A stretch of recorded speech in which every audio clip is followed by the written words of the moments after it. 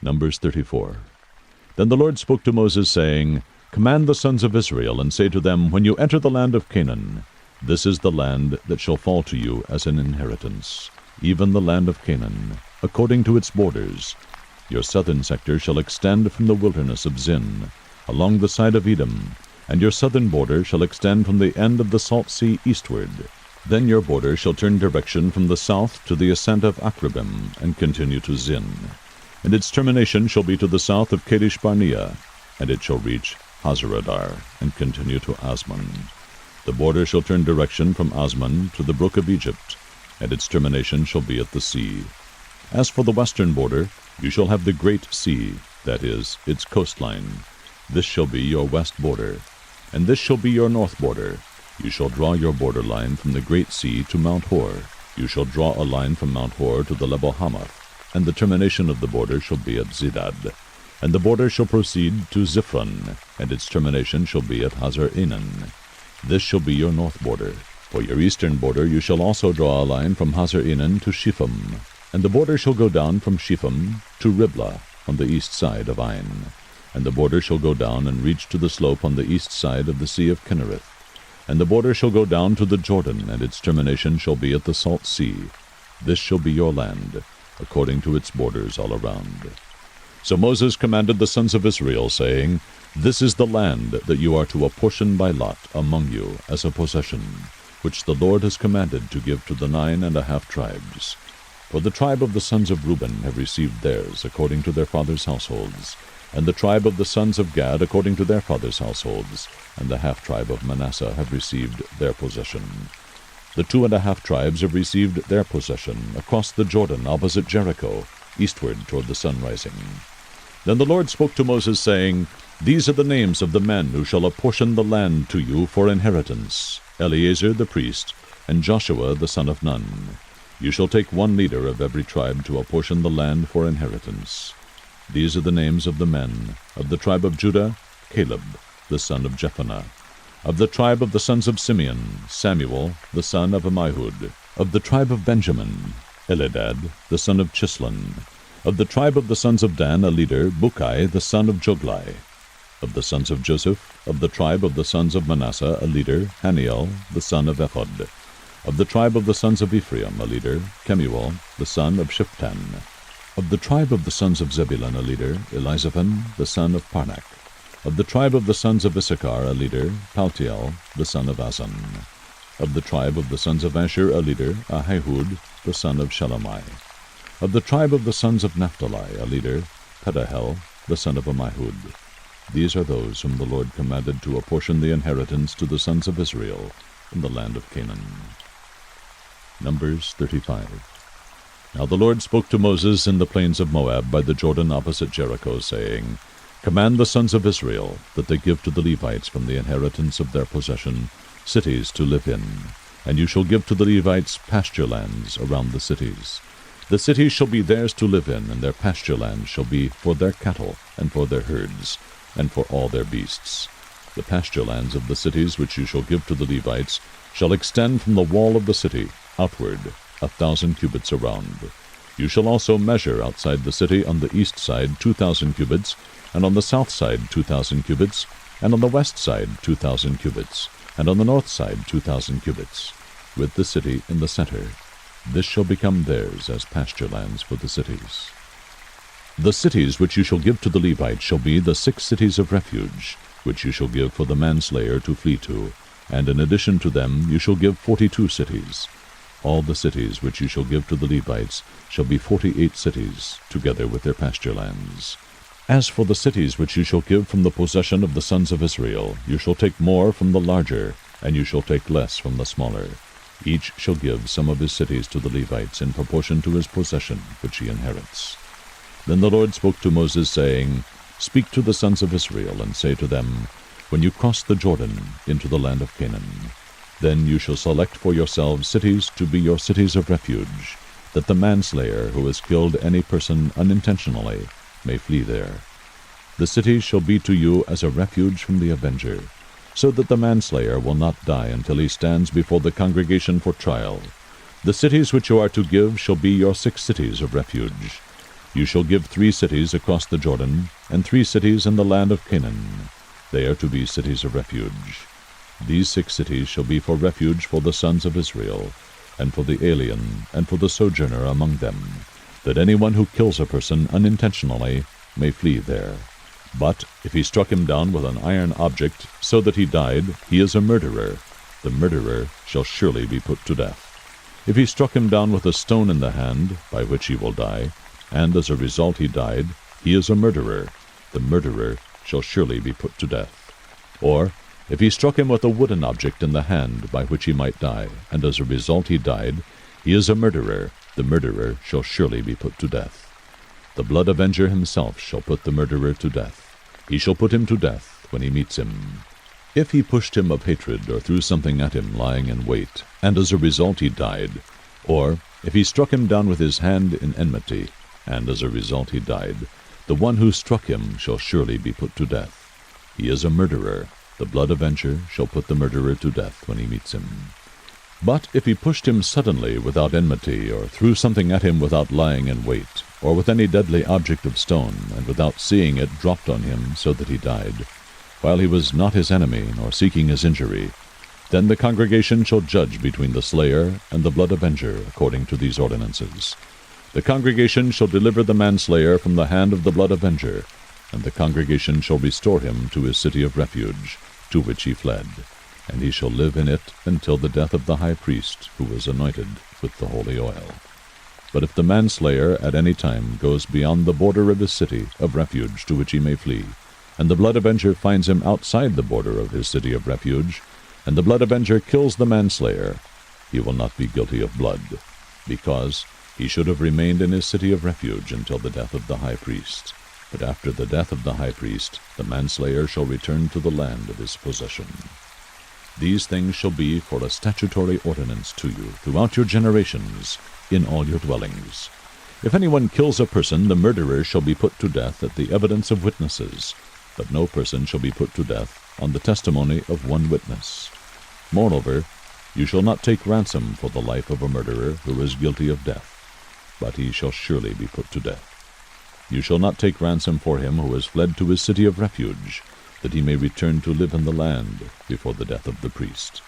So you shall not pollute the land in which you are, for blood pollutes the land, and no expiation can be made for the land for the blood that is shed on it, except by the blood of him who shed it. You shall not defile the land in which you live, in the midst of which I dwell, for I, the Lord, am dwelling in the midst of the sons of Israel. Numbers 36. And the heads of the fathers' households of the family of the sons of Gilead, the son of Machir, the son of Manasseh, of the families of the sons of Joseph, came near and spoke before Moses and before the leaders, the heads of the fathers' households of the sons of Israel. And they said, The Lord commanded my Lord to give the land by lot to the sons of Israel as an inheritance. And my Lord was commanded by the Lord to give the inheritance of Zelophehad, our brother, to his daughters. But if they marry one of the sons of the other tribes of the sons of Israel, their inheritance will be withdrawn from the inheritance of our fathers, and will be added to the inheritance of the tribe to which they belong. Thus it will be withdrawn from our allotted inheritance. When the Jubilee of the sons of Israel comes, then their inheritance will be added to the inheritance of the tribe to which they belong. So their inheritance will be withdrawn from the inheritance of the tribe of our fathers. Then Moses commanded the sons of Israel according to the word of the Lord, saying, The tribe of the sons of Joseph are right in their statements. This is what the Lord has commanded concerning the daughters of Zelophehad, saying, Let them marry whom they wish, only they must marry within the family of the tribe of their father. Thus no inheritance of the sons of Israel shall be transferred from tribe to tribe, for the sons of Israel shall each hold to the inheritance of the tribe of his fathers.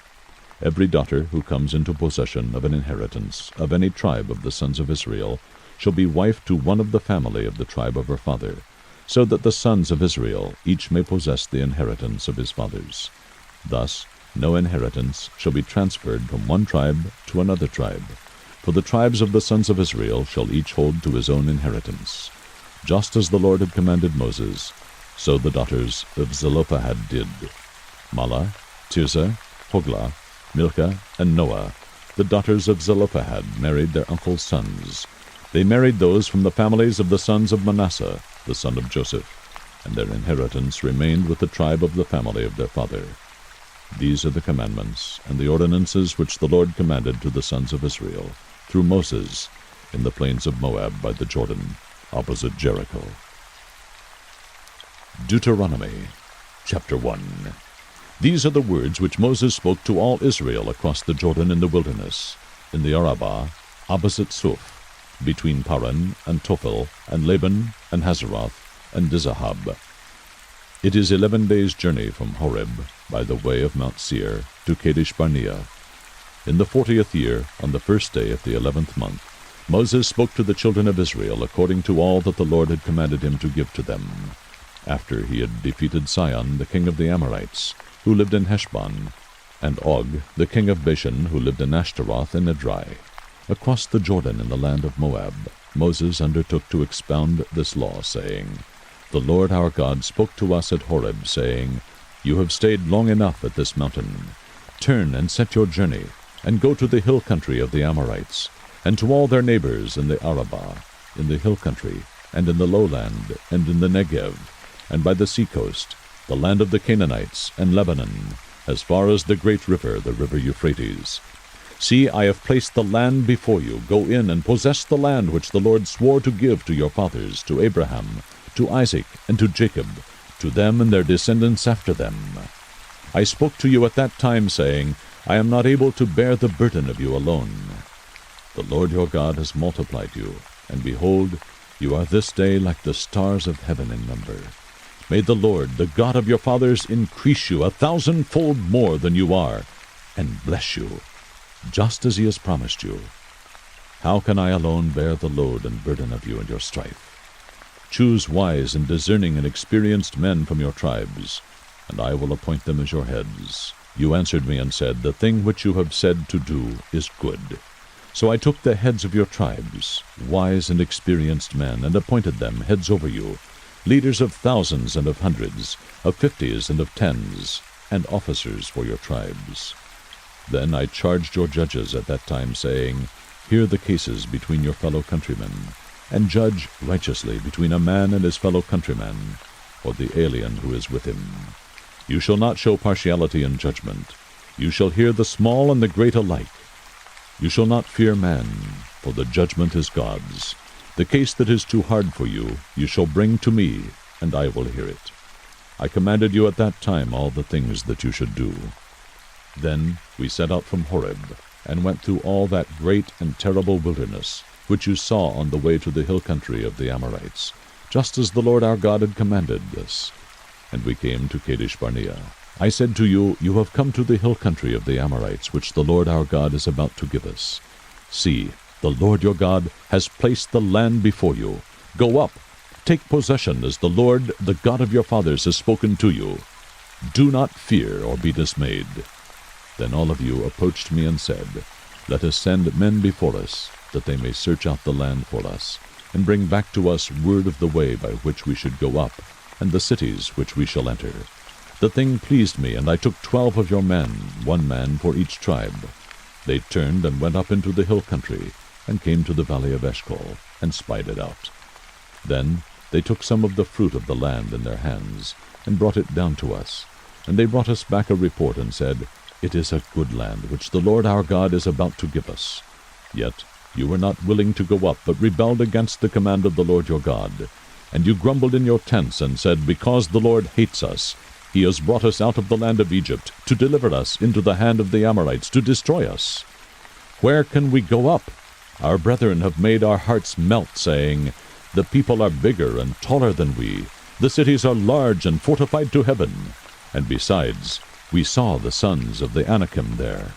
Then I said to you, Do not be shocked, nor fear them. The Lord your God, who goes before you, will himself fight on your behalf, just as he did for you in Egypt, before your eyes, and in the wilderness where you saw how the Lord your God carried you, just as a man carries his son, in all the way which you have walked until you came to this place.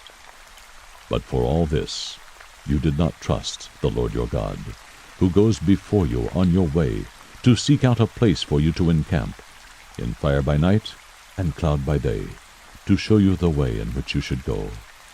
Then the Lord heard the sound of your words, and he was angry, and took an oath, saying, Not one of these men, this evil generation, shall see the good land which I swore to give your fathers, except Caleb, the son of Jephunneh.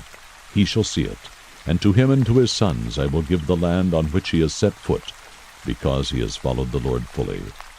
The Lord was angry with me also on your account, saying, Not even you shall enter there. Joshua the son of Nun, who stands before you, he shall enter there. Encourage him, for he will cause Israel to inherit it. Moreover, your little ones, who you said would become a prey, and your sons, who this day have no knowledge of good or evil, shall enter there, and I will give it to them, and they shall possess it. But as for you, turn around, and set out for the wilderness by the way to the Red Sea. Then you said to me, We have sinned against the Lord. We will indeed go up and fight, just as the Lord our God commanded us. And every man of you girded on his weapons of war, and regarded it as easy to go up into the hill country. And the Lord said to me, Say to them, Do not go up nor fight, for I am not among you, otherwise you will be defeated before your enemies. So I spoke to you, but you would not listen. Instead, you rebelled against the command of the Lord, and acted presumptuously, and went up into the hill country. The Amorites who lived in that hill country came out against you, and chased you as bees do, and crushed you from Seir to Hormah. Then you returned and wept before the Lord, but the Lord did not listen to your voice, nor give ear to you. So you remained in Kadesh many days, the days that you spent there. Deuteronomy 2. Then we turned and set out for the wilderness by the way to the Red Sea, as the Lord spoke to me, and circled Mount Seir for many days. And the Lord spoke to me, saying, You have circled this mountain long enough. Now turn north, and command the people, saying, You will pass through the territory of your brothers, the sons of Esau, who live in Seir, and they will be afraid of you. So be very careful.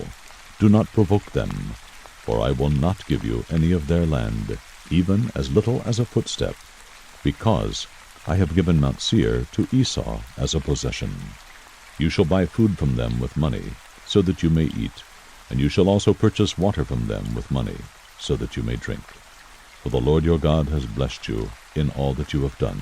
He has known your wanderings through this great wilderness. These 40 years the Lord your God has been with you. You have not lacked a thing. So we passed beyond our brothers, the sons of Esau, who live in Seir, away from the Arabah road, away from Elath, and from Ezion-Geber, and we turned and passed through by the way of the wilderness of Moab. Then the Lord said to me, Do not harass Moab, nor provoke them to war, for I will not give you any of their land as a possession, because I have given Ar to the sons of Lot as a possession. The Emim lived there formerly, a people as great, numerous, and tall as the Anakim. Like the Anakim, they are also regarded as Rephaim, but the Moabites call them Emim. The Horites formerly lived in Seir, but the sons of Esau dispossessed them and destroyed them from before them, and settled in their place, just as Israel did to the land of their possession which the Lord gave to them. Now arise, and cross over the brook Zered yourselves. So we crossed over the brook Zered. Now the time that it took for us to come from Kadesh Barnea until we crossed over the brook Zered was 38 years, until all the generation of the men of war perished from within the camp, as the Lord had sworn to them. Moreover, the hand of the Lord was against them, to destroy them from within the camp, until they all perished. So it came about, when all the men of war had finally perished from among the people, that the Lord spoke to me, saying, Today you shall cross over Ar, the border of Moab. When you come opposite the sons of Ammon, do not harass them nor provoke them, for I will not give you any of the land of the sons of Ammon as a possession, because I have given it to the sons of Lot as a possession. It is also regarded as the land of the Rephaim, for Rephaim formerly lived in it, but the Ammonites called them Zumamin, a people as great, numerous, and tall as the Anakim, but the Lord destroyed them before them, and they dispossessed them and settled in their place, just as he did for the sons of Esau who live in Seir, when he destroyed the Horites from before them. They dispossessed them and settled in their place even to this day. and the Abim, who lived in villages as far as Gaza. The Caphtorim, who came from Caphtor, destroyed them and lived in their place. Arise, set out, and pass through the valley of Arnon. Look, I have given Zion, the Amorite, king of Heshbon, and his land into your hand. Begin to take possession, and contend with him in battle. This day I will begin to put the dread and fear of you upon the peoples, everywhere under the heavens, who, when they hear the report of you, will tremble and be in anguish because of you. So I sent messengers from the wilderness of Kedemoth to Zion, king of Heshbon, with words of peace, saying, Let me pass through your land. I will travel only on the highway. I will not turn aside to the right or to the left. You will sell me food for money, so that I may eat, and give me water for money, so that I may drink. Only let me pass through on foot. Just as the sons of Esau who live in Seir, and the Moabites who live in Ar did for me, until I cross over the Jordan into the land which the Lord our God is giving to us. But Sihon, king of Heshbon, was not willing for us to pass through his land. For the Lord your God hardened his spirit, and made his heart obstinate, in order to deliver him into your hand, as he is today. The Lord said to me, See, I have begun to deliver Zion and his land over to you. Begin to occupy, that you may possess his land. Then Zion with all his people came out to meet us in battle at Jahaz. The Lord our God delivered him over to us, and we defeated him with his sons and all his people. So we captured all his cities at that time, and utterly destroyed the men, women, and children of every city. We left no survivor. We took only the animals as our booty, and the spoil of the cities which we had captured. From Aroer, which is on the edge of the valley of Arnon, and from the city which is in the valley, even to Gilead, there was no city that was too high for us. The Lord our God delivered all over to us. Only you did not go near to the land of the sons of Ammon, all along the river Jabbok, and the cities of the hill country, and wherever the Lord our God had commanded us. Deuteronomy 3. Then we turned and went up the road to Bashan, and Og, king of Bashan, with all his people, came out to meet us in battle at Edrei. But the Lord said to me, Do not fear him, for I have delivered him and all his people and his land into your hand. And you shall do to him just as you did to Zion, king of the Amorites, who lived at Heshbon. So the Lord our God delivered Og also, king of Bashan, with all his people into our hand, and we smote them until no survivor was left. We captured all his cities at that time. There was not a city which we did not take from them, 60 cities, all the region of Argob, the kingdom of Og in Bashan. All these were cities fortified with high walls, gates and bars, besides a great many unwalled towns. We utterly destroyed them, as we did to Zion, king of Heshbon, utterly destroying the men, women, and children of every city. But all the animals and the spoil of the cities we took as our booty. Thus we took the land at that time from the hand of the 2 kings of the Amorites who were beyond the Jordan, from the valley of Arnon to Mount Hermon. Sidonians call Hermon, Syrian and the Amorites call it Senir. All the cities of the plateau, and all Gilead, and all Bashan, as far as Salecah and Edrei, cities of the kingdom of Og in Bashan. For only Og, king of Bashan, was left of the remnant of the Raphaim. Behold, his bedstead was an iron bedstead. It is in Rabbah of the sons of Ammon. Its length was 9 cubits, and its width 4 cubits by ordinary cubit. So we took possession of this land at that time, from Aroer, which is by the valley of Arnon, and half the hill country of Gilead, and its cities I gave to the Reubenites and to the Gadites. The rest of Gilead and all Bashan, the kingdom of Og, I gave to the half-tribe of Manasseh, all the region of Argob. Concerning all Bashan, it is called the land of Rephaim. Jair, the son of Manasseh, took all the region of Argob as far as the border of the Geshurites, and the Maccathites, and called it, that is, Bashan, after his own name, Habath Jair, as it is to this day. To Machir I gave Gilead. To the Reubenites and to the Gadites I gave from Gilead even as far as the valley of Arnon, the middle of the valley as a border, and as far as the river Jabbok, the border of the sons of Ammon. The Arabah also, with the Jordan as a border, from Kinnereth, even as far as the sea of the Arabah, the salt sea, at the foot of the slopes of Pisgah on the east. Then I commanded you at that time, saying, The Lord your God has given you this land to possess it. all you valiant men shall cross over armed before your brothers, the sons of Israel. But your wives and your little ones and your livestock, I know that you have much livestock, shall remain in your cities which I have given you, until the Lord gives rest to your fellow countrymen, as to you, and they also possess the land which the Lord your God will give them beyond the Jordan. Then you may return every man to his possession which I have given you. I commanded Joshua at that time, saying, Your eyes have seen all that the Lord your God has done to these two kings. So the Lord shall do to all the kingdoms into which you are about to cross. Do not fear them, for the Lord your God is the one fighting for you. I also pleaded with the Lord at that time, saying, O Lord God, you have begun to show your servant your greatness, and your strong hand. For what God is there in heaven or on earth who can do such works and mighty acts as yours? Let me, I pray, cross over and see the fair land that is beyond the Jordan, that good hill country and Lebanon. But the Lord was angry with me on your account, and would not listen to me. And the Lord said to me, Enough. Speak to me no more of this matter. Go up to the top of Pisgah, and lift up your eyes to the west and north and south and east, and see it with your eyes. For you shall not cross over this Jordan. But charge Joshua, and encourage him, and strengthen him, for he shall go across at the head of this people, and he will give them as an inheritance the land which you will see. So we remained in the valley opposite Beth Peor. Deuteronomy 4. Now, O Israel, listen to the statutes and the judgments which I am teaching you to perform, so that you may live and go in and take possession of the land which the Lord, the God of your fathers, is giving you. You shall not add to the word which I am commanding you, nor take away from it, that you may keep the commandments of the Lord your God which I command you. Your eyes have seen what the Lord has done in the case of Baal Peor. For all the men who followed Baal Peor, the Lord your God has destroyed them from among you.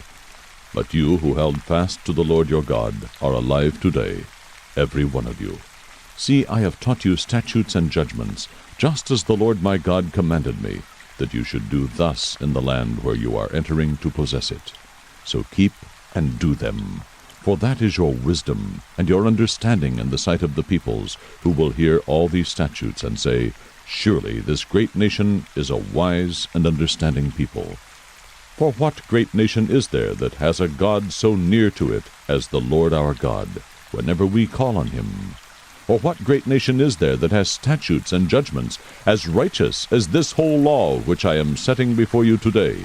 Only give heed to yourself, and keep your soul diligently, so that you do not forget the things which your eyes have seen, and they do not depart from your heart all the days of your life, but make them known to your sons and your grandsons. Remember the day you stood before the Lord your God at Horeb, when the Lord said to me, Assemble the people to me, that I may let them hear my words, so they may learn to fear me all the days they live on the earth, and that they may teach their children. You came near and stood at the foot of the mountain, and the mountain burned with fire to the very heart of the heavens, darkness, cloud, and thick gloom. Then the Lord spoke to you from the midst of the fire. You heard the sound of words, but you saw no form, only a voice. So he declared to you his covenant, which he commanded you to perform, that is, the 10 Commandments, and he wrote them on 2 tablets of stone. The Lord commanded me at that time to teach you statutes and judgments, that you might perform them in the land where you are going over to possess it. So watch yourselves carefully, since you did not see any form on the day the Lord spoke to you at Horeb from the midst of the fire, so that you do not act corruptly, and make a graven image for yourselves in the form of any figure, the likeness of male or female, the likeness of any animal that is on the earth, the likeness of any winged bird that flies in the sky, the likeness of anything that creeps on the ground, the likeness of any fish that is in the water below the earth. And beware not to lift up your eyes to heaven, and see the sun and the moon and the stars, all the host of heaven, and be drawn away and worship them and serve them, those which the Lord your God has allotted to all the peoples under the whole heaven. But the Lord has taken you, and brought you out of the iron furnace, from Egypt, to be a people for his own possession, as today. Now the Lord was angry with me on your account, and swore that I would not cross the Jordan, and that I would not enter the good land which the Lord your God is giving you as an inheritance. For I will die in this land. I shall not cross the Jordan, but you shall cross, and take possession of this good land. So watch yourselves, that you do not forget the covenant of the Lord your God, which he made with you, and make for yourselves a graven image in the form of anything against which the Lord your God has commanded you. For the Lord your God is a consuming fire, a jealous God.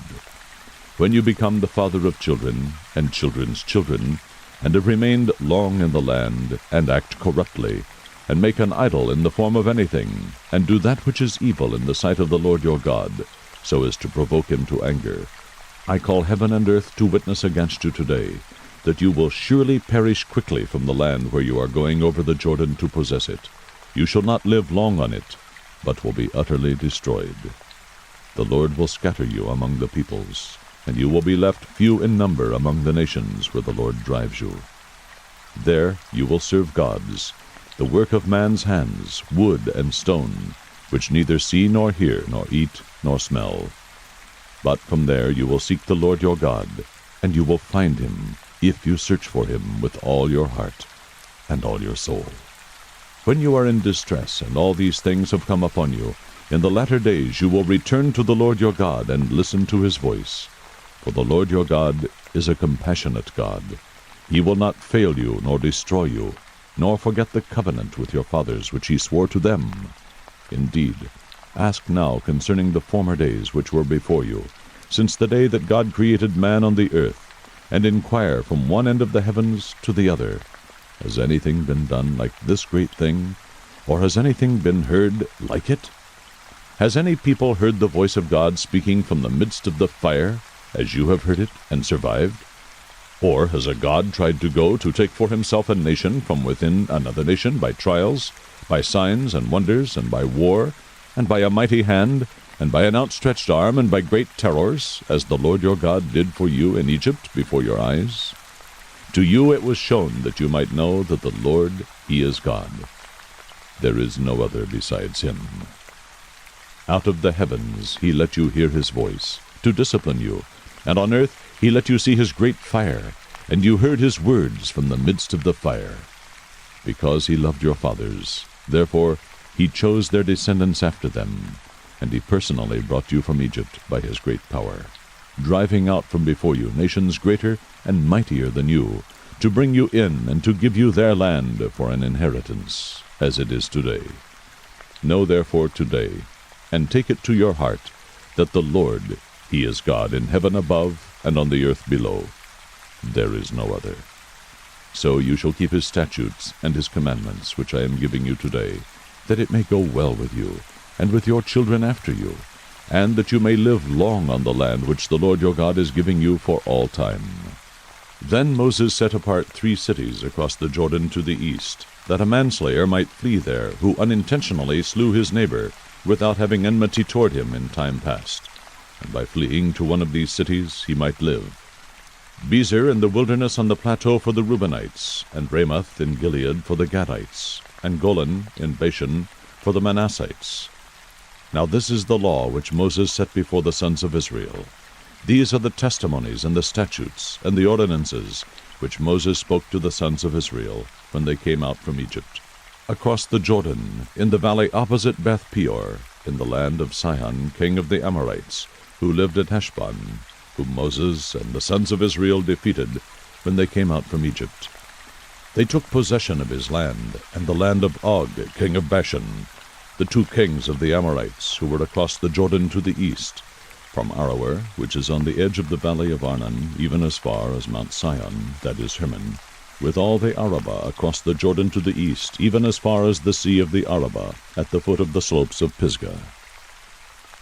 Deuteronomy 5. Then Moses summoned all Israel, and said to them, Hear, O Israel, the statutes and the ordinances which I am speaking today in your hearing, that you may learn them and observe them carefully. The Lord our God made a covenant with us at Horeb.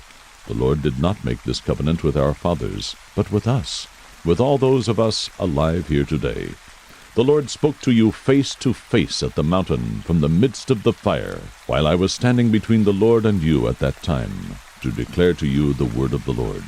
For you were afraid because of the fire, and did not go up the mountain. He said, I am the Lord your God, who brought you out of the land of Egypt, out of the house of slavery. You shall have no other gods before me. You shall not make for yourself an idol, or any likeness of what is in heaven above, or on the earth beneath, or in the water under the earth. You shall not worship them or serve them.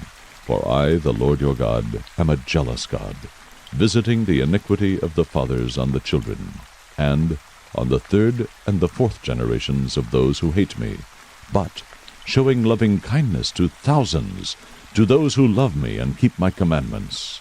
You shall not take the name of the Lord your God in vain, for the Lord will not leave him unpunished who takes his name in vain. Observe the Sabbath day to keep it holy, as the Lord your God commanded you. 6 days you shall labor and do all your work, but the seventh day is a Sabbath of the Lord your God. In it you shall not do any work, you, or your son, or your daughter, or your male servant, or your female servant, or your ox, or your donkey, or any of your cattle, or your sojourner who stays with you, so that your male servant and your female servant may rest as well as you. You shall remember that you were a slave in the land of Egypt, and the Lord your God brought you out of there by a mighty hand and by an outstretched arm. Therefore the Lord your God commanded you to observe the Sabbath day. Honor your father and your mother, as the Lord your God has commanded you, that your days may be prolonged, and that it may go well with you on the land which the Lord your God gives you. You shall not murder. You shall not commit adultery. You shall not steal. You shall not bear false witness against your neighbor. You shall not covet your neighbor's wife. And you shall not desire your neighbor's house, his field, or his male servant, or his female servant, his ox, or his donkey, or anything that belongs to your neighbor. These words the Lord spoke to all your assembly at the mountain from the midst of the fire, of the cloud, and of the thick gloom, with a great voice, and he added no more. He wrote them on 2 tablets of stone, and gave them to me. And when you heard the voice from the midst of the darkness, while the mountain was burning with fire, you came near to me, all the heads of your tribes and your elders. You said, Behold, the Lord our God has shown us his glory and his greatness, and we have heard his voice from the midst of the fire. We have seen today that God speaks with man, yet he lives. Now then, why should we die? For this great fire will consume us, if we hear the voice of the Lord our God any longer. Then we will die. For who is there of all flesh who has heard the voice of the living God speaking from the midst of the fire, as we have, and lived? Go near and hear all that the Lord our God says. Then speak to us all that the Lord our God speaks to you, and we will hear and do it. The Lord heard the voice of your words when you spoke to me, and the Lord said to me, I have heard the voice of the words of this people which they have spoken to you. They have done well in all that they have spoken. Oh, that they had such a heart in them, that they would fear me, and keep all my commandments always, that it may be well with them, and with their sons forever. Go, say to them, Return to your tents. But as for you, stand here by me, that I may speak to you all the commandments and the statutes and the judgments which you shall teach them, that they may observe them in the land which I give them to possess. So you shall observe to do just as the Lord your God has commanded you. You shall not turn aside to the right or to the left. You shall walk in all the way which the Lord your God has commanded you, that you may live, and that it may be well with you, and that you may prolong your days in the land which you will possess. Deuteronomy 6. Now this is the commandment, the statutes, and the judgments which the Lord your God has commanded me to teach you, that you might do them in the land where you are going over to possess it, so that you and your son and your grandson might fear the Lord your God, to keep all his statutes and his commandments which I command you, all the days of your life, and that your days may be prolonged. O Israel, you should listen and be careful to do it, that it may be well with you, and that you may multiply greatly, just as the Lord, the God of your fathers, has promised you, in a land flowing with milk and honey. Hear, O Israel, The Lord is our God. The Lord is one. You shall love the Lord your God with all your heart, and with all your soul, and with all your might. These words which I am commanding you today shall be on your heart. You shall teach them diligently to your sons, and shall talk of them when you sit in your house, and when you walk by the way, and when you lie down, and when you rise up. You shall bind them as a sign on your hand, and they shall be as frontals on your forehead. You shall write them on the doorposts of your house and on your gates. Then it shall come about, when the Lord your God brings you into the land which he swore to your fathers, Abraham, Isaac, and Jacob, to give you great and splendid cities which you did not build, and houses full of all good things which you did not fill, and hewn cisterns which you did not dig, vineyards and olive trees which you did not plant, and you eat and are satisfied. Then watch yourself, that you do not forget the Lord who brought you from the land of Egypt, out of the house of slavery. You shall fear only the Lord your God, and you shall worship him, and swear by his name. You shall not follow other gods, any of the gods of the peoples who surround you, for the Lord your God in the midst of you is a jealous God. Otherwise, the anger of the Lord your God will be kindled against you, and he will wipe you off the face of the earth. You shall not put the Lord your God to the test, as you tested him at Massah. You should diligently keep the commandments of the Lord your God, and his testimonies and his statutes, which he has commanded you. You shall do what is right and good in the sight of the Lord, that it may be well with you, and that you may go in and possess the good land which the Lord swore to give your fathers, by driving out all your enemies from before you, as the Lord has spoken. When your son asks you in time to come, saying, What do the testimonies and the statutes and the judgments mean which the Lord our God commanded you? Then you shall say to your son, We were slaves to Pharaoh in Egypt, and the Lord brought us from Egypt with a mighty hand. Moreover, the Lord showed great and distressing signs and wonders before our eyes against Egypt, Pharaoh, and all his household. He brought us out from there in order to bring us in, to give us the land which he had sworn to our fathers. So the Lord commanded us to observe all these statutes, to fear the Lord our God for our good always, and for our survival, as it is today. It will be righteousness for us, if we are careful to observe all this commandment before the Lord our God, just as he commanded us. Deuteronomy 7. When the Lord your God brings you into the land where you are entering to possess it, and clears away many nations before you, the Hittites, and the Girgashites, and the Amorites, and the Canaanites, and the Perizzites, and the Hivites, and the Jebusites, 7 nations greater and stronger than you. And when the Lord your God delivers them before you, and you defeat them, then you shall utterly destroy them. You shall make no covenant with them, and show no favor to them. Furthermore, you shall not intermarry with them. You shall not give your daughters to their sons, nor shall you take their daughters for your sons, for they will turn your sons away from following me to serve other gods.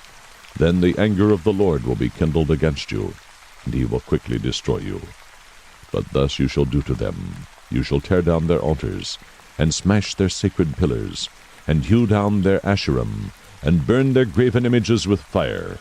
For you are a holy people to the Lord your God. The Lord your God has chosen you to be a people for his own possession out of all the peoples who are on the face of the earth. The Lord did not set his love on you, nor choose you because you were more in number than any of the peoples, for you were the fewest of all peoples, but because the Lord loved you, and kept the oath which he swore to your forefathers. The Lord brought you out by a mighty hand, and redeemed you from the house of slavery, from the hand of Pharaoh, king of Egypt. Know therefore that the Lord your God, he is God, the faithful God, who keeps his covenant and his loving kindness to 1,000th generation with those who love him and keep his commandments, but repays those who hate him to their faces, to destroy them. He will not delay with him who hates him. He will repay him to his face. Therefore you shall keep the commandment and the statutes and the judgments which I am commanding you today to do them. Then it shall come about, because you listen to these judgments and keep and do them, that the Lord your God will keep with you his covenant and his loving kindness which he swore to your forefathers. He will love you and bless you and multiply you. He will also bless the fruit of your womb and the fruit of your ground, your grain and your new wine and your oil, the increase of your herd and the young of your flock, in the land which he swore to your forefathers to give you. You shall be blessed above all peoples. There will be no male or female barren among you or among your cattle. The Lord will remove from you all sickness, and he will not put on you any of the harmful diseases of Egypt which you have known, but he will lay them on all who hate you. You shall consume all the peoples whom the Lord your God will deliver to you.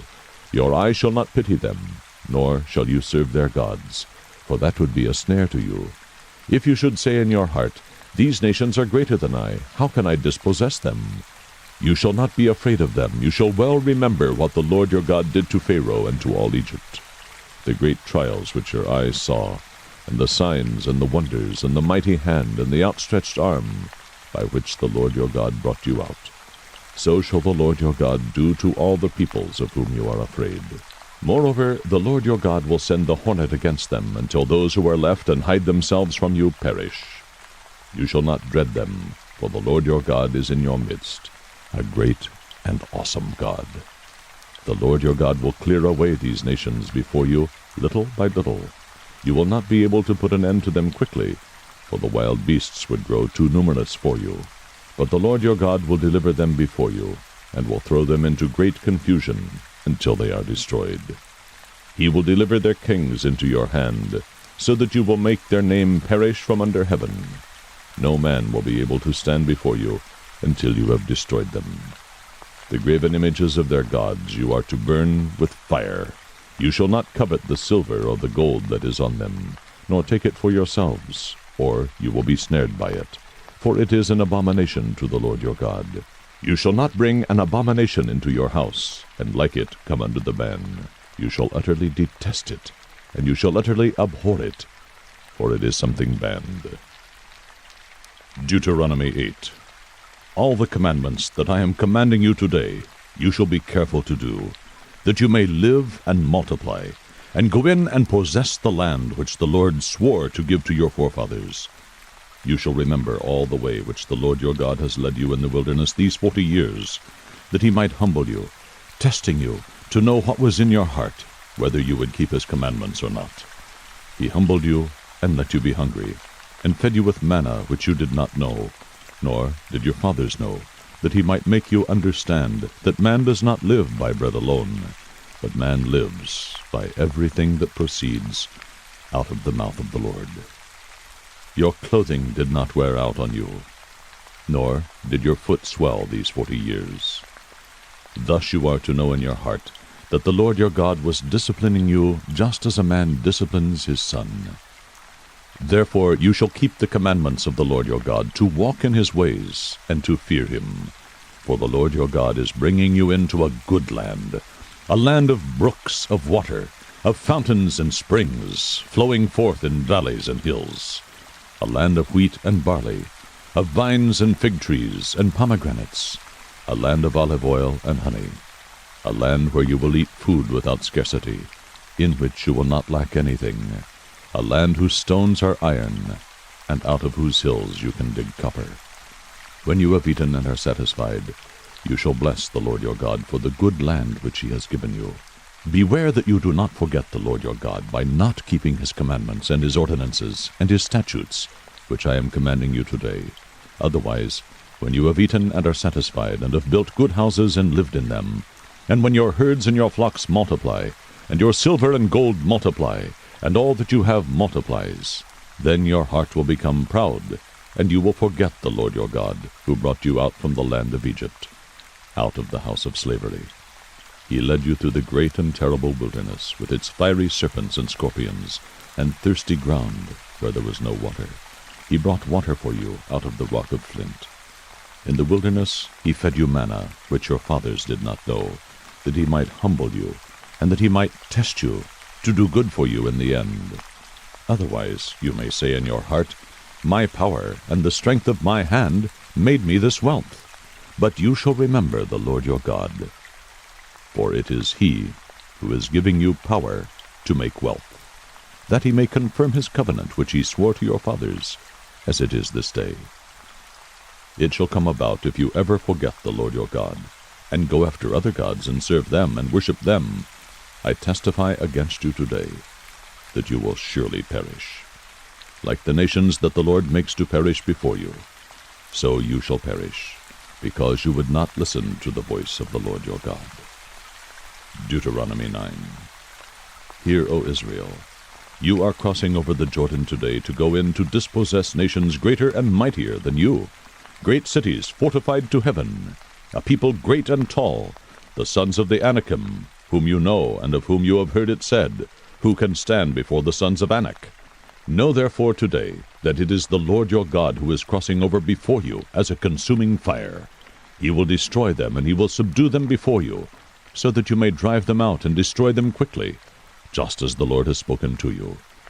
Do not say in your heart, when the Lord your God has driven them out before you, because of my righteousness the Lord has brought me in to possess this land, but it is because of the wickedness of these nations that the Lord is dispossessing them before you. It is not for your righteousness or for the uprightness of your heart that you are going to possess their land, but it is because of the wickedness of these nations that the Lord your God is driving them out before you, in order to confirm the oath which the Lord swore to your fathers, to Abraham, Isaac, and Jacob. Know then, it is not because of your righteousness that the Lord your God is giving you this good land to possess, for you are a stubborn people. Remember, do not forget how you provoked the Lord your God to wrath in the wilderness, from the day that you left the land of Egypt until you arrived at this place. You have been rebellious against the Lord. Even at Horeb you provoked the Lord to wrath, and the Lord was so angry with you that he would have destroyed you. When I went up to the mountain to receive the tablets of stone, the tablets of the covenant which the Lord had made with you, then I remained on the mountain 40 days and nights. I neither ate bread nor drank water. The Lord gave me the 2 tablets of stone written by the finger of God, and on them were all the words which the Lord had spoken with you at the mountain from the midst of the fire on the day of the assembly.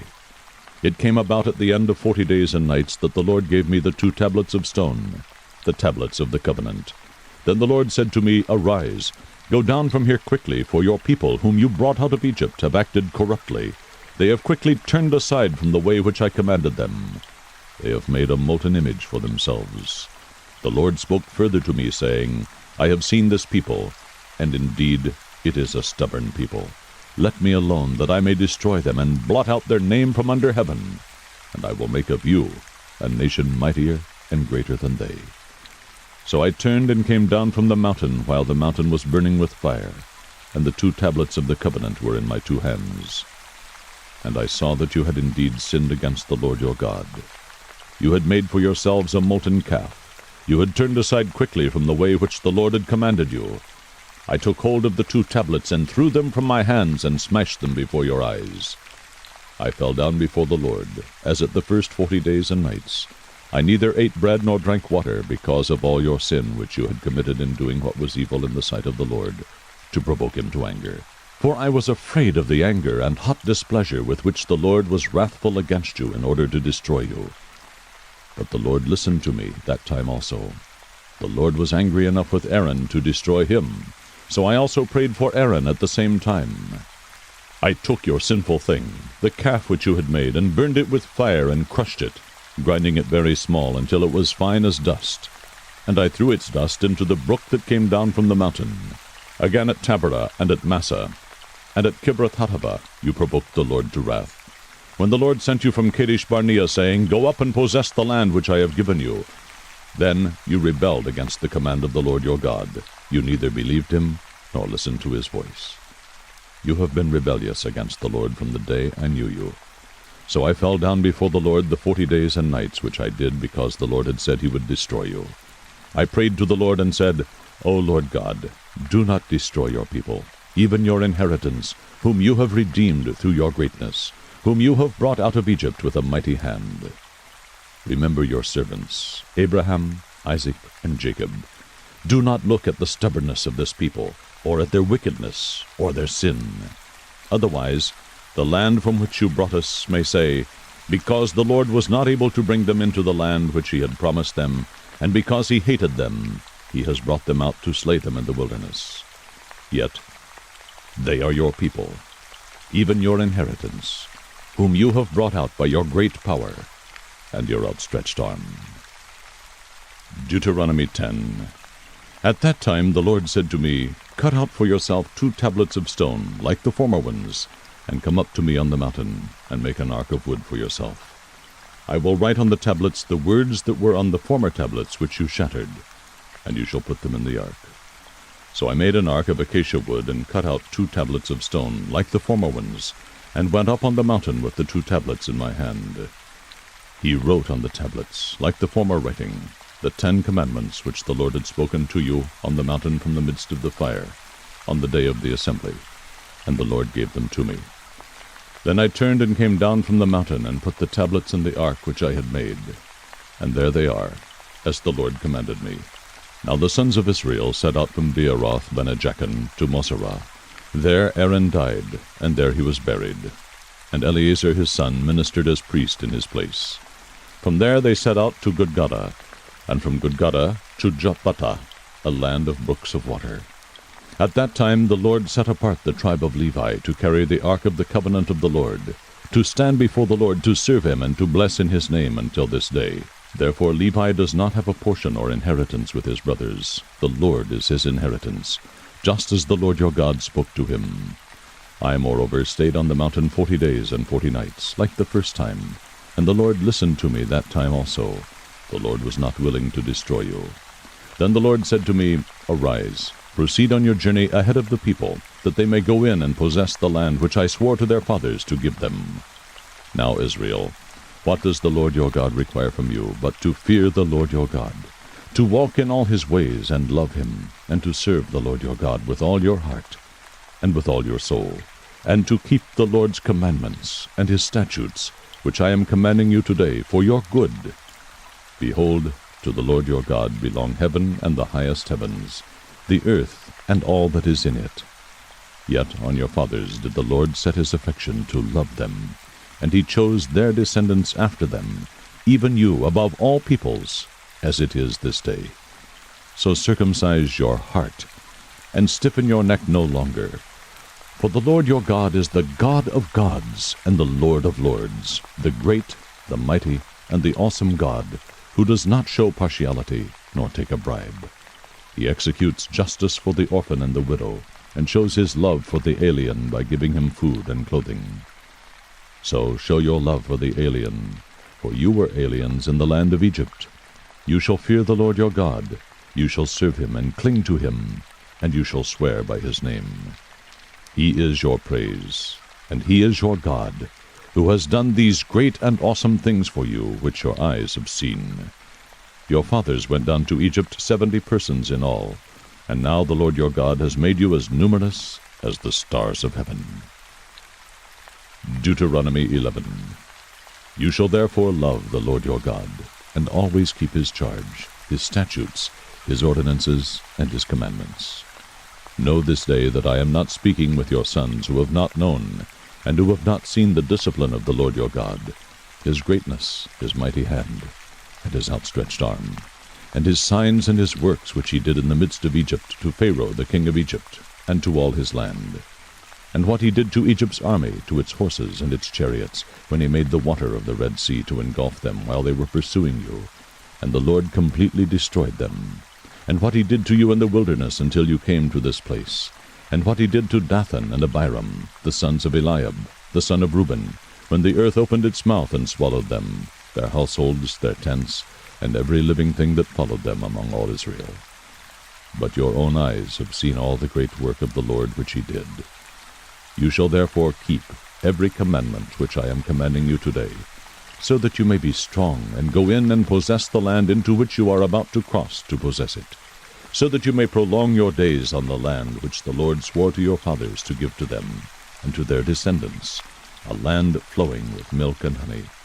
For the land into which you are entering to possess it is not like the land of Egypt from which you came, where you used to sow your seed and water it with your foot, like a vegetable garden. But the land into which you are about to cross to possess it, a land of hills and valleys, drinks water from the rain of heaven. a land for which the Lord your God cares. The eyes of the Lord your God are always on it, from the beginning even to the end of the year. It shall come about, if you listen obediently to my commandments, which I am commanding you today, to love the Lord your God and to serve him with all your heart and all your soul, that he will give you the rain for your land in its season, the early and late rain, that you may gather in your grain, and your new wine, and your oil. He will give grass in your fields for your cattle, and you will eat and be satisfied. Beware that your hearts are not deceived, and that you do not turn away and serve other gods, and worship them. Or the anger of the Lord will be kindled against you, and he will shut up the heavens so that there will be no rain, and the ground will not yield its fruit, and you will perish quickly from the good land which the Lord is giving you. You shall therefore impress these words of mine on your heart and on your soul, and you shall bind them as a sign on your hand, and they shall be as frontals on your forehead. You shall teach them to your sons, talking of them when you sit in your house, and when you walk along the road, and when you lie down, and when you rise up. You shall write them on the doorposts of your house and on your gates, so that your days and the days of your sons may be multiplied on the land which the Lord swore to your fathers to give them, as long as the heavens remain above the earth. For if you are careful to keep all this commandment, which I am commanding you to do, to love the Lord your God, to walk in all his ways, and hold fast to him, then the Lord will drive out all these nations from before you, and you will dispossess nations greater and mightier than you. Every place on which the sole of your foot treads shall be yours.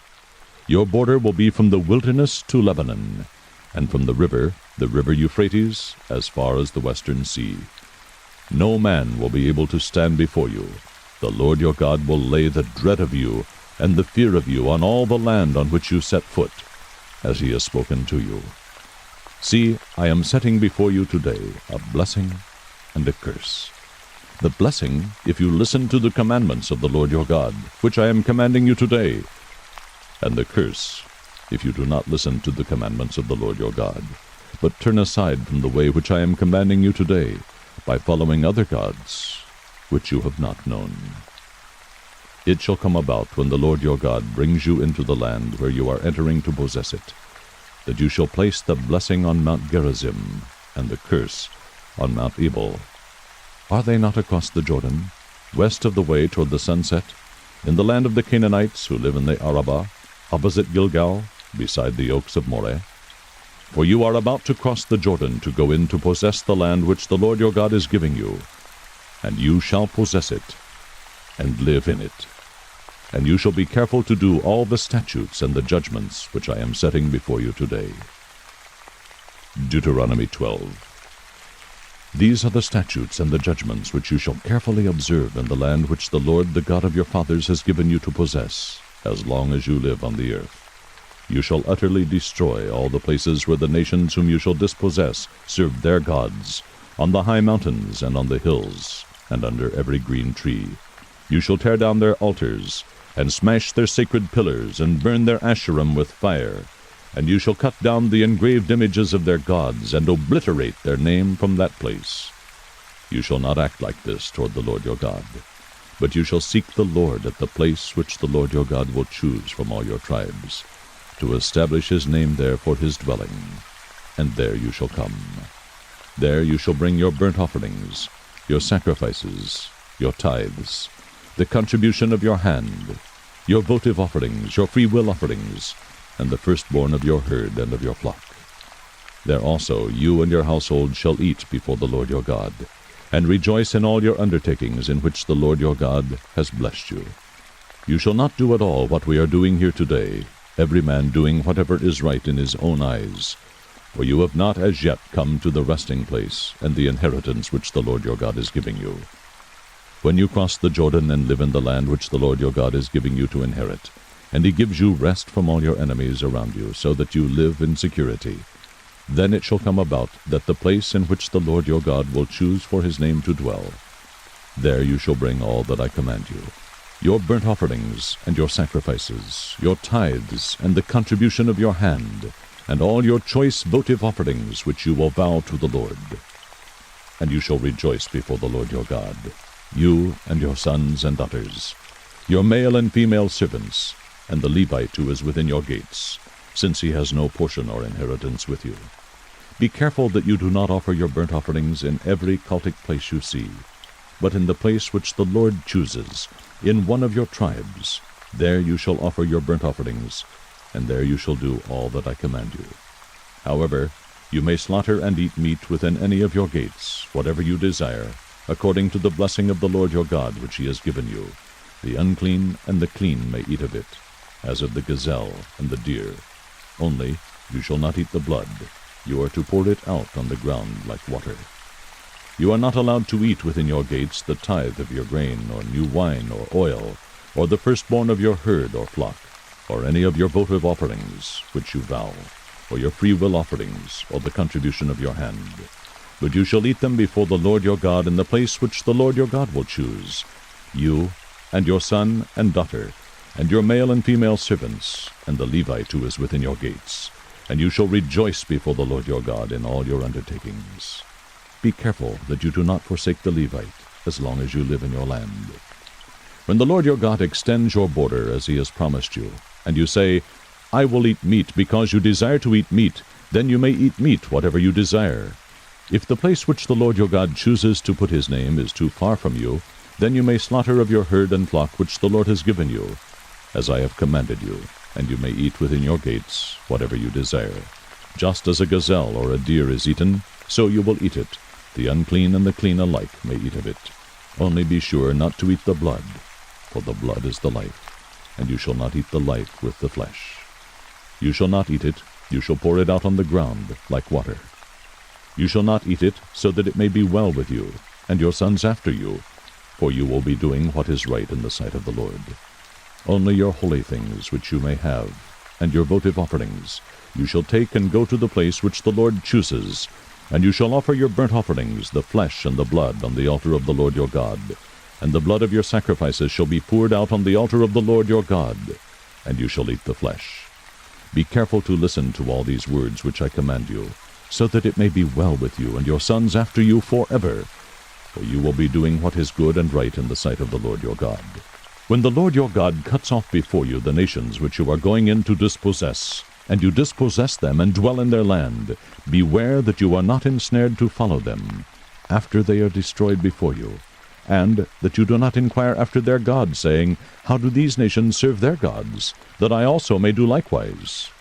You shall not behave thus toward the Lord your God, for every abominable act which the Lord hates they have done for their gods. For they even burn their sons and daughters in the fire to their gods. Whatever I command you, you shall be careful to do. You shall not add to, nor take away from it. Deuteronomy 13. If a prophet or a dreamer of dreams arises among you, and gives you a sign or a wonder, and the sign or the wonder comes true, concerning which he spoke to you, saying, Let us go after other gods, whom you have not known, and let us serve them, you shall not listen to the words of that prophet or that dreamer of dreams. For the Lord your God is testing you, to find out if you love the Lord your God with all your heart and with all your soul. You shall follow the Lord your God and fear him, and you shall keep his commandments. Listen to his voice, serve him, and cling to him. But that prophet or that dreamer of dreams shall be put to death, because he has counseled rebellion against the Lord your God, who brought you from the land of Egypt, and redeemed you from the house of slavery, to seduce you from the way in which the Lord your God commanded you to walk. So you shall purge the evil from among you. If your brother, your mother's son or daughter, or the wife you cherish, or your friend who is as your own soul, entice you secretly, saying, Let us go and serve other gods, whom neither you nor your fathers have known, of the gods of the peoples who are around you, near you or far from you, from one end of the earth to the other end, you shall not yield to him, or listen to him, and your eye shall not pity him, nor shall you spare or conceal him, but you shall surely kill him. Your hand shall be first against him to put him to death, and afterwards the hand of all the people.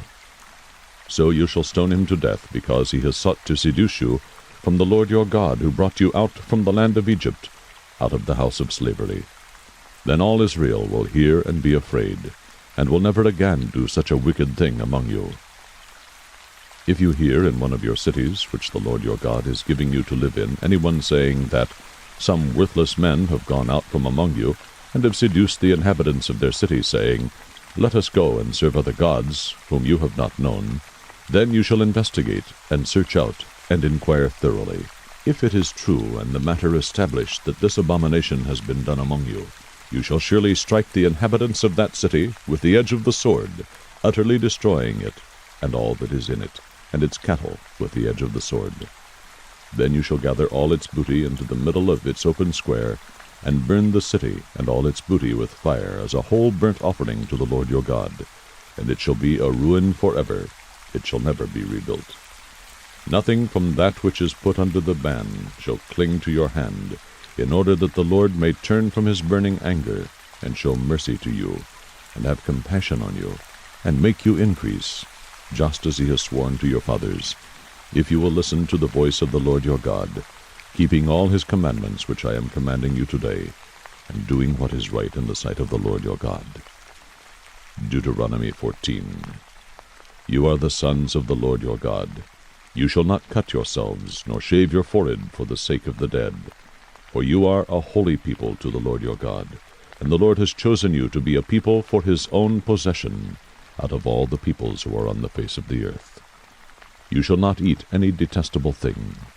These are the animals which you may eat, the ox, the sheep, the goat, the deer, the gazelle, the roebuck, the wild goat, the ibex, the antelope, and the mountain sheep.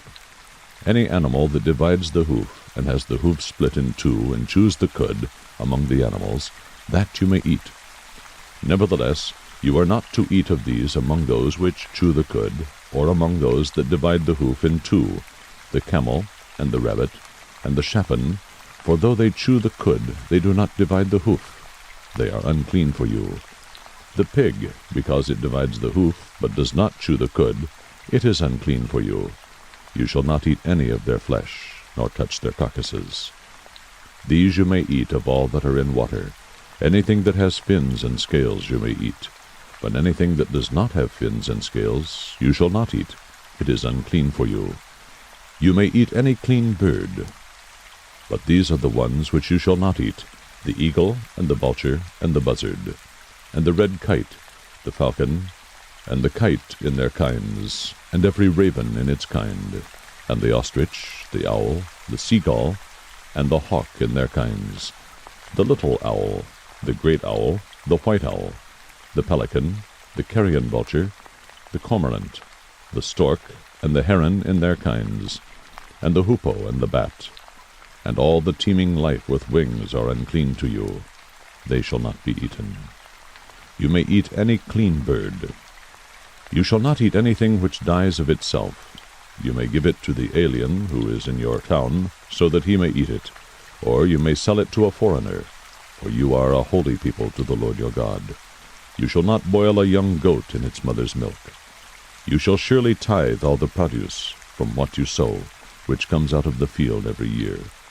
You shall eat in the presence of the Lord your God at the place where he chooses to establish his name, the tithe of your grain, your new wine, your oil, and the firstborn of your herd and your flock, so that you may learn to fear the Lord your God always. If the distance is so great for you that you are not able to bring the tithe, since the place where the Lord your God chooses to set his name is too far away from you when the Lord your God blesses you, then you shall exchange it for money, and bind the money in your hand, and go to the place which the Lord your God chooses. You may spend the money for whatever your heart desires, for oxen, or sheep, or wine, or strong drink, or whatever your heart desires, and there you shall eat in the presence of the Lord your God, and rejoice, you and your household. Also, you shall not neglect the Levite who is in your town, for he has no portion or inheritance among you. At the end of every 3rd year you shall bring out all the tithe of your produce in that year, and shall deposit it in your town. The Levite, because he has no portion or inheritance among you, and the alien, the orphan, and the widow who are in your town, shall come and eat and be satisfied, in order that the Lord your God may bless you in all the work of your hand which you do. Deuteronomy 15. At the end of every 7 years you shall grant a remission of debts. This is the manner of remission. Every creditor shall release what he has loaned to his neighbor. He shall not exact it of his neighbor and his brother, because the Lord's remission has been proclaimed. From a foreigner you may exact it, but your hand shall release whatever of yours is with your brother. However, there will be no poor among you, since the Lord will surely bless you in the land which the Lord your God is giving you as an inheritance to possess, if only you listen obediently to the voice of the Lord your God, to observe carefully all this commandment which I am commanding you today. For the Lord your God will bless you, as he has promised you, and you will lend to many nations, but you will not borrow, and you will rule over many nations, but they will not rule over you. If there is a poor man with you, one of your brothers, in any of your towns in your land which the Lord your God is giving you, you shall not harden your heart, nor close your hand from your poor brother, but you shall freely open your hand to him, and shall generously lend him sufficient for his need, in whatever he lacks. Beware that there is no base thought in your heart, saying, The 7th year, the year of remission is near, and your eye is hostile toward your poor brother, and you give him nothing, that he may cry to the Lord against you, and it will be a sin in you. You shall generously give to him, and your heart shall not be grieved when you give to him, because for this thing the Lord your God will bless you in all your work and in all your undertakings. For the poor will never cease to be in the land. Therefore I command you, saying, You shall freely open your hand to your brother, to your needy and poor in your land. If your kinsman, a Hebrew man or woman, is sold to you, then he shall serve you 6 years, but in the 7th year you shall set him free. When you set him free, you shall not send him away empty-handed. You shall furnish him liberally from your flock, and from your threshing floor, and from your wine vat. You shall give to him as the Lord your God has blessed you. You shall remember that you were a slave in the land of Egypt, and the Lord your God redeemed you. Therefore I command you this today. It shall come about, if he says to you, I will not go out from you, because he loves you and your household, since he fares well with you, then you shall take an awl, and pierce it through his ear into the door, and he shall be your servant forever. Also you shall do likewise to your maidservant. It shall not seem hard to you when you set him free, for he has given you 6 years with double the service of a hired man. So the Lord your God will bless you in whatever you do. You shall consecrate to the Lord your God all the firstborn males that are born of your herd and of your flock. You shall not work with the firstborn of your herd, nor shear the firstborn of your flock. You and your household shall eat it every year before the Lord your God in the place which the Lord chooses. But if it has any defect, such as lameness or blindness or any serious defect, you shall not sacrifice it to the Lord your God. You shall eat it within your gates. The unclean and the clean alike may eat it, as a gazelle or a deer. Only you shall not eat its blood. You are to pour it out on the ground like water. Deuteronomy 16. Observe the month of Abib, and celebrate the Passover to the Lord your God. For in the month of Abib the Lord your God brought you out of Egypt by night. You shall sacrifice the Passover to the Lord your God from the flock and the herd, in the place where the Lord chooses to establish his name. You shall not eat leavened bread with it. 7 days you shall eat with it unleavened bread, the bread of affliction. For you came out of the land of Egypt in haste, so that you may remember all the days of your life, the day when you came out of the land of Egypt. For 7 days no leaven shall be seen with you in all your territory, and none of the flesh which you sacrifice on the evening of the first day shall remain overnight until morning. You are not allowed to sacrifice the Passover in any of your towns which the Lord your God is giving you, but at the place where the Lord your God chooses to establish his name. You shall sacrifice the Passover in the evening at sunset, at the time that you came out of Egypt. You shall cook and eat it in the place which the Lord your God chooses. In the morning you are to return to your tents. 6 days you shall eat unleavened bread, and on the 7th day there shall be a solemn assembly to the Lord your God. You shall do no work on it. You shall count 7 weeks for yourself. You shall begin to count 7 weeks from the time you begin to put the sickle to the standing grain. Then you shall celebrate the Feast of Weeks to the Lord your God, with a tribute of a freewill offering of your hand, which you shall give just as the Lord your God blesses you. And you shall rejoice before the Lord your God, you and your son and your daughter, and your male and female servants, and the Levite who is in your town, and the stranger and the orphan and the widow who are in your midst, in the place where the Lord your God chooses to establish his name. You shall remember that you were a slave in Egypt, and you shall be careful to observe these statutes. You shall celebrate the Feast of Booths 7 days after you have gathered in from your threshing floor and your wine vat, and you shall rejoice in your feast, you and your son and your daughter, and your male and female servants, and the Levite, and the stranger, and the orphan, and the widow who are in your towns. 7 days you shall celebrate a feast to the Lord your God in the place which the Lord chooses, because the Lord your God will bless you in all your produce and in all the work of your hands, so that you will be altogether joyful.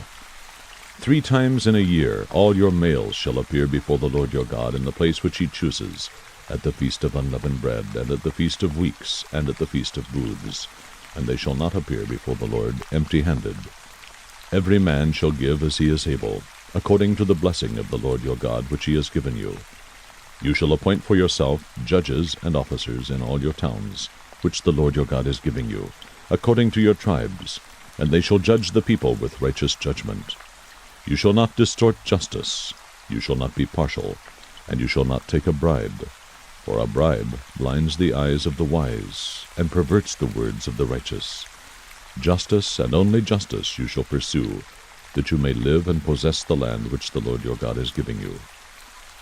You shall not plant for yourself an Asherah of any kind of tree beside the altar of the Lord your God, which you shall make for yourself. You shall not set up for yourself a sacred pillar, which the Lord your God hates. Deuteronomy 17.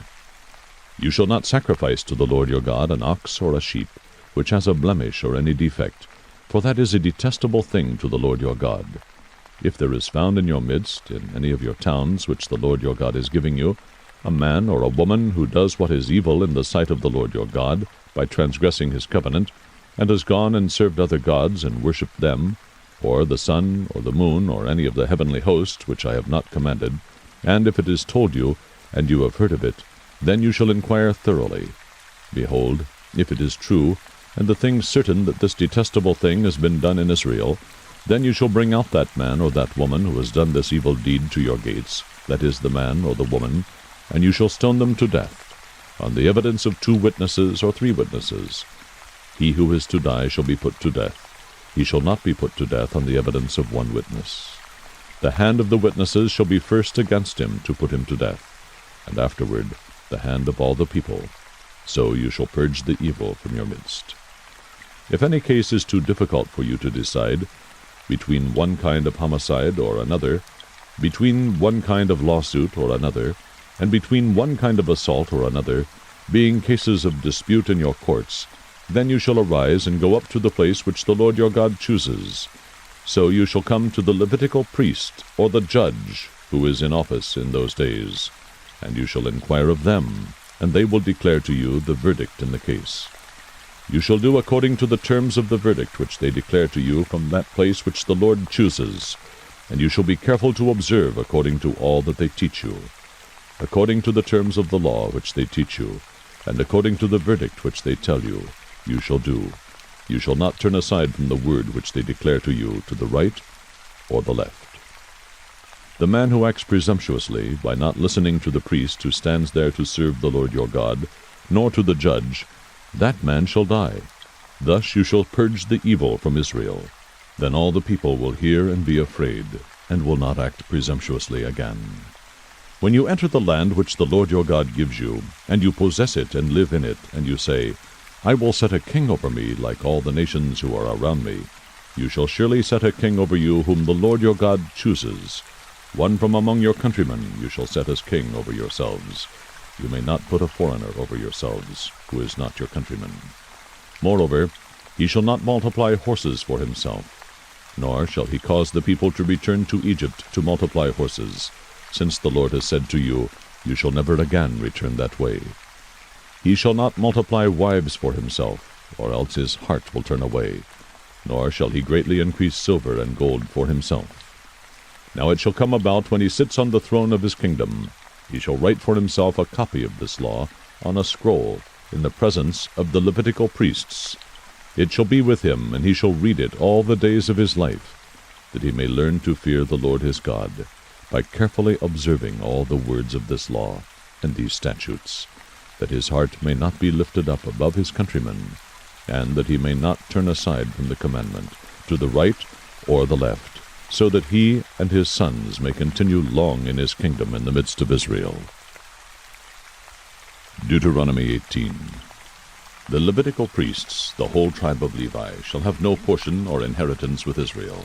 They shall eat the Lord's offerings by fire, and his portion. They shall have no inheritance among their countrymen. The Lord is their inheritance, as he promised them. Now this shall be the priest's due from the people, from those who offer a sacrifice, either an ox or a sheep, of which they shall give to the priest the shoulder and the 2 cheeks and the stomach. You shall give him the first fruits of your grain, your new wine, and your oil, and the first shearing of your sheep. For the Lord your God has chosen him and his sons from all your tribes to stand and serve in the name of the Lord forever.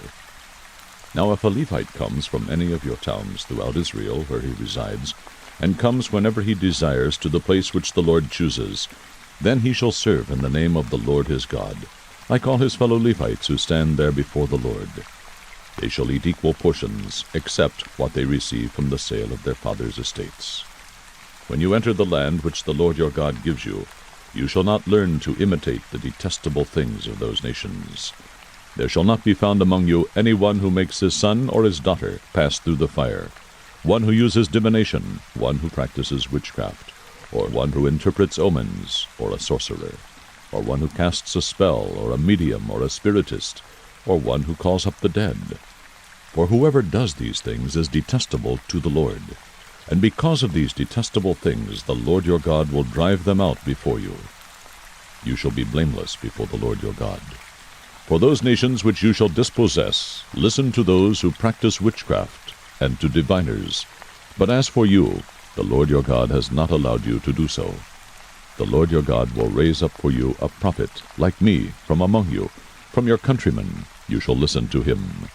This is according to all that you ask of the Lord your God in Horeb, on the day of the assembly, saying, Let me not hear again the voice of the Lord my God. Let me not see this great fire any more, or I will die.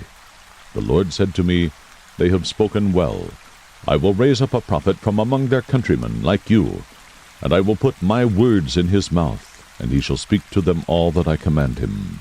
It shall come about, that whoever will not listen to my words which he shall speak in my name, I myself will require it of him. But the prophet who speaks a word presumptuously in my name, which I have not commanded him to speak, or which he speaks in the name of other gods, that prophet shall die. You may say in your heart, How will we know the word which the Lord has not spoken? When a prophet speaks in the name of the Lord, if the thing does not come about or come true, that is the thing which the Lord has not spoken. The prophet has spoken it presumptuously. You shall not be afraid of him. Deuteronomy 19. When the Lord your God cuts off the nations whose land the Lord your God gives you, and you dispossess them, and settle in their cities and in their houses, you shall set aside 3 cities for yourself in the midst of your land, which the Lord your God gives you to possess. You shall prepare the roads for yourself, and divide into 3 parts the territory of your land, which the Lord your God will give you as a possession, so that any manslayer may flee there.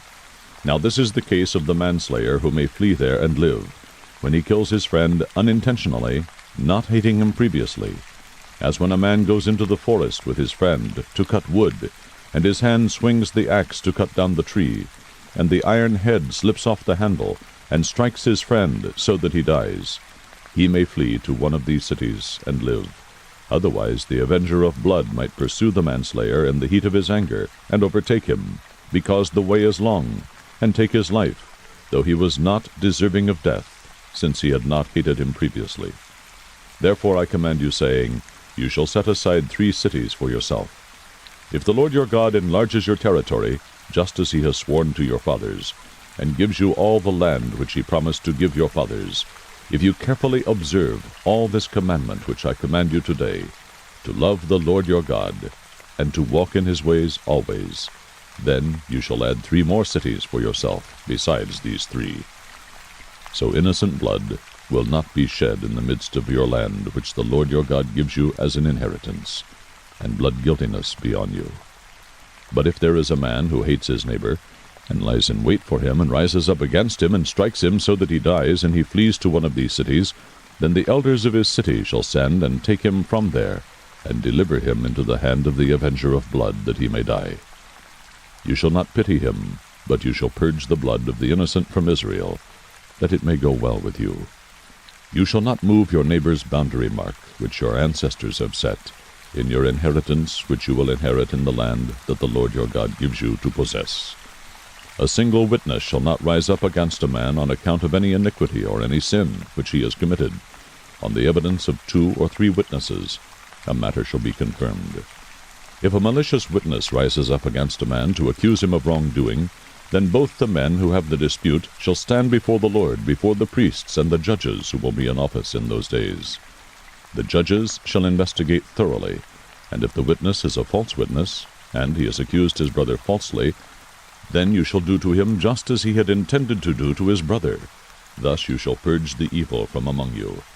The rest will hear and be afraid, and will never again do such an evil thing among you. Thus you shall not show pity, life for life, eye for eye, tooth for tooth, hand for hand, foot for foot. Deuteronomy 20. When you go out to battle against your enemies, and see horses and chariots and people more numerous than you, do not be afraid of them, for the Lord your God who brought you up from the land of Egypt is with you. When you are approaching the battle, the priest shall come near and speak to the people. He shall say to them, Hear, O Israel, you are approaching the battle against your enemies today. Do not be faint-hearted. Do not be afraid, or panic, or tremble before them. For the Lord your God is the one who goes with you, to fight for you against your enemies, to save you. The officers also shall speak to the people, saying, Who is the man that has built a new house and has not dedicated it? Let him depart and return to his house. Otherwise he might die in the battle, and another man would dedicate it. Who is the man that has planted a vineyard and has not begun to use its fruit? Let him depart and return to his house. Otherwise he might die in the battle, and another man would begin to use its fruit. And who is the man that is engaged to a woman and has not married her? Let him depart and return to his house. Otherwise he might die in the battle, and another man would marry her. Then the officers shall speak further to the people, and say, Who is the man that is afraid and faint-hearted? Let him depart and return to his house, so that he might not make his brother's hearts melt like his heart. When the officers have finished speaking to the people, they shall appoint commanders of armies at the head of the people. When you approach a city to fight against it, you shall offer it terms of peace.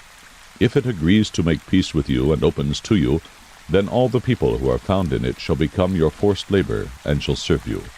However, if it does not make peace with you, but makes war against you, then you shall besiege it. When the Lord your God gives it into your hand, you shall strike all the men in it with the edge of the sword.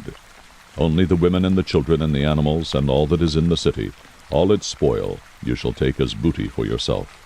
And you shall use the spoil of your enemies which the Lord your God has given you. Thus you shall do to all the cities that are very far from you, which are not of the cities of these nations nearby. Only in the cities of these peoples that the Lord your God is giving you as an inheritance, you shall not leave alive anything that breathes, but you shall utterly destroy them, the Hittite and the Amorite, the Canaanite and the Perizzite, the Hivite and the Jebusite, as the Lord your God has commanded you, so that they may not teach you to do according to all their detestable things which they have done for their gods, so that you would sin against the Lord your God. When you besiege a city a long time to make war against it in order to capture it, you shall not destroy its trees by swinging an axe against them. For you may eat from them, and you shall not cut them down. For is the tree of the field a man, that it should be besieged by you? Only the trees which you know are not fruit trees you shall destroy and cut down, that you may construct siege works against the city that is making war with you until it falls. Deuteronomy 21. If a slain person is found lying in the open country in the land which the Lord your God gives you to possess, and it is not known who has struck him, then your elders and your judges shall go out and measure the distance to the cities which are around the slain one. It shall be that the city which is nearest to the slain man, that is, the elders of that city, shall take a heifer of the herd, which has not been worked, and which is not pulled in a yoke. And the elders of that city shall bring the heifer down to a valley with running water, which has not been plowed or sown, and shall break the heifer's neck there in the valley. Then the priests, the sons of Levi, shall come near, for the Lord your God has chosen them to serve him, and to bless in the name of the Lord, and every dispute and every assault shall be settled by them. All the elders of that city which is nearest to the slain man shall wash their hands over the heifer whose neck was broken in the valley. And they shall answer and say, Our hands did not shed this blood, nor did our eyes see it. Forgive your people Israel, whom you have redeemed, O Lord, and do not place the guilt of innocent blood in the midst of your people Israel, and the blood guiltiness shall be forgiven them. So you shall remove the guilt of innocent blood from your midst, when you do what is right in the eyes of the Lord. When you go out to battle against your enemies, and the Lord your God delivers them into your hands, and you take them away captive, and see among the captives a beautiful woman, and have a desire for her, and would take her as a wife for yourself, then you shall bring her home to your house, and she shall shave her head, and trim her nails. She shall also remove the clothes of her captivity, and shall remain in your house, and mourn her father and mother a full month.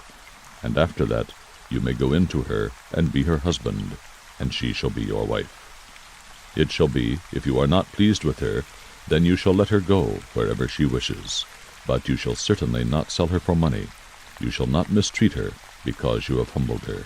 If a man has 2 wives, the one loved, and the other unloved, and both the loved and the unloved have borne him sons, if the firstborn son belongs to the unloved, then it shall be in the day he wills what he has to his sons. He cannot make the son of the loved the firstborn before the son of the unloved, who is the firstborn. But he shall acknowledge the firstborn, the son of the unloved, by giving him a double portion of all that he has. For he is the beginning of his strength. To him belongs the right of the firstborn. If any man has a stubborn and rebellious son who will not obey his father or his mother, and when they chastise him he will not even listen to them, then his father and mother shall seize him, and bring him out to the elders of his city, at the gateway of his hometown. They shall say to the elders of his city, This son of ours is stubborn and rebellious. He will not obey us. He is a glutton and a drunkard. Then all the men of his city shall stone him to death. So you shall remove the evil from your midst, and all Israel will hear of it and fear. If a man has committed a sin worthy of death, and he is put to death, and you hang him on a tree, his corpse shall not hang all night on the tree, but you shall surely bury him on the same day, for he who is hanged is accursed of God, so that you do not defile your land which the Lord your God gives you as an inheritance. Deuteronomy 22. You shall not see your countryman's ox or his sheep straying away, and pay no attention to them. You shall certainly bring them back to your countryman. If your countryman is not near you, or if you do not know him, then you shall bring it home to your house, and it shall remain with you until your countryman looks for it. Then you shall restore it to him. Thus you shall do with his donkey, and you shall do the same with his garment, and you shall do likewise with anything lost by your countryman, which he has lost and you have found. You are not allowed to neglect them. You shall not see your countryman's donkey or his ox fallen down on the way, and pay no attention to them. You shall certainly help him to raise them up. A woman shall not wear man's clothing, nor shall a man put on a woman's clothing. For whoever does these things is an abomination to the Lord your God. If you happen to come upon a bird's nest along the way, in any tree or on the ground, with young ones or eggs, and the mother sitting on the young or on the eggs, you shall not take the mother with the young.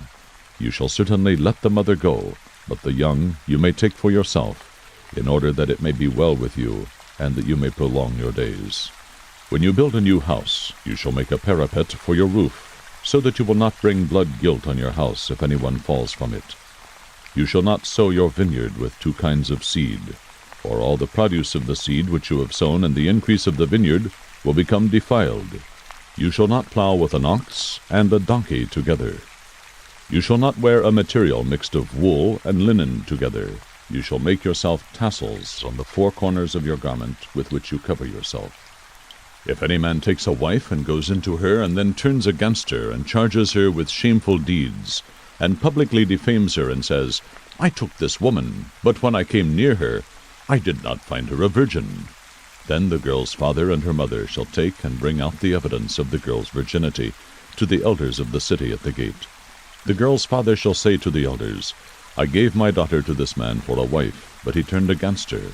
And behold, he has charged her with shameful deeds, saying, I did not find your daughter a virgin. But this is the evidence of my daughter's virginity. And they shall spread the garment before the elders of the city. So the elders of that city shall take the man and chastise him. And they shall fine him 100 shekels of silver, and give it to the girl's father, because he publicly defamed a virgin of Israel. And she shall remain his wife, he cannot divorce her all his days. But if this charge is true, that the girl was not found a virgin, then they shall bring out the girl to the doorway of her father's house, and the men of her city shall stone her to death, because she has committed an act of folly in Israel, by playing the harlot in her father's house. Thus you shall purge the evil from among you. If a man is found lying with a married woman, then both of them shall die, the man who lay with the woman, and the woman. Thus you shall purge the evil from Israel. If there is a girl who is a virgin engaged to a man, and another man finds her in the city, and lies with her, then you shall bring them both out to the gate of that city, and you shall stone them to death, the girl because she did not cry out in the city, and the man because he has violated his neighbor's wife. Thus you shall purge the evil from among you. But if in the field the man finds the girl who is engaged, and the man forces her and lies with her, then only the man who lies with her shall die. But you shall do nothing to the girl. There is no sin in the girl worthy of death. For just as a man rises against his neighbor and murders him, so is this case. When he found her in the field, the engaged girl cried out, but there was no one to save her. If a man finds a girl who is a virgin, who is not engaged, and seizes her and lies with her, and they are discovered, then the man who lay with her shall give to the girl's father 50 shekels of silver, and she shall become his wife, because he has violated her. He cannot divorce her all his days. A man shall not take his father's wife, so that he will not uncover his father's skirt. Deuteronomy 23. No one who is emasculated, or has his male organ cut off, shall enter the assembly of the Lord. No one of illegitimate birth shall enter the assembly of the Lord. None of his descendants, even to the 10th generation, shall enter the assembly of the Lord. No Ammonite or Moabite shall enter the assembly of the Lord. None of their descendants, even to the 10th generation, shall ever enter the assembly of the Lord, because they did not meet you with food and water on the way when you came out of Egypt, and because they hired against you Balaam the son of Beor from Pethor of Mesopotamia to curse you. Nevertheless, the Lord your God was not willing to listen to Balaam, but the Lord your God turned the curse into a blessing for you, because the Lord your God loves you. You shall never seek their peace or their prosperity all your days. You shall not detest an Edomite, for he is your brother. You shall not detest an Egyptian, because you were an alien in his land. The sons of the 3rd generation who are born to them may enter the assembly of the Lord. When you go out as an army against your enemies, you shall keep yourself from every evil thing. If there is among you any man who is unclean because of a nocturnal emission, then he must go outside the camp. He may not re-enter the camp. But it shall be when evening approaches, he shall bathe himself with water, and at sundown he may re-enter the camp. You shall also have a place outside the camp, and go out there. And you shall have a spade among your tools, and it shall be when you sit down outside, you shall dig with it, and shall turn to cover up your excrement. Since the Lord your God walks in the midst of your camp to deliver you, and to defeat your enemies before you, therefore your camp must be holy, and he must not see anything indecent among you, or he will turn away from you. You shall not hand over to his master a slave who has escaped from his master to you. He shall live with you in your midst, in the place which he shall choose in one of your towns where it pleases him. You shall not mistreat him. None of the daughters of Israel shall be a cult prostitute, nor shall any of the sons of Israel be a cult prostitute. You shall not bring the hire of a harlot, or the wages of a dog, into the house of the Lord your God for any votive offering, for both of these are an abomination to the Lord your God. You shall not charge interest to your countrymen, interest on money, food, or anything that may be loaned at interest. You may charge interest to a foreigner, but to your countrymen you shall not charge interest, so that the Lord your God may bless you in all that you undertake in the land which you are about to enter to possess. When you make a vow to the Lord your God, you shall not delay to pay it, for it would be sin in you, and the Lord your God will surely require it of you. However, if you refrain from vowing, it would not be sin in you. You shall be careful to perform what goes out from your lips, just as you have voluntarily vowed to the Lord your God what you have promised. When you enter your neighbor's vineyard, then you may eat grapes until you are fully satisfied, but you shall not put any in your basket. When you enter your neighbor's standing grain, then you may pluck the heads with your hand, but you shall not wield a sickle in your neighbor's standing grain. Deuteronomy 24. When a man takes a wife and marries her, and it happens that she finds no favor in his eyes, because he has found some indecency in her, and he writes her a certificate of divorce, and puts it in her hand, and sends her out from his house, and she leaves his house, and goes and becomes another man's wife, and if the latter husband turns against her, and writes her a certificate of divorce, and puts it in her hand, and sends her out of his house, or if the latter husband dies who took her to be his wife, then her former husband, who sent her away, is not allowed to take her again to be his wife, since she has been defiled. For that is an abomination before the Lord, and you shall not bring sin on the land which the Lord your God gives you as an inheritance. When a man takes a new wife, he shall not go out with the army, nor be charged with any duty. He shall be free at home 1 year, and shall give happiness to his wife whom he has taken.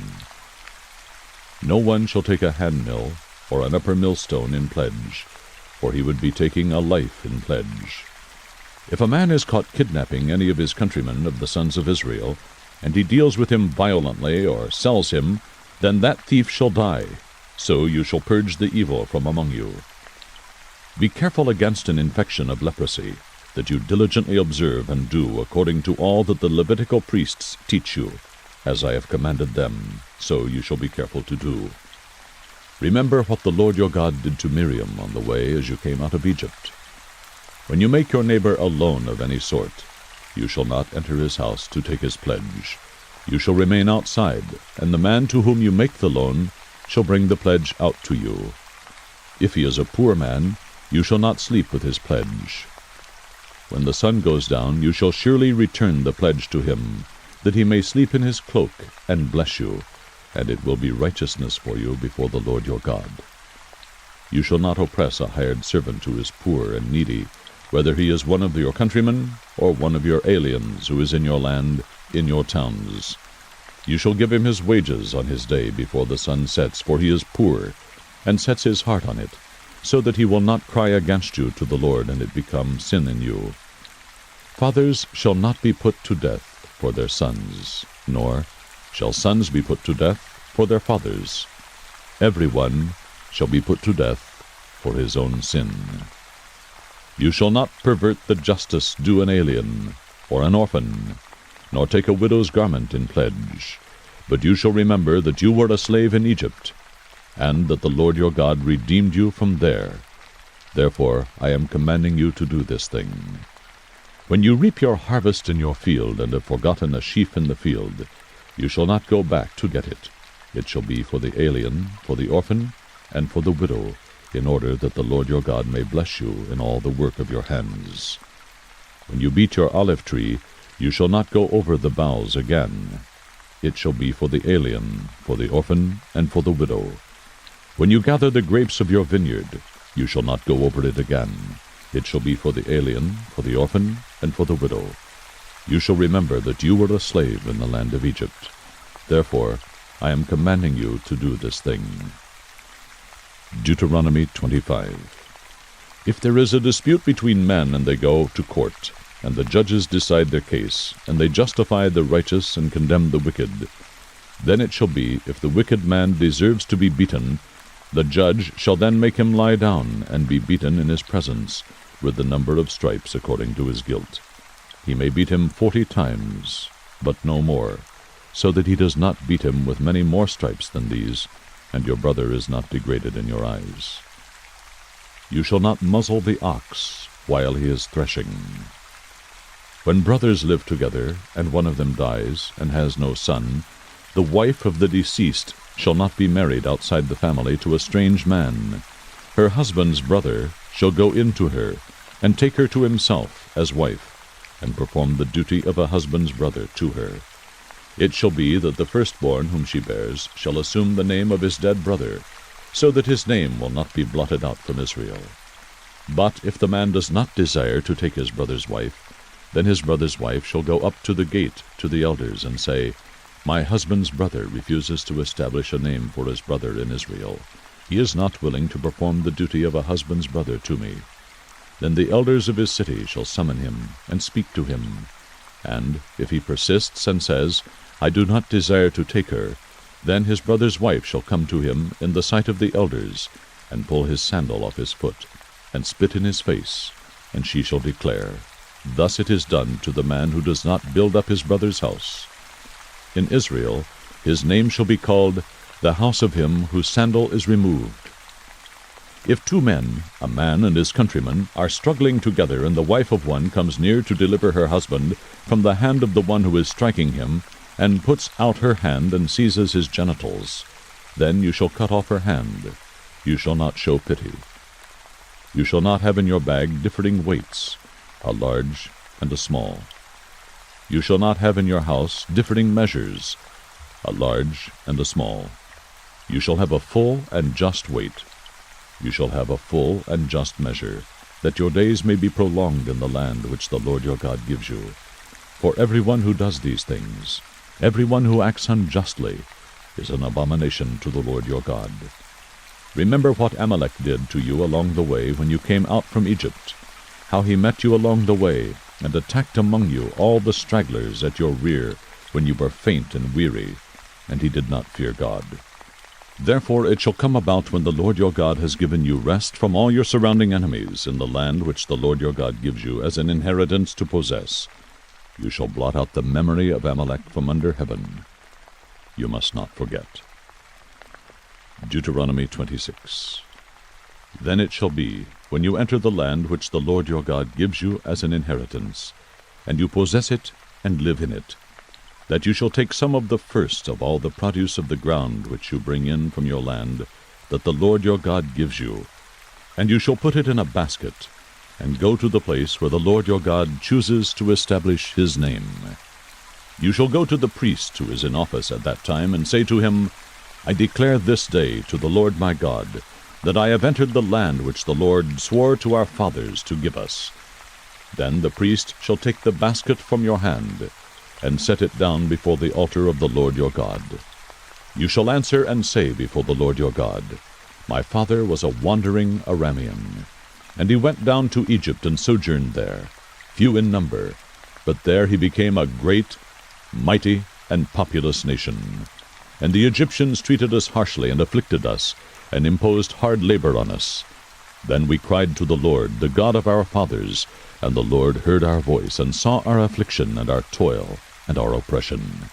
And the Lord brought us out of Egypt with a mighty hand and an outstretched arm, and with great terror, and with signs and wonders. And he has brought us to this place, and has given us this land, a land flowing with milk and honey.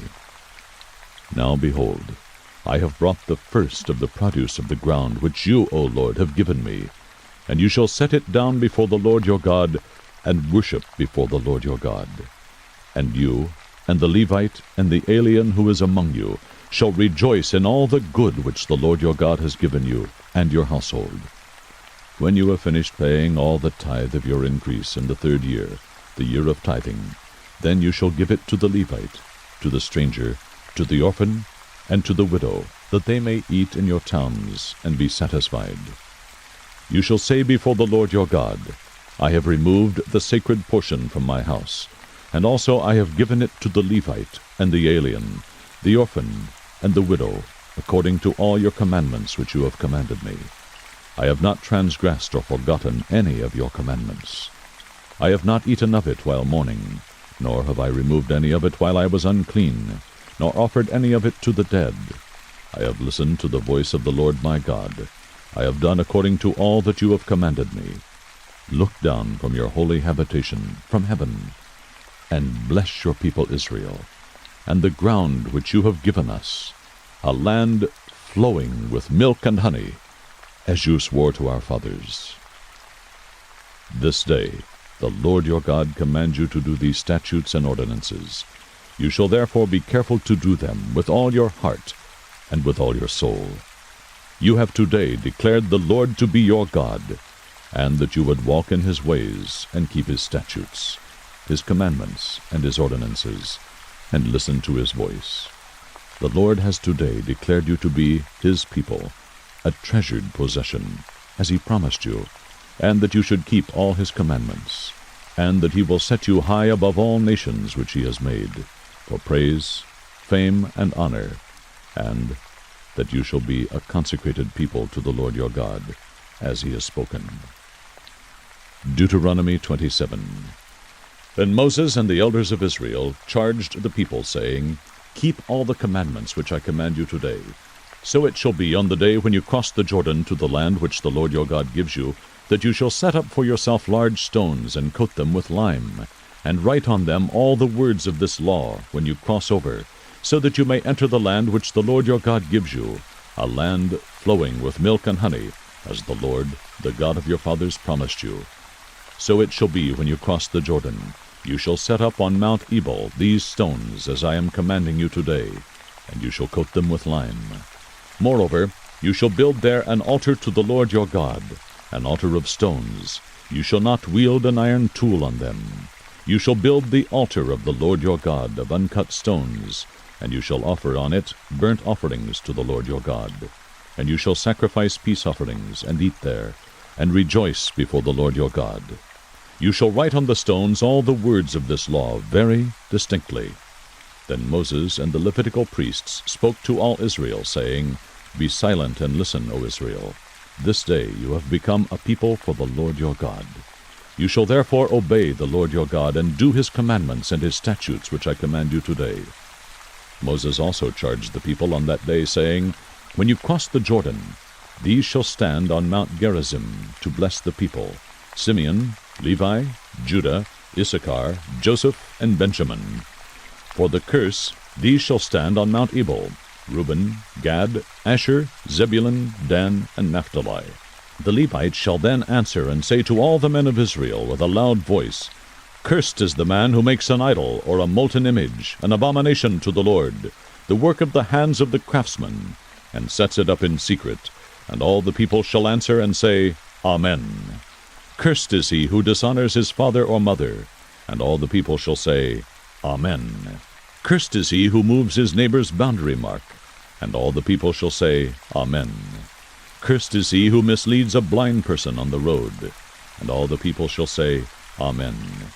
Cursed is he who distorts the justice due an alien, orphan, and widow. And all the people shall say, Amen. Cursed is he who lies with his father's wife, because he has uncovered his father's skirt. And all the people shall say, Amen. Cursed is he who lies with any animal. And all the people shall say, Amen. Cursed is he who lies with his sister, the daughter of his father, or of his mother. And all the people shall say, Amen. Cursed is he who lies with his mother-in-law. And all the people shall say, Amen. Cursed is he who strikes his neighbor in secret. And all the people shall say, Amen. Cursed is he who accepts a bribe to strike down an innocent person. And all the people shall say, Amen. Cursed is he who does not confirm the words of this law by doing them. And all the people shall say, Amen. Deuteronomy 28. Now it shall be, if you diligently obey the Lord your God, being careful to do all his commandments, which I command you today, the Lord your God will set you high above all the nations of the earth. All these blessings will come upon you and overtake you, if you obey the Lord your God. Blessed shall you be in the city, and blessed shall you be in the country. Blessed shall be the offspring of your body, and the produce of your ground, and the offspring of your beasts, the increase of your herd, and the young of your flock. Blessed shall be your basket, and your kneading bowl. Blessed shall you be when you come in, and blessed shall you be when you go out. The Lord shall cause your enemies who rise up against you to be defeated before you. They will come out against you one way, and will flee before you 7 ways. The Lord will command the blessing upon you in your barns, and in all that you put your hand to, and he will bless you in the land which the Lord your God gives you. The Lord will establish you as a holy people to himself, as he swore to you, if you keep the commandments of the Lord your God, and walk in his ways. So all the peoples of the earth will see that you are called by the name of the Lord, and they will be afraid of you. The Lord will make you abound in prosperity, in the offspring of your body, and in the offspring of your beast, and in the produce of your ground, in the land which the Lord swore to your fathers to give you. The Lord will open for you his good storehouse, the heavens, to give rain to your land in its season, and to bless all the work of your hand. And you shall lend to many nations, but you shall not borrow. The Lord will make you the head, and not the tail. And you only will be above, and you will not be underneath, if you listen to the commandments of the Lord your God, which I charge you today, to observe them carefully, and do not turn aside from any of the words which I command you today, to the right or to the left, to go after other gods to serve them. But it shall come about, if you do not obey the Lord your God, to observe to do all his commandments and his statutes, with which I charge you today, that all these curses will come upon you, and overtake you. Cursed shall you be in the city, and cursed shall you be in the country. Cursed shall be your basket and your kneading bowl. Cursed shall be the offspring of your body, and the produce of your ground, the increase of your herd, and the young of your flock. Cursed shall you be when you come in, and cursed shall you be when you go out. The Lord will send upon you curses, confusion, and rebuke in all you undertake to do, until you are destroyed, and until you perish quickly, on account of the evil of your deeds, because you have forsaken me. The Lord will make the pestilence cling to you, until he has consumed you from the land where you are entering to possess it. The Lord will smite you with consumption, and with fever, and with inflammation, and with fiery heat, and with the sword, and with blight, and with mildew, and they will pursue you until you perish. The heaven which is over your head shall be bronze, and the earth which is under you iron. The Lord will make the rain of your land powder and dust. From heaven it shall come down on you until you are destroyed. The Lord shall cause you to be defeated before your enemies. You will go out one way against them, but you will flee 7 ways before them, and you will be an example of terror to all the kingdoms of the earth. Your carcasses will be food to all birds of the sky, and to the beasts of the earth, and there will be no one to frighten them away. The Lord will smite you with the boils of Egypt, and with tumors, and with the scab, and with the itch, from which you cannot be healed. The Lord will smite you with madness, and with blindness, and with bewilderment of heart. And you will grope at noon, as the blind man gropes in darkness, and you will not prosper in your ways, but you shall only be oppressed and robbed continually, with none to save you. You shall betroth a wife, but another man will violate her. You shall build a house, but you will not live in it. You shall plant a vineyard, but you will not use its fruit. Your ox shall be slaughtered before your eyes, but you will not eat of it. Your donkey shall be torn away from you, and will not be restored to you. Your sheep shall be given to your enemies, and you will have none to save you. Your sons and your daughters shall be given to another people, while your eyes look on and yearn for them continually, but there will be nothing you can do. A people whom you do not know shall eat up the produce of your ground, and all your labors, and you will never be anything but oppressed and crushed continually. You shall be driven mad by the sight of what you see. The Lord will strike you on the knees and legs with sore boils, from which you cannot be healed, from the sole of your foot to the crown of your head. The Lord will bring you and your king, whom you set over you, to a nation which neither you nor your fathers have known, and there you shall serve other gods, wood and stone. You shall become a horror, a proverb, and a taunt among all the people where the Lord drives you. You shall bring out much seed to the field, but you will gather in little, for the locust will consume it. You shall plant and cultivate vineyards, but you will neither drink of the wine nor gather the grapes, for the worm will devour them. You shall have olive trees throughout your territory, but you will not anoint yourself with the oil, for your olives will drop off. You shall have sons and daughters, but they will not be yours, for they will go into captivity. The cricket shall possess all your trees and the produce of your ground. The alien who is among you shall rise above you, higher and higher, but you will go down lower and lower.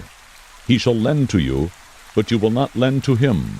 He shall be the head, and you will be the tail. So all these curses shall come on you and pursue you and overtake you until you are destroyed, because you would not obey the Lord your God by keeping his commandments and his statutes which he commanded you. They shall become a sign and a wonder on you and your descendants forever, because you did not serve the Lord your God with joy and a glad heart for the abundance of all things. Therefore you shall serve your enemies whom the Lord will send against you in hunger, in thirst, in nakedness, and in the lack of all things, and he will put an iron yoke on your neck until he has destroyed you. The Lord will bring a nation against you from afar, from the end of the earth, as the eagle swoops down, a nation whose language you shall not understand, a nation of fierce countenance who will have no respect for the old, nor show favor to the young. Moreover, it shall eat the offspring of your herd and the produce of your ground until you are destroyed, who also leaves you no grain, new wine, or oil, nor the increase of your herd, or the young of your flock, until they have caused you to perish. It shall besiege you in all your towns, until your high and fortified walls, in which you trusted, come down throughout your land. And it shall besiege you in all your towns throughout your land, which the Lord your God has given you. Then you shall eat the offspring of your own body, the flesh of your sons and of your daughters, whom the Lord your God has given you, during the siege and the distress by which your enemy will oppress you. The man who is refined and very delicate among you shall be hostile toward his brother, and toward the wife he cherishes, and toward the rest of his children who remain, so that he will not give even one of them any of the flesh of his children which he will eat, since he has nothing else left, during the siege and the distress by which your enemy will oppress you in all your towns.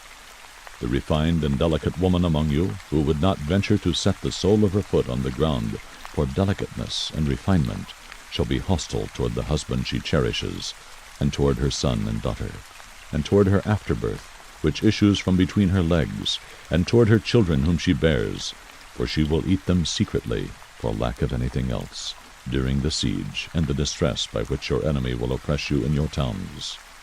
If you are not careful to observe all the words of this law which are written in this book, to fear this honored and awesome name, the Lord your God, then the Lord will bring extraordinary plagues on you and your descendants, even severe and lasting plagues, and miserable and chronic sicknesses. He will bring back on you all the diseases of Egypt of which you were afraid, and they will cling to you.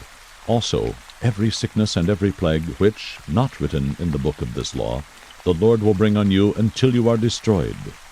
Then you shall be left few in number, whereas you were as numerous as the stars of heaven, because you did not obey the Lord your God. It shall come about that as the Lord delighted over you to prosper you and multiply you, so the Lord will delight over you to make you perish and destroy you, and you will be torn from the land where you are entering to possess it. Moreover, the Lord will scatter you among all peoples, from one end of the earth to the other end of the earth, and there you shall serve other gods, wood and stone, which you or your fathers have not known. Among those nations you shall find no rest, and there will be no resting place for the sole of your foot, but there the Lord will give you a trembling heart, failing of eyes, and despair of soul. So your life shall hang in doubt before you, and you will be in dread night and day, and shall have no assurance of your life. In the morning you shall say, Would that it were evening, and at evening you shall say, Would that it were morning, because of the dread of your heart, which you dread, and for the sight of your eyes, which you will see. The Lord will bring you back to Egypt in ships, by the way about which I spoke to you. You will never see it again. And there you will offer yourselves for sale to your enemies, as male and female slaves, but there will be no buyer. Deuteronomy 29. These are the words of the covenant which the Lord commanded Moses to make with the sons of Israel in the land of Moab, besides the covenant which he had made with them at Horeb.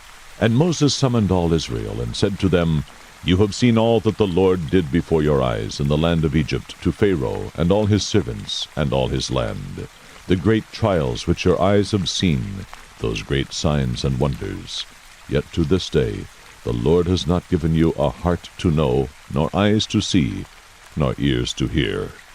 I have led you 40 years in the wilderness. Your clothes have not worn out on you, and your sandal has not worn out on your foot. You have not eaten bread, nor have you drunk wine or strong drink, in order that you might know that I am the Lord your God. When you reached this place, Sihon, the king of Heshbon, and Og, the king of Bashan, came out to meet us for battle, but we defeated them. And we took their land, and gave it as an inheritance to the Reubenites, the Gadites, and the half-tribe of the Manassites. So keep the words of this covenant, to do them, that you may prosper in all that you do. You stand today, all of you, before the Lord your God, your chiefs, your tribes, your elders, and your officers, even all the men of Israel, your little ones, your wives, and the alien who is within your camps, from the one who chops your wood to the one who draws your water, that you may enter into the covenant with the Lord your God, and into his oath which the Lord your God is making with you today, in order that he may establish you today as his people, and that he may be your God, just as he spoke to you, and as he swore to your fathers, to Abraham, Isaac, and Jacob. Now, not with you alone am I making this covenant and this oath, but both with those who stand here with us today, in the presence of the Lord our God, and with those who are not with us here today. For you know how we lived in the land of Egypt, and how we came through the midst of the nations through which you passed.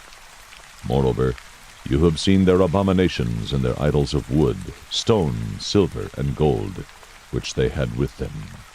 So that there will not be among you a man or woman, or family or tribe, whose heart turns away today from the Lord our God, to go and serve the gods of those nations, that there will not be among you a root bearing poisonous fruit and wormwood. It shall be, when he hears the words of this curse, that he will boast, saying, I have peace, though I walk in the stubbornness of my heart, in order to destroy the watered land with the dry. The Lord shall never be willing to forgive him, but rather the anger of the Lord and his jealousy will burn against that man, and every curse which is written in this book will rest on him, and the Lord will blot out his name from under heaven. Then the Lord will single him out for adversity from all the tribes of Israel, according to all the curses of the covenant which are written in this book of the law. Now the generation to come, your sons who rise up after you, and the foreigner who comes from a distant land, when they see the plagues of the land and the diseases with which the Lord has afflicted it, will say, All its land is brimstone and salt, a burning waste, unsown and unproductive, and no grass grows in it, like the overthrow of Sodom and Gomorrah, Admah and Zeboaim, which the Lord overthrew in his anger and in his wrath. All the nations will say, Why has the Lord done thus to this land? Why this great outburst of anger? Then men will say, Because they forsook the covenant of the Lord, the God of their fathers, which he made with them when he brought them out of the land of Egypt. They went and served other gods, and worshipped them, gods whom they have not known, and whom he had not allotted to them. Therefore the anger of the Lord burned against that land, to bring upon it every curse which is written in this book. And the Lord uprooted them from their land in anger and in fury and in great wrath, and cast them into another land, as it is this day. The secret things belong to the Lord our God, but the things revealed belong to us and to our sons forever, that we may observe all the words of this law. Deuteronomy 30. So it shall be, when all of these things have come upon you, the blessing and the curse which I have set before you, and you call them to mind in all nations where the Lord your God has banished you, and you return to the Lord your God, and obey him with all your heart and soul, according to all that I command you today, you and your sons, then the Lord your God will restore you from captivity, and have compassion on you, and will gather you again from all the peoples where the Lord your God has scattered you.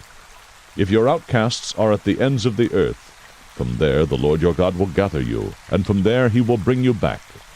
The Lord your God will bring you into the land which your fathers possessed, and you shall possess it, and he will prosper you, and multiply you more than your fathers. Moreover, the Lord your God will circumcise your heart, and the heart of your descendants, to love the Lord your God with all your heart and with all your soul, so that you may live.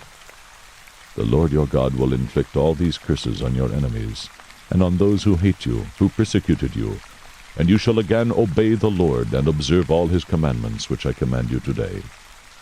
Then the Lord your God will prosper you abundantly in all the work of your hand, in the offspring of your body, and in the offspring of your cattle, and in the produce of your ground. For the Lord will again rejoice over you for good, just as he rejoiced over your fathers, if you obey the Lord your God to keep his commandments and his statutes, which are written in this book of the law, if you turn to the Lord your God with all your heart and soul. For this commandment which I command you today is not too difficult for you, nor is it out of reach. It is not in heaven that you should say, Who will go up to heaven for us to get it for us, and make us hear it, that we may observe it? Nor is it beyond the sea that you should say, Who will cross the sea for us to get it for us, and make us hear it, that we may observe it? But the word is very near you, in your mouth and in your heart, that you may observe it. See, I have set before you today life and prosperity, and death and adversity, in that I command you today to love the Lord your God, to walk in his ways, and to keep his commandments and his statutes and his judgments, that you may live and multiply, and that the Lord your God may bless you in the land where you are entering to possess it. But if your heart turns away, and you will not obey, but are drawn away and worship other gods and serve them, I declare to you today that you shall surely perish. You will not prolong your days in the land where you are crossing the Jordan to enter and possess it. I call heaven and earth to witness against you today, that I have set before you life and death, the blessing and the curse. So, choose life, in order that you may live, you and your descendants, by loving the Lord your God, by obeying his voice, and by holding fast to him.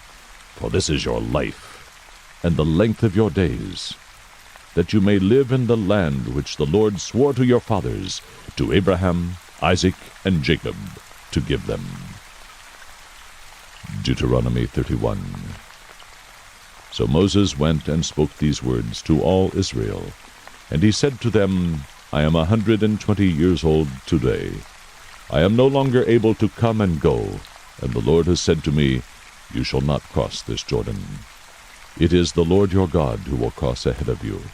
He will destroy these nations before you, and you shall dispossess them. Joshua is the one who will cross ahead of you, just as the Lord has spoken. The Lord will do to them just as he did to Sihon and Og, the kings of the Amorites, and to their land when he destroyed them. The Lord will deliver them up before you, and you shall do to them according to all the commandments which I have commanded you. Be strong and courageous. Do not be afraid or tremble at them, for the Lord your God is the one who goes with you. He will not fail you or forsake you.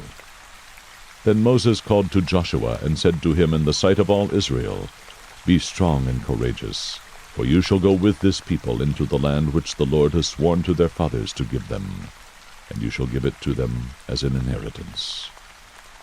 The Lord is the one who goes ahead of you. He will be with you. He will not fail you or forsake you. Do not fear or be dismayed.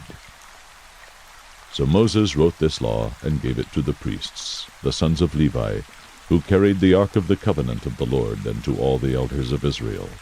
Then Moses commanded them, saying, At the end of every 7 years, at the time of the year of remission of debts, at the feast of booths, when all Israel comes to appear before the Lord your God at the place which he will choose, you shall read this law in front of all Israel in their hearing.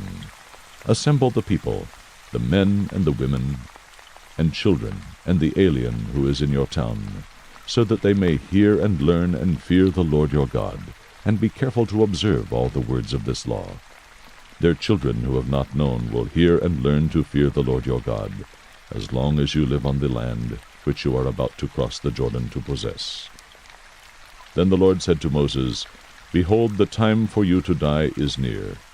Call Joshua, and present yourselves at the tent of meeting, that I may commission him. So Moses and Joshua went and presented themselves at the tent of meeting.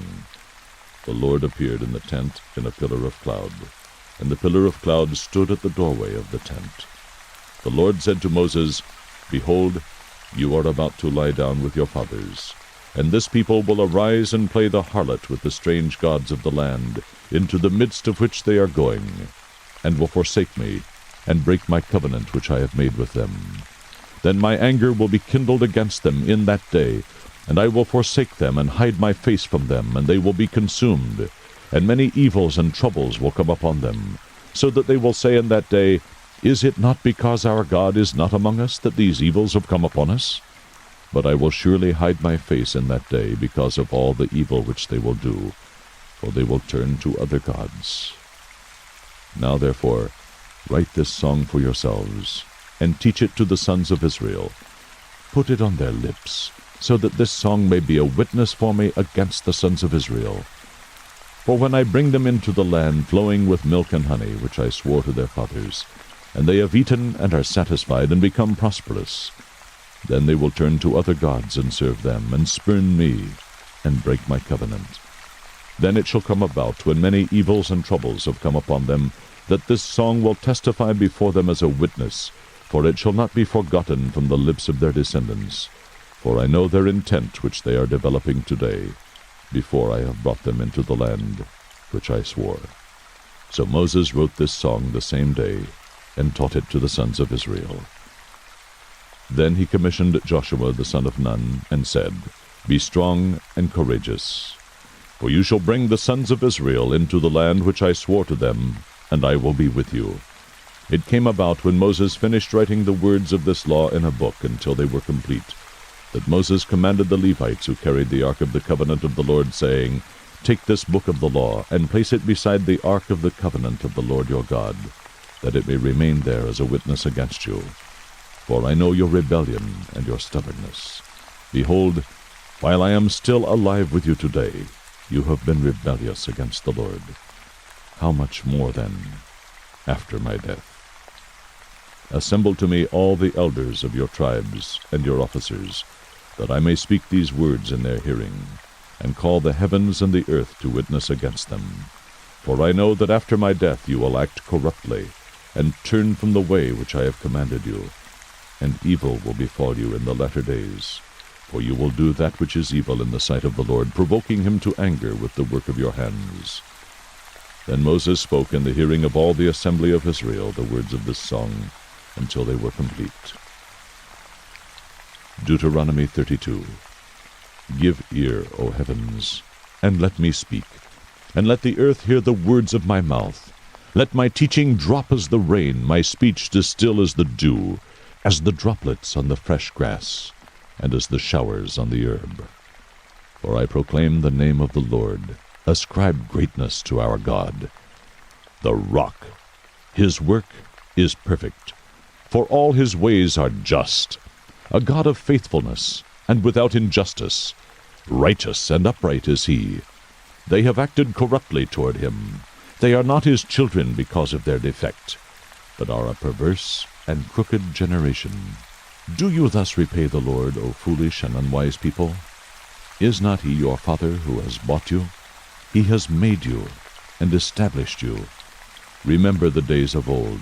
Consider the years of all generations. Ask your father, and he will inform you, your elders, and they will tell you. When the Most High gave the nations their inheritance, when he separated the sons of man, he set the boundaries of the peoples according to the number of the sons of Israel. For the Lord's portion is his people. Jacob is the allotment of his inheritance. He found him in a desert land, and in the howling waste of a wilderness. He encircled him, he cared for him, he guarded him as the pupil of his eye. Like an eagle that stirs up its nest, that hovers over its young, he spread his wings and caught them. He carried them on his pinions. The Lord alone guided him, and there was no foreign god with him. He made him ride on the high places of the earth, and he ate the produce of the field, and he made him suck honey from the rock, and oil from the flinty rock, curds of cows, and milk of the flock with fat of lambs, and rams the breed of Bashan, and goats with the finest of the wheat, and of the blood of grapes you drank wine. But Jeshurun grew fat and kicked. You are grown fat, thick, and sleek. Then he forsook God who made him, and scorned the rock of his salvation. They made him jealous with strange gods. With abominations they provoked him to anger. They sacrificed to demons who were not God, to gods whom they have not known, new gods who came lately, whom your fathers did not dread. You neglected the rock who begot you, and forgot the God who gave you birth. The Lord saw this, and spurned them, because of the provocation of his sons and daughters. Then he said, I will hide my face from them. I will see what their end shall be, for they are a perverse generation, sons in whom is no faithfulness. They have made me jealous with what is not God. They have provoked me to anger with their idols. So I will make them jealous with those who are not a people. I will provoke them to anger with a foolish nation. For a fire is kindled in my anger, and burns to the lowest part of Sheol, and consumes the earth with its yield, and sets on fire the foundations of the mountains. I will heap misfortunes on them, I will use my arrows on them. They will be wasted by famine, and consumed by plague, and bitter destruction. And the teeth of beasts I will send upon them, with the venom of crawling things of the dust. Outside the sword will be reeve, and inside terror, both young man and virgin, the nursling with the man of gray hair. I would have said, I will cut them to pieces, I will remove the memory of them from men, had I not feared the provocation by the enemy, that their adversaries would misjudge, that they would say, Our hand is triumphant, and the Lord has not done all this. For they are a nation lacking in counsel, and there is no understanding in them. Would that they were wise, that they understood this, that they would discern their future. How could one chase 1,000, and two put 10,000 to flight, unless their rock had sold them, and the Lord had given them up? Indeed, their rock is not like our rock. Even our enemies themselves judge this. For their vine is from the vine of Sodom, and from the fields of Gomorrah. Their grapes are grapes of poison, their clusters bitter. Their wine is the venom of serpents, and the deadly poison of cobras. Is it not laid up in store with me, sealed up in my treasuries?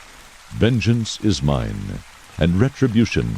In due time their foot will slip. For the day of their calamity is near, and the impending things are hastening upon them.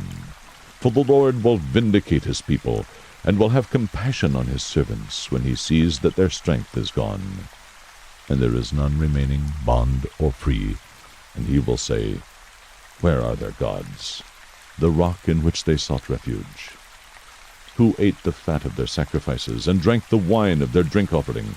Let them rise up and help you. Let them be your hiding place. See, now that I am he, and there is no God besides me. It is I who put to death and give life. I have wounded, and it is I who heal, and there is no one who can deliver from my hand. Indeed, I lift up my hand to heaven, and say, As I live forever, if I sharpen my flashing sword, and my hand takes hold on justice, I will render vengeance on my adversaries, and I will repay those who hate me. I will make my arrows drunk with blood, and my sword will devour flesh, with the blood of the slain and the captives, from the long-haired leaders of the enemy.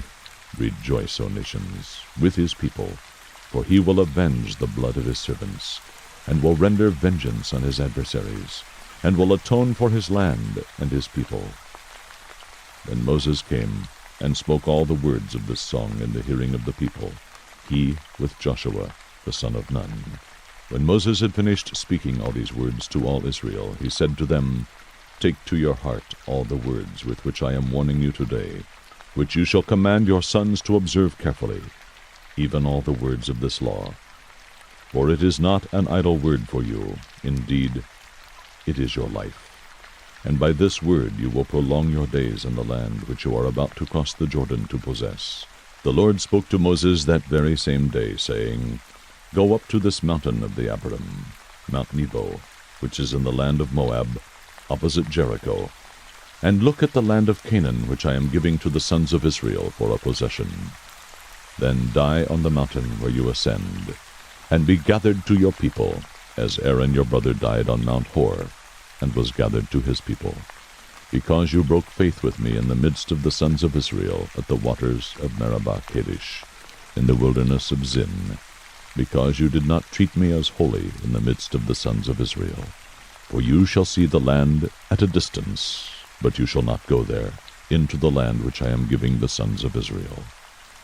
Deuteronomy 33. Now this is the blessing with which Moses, the man of God, blessed the sons of Israel before his death. He said, The Lord came from Sinai, and dawned on them from Seir. He shone forth from Mount Paran, and he came from the midst of 10,000 holy ones. At his right hand there was flashing lightning for them. Indeed, he loves the people. All your holy ones are in your hand, and they followed in your steps. Everyone receives of your words. Moses charged us with a law, a possession for the assembly of Jacob, and he was king in Jeshurun, when the heads of the people were gathered, the tribes of Israel together. May Reuben live and not die, nor his men be few. And this regarding Judah, so he said, Hear, O Lord, the voice of Judah, and bring him to his people. With his hands he contended for them, and may you be a help against his adversaries. Of Levi he said, Let your Thummim and your Urim belong to your godly man, whom you proved at Massah, with whom you contended at the waters of Meribah, who said of his father and his mother, I did not consider them, and he did not acknowledge his brothers, nor did he regard his own sons. For they observed your word and kept your covenant. They shall teach your ordinances to Jacob, and your law to Israel. They shall put incense before you, and whole burnt offerings on your altar. O Lord, bless his substance, and accept the work of his hands. Shatter the loins of those who rise up against him, and those who hate him, so that they will not rise again. Of Benjamin he said, May the beloved of the Lord dwell in security by him, who shields him all the day, and he dwells between his shoulders. Of Joseph he said, Blessed of the Lord be his land, with the choice things of heaven, with the dew, and from the deep lying beneath, and with the choice yield of the sun, and with the choice produce of the months, and with the best things of the ancient mountains, and with the choice things of the everlasting hills, and with the choice things of the earth and its fullness, and the favor of him who dwelt in the bush. Let it come to the head of Joseph, and to the crown of the head of the one distinguished among his brothers. As the firstborn of his ox, majesty is his, and his horns are the horns of the wild ox. With them he will push the peoples, all at once, to the ends of the earth. And those are the 10,000s of Ephraim, and those are the thousands of Manasseh. Of Zebulun he said, Rejoice, Zebulun, in your going forth, and Issachar in your tents.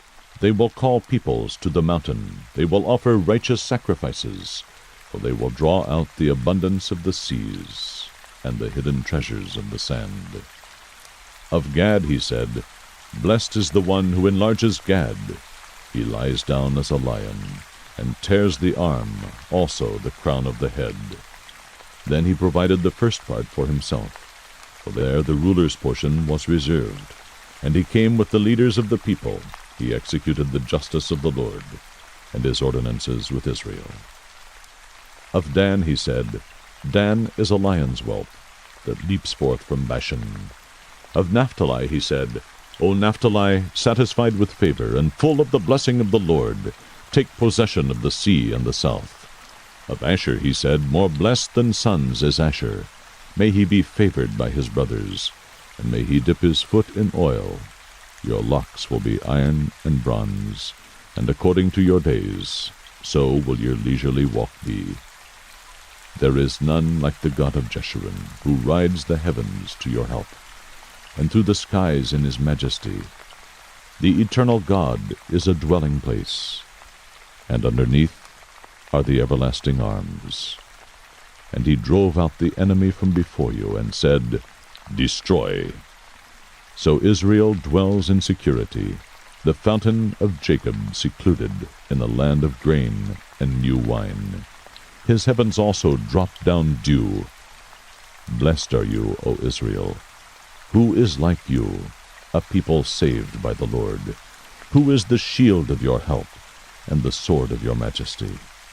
So your enemies will cringe before you, and you will tread upon their high places. Deuteronomy 34. Now Moses went up from the plains of Moab to Mount Nebo, to the top of Pisgah, which is opposite Jericho. And the Lord showed him all the land, Gilead as far as Dan, and all Naphtali, and the land of Ephraim and Manasseh, and all the land of Judah as far as the western sea, and the Negev, and the plain and the valley of Jericho, the city of palm trees, as far as Zoar. Then the Lord said to him, This is the land which I swore to Abraham, Isaac, and Jacob, saying, I will give it to your descendants. I have let you see it with your eyes, but you shall not go over there. So Moses, the servant of the Lord, died there in the land of Moab, according to the word of the Lord. And he buried him in the valley in the land of Moab, opposite Beth-peor. But no man knows his burial place to this day. Although Moses was 120 years old when he died, his eye was not dim, nor his vigor abated. So the sons of Israel wept for Moses in the plains of Moab 30 days. Then the days of weeping and mourning for Moses came to an end. Now Joshua, the son of Nun, was filled with the spirit of wisdom, for Moses had laid his hands on him, and the sons of Israel listened to him, and did as the Lord had commanded Moses. Since that time no prophet has risen in Israel like Moses, whom the Lord knew face to face. For all the signs and wonders which the Lord sent him to perform in the land of Egypt against Pharaoh, all his servants, and all his land, and for all the mighty power, and for all the great terror which Moses performed in the sight of all Israel. The Book of Joshua, Chapter 1. Now it came about, after the death of Moses, the servant of the Lord, that the Lord spoke to Joshua the son of Nun, Moses' servant, saying, Moses, my servant, is dead. Now, therefore, arise, cross this Jordan, you and all this people, to the land which I am giving to them, to the sons of Israel. Every place on which the sole of your foot treads, I have given it to you, just as I spoke to Moses, from the wilderness and this Lebanon, even as far as the great river, the river Euphrates, all the land of the Hittites, and as far as the great sea toward the setting of the sun will be your territory. No man will be able to stand before you all the days of your life. Just as I have been with Moses, I will be with you. I will not fail you or forsake you. Be strong and courageous, for you shall give this people possession of the land which I swore to their fathers to give them. Only be strong and very courageous. Be careful to do according to all the law which Moses my servant commanded you. Do not turn from it to the right or to the left, so that you may have success wherever you go. This book of the law shall not depart from your mouth, but you shall meditate on it day and night, so that you may be careful to do according to all that is written in it. For then you will make your way prosperous, and then you will have success. Have I not commanded you, be strong and courageous? Do not tremble or be dismayed, for the Lord your God is with you wherever you go. Then Joshua commanded the officers of the people, saying, pass through the midst of the camp, and command the people, saying, Prepare provisions for yourselves, for within 3 days you are to cross this Jordan, to go in to possess the land which the Lord your God is giving you, to possess it. To the Reubenites and to the Gadites, and to the half-tribe of Manasseh, Joshua said, Remember the word which Moses the servant of the Lord commanded you, saying, The Lord your God gives you rest, and will give you this land. Your wives, your little ones, and your cattle shall remain in the land which Moses gave you beyond the Jordan, but you shall cross before your brothers in battle array, all your valiant warriors, and shall help them, until the Lord gives your brothers rest, as he gives you. And they also possess the land which the Lord your God is giving them. Then you shall return to your own land, and possess that which Moses the servant of the Lord gave you beyond the Jordan toward the sunrise. They answered Joshua, saying, All that you have commanded us we will do, and wherever you send us we will go. Just as we obeyed Moses in all things, so we will obey you. Only may the Lord your God be with you, as he was with Moses. Anyone who rebels against your command and does not obey your words in all that you command him shall be put to death. Only be strong and courageous. Joshua 2. Then Joshua, the son of Nun, sent 2 men as spies secretly from Shittim, saying, Go, view the land, especially Jericho. So they went and came into the house of a harlot, whose name was Rahab, and lodged there. It was told the king of Jericho, saying, Behold, men from the sons of Israel have come here tonight to search out the land. And the king of Jericho sent word to Rahab, saying, Bring out the men who have come to you, who have entered your house, for they have come to search out all the land. But the woman had taken the 2 men and hidden them, and she said, Yes, the men came to me, but I did not know where they were from. It came about when it was time to shut the gate at dark, that the men went out. I do not know where the men went. Pursue them quickly, for you will overtake them. But she had brought them up to the roof, and hidden them in the stalks of flax, which she had laid in order on the roof. So the men pursued them on the road to the Jordan to the fords, and as soon as those who were pursuing them had gone out, they shut the gate.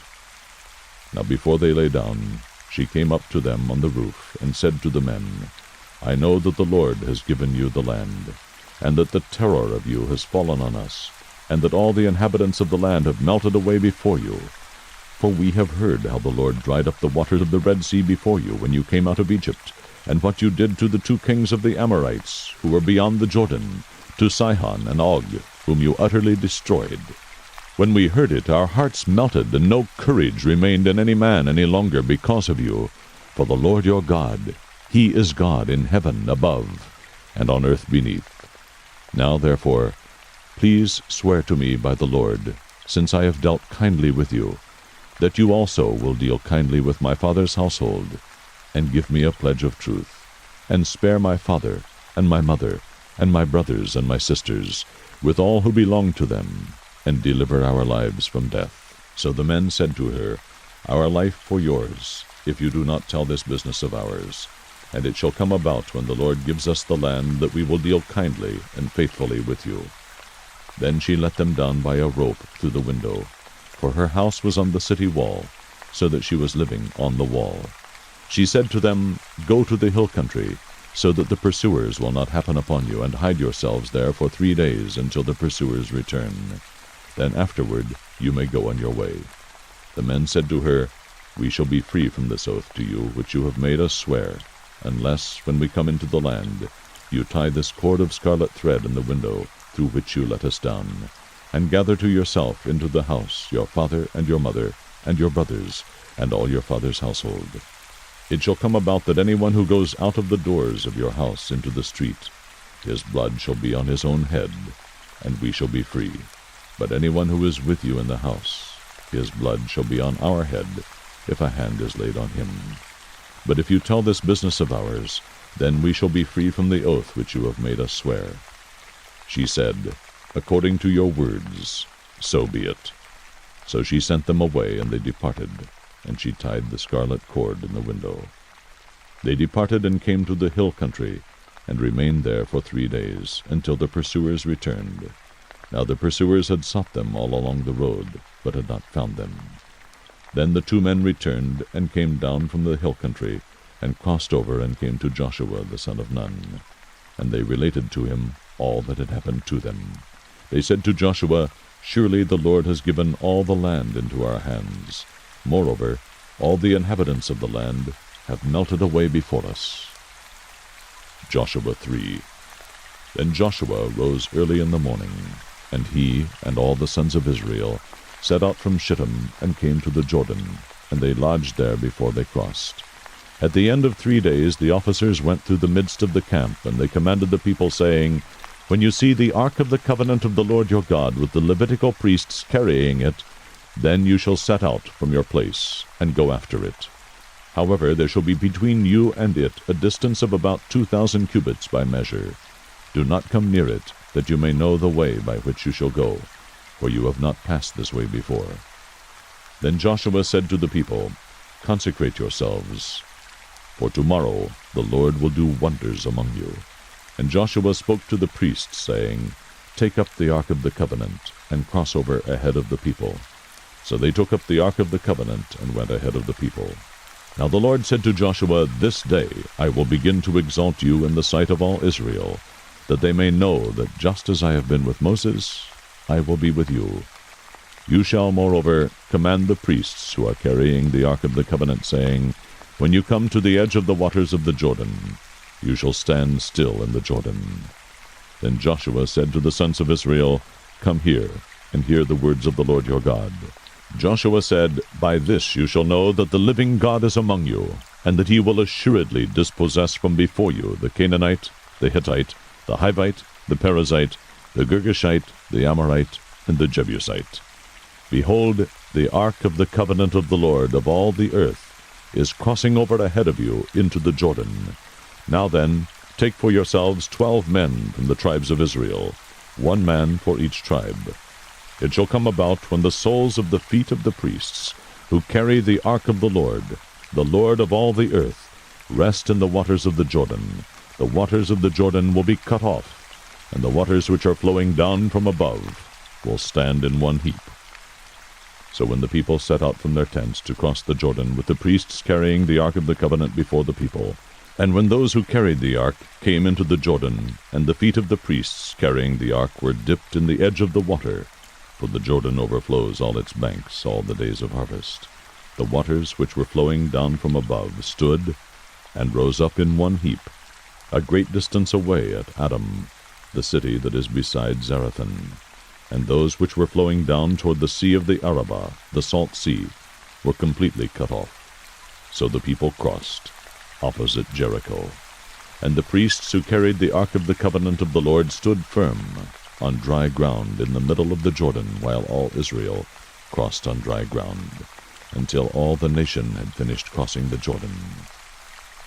Joshua 4. Now when all the nation had finished crossing the Jordan, the Lord spoke to Joshua, saying, "Take for yourselves 12 men from the people, 1 man from each tribe, and command them, saying, Take up for yourselves 12 stones from here, out of the middle of the Jordan, from the place where the priests' feet are standing firm, and carry them over with you, and lay them down in the lodging place where you will lodge tonight." So Joshua called the 12 men whom he had appointed from the sons of Israel, 1 man from each tribe. And Joshua said to them, "Cross again to the ark of the Lord your God, into the middle of the Jordan, and each of you take up a stone on his shoulder, according to the number of the tribes of the sons of Israel. Let this be a sign among you, so that when your children ask later, saying, What do these stones mean to you? Then you shall say to them, Because the waters of the Jordan were cut off before the ark of the covenant of the Lord, when it crossed the Jordan, the waters of the Jordan were cut off. So these stones shall become a memorial to the sons of Israel forever." Thus the sons of Israel did as Joshua commanded, and took up 12 stones from the middle of the Jordan, just as the Lord spoke to Joshua, according to the number of the tribes of the sons of Israel, and they carried them over with them to the lodging place, and put them down there.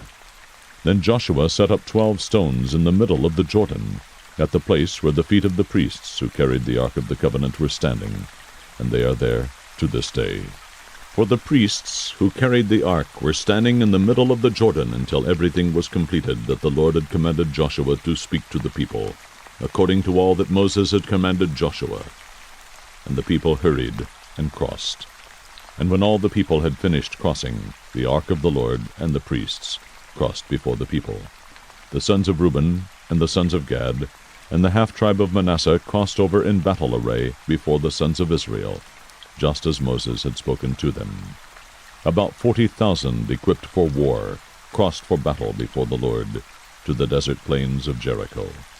On that day the Lord exalted Joshua in the sight of all Israel, so that they revered him, just as they had revered Moses all the days of his life. Now the Lord said to Joshua, Command the priests who carry the ark of the testimony, that they come up from the Jordan.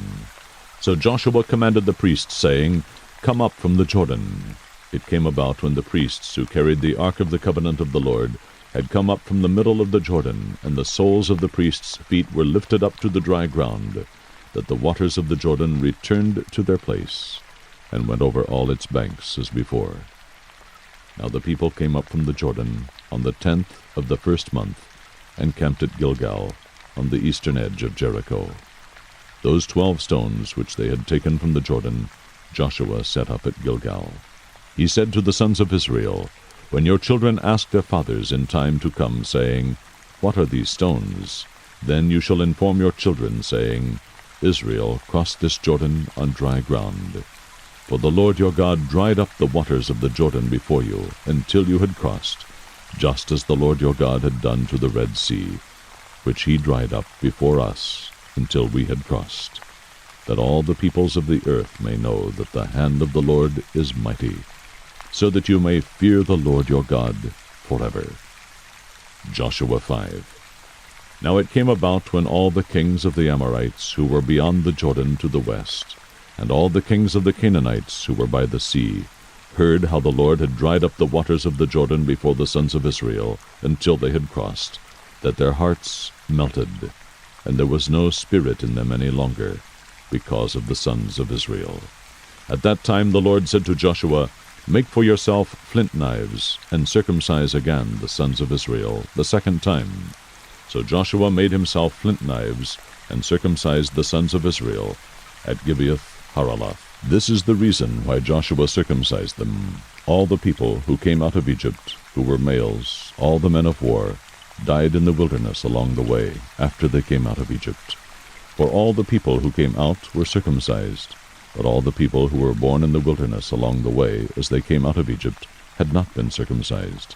For the sons of Israel walked 40 years in the wilderness, until all the nation, that is, the men of war who came out of Egypt, perished, because they did not listen to the voice of the Lord, to whom the Lord had sworn that he would not let them see the land which the Lord had sworn to their fathers to give us, a land flowing with milk and honey. Their children whom he raised up in their place Joshua circumcised, though they were uncircumcised, because they had not circumcised them along the way. Now when they had finished circumcising all the nation, they remained in their places in the camp until they were healed. Then the Lord said to Joshua, Today I have rolled away the reproach of Egypt from you. So the name of that place is called Gilgal to this day. While the sons of Israel camped at Gilgal, they observed the Passover on the evening of the 14th day of the month, on the desert plains of Jericho. On the day after the Passover, on that very day, they ate some of the produce of the land, unleavened cakes and parched grain. The manna ceased on the day after they had eaten some of the produce of the land, so that the sons of Israel no longer had manna, but they ate some of the yield of the land of Canaan during that year. Now it came about when Joshua was by Jericho, that he lifted up his eyes and looked, and behold, a man was standing opposite him, with his sword drawn in his hand. And Joshua went to him and said to him, Are you for us, or for our adversaries? He said, No, rather I indeed come now as captain of the host of the Lord. And Joshua fell on his face to the earth, and bowed down, and said to him, What has my Lord to say to his servant? The captain of the Lord's host said to Joshua, Remove your sandals from your feet, for the place where you are standing is holy. And Joshua did so. Joshua 6. Now Jericho was tightly shut because of the sons of Israel. No one went out, and no one came in. The Lord said to Joshua, See, I have given Jericho into your hand, with its king and the valiant warriors. You shall march around the city, all the men of war, circling the city once. You shall do so for 6 days. Also 7 priests shall carry 7 trumpets of ram's horns before the ark. Then, on the 7th day, you shall march around the city 7 times, and the priests shall blow the trumpets. It shall be that when they make a long blast with the ram's horn, and when you hear the sound of the trumpet, all the people shall shout with a great shout, and the wall of the city will fall down flat, and the people will go up every man straight ahead. So Joshua the son of Nun called the priests, and said to them, Take up the ark of the covenant, and let 7 priests carry 7 trumpets of ram's horns before the ark of the Lord. Then he said to the people, Go forward, and march around the city, and let the armed men go on before the ark of the Lord. And it was so, that when Joshua had spoken to the people, the 7 priests, carrying the 7 trumpets of ram's horns before the Lord, went forward and blew the trumpets, and the ark of the covenant of the Lord followed them. The armed men went before the priests, who blew the trumpets, and the rear guard came after the ark, while they continued to blow the trumpets. But Joshua commanded the people, saying, You shall not shout, nor let your voice be heard, nor let a word proceed out of your mouth, until the day I tell you, Shout. Then you shall shout. So he had the ark of the Lord taken around the city, circling it once. Then they came into the camp, and spent the night in the camp. Now Joshua rose early in the morning, and the priests took up the ark of the Lord. The 7 priests, carrying the 7 trumpets of ram's horns before the ark of the Lord, went on continually, and blew the trumpets, and the armed men went before them, and the rear guard came after the ark of the Lord, while they continued to blow the trumpets. Thus the 2nd day they marched around the city once, and returned to the camp. They did so for 6 days. Then on the 7th day they rose early at the dawning of the day, and marched around the city in the same manner 7 times. Only on that day they marched around the city 7 times. At the 7th time, when the priests blew the trumpets, Joshua said to the people, Shout, for the Lord has given you the city. The city shall be under the ban. It and all that is in it belongs to the Lord. Only Rahab the harlot, and all who are with her in the house shall live, because she hid the messengers whom we sent. But as for you, only keep yourselves from the things under the ban, so that you do not covet them, and take some of the things under the ban, and make the camp of Israel accursed, and bring trouble on it. But all the silver and gold and articles of bronze and iron are holy to the Lord. They shall go into the treasury of the Lord. So the people shouted, and priests blew the trumpets. And when the people heard the sound of the trumpet, the people shouted with a great shout, and the wall fell down flat, so that the people went up into the city, every man straight ahead, and they took the city. They utterly destroyed everything in the city, both man and woman, young and old, and ox and sheep and donkey, with the edge of the sword. Joshua said to the 2 men who had spied out the land, Go into the harlot's house, and bring the woman and all she has out of there, as you have sworn to her. So the young men who were spies went in and brought out Rahab and her father and her mother and her brothers, and all she had. They also brought out all her relatives, and placed them outside the camp of Israel. They burned the city with fire, and all that was in it, only the silver and gold and articles of bronze and iron, they put into the treasury of the house of the Lord. However, Rahab the harlot, and her father's household, and all she had, Joshua spared. And she has lived in the midst of Israel to this day. For she hid the messengers whom Joshua sent out to spy out Jericho. Then Joshua made them take an oath at that time, saying, Cursed before the Lord is the man who rises up and builds this city, Jericho, with the loss of his firstborn. He shall lay its foundation, and with the loss of his youngest son he shall set up its gates. So the Lord was with Joshua, and his fame was in all the land. Joshua 7. But the sons of Israel acted unfaithfully in regard to the things under the ban. For Achan, the son of Carmi, the son of Zabdi, the son of Zerah, from the tribe of Judah, took some of the things under the ban. Therefore the anger of the Lord burned against the sons of Israel. Now Joshua sent men from Jericho to Ai, which is near Bethaven, east of Bethel, and said to them, Go up and spy out the land. So the men went up and spied out Ai. They returned to Joshua and said to him, Do not let all the people go up. Only about 2,000 or 3,000 men need go up to Ai. Do not make all the people toil up there, for they are few. So about 3,000 men from the people went up there, but they fled from the men of Ai. The men of Ai struck down about 36 of their men, and pursued them from the gate as far as Shebarim, and struck them down on the descent. So the hearts of the people melted and became as water. Then Joshua tore his clothes and fell to the earth on his face before the ark of the Lord until the evening, both he and the elders of Israel, and they put dust on their heads. Joshua said, Alas, O Lord God, why did you ever bring this people over the Jordan, only to deliver us into the hand of the Amorites, to destroy us? If only we had been willing to dwell beyond the Jordan. O Lord, what can I say, since Israel has turned their back before their enemies? For the Canaanites and all the inhabitants of the land will hear of it, and they will surround us, and cut off our name from the earth. And what will you do for your great name? So the Lord said to Joshua, Rise up. Why is it that you have fallen on your face? Israel has sinned, and they have also transgressed my covenant which I commanded them. And they have even taken some of the things under the ban, and have both stolen and deceived. Moreover, they have also put them among their own things.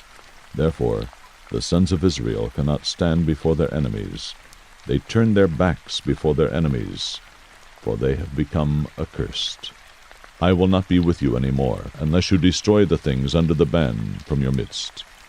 Rise up, consecrate the people, and say, Consecrate yourselves for tomorrow, for thus the Lord, the God of Israel, has said, There are things under the ban in your midst, O Israel. You cannot stand before your enemies until you have removed the things under the ban from your midst. In the morning then you shall come near by your tribes, and it shall be that the tribe which the Lord takes by lot shall come near by families, and the family which the Lord takes shall come near by households, and the household which the Lord takes shall come near, man by man. It shall be that the one who is taken with the things under the ban shall be burned with fire, he and all that belongs to him, because he has transgressed the covenant of the Lord, and because he has committed a disgraceful thing in Israel. So Joshua arose early in the morning, and brought Israel near by tribes, and the tribe of Judah was taken. He brought the family of Judah near, and he took the family of the Zerahites, and he brought the family of the Zerahites near, man by man, and Zabdi was taken. He brought his household near, man by man, and Achan, son of Carmi, son of Zabdi, son of Zerah, from the tribe of Judah was taken. Then Joshua said to Achan, My son, I implore you, give glory to the Lord, the God of Israel, and give praise to him, and tell me now what you have done. Do not hide it from me. So Achan answered Joshua and said, Truly, I have sinned against the Lord, the God of Israel, and this is what I did. When I saw among the spoil a beautiful mantle from Shinar, and 200 shekels of silver, and a bar of gold, 50 shekels in weight, then I coveted them, and took them, and behold, they are concealed in the earth inside my tent, with the silver underneath it. So Joshua sent messengers, and they ran to the tent, and behold, it was concealed in his tent, with the silver underneath it. They took them from inside the tent, and brought them to Joshua, and to all the sons of Israel, and they poured them out before the Lord. Then Joshua and all Israel with him took Achan the son of Zerah, the silver, the mantle, the bar of gold, his sons, his daughters, his oxen, his donkeys, his sheep, his tent, and all that belonged to him, and they brought them up to the valley of Achor. Joshua said, Why have you troubled us? The Lord will trouble you this day. And all Israel stoned them with stones, and they burned them with fire, after they had stoned them with stones. They raised over him a great heap of stones that stands to this day, and the Lord turned from the fierceness of his anger. Therefore the name of that place has been called the Valley of Achor to this day. Joshua 8. Now the Lord said to Joshua, "Do not fear or be dismayed. Take all the people of war with you, and arise, go up to Ai. See, I have given into your hand the king of Ai, his people, his city, and his land. You shall do to Ai and its king just as you did to Jericho and its king. You shall take only its spoil and its cattle as plunder for yourselves. Set an ambush for the city behind it." So Joshua rose with all the people of war to go up to Ai. And Joshua chose 30,000 men, valiant warriors, and sent them out at night. He commanded them, saying, "See, you are going to ambush the city from behind it. Do not go very far from the city, but all of you be ready. Then I and all the people who are with me will approach the city, and when they come out to meet us as at the first, we will flee before them. They will come out after us until we have drawn them away from the city. For they will say, 'They are fleeing before us as at the first.' So we will flee before them. And you shall rise from your ambush, and take possession of the city. For the Lord your God will deliver it into your hand. Then it will be, when you have seized the city, that you shall set the city on fire. You shall do it according to the word of the Lord. See, I have commanded you." So Joshua sent them away, and they went to the place of ambush, and remained between Bethel and Ai, on the west side of Ai. But Joshua spent that night among the people. Now Joshua rose early in the morning and mustered the people, and he went up with the elders of Israel before the people to Ai. Then all the people of war who were with him went up and drew near, and arrived in front of the city, and camped on the north side of Ai.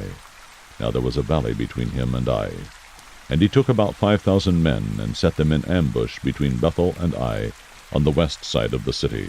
So they stationed the people, all the army that was on the north side of the city, and its rear guard on the west side of the city. And Joshua spent that night in the midst of the valley. It came about, when the king of Ai saw it, that the men of the city hurried, and rose up early, and went out to meet Israel in battle, he and all his people at the appointed place before the desert plain. But he did not know that there was an ambush against him behind the city. Joshua and all Israel pretended to be beaten before them, and fled by the way of the wilderness. And all the people who were in the city were called together to pursue them. And they pursued Joshua, and were drawn away from the city. So not a man was left in Ai or Bethel, who had not gone out after Israel. And they left the city unguarded, and pursued Israel. Then the Lord said to Joshua, "Stretch out the javelin that is in your hand toward Ai, for I will give it into your hand." So Joshua stretched out the javelin that was in his hand toward the city. The men in ambush rose quickly from their place, and when he had stretched out his hand, they ran and entered the city, and captured it, and they quickly set the city on fire. When the men of Ai turned back and looked, behold, the smoke of the city ascended to the sky, and they had no place to flee this way or that. For the people who had been fleeing to the wilderness turned against the pursuers. When Joshua and all Israel saw that the men in ambush had captured the city, and that the smoke of the city ascended, they turned back and slew the men of Ai. The others came out from the city to encounter them, so that they were trapped in the midst of Israel, some on this side and some on that side, and they slew them until no one was left of those who survived or escaped. But they took alive the king of Ai, and brought him to Joshua.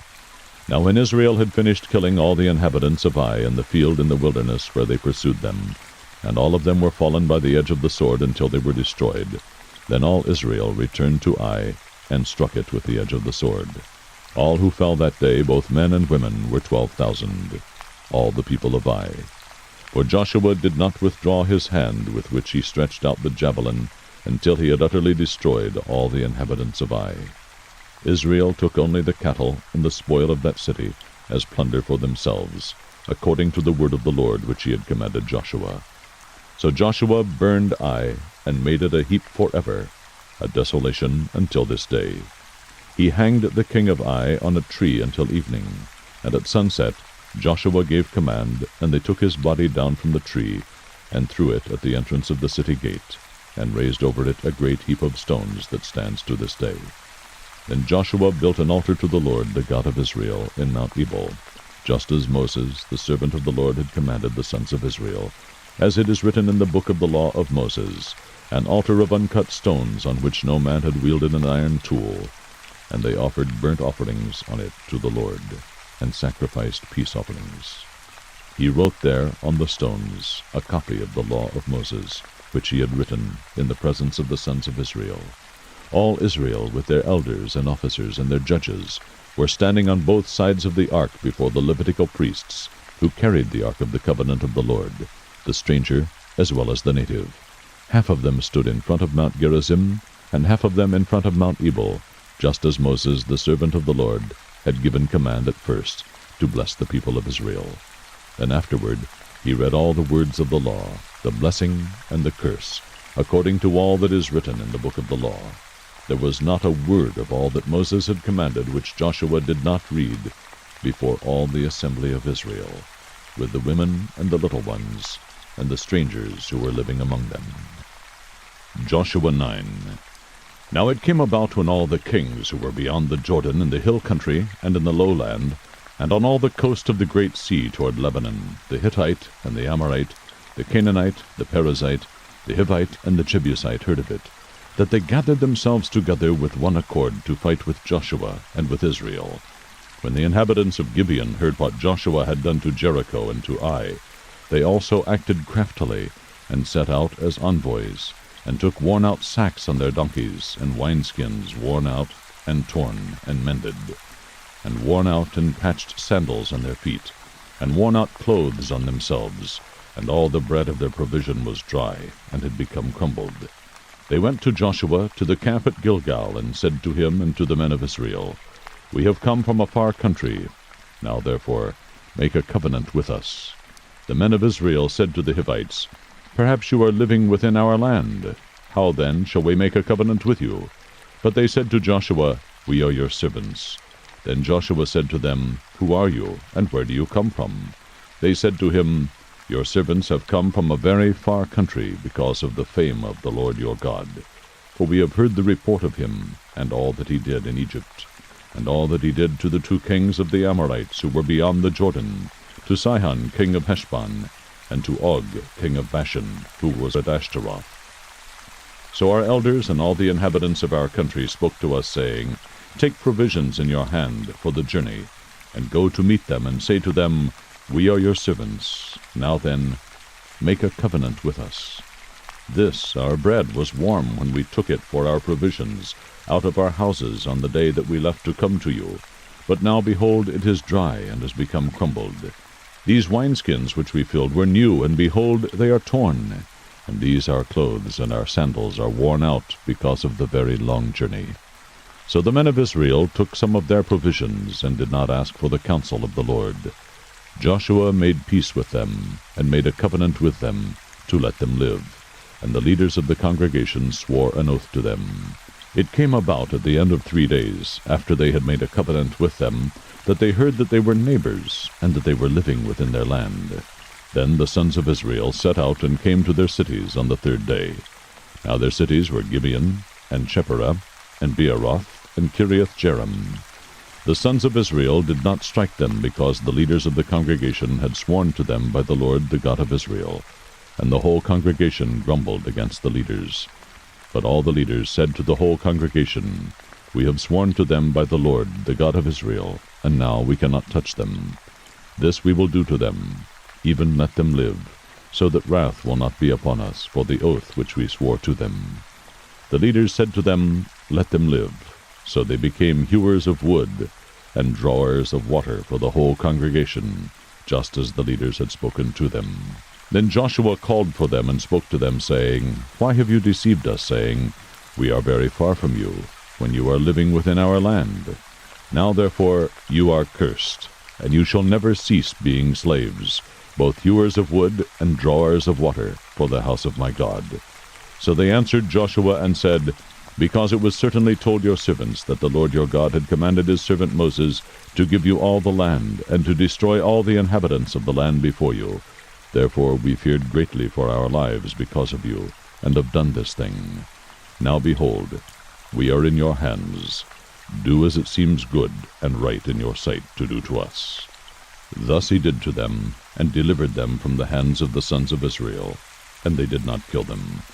But Joshua made them that day hewers of wood and drawers of water for the congregation and for the altar of the Lord, to this day, in the place which he would choose. Joshua 10.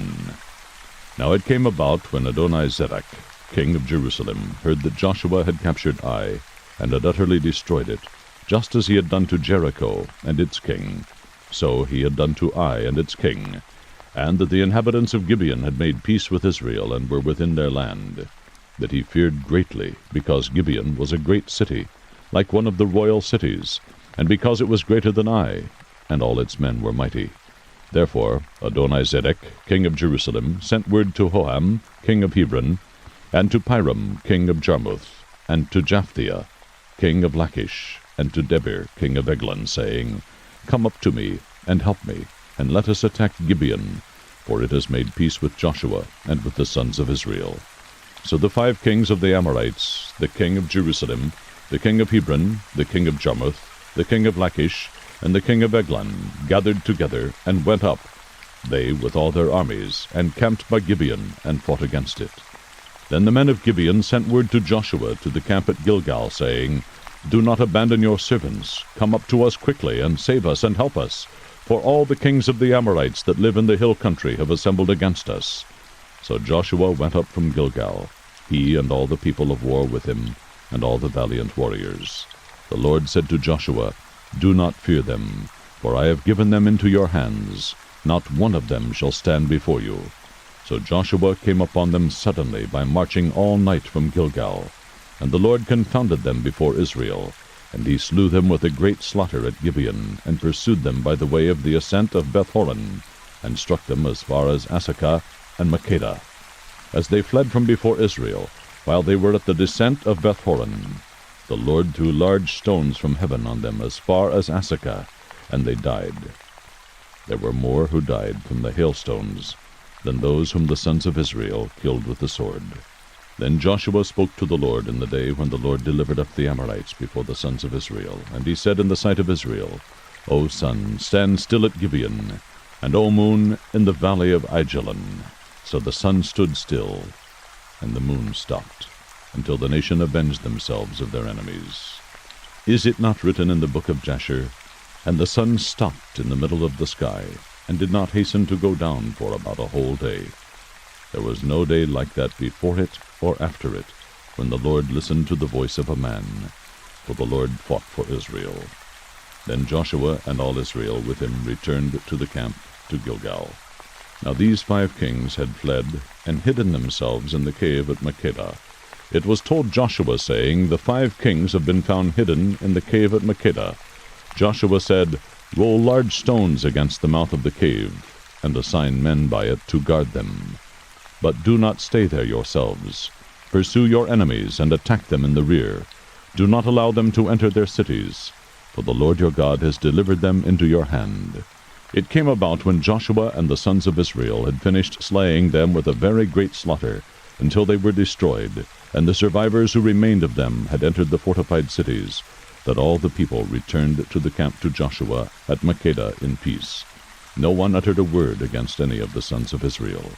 Then Joshua said, Open the mouth of the cave, and bring these 5 kings out to me from the cave.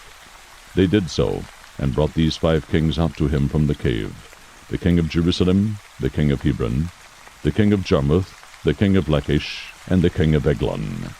When they brought these kings up to Joshua, Joshua called for all the men of Israel, and said to the chiefs of the men of war who had gone with him, Come near, put your feet on the necks of these kings.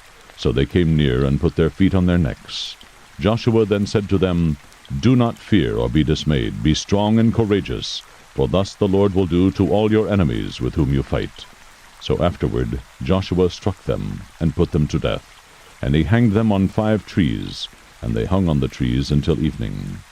It came about at sunset that Joshua gave a command, and they took them down from the trees, and threw them into the cave where they had hidden themselves, and put large stones over the mouth of the cave, to this very day.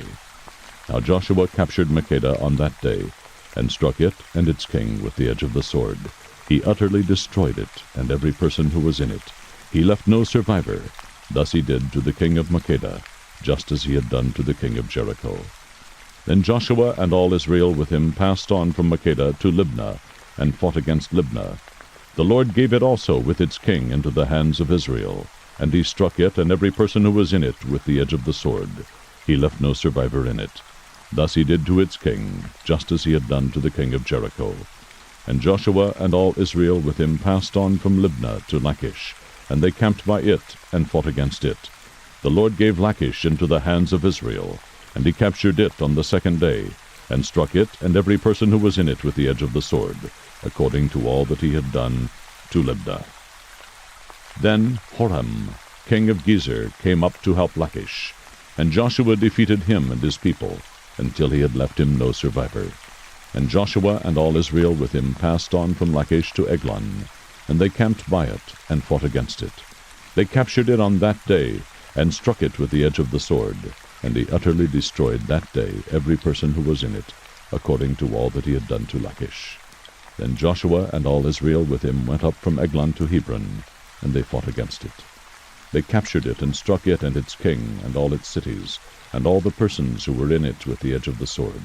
He left no survivor, according to all that he had done to Eglon, and he utterly destroyed it, and every person who was in it. Then Joshua and all Israel with him returned to Debir, and they fought against it. He captured it and its king, and all its cities. And they struck them with the edge of the sword, and utterly destroyed every person who was in it. He left no survivor, just as he had done to Hebron. So he did to Debir and its king, as he had also done to Libnah and its king. Thus Joshua struck all the land, the hill country, and the Negev, and the lowland, and the slopes, and all their kings. He left no survivor, but he utterly destroyed all who breathed, just as the Lord, the God of Israel, had commanded. Joshua struck them from Kadesh Barnea, even as far as Gaza, and all the country of Goshen, even as far as Gibeon. Joshua captured all these kings and their lands at one time, because the Lord, the God of Israel, fought for Israel. So Joshua and all Israel with him returned to the camp at Gilgal. Joshua 11. Then it came about, when Jabin, king of Hazor, heard of it, that he sent to Jobab, king of Madon, and to the king of Shimron, and to the king of Akshaph, and to the kings who were of the north in the hill country, and in the Arabah, south of Chinnereth, and in the lowland, and on the heights of Dor on the west, to the Canaanite on the east and on the west, and the Amorite, and the Hittite, and the Perizzite, and the Jebusite in the hill country, and the Hivite at the foot of Hermon in the land of Mizpah. They came out, they and all their armies with them, as many people as the sand that is on the seashore, with very many horses and chariots. So all of these kings, having agreed to meet, came and encamped together at the waters of Merom to fight against Israel. Then the Lord said to Joshua, Do not be afraid because of them, for tomorrow at this time I will deliver all of them slain before Israel. You shall hamstring their horses, and burn their chariots with fire. So Joshua and all the people of war with him came upon them suddenly by the waters of Merom, and attacked them. The Lord delivered them into the hand of Israel, so that they defeated them, and pursued them as far as Great Sidon, and Mizrephoth-Maim, and the valley of Mizpah to the east, and they struck them until no survivor was left to them. Joshua did to them as the Lord had told him. He hamstrung their horses, and burned their chariots with fire. Then Joshua turned back at that time, and captured Hazor, and struck its king with the sword. For Hazor formerly was the head of all these kingdoms. They struck every person who was in it with the edge of the sword, utterly destroying them. There was no one left who breathed, and he burned Hazor with fire.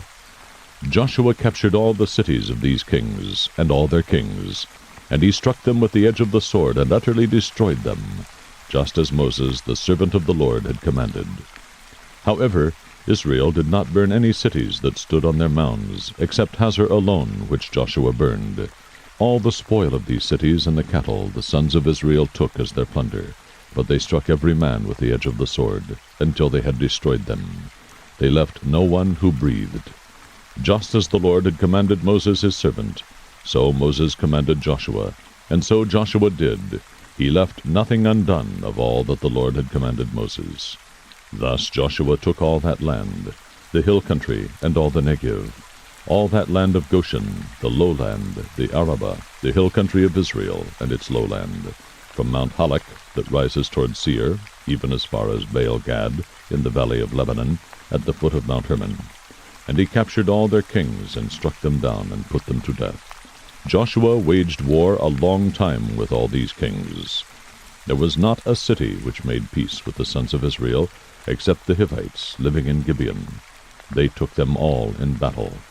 For it was of the Lord to harden their hearts to meet Israel in battle, in order that he might utterly destroy them, that they might receive no mercy, but that he might destroy them, just as the Lord had commanded Moses.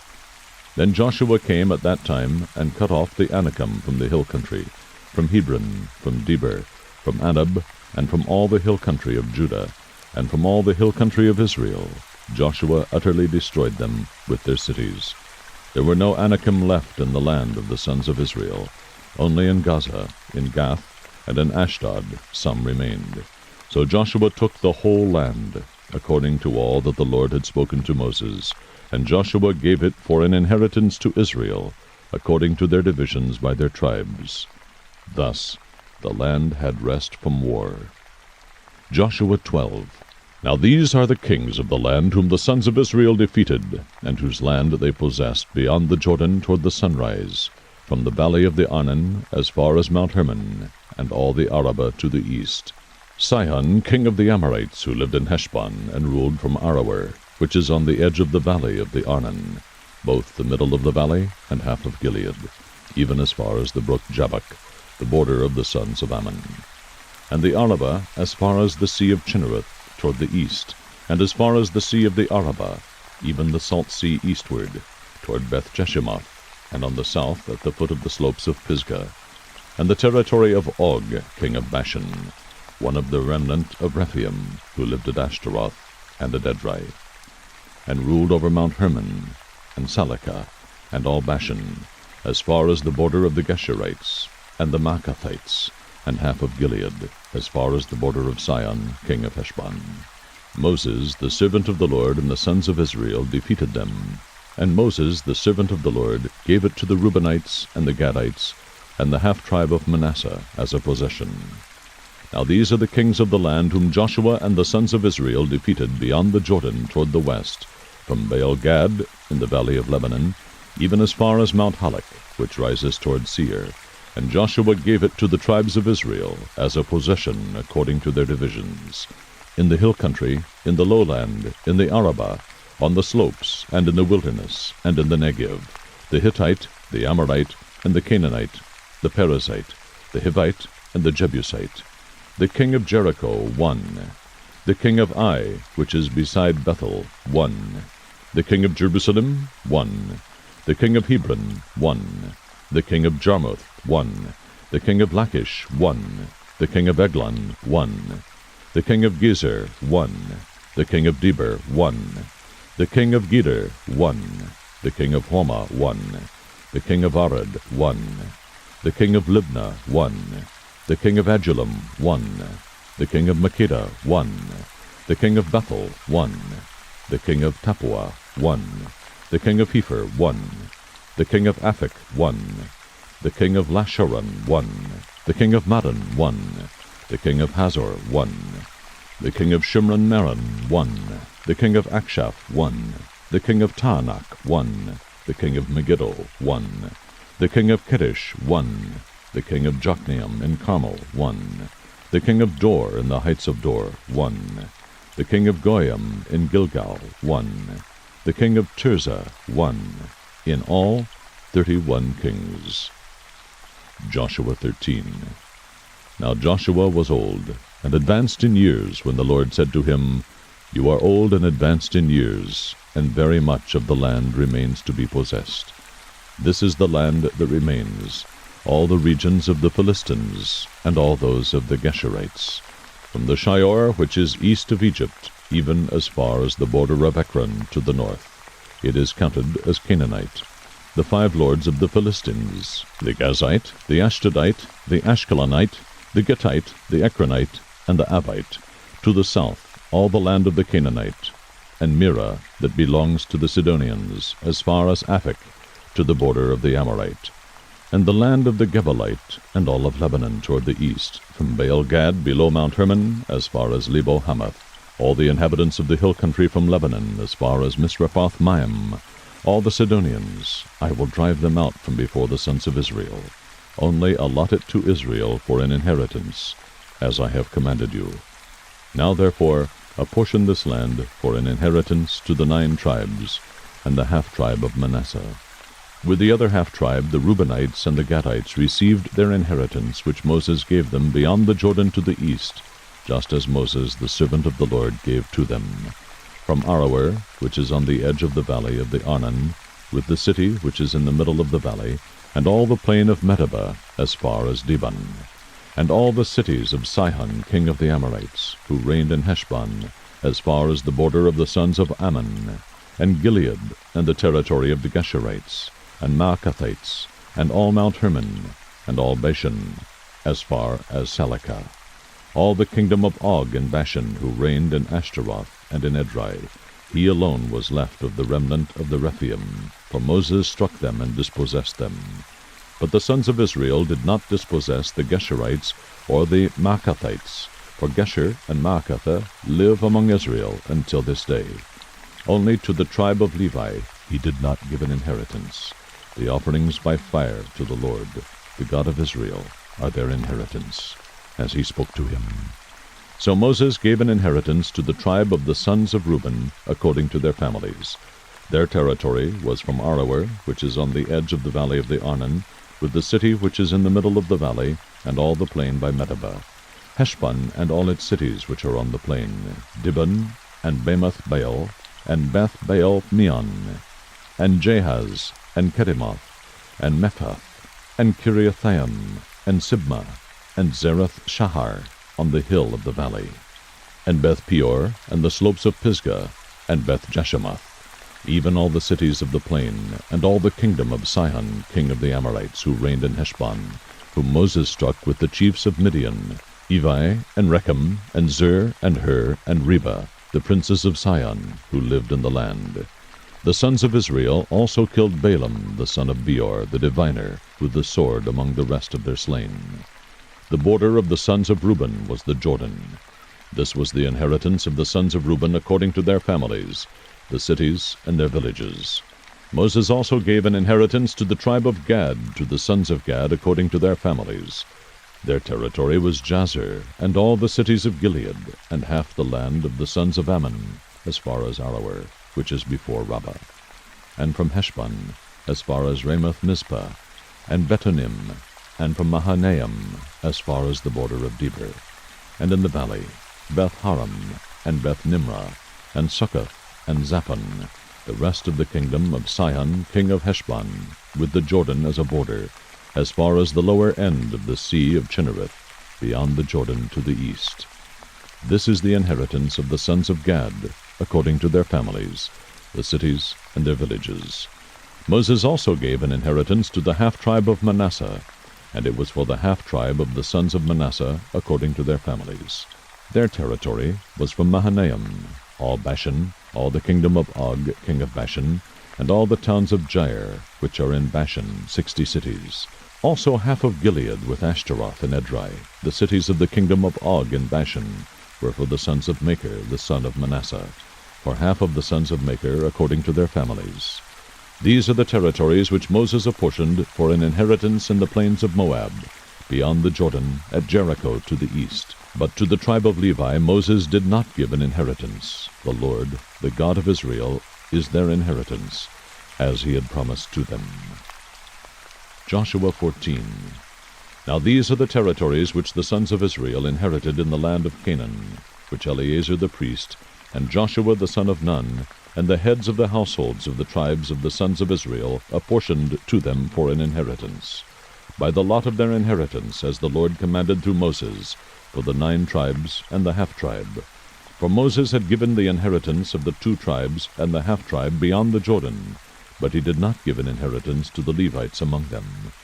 For the sons of Joseph were 2 tribes, Manasseh and Ephraim, and they did not give a portion to the Levites in the land, except cities to live in, with their pasture lands for their livestock and for their property. Thus the sons of Israel did just as the Lord had commanded Moses, and they divided the land. Then the sons of Judah drew near to Joshua in Gilgal, and Caleb, the son of Jephunneh the Kenizzite, said to him, You know the word which the Lord spoke to Moses, the man of God, concerning you and me in Kadesh-barnea. I was 40 years old when Moses, the servant of the Lord, sent me from Kadesh-barnea to spy out the land, and I brought word back to him, as it was in my heart. Nevertheless, my brethren who went up with me made the heart of the people melt with fear, but I followed the Lord my God fully. So Moses swore on that day, saying, Surely the land on which your foot has trodden will be an inheritance to you and to your children forever, because you have followed the Lord my God fully. Now behold, the Lord has let me live, just as he spoke these 45 years, from the time that the Lord spoke this word to Moses, when Israel walked in the wilderness, and now behold, I am 85 years old today. I am still as strong today as I was in the day Moses sent me. As my strength was then, so my strength is now, for war and for going out and coming in. Now then, give me this hill country, about which the Lord spoke on that day.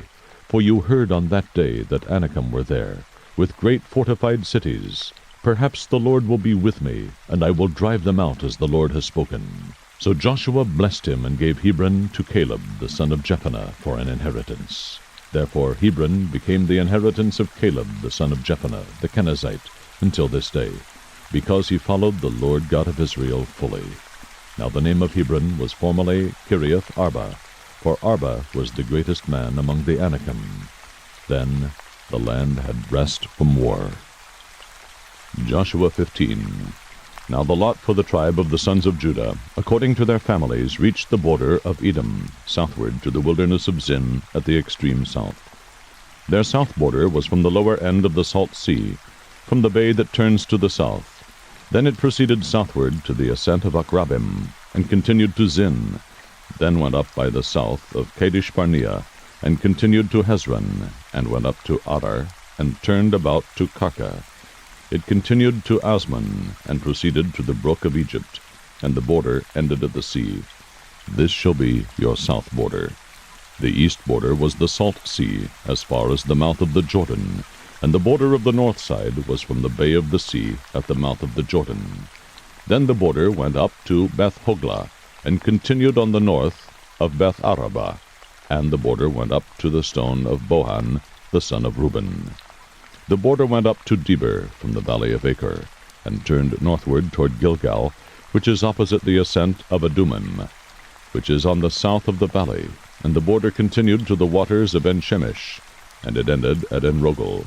Then the border went up the valley of Beth-hinnom, to the slope of the Jebusite on the south, that is Jerusalem, and the border went up to the top of the mountain, which is before the valley of Hinnom to the west, which is at the end of the valley of Rephaim toward the north. From the top of the mountain the border curved to the spring of the waters of Nephtoah, and proceeded to the cities of Mount Ephron. Then the border curved to Baalah, that is, Kiriath-jearim. The border turned about from Baalah westward to Mount Seir, and continued to the slope of Mount Jearim on the north, that is, Chesalon, and went down to Beth-shemesh, and continued through Timnah. The border proceeded to the side of Ekron northward. Then the border curved to Shekeron, and continued to Mount Baalah, and proceeded to Jabneel, and the border ended at the sea. The west border was at the great sea, even its coastline. This is the border around the sons of Judah, according to their families. Now he gave to Caleb, the son of Jephunneh, a portion among the sons of Judah, according to the command of the Lord to Joshua, namely, Kiriath Arba, Arba being the father of Anak, that is, Hebron. Caleb drove out from there the 3 sons of Anak, Shishai, and Ahiman, and Talmai, the children of Anak. Then he went up from there against the inhabitants of Debir. Now the name of Debir formerly was Kiriath-sepher. And Caleb said, The one who attacks Kiriath-sepher and captures it, I will give him Achsah, my daughter, as a wife. Othniel, the son of Kenaz, the brother of Caleb, captured it. So he gave him Achsah his daughter as a wife. It came about that when she came to him, she persuaded him to ask her father for a field. So she alighted from the donkey, and Caleb said to her, What do you want? Then she said, Give me a blessing, since you have given me the land of the Negev. Give me also springs of water. So he gave her the upper springs and the lower springs. This is the inheritance of the tribe of the sons of Judah, according to their families. Now the cities at the extremity of the tribe of the sons of Judah toward the border of Edom in the south were Kabzeel, and Eder, and Jagur, and Kinah, and Dimonah, and Adadah, and Kedesh, and Hazer, and Ithnan, Ziph, and Telam, and Bealoth, and Hazer Hadatah, and Kiriath Hezron, that is, Hazor, Amam, and Shema, and Moladah, and Hazer Gaddah, and Heshmon, and Beth Pelet, and Hazar Shual, and Beersheba, and Biziathiah, Baalah, and Iam, and Ezem, El-Tolad, and Chesel, and Hormah, and Ziklag, and Madmannah, and Sansannah, and Lebioth, and Chilhim, and Ain, and Rimmon, in all 29 cities with their villages. In the lowland, Eshtaol, and Zorah, and Ashna, and Zanoah, and En Gannim, Tappuah, and Enam, Jarmuth, and Adullam, Socoh, and Azekah, and Sha'araim, and Adathaim, and Gederah, and Gederothaim, 14 cities with their villages. Zenon, and Hadashah, and Migdalgad, and Dilian, and Mizpah, and Joktheel, Lachish, and Bozkath, and Eglon, and Kaban, and Lamas, and Chitlish, and Gederoth, Beth-dagon, and Naamah, and Makkedah, 16 cities with their villages. Libnah, and Ether, and Ashan, and Iphta, and Ashna, and Nezib, and Keilah, and Aksib, and Mareshah, 9 cities with their villages. Ekron with its towns and its villages. From Ekron even to the sea, all that were by the side of Ashdod with their villages. Ashdod, its towns and its villages. Gaza, its towns and its villages, as far as the brook of Egypt and the great sea, even its coastline. In the hill country, Shemer, and Jeter, and Socoh, and Dana, and Kiriath Sana, that is, Deber, and Anab, and Eshtemoh, and Anim, and Goshen, and Holon, and Gilo, 11 cities with their villages. Arab, and Duma, and Eshen, and Janam, and Beth Tappuah, and Aphekah, and Humtah, and Kiriath Arba, that is, Hebron, and Zior, 9 cities with their villages. Maon, Carmel, and Ziph, and Juttah, and Jezreel, and Jokdeam, and Zanoah, Cain, Gibeah, and Timnah, 10 cities with their villages. Halhul, Beth Zur, and Gedor, and Maarath, and Beth Anaph, and Eltekon, 6 cities with their villages. Kiriath Baal, that is, Kiriath Jearim, and Rabbah, 2 cities with their villages. In the wilderness, Beth Araba, Middin, and Sikakah, and Nibshan, and the city of Salt, and En-gedi, 6 cities with their villages. Now as for the Jebusites, the inhabitants of Jerusalem, the sons of Judah could not drive them out, so the Jebusites live with the sons of Judah at Jerusalem until this day. Joshua 16. Then the lot for the sons of Joseph went from the Jordan at Jericho to the waters of Jericho on the east into the wilderness, going up from Jericho through the hill country to Bethel. It went from Bethel to Luz, and continued to the border of the Archites at Ataroth. It went down westward to the territory of the Japhletites, as far as the territory of lower Beth-horon, even to Gezer, and it ended at the sea. The sons of Joseph, Manasseh and Ephraim, received their inheritance. Now this was the territory of the sons of Ephraim, according to their families. The border of their inheritance eastward was Ataroth Adar, as far as upper Beth-horon. Then the border went westward at Mikmetoth on the north, and the border turned about eastward to Tanath Shiloh, and continued beyond it to the east of Janoah.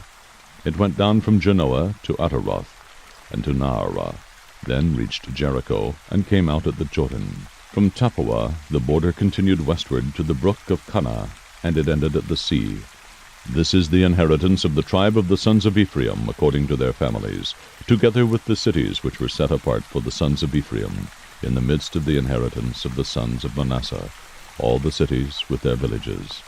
But they did not drive out the Canaanites, who lived in Gezer, so the Canaanites live in the midst of Ephraim to this day, and they became forced laborers. Joshua 17. Now this was the lot for the tribe of Manasseh, for he was the firstborn of Joseph. To Machir, the firstborn of Manasseh, the father of Gilead, were allotted Gilead and Bashan, because he was a man of war. So the lot was made for the rest of the sons of Manasseh, according to their families, for the sons of Abiezer, and for the sons of Helek, and for the sons of Azrael, and for the sons of Shechem, and for the sons of Hepher, and for the sons of Shemida.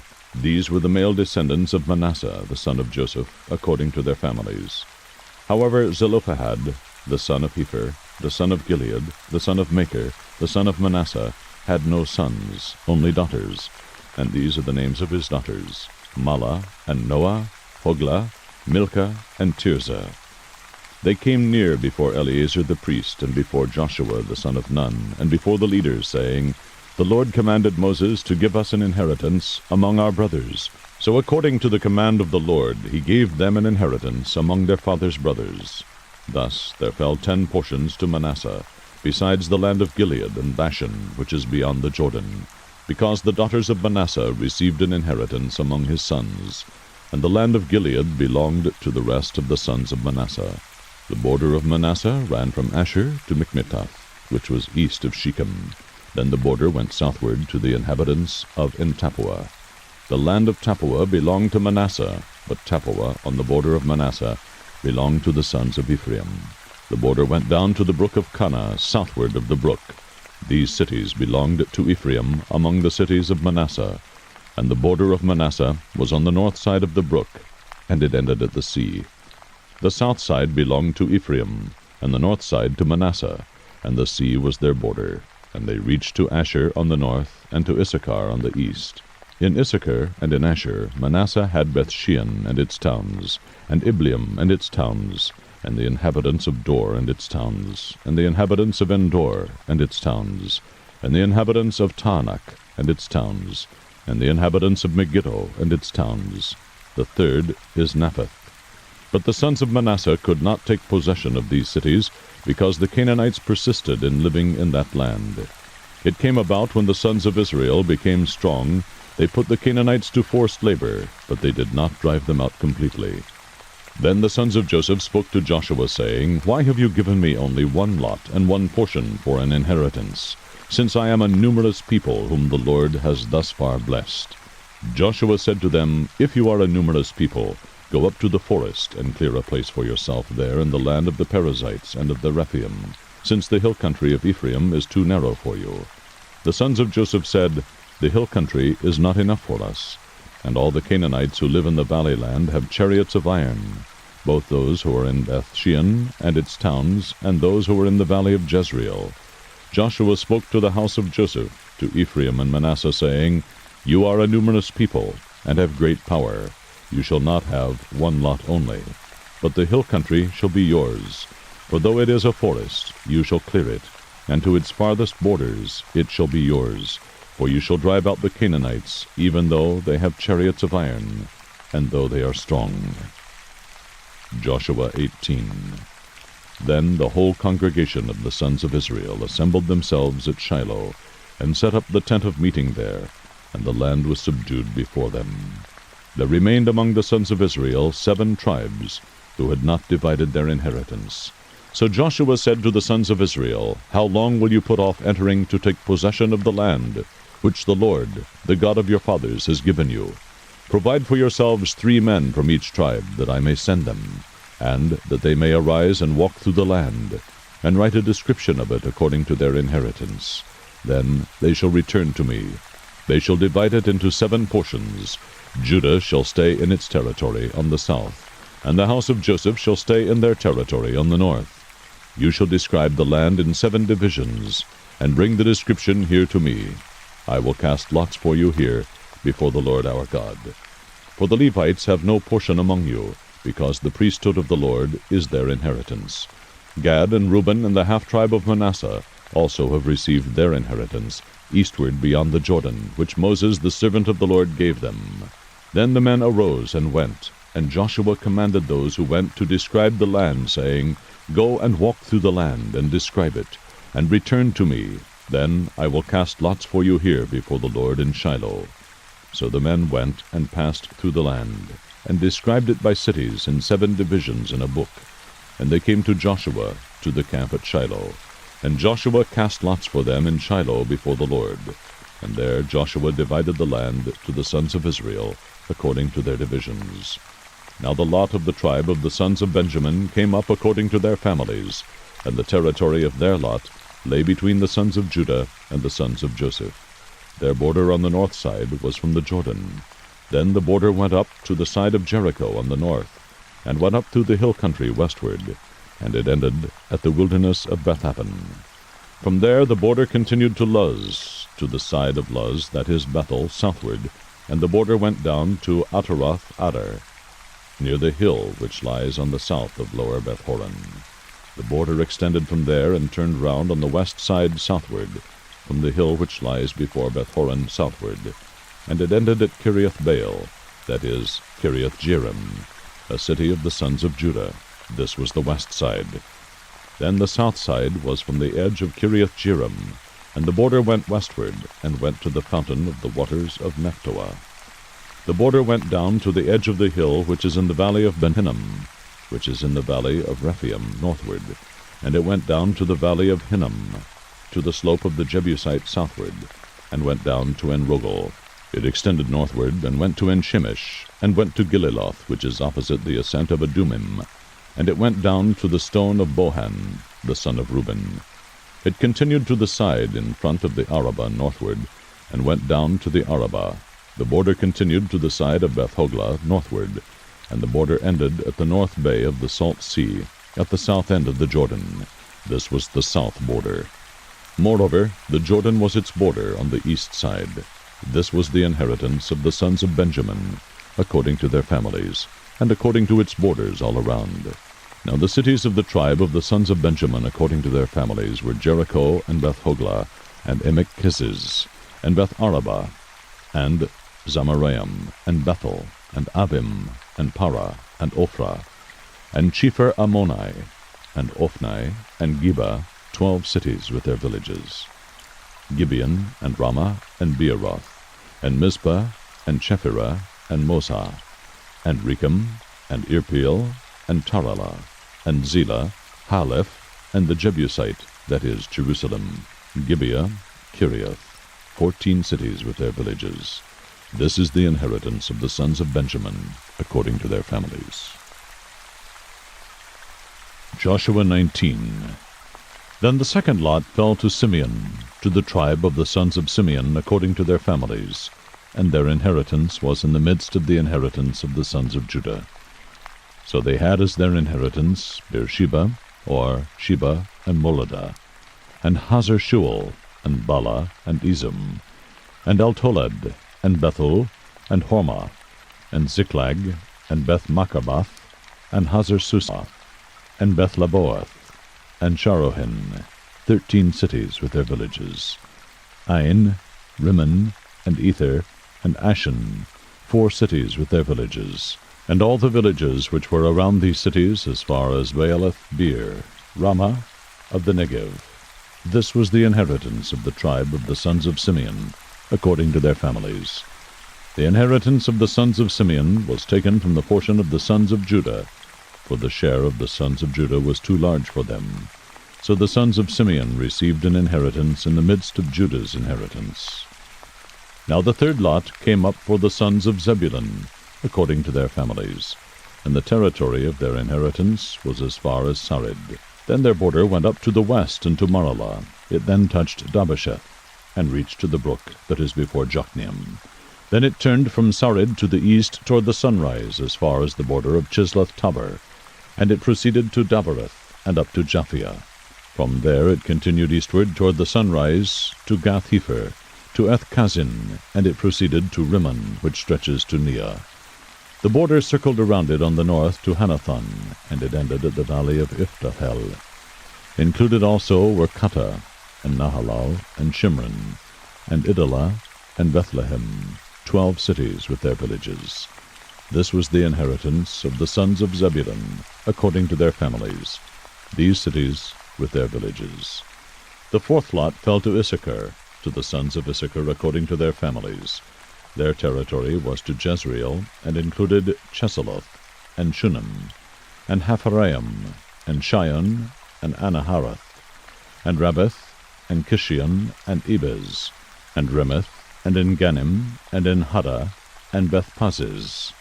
The border reached to Tabor, and Shahazumah, and Beth-shemesh, and their border ended at the Jordan, 16 cities with their villages. This was the inheritance of the tribe of the sons of Issachar, according to their families, the cities with their villages.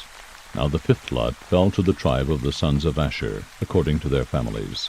Their territory was Halkath, and Hale, and Beton, and Akshaph, and Alimelech, and Amad, and Mishal, and it reached to Carmel on the west, and to Shihar-libnath. It turned toward the east to Beth-dagon, and reached to Zebulun, and to the valley of Iftahel, northward to Beth-emek, and Neel. Then it proceeded on north to Cabul, and Ebron, and Rehob, and Hammon, and Cana, as far as Great Sidon. The border turned to Ramah, and to the fortified city of Tyre. Then the border turned to Hosah, and it ended at the sea by the region of Aksib. Included also were Ummah, and Aphek, and Rehob, 22 cities with their villages. This was the inheritance of the tribe of the sons of Asher, according to their families. These cities with their villages. The sixth lot fell to the sons of Naphtali, according to their families. Their border was from Heleph, from the oak in Zaanannim, and Adamai Nekib, and Jabneel, as far as Lachum, and it ended at the Jordan. Then the border turned westward to Aznoth Tabor, and proceeded from there to Hukok, and it reached to Zebulun on the south, and touched Asher on the west, and to Judah at the Jordan toward the east. The fortified cities were Ziddim, Zer, and Hamath, Rakkath, and Chinnereth, and Adamah, and Ramah, and Hazor, and Kadesh, and Edrei, and Enhazer, and Yiran, and Migdal, Horem, and Beth-anath, and Beth-shemesh, 19 cities with their villages. This was the inheritance of the tribe of the sons of Naphtali, according to their families, the cities with their villages. The seventh lot fell to the tribe of the sons of Dan, according to their families. The territory of their inheritance was Zorah, and Eshtaol, and Ir-shemesh, and Shoyalaben, and Aijalon, and Ithlah, and Elon, and Timnah, and Ekron, and Eltekah, and Gibbethon, and Baalath, and Jehud, and Beneberek, and Gath-rimmon, and Mijarkon, and Rakan, with the territory over against Joppa. The territory of the sons of Dan proceeded beyond them, for the sons of Dan went up and fought with Leshem, and captured it.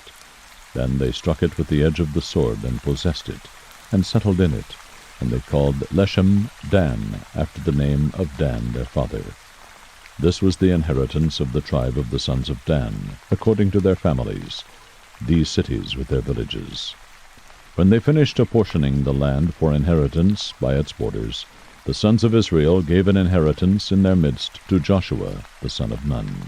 In accordance with the command of the Lord, they gave him the city for which he asked, Timnath-Serah, in the hill country of Ephraim. So he built the city and settled in it. These are the inheritances which Eleazar the priest, and Joshua the son of Nun, and the heads of the households of the tribes of the sons of Israel distributed by lot in Shiloh, before the Lord at the doorway of the tent of meeting. So they finished dividing the land. Joshua 20. Then the Lord spoke to Joshua, saying, Speak to the sons of Israel, saying, Designate the cities of refuge, of which I spoke to you through Moses, that the manslayer who kills any person unintentionally, without premeditation, may flee there, and they shall become your refuge from the avenger of blood. He shall flee to one of these cities, and shall stand at the entrance of the gate of the city, and state his case in the hearing of the elders of that city. And they shall take him into the city to them, and give him a place, so that he may dwell among them. Now if the avenger of blood pursues him, then they shall not deliver the manslayer into his hand, because he struck his neighbor without premeditation, and did not hate him beforehand. He shall dwell in that city until he stands before the congregation for judgment, until the death of the one who is high priest in those days. Then the manslayer shall return to his own city, and to his own house, to the city from which he fled. So they set apart Kadesh in Galilee in the hill country of Naphtali, and Shechem in the hill country of Ephraim, and Kiriath Arba, that is Hebron, in the hill country of Judah.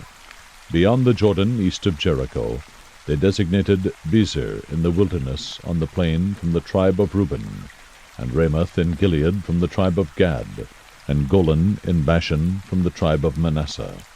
These were the appointed cities for all the sons of Israel, and for the stranger who sojourns among them, that whoever kills any person unintentionally may flee there, and not die by the hand of the avenger of blood, until he stands before the congregation. Joshua 21. Then the heads of households of the Levites approached Eleazar the priest, and Joshua the son of Nun, and the heads of households of the tribes of the sons of Israel. They spoke to them at Shiloh in the land of Canaan, saying, The Lord commanded through Moses to give us cities to live in, with their pasture lands for our cattle. So the sons of Israel gave the Levites from their inheritance these cities with their pasture lands, according to the command of the Lord. Then the lot came out for the families of the Kohathites, and the sons of Aaron the priest, who were of the Levites, received 13 cities by lot from the tribe of Judah, and from the tribe of the Simeonites, and from the tribe of Benjamin. The rest of the sons of Kohath received 10 cities by lot from the families of the tribe of Ephraim, and from the tribe of Dan, and from the half-tribe of Manasseh. The sons of Gershon received 13 cities by lot from the families of the tribe of Issachar, and from the tribe of Asher, and from the tribe of Naphtali, and from the half-tribe of Manasseh in Bashan. The sons of Merari, according to their families, received 12 cities from the tribe of Reuben, and from the tribe of Gad, and from the tribe of Zebulun. Now the sons of Israel gave by lot to the Levites these cities with their pasture lands, as the Lord had commanded through Moses. They gave these cities, which are here mentioned by name, from the tribe of the sons of Judah, and from the tribe of the sons of Simeon. And they were for the sons of Aaron, one of the families of the Kohathites, of the sons of Levi, for the lot was theirs first. Thus they gave them Kiriath Arba, Arba being the father of Anak, that is, Hebron, in the hill country of Judah, with its surrounding pasture lands. But the fields of the city and its villages they gave to Caleb, the son of Jephunneh, as his possession. So to the sons of Aaron the priest they gave Hebron, the city of refuge for the manslayer, with its pasture lands, and Libnah with its pasture lands, and Jatir with its pasture lands, and Eshtemoa with its pasture lands, and Holon with its pasture lands, and Deber with its pasture lands, and Ain with its pasture lands, and Juttah with its pasture lands, and Bethshemesh with its pasture lands, 9 cities from these 2 tribes. From the tribe of Benjamin, Gibeon with its pasture lands, Geba with its pasture lands, Anathoth with its pasture lands, and Almon with its pasture lands, 4 cities. All the cities of the sons of Aaron the priests were 13 cities with their pasture lands. Then the cities from the tribe of Ephraim were allotted to the families of the sons of Kohath, the Levites, even to the rest of the sons of Kohath.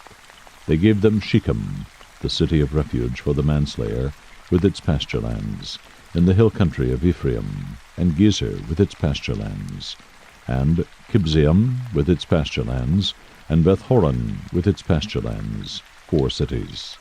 From the tribe of Dan, Eltekeh with its pasture lands, Gibbethon with its pasture lands, Aijalon with its pasture lands, Gathrimmon with its pasture lands, 4 cities.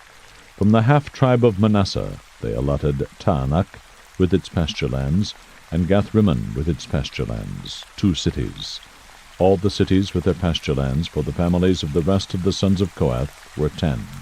To the sons of Gershon, one of the families of the Levites, from the half-tribe of Manasseh, they gave Golan in Bashan, the city of refuge for the manslayer, with its pasture lands, and Beeshtera with its pasture lands, 2 cities.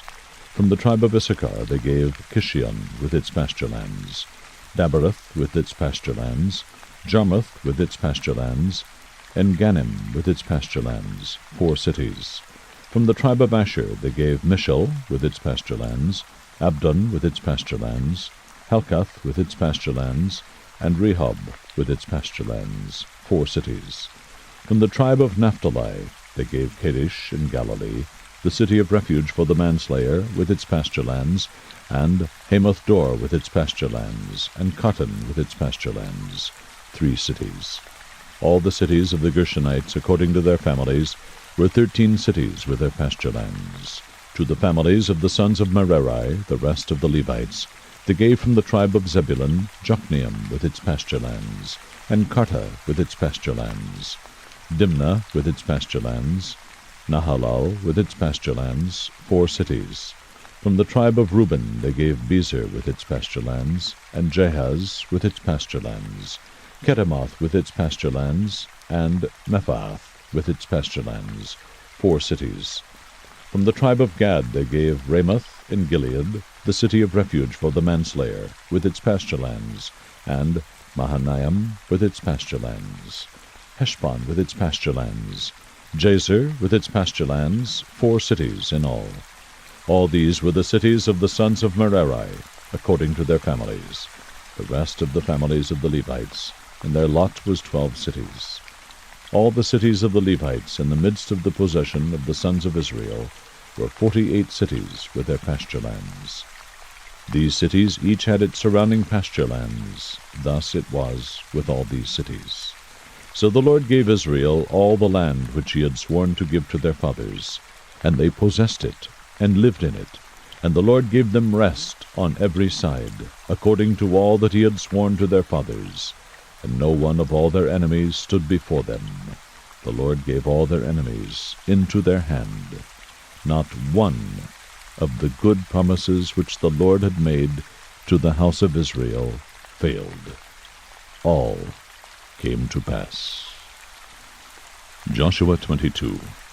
Then Joshua summoned the Reubenites, and the Gadites, and the half-tribe of Manasseh, and said to them, You have kept all that Moses the servant of the Lord commanded you, and have listened to my voice in all that I commanded you. You have not forsaken your brothers these many days, to this day, but have kept the charge of the commandment of the Lord your God. And now the Lord your God has given rest to your brothers, as he spoke to them. Therefore turn now and go to your tents, to the land of your possession, which Moses the servant of the Lord gave you beyond the Jordan. Only be very careful to observe the commandment and the law which Moses the servant of the Lord commanded you, to love the Lord your God, and walk in all his ways, and keep his commandments, and hold fast to him, and serve him with all your heart, and with all your soul. So Joshua blessed them, and sent them away, and they went to their tents. Now to the one half-tribe of Manasseh Moses had given a possession in Bashan, but to the other half Joshua gave a possession among their brothers, westward, beyond the Jordan. So when Joshua sent them away to their tents, he blessed them, and said to them, Return to your tents with great riches, and with very much livestock, with silver, gold, bronze, iron, and with very many clothes. Divide the spoil of your enemies with your brothers. The sons of Reuben and the sons of Gad and the half-tribe of Manasseh returned home, and departed from the sons of Israel at Shiloh, which is in the land of Canaan, to go to the land of Gilead, to the land of their possession which they had possessed, according to the command of the Lord through Moses. When they came to the region of the Jordan, which is in the land of Canaan, the sons of Reuben and the sons of Gad and the half-tribe of Manasseh built an altar there by the Jordan, a large altar in appearance. And the sons of Israel heard it said, Behold, the sons of Reuben and the sons of Gad and the half-tribe of Manasseh have built an altar at the frontier of the land of Canaan, in the region of the Jordan, on the side belonging to the sons of Israel. When the sons of Israel heard of it, the whole congregation of the sons of Israel gathered themselves at Shiloh to go up against them in war. Then the sons of Israel sent to the sons of Reuben and to the sons of Gad and to the half-tribe of Manasseh into the land of Gilead, Phinehas the son of Eleazar the priest, and with him 10 chiefs, 1 chief for each father's household, from each of the tribes of Israel, and each one of them was the head of his father's household among the thousands of Israel. They came to the sons of Reuben and to the sons of Gad, and to the half-tribe of Manasseh, to the land of Gilead. And they spoke with them, saying, Thus says the whole congregation of the Lord, What is this unfaithful act which you have committed against the God of Israel, turning away from following the Lord this day, by building yourselves an altar, to rebel against the Lord this day? Is not the iniquity of Peor enough for us, from which we have not cleansed ourselves to this day, although a plague came on the congregation of the Lord, that you must turn away this day from following the Lord? If you rebel against the Lord today, he will be angry with the whole congregation of Israel tomorrow. If, however, the land of your possession is unclean, then cross into the land of the possession of the Lord, where the Lord's tabernacle stands, and take possession among us. Only do not rebel against the Lord, or rebel against us by building an altar for yourselves, besides the altar of the Lord our God. Did not Achan the son of Zerah act unfaithfully in the things under the ban, and wrath fall on all the congregation of Israel? And that man did not perish alone in his iniquity. Then the sons of Reuben and the sons of Gad and the half-tribe of Manasseh answered and spoke to the heads of the families of Israel, The mighty one, God the Lord, the mighty one, God the Lord. He knows, and may Israel itself know, if it was in rebellion, or if in an unfaithful act against the Lord, do not save us this day. If we have built us an altar to turn away from following the Lord, or if to offer a burnt offering or grain offering on it, or if to offer sacrifices of peace offerings on it, may the Lord himself require it. But truly, we have done this out of concern, for a reason, saying, In time to come your sons may say to our sons, What have you to do with the Lord, the God of Israel? For the Lord has made the Jordan a border between us and you. You sons of Reuben and sons of Gad, you have no portion in the Lord. So your sons may make our sons stop fearing the Lord. Therefore we said, Let us build an altar, not for burnt offering or for sacrifice. Rather, it shall be a witness between us and you, and between our generations after us, that we are to perform the service of the Lord before him with our burnt offerings, and with our sacrifices, and with our peace offerings, so that your sons will not say to our sons in time to come, You have no portion in the Lord. Therefore we said, It shall also come about, if they say this to us or to our generations in time to come, then we shall say, See the copy of the altar of the Lord which our fathers made, not for burnt offering or for sacrifice. Rather, it is a witness between us and you. Far be it from us that we should rebel against the Lord, and turn away from following the Lord this day, by building an altar for burnt offering, for grain offering, or for sacrifice, besides the altar of the Lord our God, which is before his tabernacle. So when Phinehas the priest and the leaders of the congregation, even the heads of the families of Israel who were with him, heard the words which the sons of Reuben and the sons of Gad and the sons of Manasseh spoke, it pleased them. And Phinehas the son of Eleazar the priest said to the sons of Reuben and to the sons of Gad and to the sons of Manasseh, Today we know that the Lord is in our midst, because you have not committed this unfaithful act against the Lord. Now you have delivered the sons of Israel from the hand of the Lord. Then Phinehas the son of Eleazar the priest and the leaders returned from the sons of Reuben and from the sons of Gad, from the land of Gilead to the land of Canaan, to the sons of Israel, and brought back word to them. The word pleased the sons of Israel, and the sons of Israel blessed God, and they did not speak of going up against them in war to destroy the land in which the sons of Reuben and the sons of Gad were living. The sons of Reuben and the sons of Gad called the altar Witness, for they said, It is a witness between us that the Lord is God. Joshua 23. Now it came about after many days, when the Lord had given rest to Israel from all their enemies on every side, and Joshua was old, advanced in years, that Joshua called for all Israel, for their elders and their heads, and their judges and their officers, and said to them, I am old, advanced in years, and you have seen all that the Lord your God has done to all these nations because of you. For the Lord your God is he who has been fighting for you. See, I have apportioned to you these nations which remain as an inheritance for your tribes, with all the nations which I have cut off, from the Jordan even to the great sea, toward the setting of the sun. The Lord your God, he will thrust them out from before you, and drive them from before you, and you will possess their land, just as the Lord your God promised you. Be very firm then to keep and do all that is written in the book of the law of Moses, so that you may not turn aside from it to the right hand or to the left, so that you will not associate with these nations, these which remain among you, or mention the name of their gods, or make anyone swear by them, or serve them, or bow down to them. But you are to cling to the Lord your God, as you have done to this day.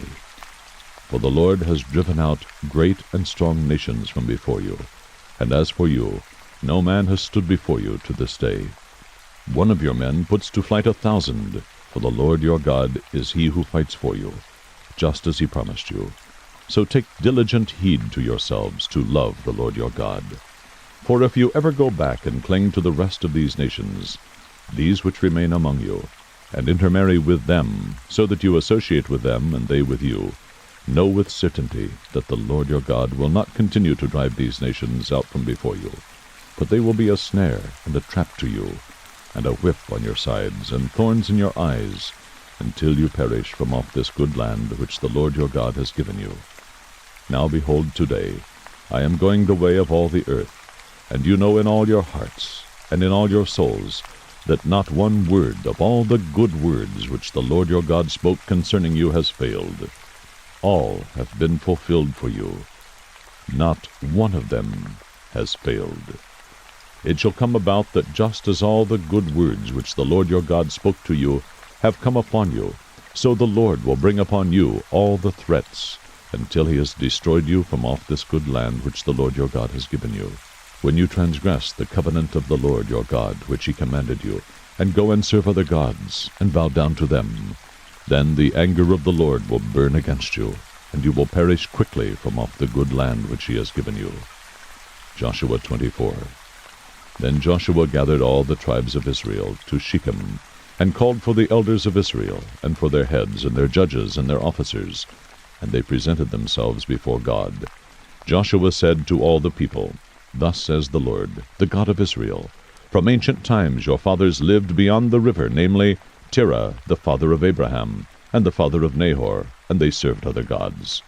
Then I took your father Abraham from beyond the river, and led him through all the land of Canaan, and multiplied his descendants, and gave him Isaac. To Isaac I gave Jacob and Esau, and to Esau I gave Mount Seir, to possess it. But Jacob and his sons went down to Egypt. Then I sent Moses and Aaron, and I plagued Egypt by what I did in its midst, and afterward I brought you out.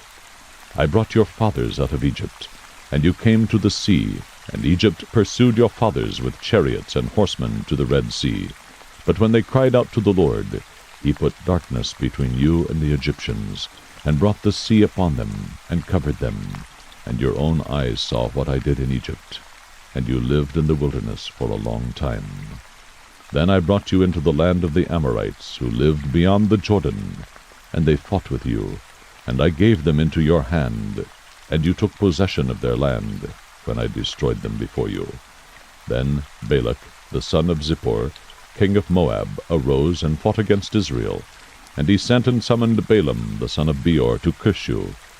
But I was not willing to listen to Balaam, so he had to bless you, and I delivered you from his hand. You crossed the Jordan and came to Jericho, and the citizens of Jericho fought against you, and the Amorite, and the Perizzite, and the Canaanite, and the Hittite, and the Girgashite, and the Hivite, and the Jebusite. Thus I gave them into your hand. Then I sent the hornet before you, and it drove out the 2 kings of the Amorites from before you, but not by your sword or your bow. I gave you a land on which you had not labored, and cities which you had not built, and you have lived in them. You are eating of vineyards and olive groves, which you did not plant. Now therefore fear the Lord, and serve him in sincerity and truth, and put away the gods which your fathers served beyond the river and in Egypt, and serve the Lord. If it is disagreeable in your sight to serve the Lord, choose for yourselves today whom you will serve, whether the gods which your fathers served, which were beyond the river, or the gods of the Amorites, in whose land you are living. But as for me and my house, we will serve the Lord. The people answered and said, Far be it from us that we should forsake the Lord to serve other gods. For the Lord our God is he who brought us and our fathers up out of the land of Egypt, from the house of bondage, and who did these great signs in our sight, and preserved us through all the way in which we went, and among all the peoples through whose midst we passed. The Lord drove out from before us all the peoples, even the Amorites who lived in the land. We also will serve the Lord, for he is our God. Then Joshua said to the people, You will not be able to serve the Lord, for he is a holy God. He is a jealous God. He will not forgive your transgression or your sins. If you forsake the Lord and serve foreign gods, then he will turn and do you harm, and consume you after he has done good to you. The people said to Joshua, No, but we will serve the Lord. Joshua said to the people, You are witnesses against yourselves that you have chosen for yourselves the Lord, to serve him. And they said, We are witnesses. Now therefore, put away the foreign gods which are in your midst, and incline your hearts to the Lord, the God of Israel. The people said to Joshua, We will serve the Lord our God, and we will obey his voice. So Joshua made a covenant with the people that day, and made for them a statute and an ordinance in Shechem. And Joshua wrote these words in the book of the law of God. And he took a large stone, and set it up there under the oak that was by the sanctuary of the Lord. Joshua said to all the people, Behold, this stone shall be for a witness against us, for it has heard all the words of the Lord which he spoke to us. Thus it shall be for a witness against you, so that you do not deny your God. Then Joshua dismissed the people, each to his inheritance. It came about after these things that Joshua the son of Nun, the servant of the Lord, died, being 110 years old. And they buried him in the territory of his inheritance in Timnath-Serah, which is in the hill country of Ephraim, on the north of Mount Gaash. Israel served the Lord all the days of Joshua and all the days of the elders who survived Joshua, and had known all the deeds of the Lord which he had done for Israel. Now they buried the bones of Joseph, which the sons of Israel brought up from Egypt, at Shechem, in the piece of ground which Jacob had bought from the sons of Hamor, the father of Shechem, for 100 pieces of money. And they became the inheritance of Joseph's sons. And Eleazar the son of Aaron died, and they buried him at Gibeah of Phinehas his son, which was given him in the hill country of Ephraim. The Book of Judges, Chapter 1. Now it came about, after the death of Joshua, that the sons of Israel inquired of the Lord, saying, Who shall go up first for us against the Canaanites to fight against them? The Lord said, Judah shall go up. Behold, I have given the land into his hand. Then Judah said to Simeon his brother, Come up with me into the territory allotted me, that we may fight against the Canaanites, and I in turn will go with you into the territory allotted you. So Simeon went with him. Judah went up, and the Lord gave the Canaanites and the Perizzites into their hands, and they defeated 10,000 men at Bezek.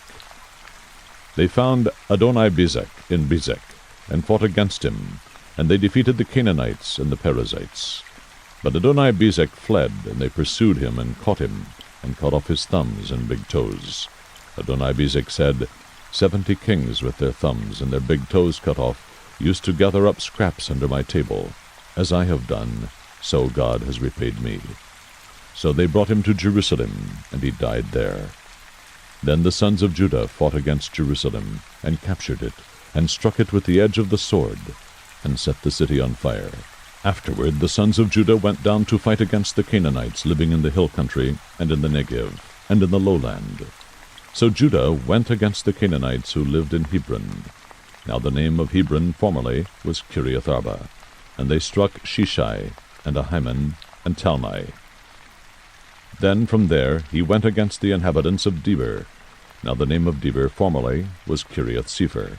And Caleb said, The one who attacks Kiriath-Sepher and captures it, I will even give him my daughter Achsah for a wife. Othniel, the son of Kenaz, Caleb's younger brother, captured it. So he gave him his daughter Achsah for a wife. Then it came about, when she came to him, that she persuaded him to ask her father for a field. Then she alighted from her donkey, and Caleb said to her, "What do you want?" She said to him, "Give me a blessing. Since you have given me the land of the Negev, give me also springs of water." So Caleb gave her the upper springs and the lower springs. The descendants of the Kenite, Moses' father-in-law, went up from the city of palms with the sons of Judah to the wilderness of Judah, which is in the south of Arad, and they went and lived with the people. Then Judah went with Simeon his brother, and they struck the Canaanites living in Zephath, and utterly destroyed it. So the name of the city was called Hormah. And Judah took Gaza with its territory, and Ashkelon with its territory, and Ekron with its territory. Now the Lord was with Judah, and they took possession of the hill country, but they could not drive out the inhabitants of the valley, because they had iron chariots. Then they gave Hebron to Caleb, as Moses had promised, and he drove out from there the 3 sons of Anak. But the sons of Benjamin did not drive out the Jebusites who lived in Jerusalem. So the Jebusites have lived with the sons of Benjamin in Jerusalem to this day. Likewise the house of Joseph went up against Bethel, and the Lord was with them. The house of Joseph spied out Bethel. Now the name of the city was formerly Luz. The spies saw a man coming out of the city, and they said to him, "Please show us the entrance to the city, and we will treat you kindly." So he showed them the entrance to the city, and they struck the city with the edge of the sword, but they let the man and all his family go free. The man went into the land of the Hittites, and built a city, and named it Luz, which is its name to this day. But Manasseh did not take possession of Bethshean and its villages, or Taanach and its villages, or the inhabitants of Dor and its villages, or the inhabitants of Ibleam and its villages, or the inhabitants of Megiddo and its villages. So the Canaanites persisted in living in that land. It came about when Israel became strong that they put the Canaanites to forced labor, but they did not drive them out completely. Ephraim did not drive out the Canaanites who were living in Gezer, so the Canaanites lived in Gezer among them. Zebulun did not drive out the inhabitants of Kitron, or the inhabitants of Nahalal, so the Canaanites lived among them and became subject to forced labor. Asher did not drive out the inhabitants of Akko, or the inhabitants of Sidon, or of Alab, or of Aksib, or of Helba, or of Aphik, or of Rehob. So the Asherites lived among the Canaanites, the inhabitants of the land, for they did not drive them out. Naphtali did not drive out the inhabitants of Beth-shemesh, or the inhabitants of Beth-anath, but lived among the Canaanites, the inhabitants of the land. And the inhabitants of Beth-shemesh and Beth-anath became forced labor for them. Then the Amorites forced the sons of Dan into the hill country, for they did not allow them to come down to the valley. Yet the Amorites persisted in living in Mount Heres, in Aijalon, and in Shaalbim. But when the power of the house of Joseph grew strong, they became forced labor. The border of the Amorites ran from the ascent of Akrabim, from Selah and upward. Judges 2. Now the angel of the Lord came up from Gilgal to Bochim, and he said, I brought you up out of Egypt, and led you into the land which I have sworn to your fathers, and I said, I will never break my covenant with you. And as for you, you shall make no covenant with the inhabitants of this land. You shall tear down their altars, but you have not obeyed me. What is this you have done? Therefore I also said, I will not drive them out before you, but they will become as thorns in your sides, and their gods will be a snare to you. When the angel of the Lord spoke these words to all the sons of Israel, the people lifted up their voices and wept. So they named that place Bochim, and there they sacrificed to the Lord. When Joshua had dismissed the people, the sons of Israel went each to his inheritance to possess the land. The people served the Lord all the days of Joshua, and all the days of the elders who survived Joshua, who had seen all the great work of the Lord which he had done for Israel. Then Joshua the son of Nun, the servant of the Lord, died at the age of 110, and they buried him in the territory of his inheritance, in Timnath-Heres, in the hill country of Ephraim, north of Mount Gaash. All that generation also were gathered to their fathers, and there arose another generation after them, who did not know the Lord. nor yet the work which he had done for Israel. Then the sons of Israel did evil in the sight of the Lord, and served the Baals. And they forsook the Lord, the God of their fathers, who had brought them out of the land of Egypt, and followed other gods from among the gods of the peoples who were around them, and bowed themselves down to them. Thus they provoked the Lord to anger. So they forsook the Lord, and served Baal, and the Ashtaroth. The anger of the Lord burned against Israel, and he gave them into the hands of plunderers who plundered them, and he sold them into the hands of their enemies around them, so that they could no longer stand before their enemies.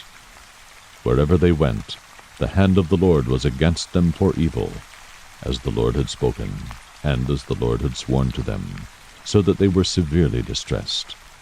Then the Lord raised up judges who delivered them from the hands of those who plundered them. Yet they did not listen to their judges, for they played the harlot after other gods, and bowed themselves down to them.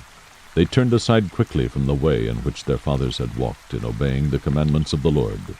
They did not do as their fathers. When the Lord raised up judges for them, the Lord was with the judge, and delivered them from the hand of their enemies all the days of the judge. For the Lord was moved to pity by their groaning because of those who oppressed and afflicted them. But it came about when the judge died that they would turn back and act more corruptly than their fathers, in following other gods to serve them, and bow down to them. They did not abandon their practices or their stubborn ways. So the anger of the Lord burned against Israel, and he said, Because this nation has transgressed my covenant which I commanded their fathers, and does not listen to my voice, I also will no longer drive out before them any of the nations which Joshua left when he died, in order to test Israel by them, whether they will keep the way of the Lord, to walk in it as their fathers did, or not. So the Lord allowed those nations to remain, not driving them out quickly, and he did not give them into the hand of Joshua. Judges 3. Now these are the nations which the Lord left, to test Israel by them, that is, all who had not experienced any of the wars of Canaan, only in order that the generations of the sons of Israel might be taught war, those who had not experienced it formerly. These nations are the 5 lords of the Philistines, and all the Canaanites, and the Sidonians, and the Hivites, who lived in Mount Lebanon, from Mount Baal-Hermon as far as Lebo-Hamath. They were for testing Israel, to find out if they would obey the commandments of the Lord, which he had commanded their fathers through Moses. The sons of Israel lived among the Canaanites, the Hittites, the Amorites, the Perizzites, the Hivites, and the Jebusites. And they took their daughters for themselves as wives, and gave their own daughters to their sons, and served their gods. The sons of Israel did what was evil in the sight of the Lord, and forgot the Lord their God, and served the Baals and the Ashtaroth. Then the anger of the Lord was kindled against Israel, so that he sold them into the hands of Cushan-Rishathaim, king of Mesopotamia. And the sons of Israel served Cushan-Rishathaim 8 years. When the sons of Israel cried to the Lord raised up a deliverer for the sons of Israel to deliver them, Othniel, the son of Kenaz, Caleb's younger brother. The Spirit of the Lord came upon him, and he judged Israel. When he went out to war, the Lord gave Cushan-Rishathaim, king of Mesopotamia, into his hand, so that he prevailed over Cushan-Rishathaim. Then the land had rest 40 years, and Othniel, the son of Kenaz, died. Now the sons of Israel again did evil in the sight of the Lord. So the Lord strengthened Eglon, the king of Moab, against Israel, because they had done evil in the sight of the Lord. And he gathered to himself the sons of Ammon and Amalek. And he went and defeated Israel, and they possessed the city of the palm trees. The sons of Israel served Eglon, the king of Moab, 18 years. But when the sons of Israel cried to the Lord raised up a deliverer for them, Ehud, the son of Gera, the Benjamite, a left-handed man. And the sons of Israel sent tribute by him to Eglon, the king of Moab. Ehud made himself a sword, which had 2 edges, a cubit in length, and he bound it on his right thigh under his cloak. He presented the tribute to Eglon, king of Moab. Now Eglon was a very fat man. It came about, when he had finished presenting the tribute, that he sent away the people who had carried the tribute. But he himself turned back from the idols which were at Gilgal, and said, I have a secret message for you, O king. And he said, "Keep silence." And all who attended him left him. Ehud came to him while he was sitting alone in his cool roof chamber. And Ehud said, "I have a message from God for you." And he arose from his seat. Ehud stretched out his left hand, took the sword from his right thigh, and thrust it into his belly. The handle also went in after the blade, and the fat closed over the blade, for he did not draw the sword out of his belly.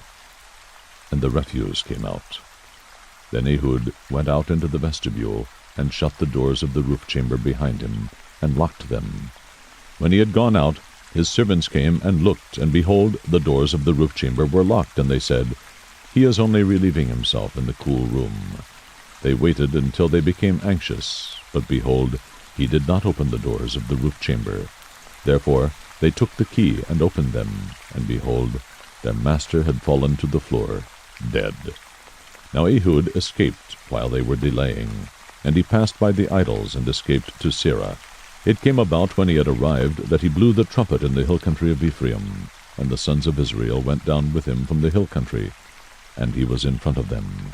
He said to them, "Pursue them, for the Lord has given your enemies, the Moabites, into your hands." So they went down after him and seized the fords of the Jordan opposite Moab, and did not allow anyone to cross. They struck down at that time about 10,000 Moabites, all robust and valiant men, and no one escaped. So Moab was subdued that day under the hand of Israel, and the land was undisturbed for 80 years. After him came Shamgar, the son of Anath, who struck down 600 Philistines with an ox goad, and he also saved Israel. Judges 4. Then the sons of Israel again did evil in the sight of the Lord, after Ehud died. And the Lord sold them into the hand of Jabin, king of Canaan, who reigned in Hazor. And the commander of his army was Sisera, who lived in Harosheth Hagoyim. The sons of Israel cried to the Lord, for he had 900 iron chariots, and he oppressed the sons of Israel severely for 20 years. Now Deborah, a prophetess, the wife of Lapidoth, was judging Israel at that time. She used to sit under the palm tree of Deborah between Ramah and Bethel in the hill country of Ephraim. And the sons of Israel came up to her for judgment.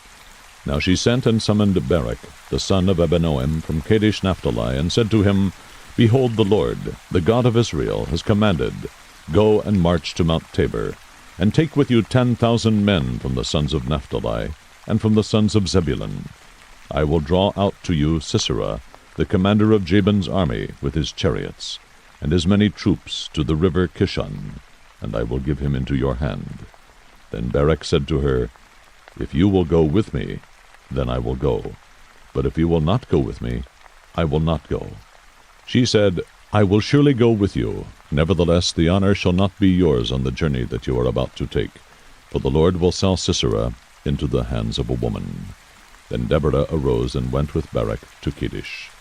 Barak called Zebulun and Naphtali together to Kadesh, and 10,000 men went up with him. Deborah also went up with him. Now Heber the Kenite had separated himself from the Kenites, from the sons of Hobab, the father-in-law of Moses, and had pitched his tent as far away as the oak in Zaanannim, which is near Kadesh. Then they told Sisera that Barak, the son of Abinoam, had gone up to Mount Tabor. Sisera called together all his chariots, 900 iron chariots, and all the people who were with him, from Harosheth Hagoyim to the river Kishon.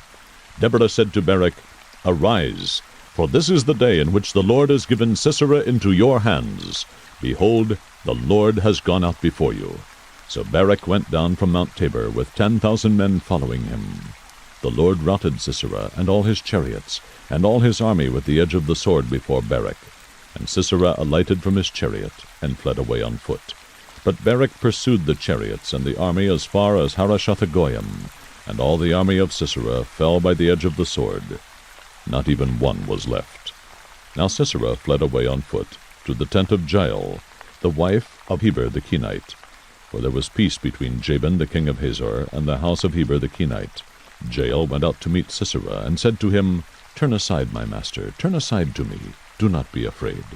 And he turned aside to her into the tent, and she covered him with a rug. He said to her, "Please give me a little water to drink." for I am thirsty." So she opened a bottle of milk and gave him a drink. Then she covered him.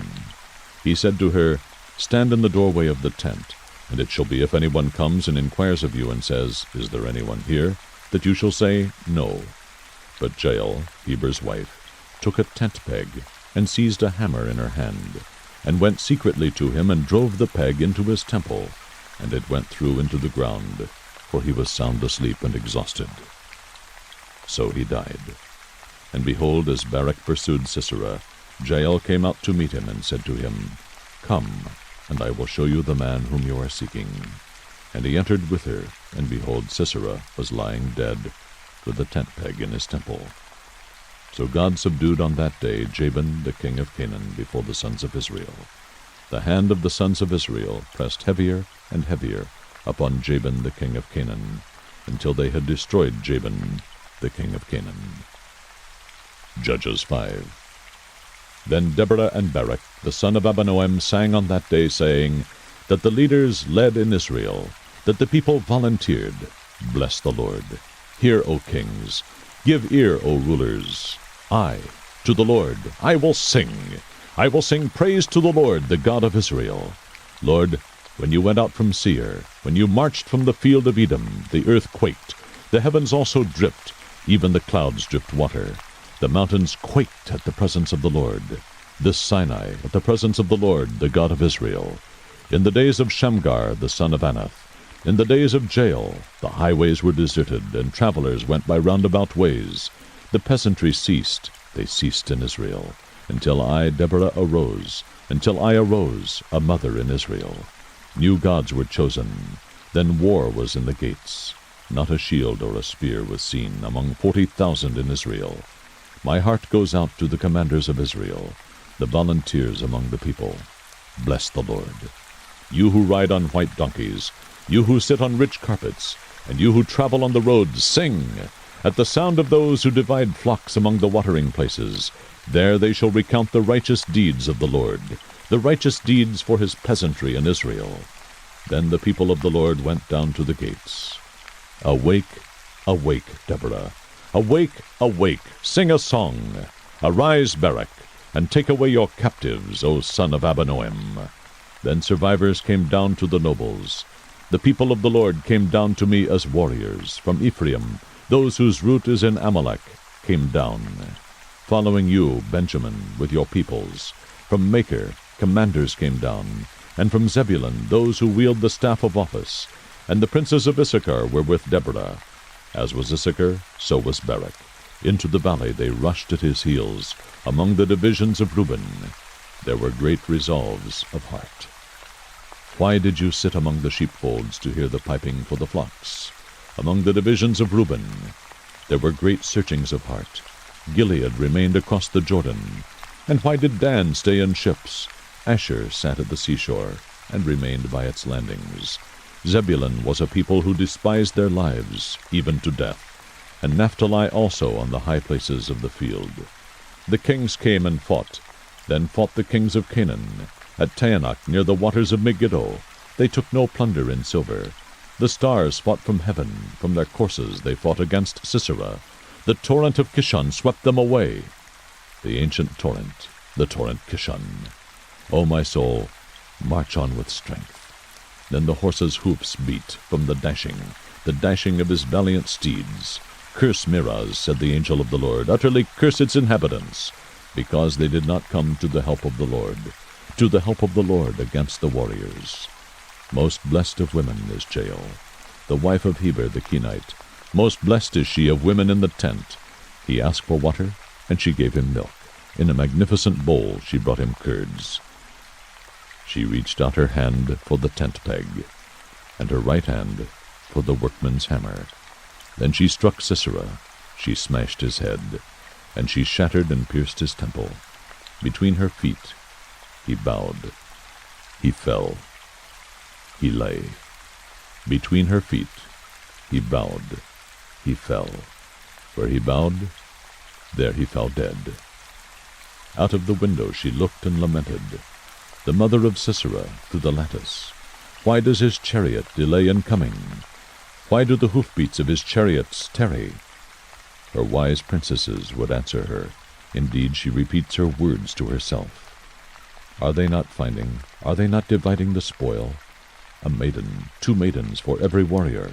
To Sisera a spoil of dyed work, a spoil of dyed work embroidered, dyed work of double embroidery on the neck of the spoiler.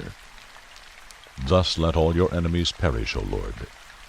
But let those who love him be like the rising of the sun in its might. And the land was undisturbed for 40 years. Judges 6. Then the sons of Israel did what was evil in the sight of the Lord, and the Lord gave them into the hands of Midian 7 years. The power of Midian prevailed against Israel. Because of Midian, the sons of Israel made for themselves the dens which were in the mountains, and the caves, and the strongholds. For it was when Israel had sown that the Midianites would come up with the Amalekites and the sons of the east, and go against them. So they would camp against them, and destroy the produce of the earth, as far as Gaza, and leave no sustenance in Israel, as well as no sheep, ox, or donkey. For they would come up with their livestock and their tents. They would come in like locusts for number. Both they and their camels were innumerable, and they came into the land to devastate it. So Israel was brought very low because of Midian, and the sons of Israel cried to the Lord. Now it came about, when the sons of Israel cried to the Lord on account of Midian, that the Lord sent a prophet to the sons of Israel, and he said to them, Thus says the Lord, the God of Israel, It was I who brought you up from Egypt, and brought you out from the house of slavery. I delivered you from the hands of the Egyptians, and from the hands of all your oppressors, and dispossessed them before you, and gave you their land. And I said to you, I am the Lord your God. You shall not fear the gods of the Amorites, in whose land you live. But you have not obeyed me. Then the angel of the Lord came and sat under the oak that was in Ophrah, which belonged to Joash the Abiezrite, as his son Gideon was beating out wheat in the winepress in order to save it from the Midianites. The angel of the Lord appeared to him and said to him, The Lord is with you, O valiant warrior. Then Gideon said to him, O my Lord, if the Lord is with us, why then has all this happened to us? And where are all his miracles which our fathers told us about, saying, Did not the Lord bring us up from Egypt? But now the Lord has abandoned us, and given us into the hand of Midian. The Lord looked at him and said, Go in this your strength, and deliver Israel from the hand of Midian. Have I not sent you? He said to him, O Lord, how shall I deliver Israel? Behold, my family is the least in Manasseh, and I am the youngest in my father's house. But the Lord said to him, Surely I will be with you, and you shall defeat Midian as one man. So Gideon said to him, If now I have found favor in your sight, then show me a sign that it is you who speak with me. Please do not depart from here until I come back to you, and bring out my offering and lay it before you. And he said, I will remain until you return. Then Gideon went in and prepared a young goat and unleavened bread from an ephah of flour. He put the meat in a basket, and the broth in a pot, and brought them out to him under the oak, and presented them. The angel of God said to him, Take the meat and the unleavened bread, and lay them on this rock, and pour out the broth. And he did so. Then the angel of the Lord put out the end of the staff that was in his hand, and touched the meat and the unleavened bread. And fire sprang up from the rock, and consumed the meat and the unleavened bread. Then the angel of the Lord vanished from his sight. When Gideon saw that he was the angel of the Lord, he said, Alas, O Lord God, for now I have seen the angel of the Lord, face to face. The Lord said to him, Peace to you. Do not fear, you shall not die. Then Gideon built an altar there to the Lord, and named it, The Lord is Peace. To this day it is still in Ophrah of the Abiezrites. Now on the same night the Lord said to him, Take your father's bull, and a second bull 7 years old, and pull down the altar of Baal which belongs to your father, and cut down the Asherah that is beside it. And build an altar to the Lord your God on the top of this stronghold in an orderly manner. And take a second bull, and offer a burnt offering with the wood of the Asherah which you shall cut down. Then Gideon took 10 men of his servants, and did as the Lord had spoken to him. And because he was too afraid of his father's household and the men of the city to do it by day, he did it by night.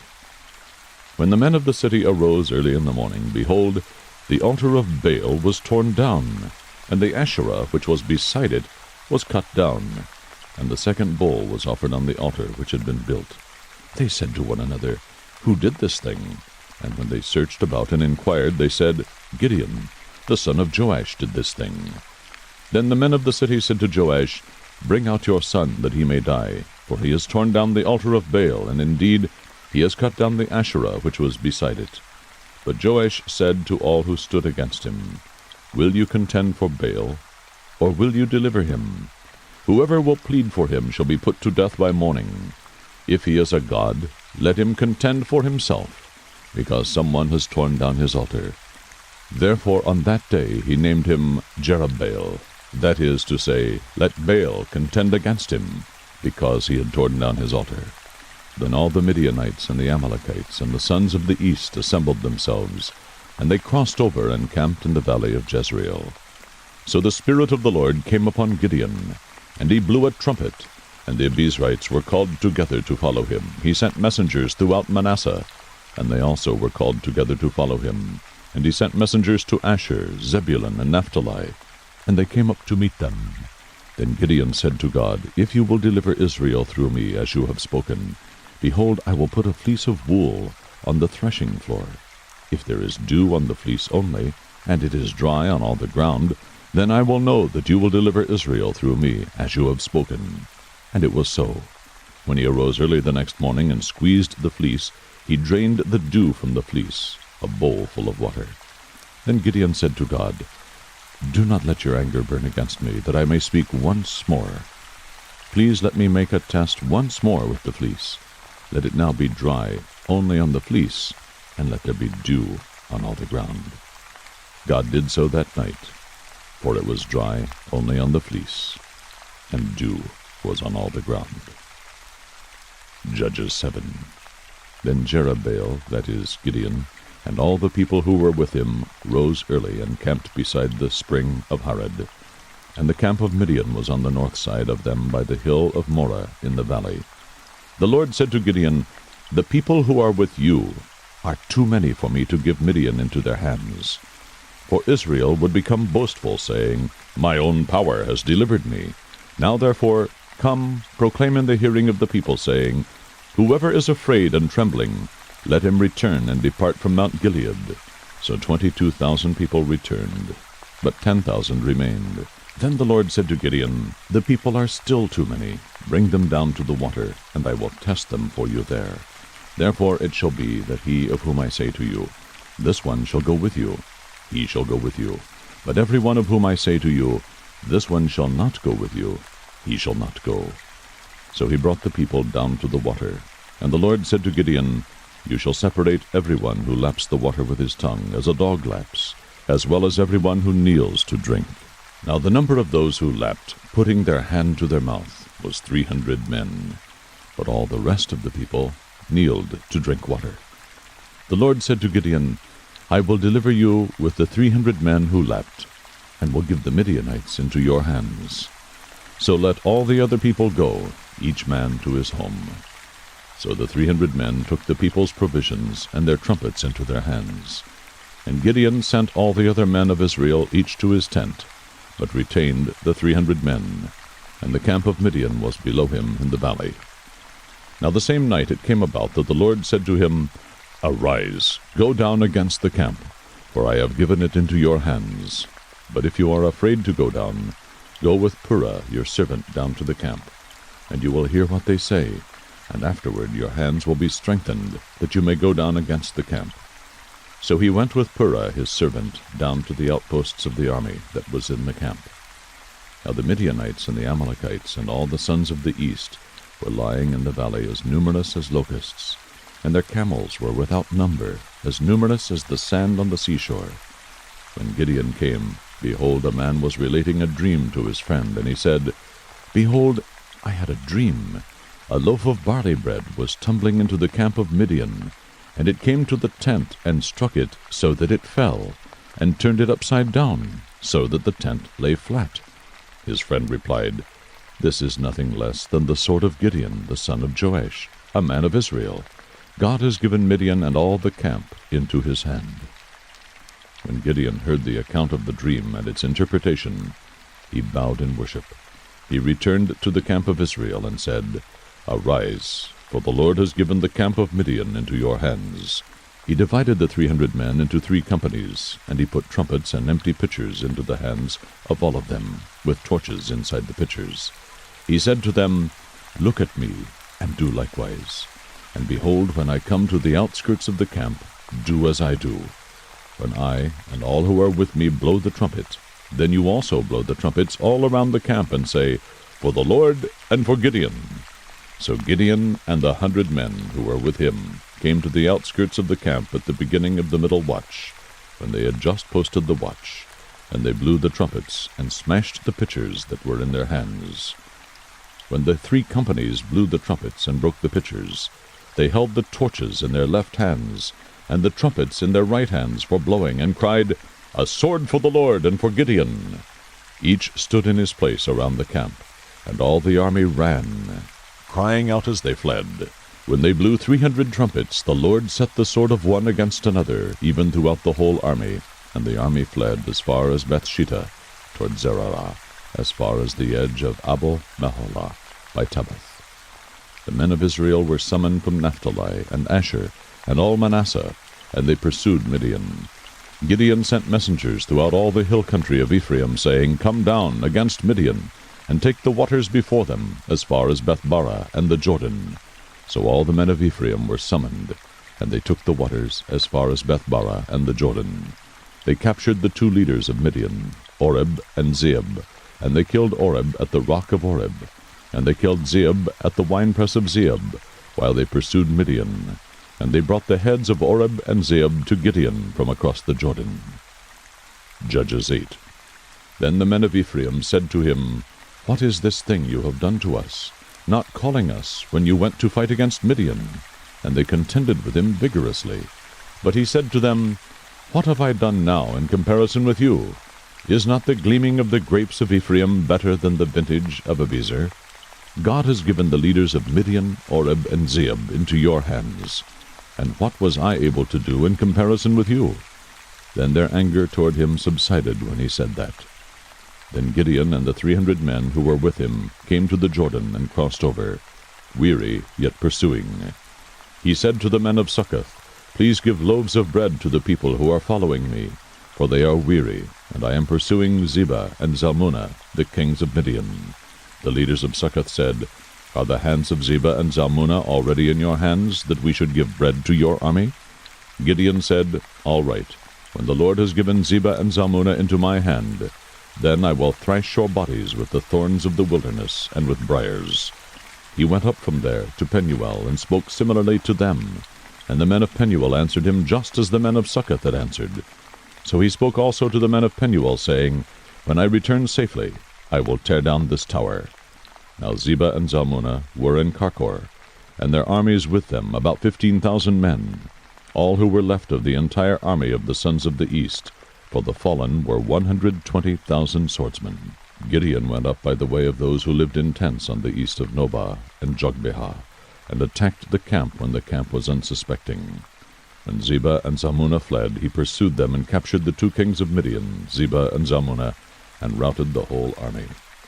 Then Gideon, the son of Joash, returned from the battle by the ascent of Heres.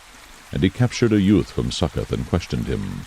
Then the youth wrote down for him the princes of Succoth and its elders, 77 men. He came to the men of Succoth and said, Behold, Zebah and Zalmunna, concerning whom you taunted me, saying, Are the hands of Zebah and Zalmunna already in your hand, that we should give bread to your men who are weary? He took the elders of the city, and thorns of the wilderness and briars, and he disciplined the men of Succoth with them.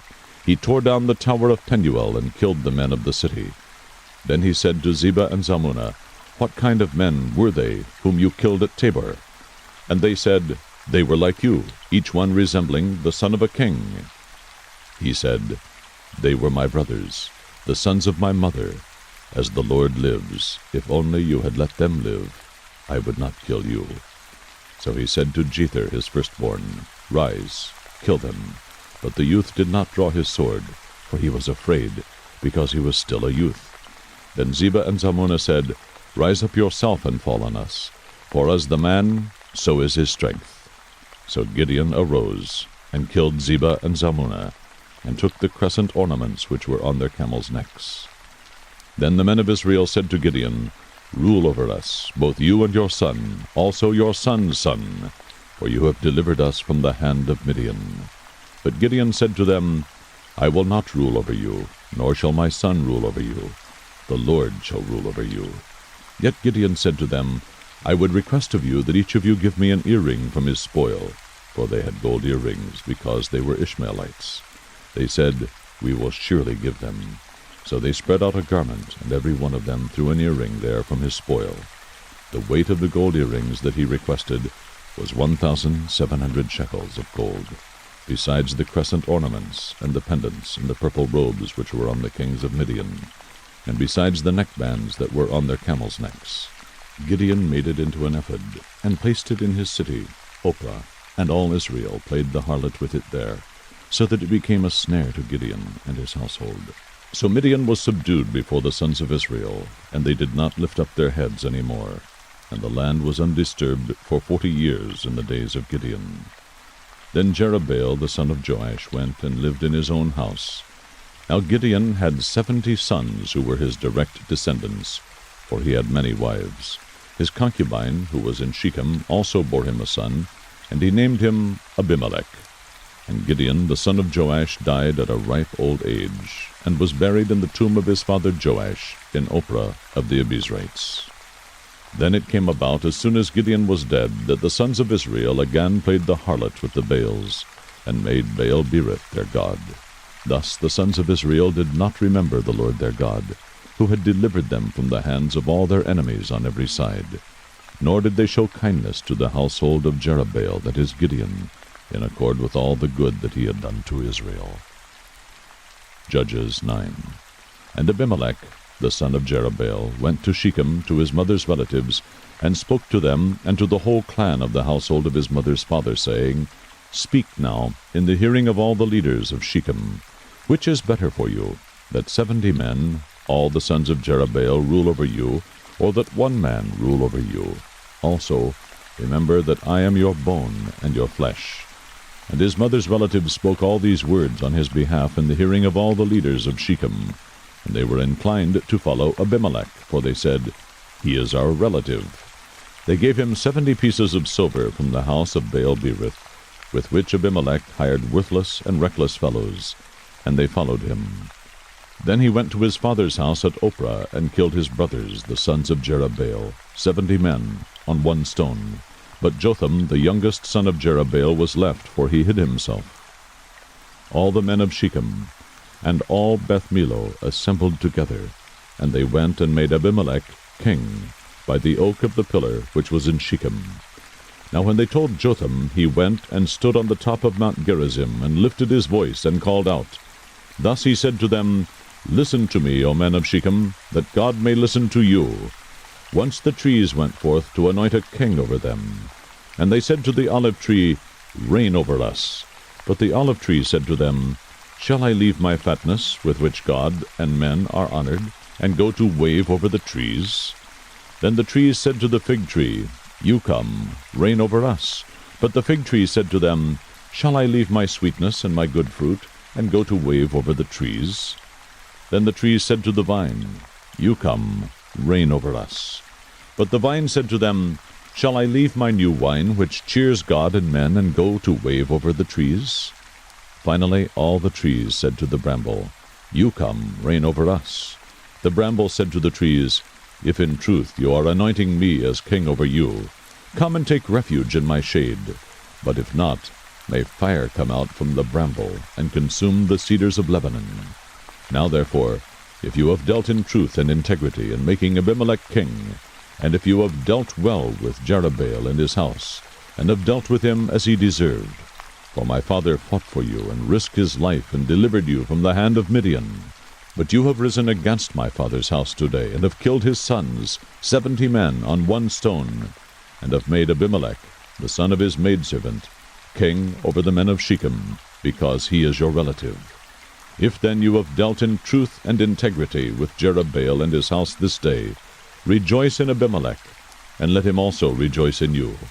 But if not, let fire come out from Abimelech, and consume the men of Shechem and Beth Millo, and let fire come out from the men of Shechem and from Beth Millo, and consume Abimelech. Then Jotham escaped and fled, and went to Beer, and remained there because of Abimelech his brother. Now Abimelech ruled over Israel 3 years. Then God sent an evil spirit between Abimelech and the men of Shechem, and the men of Shechem dealt treacherously with Abimelech, so that the violence done to the 70 sons of Jerubbaal might come, and their blood might be laid on Abimelech their brother, who killed them, and on the men of Shechem, who strengthened his hands to kill his brothers. The men of Shechem set men in ambush against him on the tops of the mountains, and they robbed all who might pass by them along the road. And it was told to Abimelech. Now Gaal, the son of Ebed, came with his relatives and crossed over into Shechem, and the men of Shechem put their trust in him. They went out into the field and gathered the grapes of their vineyards, and trod them, and held a festival. And they went into the house of their God, and ate and drank, and cursed Abimelech. Then Gaal, the son of Ebed, said, Who is Abimelech? And who is Shechem, that we should serve him? Is he not the son of Jerubbaal? And is Zibul not his lieutenant? Serve the men of Hamer, the father of Shechem. But why should we serve him? Would therefore that this people were under my authority. Then I would remove Abimelech. And he said to Abimelech, Increase your army, and come out. When Zebul, the ruler of the city, heard the words of Gaal, the son of Ebed, his anger burned. He sent messengers to Abimelech deceitfully, saying, Behold, Gaal, the son of Ebed, and his relatives have come to Shechem, and behold, they are stirring up the city against you. Now therefore arise by night, you and the people who are with you, and lie in wait in the field. In the morning, as soon as the sun is up, you shall rise early, and rush upon the city. And behold, when he and the people who are with him come out against you, you shall do to them whatever you can. So Abimelech and all the people who were with him arose by night, and lay in wait against Shechem in 4 companies. Now Gaal, the son of Ebed, went out and stood in the entrance of the city gate. And Abimelech and the people who were with him arose from the ambush. When Gaal saw the people, he said to Zebul, Look, people are coming down from the tops of the mountains. But Zebul said to him, You are seeing the shadow of the mountains, as if they were men. Gaal spoke again and said, Behold, people are coming down from the highest part of the land, and one company comes by the way of the diviner's oak. Then Zebul said to him, Where is your boasting now, with which you said, Who is Abimelech, that we should serve him? Is this not the people whom you despised? Go out now and fight with them. So Gaal went out before the leaders of Shechem, and fought with Abimelech. Abimelech chased him, and he fled before him, and many fell wounded up to the entrance of the gate. Then Abimelech remained at Aramah. But Zebul drove out Gaal and his relatives, so that they could not remain in Shechem. Now it came about the next day that the people went out to the field, and it was told to Abimelech. So he took his people and divided them into 3 companies, and lay in wait in the field. When he looked and saw the people coming out from the city, he arose against them and slew them. Then Abimelech and the company who was with him dashed forward and stood in the entrance of the city gate.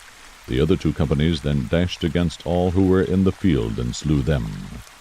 Abimelech fought against the city all that day, and he captured the city and killed the people who were in it. Then he razed the city and sowed it with salt. When all the leaders of the tower of Shechem heard of it, they entered the inner chamber of the temple of Elbereth. It was told Abimelech that all the leaders of the tower of Shechem were gathered together. So Abimelech went up to Mount Zalmon, he and all the people who were with him. And Abimelech took an axe in his hand, and cut down a branch from the trees, and lifted it, and laid it on his shoulder. Then he said to the people who were with him, What you have seen me do, hurry and do likewise. All the people also cut down each one his branch, and followed Abimelech, and put them on the inner chamber, and set the inner chamber on fire over those inside, so that all the men of the tower of Shechem also died, about 1,000 men and women. Then Abimelech went to Thebez, and he camped against Thebez and captured it. But there was a strong tower in the center of the city, and all the men and women with all the leaders of the city fled there and shut themselves in, and they went up on the roof of the tower. So Abimelech came to the tower and fought against it, and approached the entrance of the tower to burn it with fire. But a certain woman threw an upper millstone on Abimelech's head, crushing his skull. Then he called quickly to the young man, his armor-bearer, and said to him, "Draw your sword and kill me, so that it will not be said of me, 'A woman slew him.'" So the young man pierced him through, and he died. When the men of Israel saw that Abimelech was dead, each departed to his home. Thus God repaid the wickedness of Abimelech, which he had done to his father in killing his 70 brothers.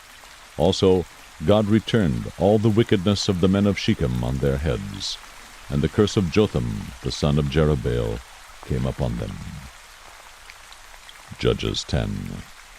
Now after Abimelech died, Tola the son of Puah, the son of Dodo, a man of Issachar, arose to save Israel, and he lived in Shamir, in the hill country of Ephraim. He judged Israel 23 years. Then he died and was buried in Shamir. After him Jair the Gileadite arose and judged Israel 22 years. He had 30 sons who rode on 30 donkeys, and they had 30 cities in the land of Gilead that are called Havoth Jair to this day. And Jair died and was buried in Kaman. Then the sons of Israel again did evil in the sight of the Lord, served the Baals, and the Ashtaroth, the gods of Aram, the gods of Sidon, the gods of Moab, the gods of the sons of Ammon, and the gods of the Philistines. Thus they forsook the Lord, and did not serve him. The anger of the Lord burned against Israel, and he sold them into the hands of the Philistines, and into the hands of the sons of Ammon. They afflicted and crushed the sons of Israel that year.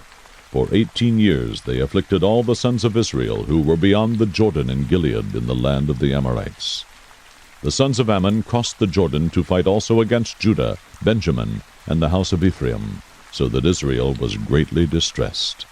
Then the sons of Israel cried out to the Lord, saying, "We have sinned against you, for indeed we have forsaken our God, and served the Baals." The Lord said to the sons of Israel, "Did I not deliver you from the Egyptians, the Amorites, the sons of Ammon, and the Philistines? Also when the Sidonians, the Amalekites, and the Maonites oppressed you, you cried out to me, and I delivered you from their hands.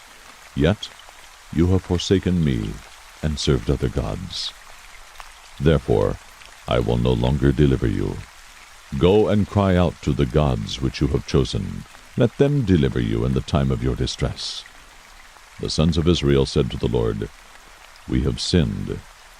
Do to us whatever seems good to you. Only please deliver us this day." So they put away their foreign gods from among them and served the Lord, and he could bear the misery of Israel no longer. Then the sons of Ammon were summoned, and they camped in Gilead, and the sons of Israel gathered together and camped in Mizpah. The people, the leaders of Gilead, said to one another, "Who is the man who will begin to fight against the sons of Ammon? He shall become head over all the inhabitants of Gilead." Judges 11.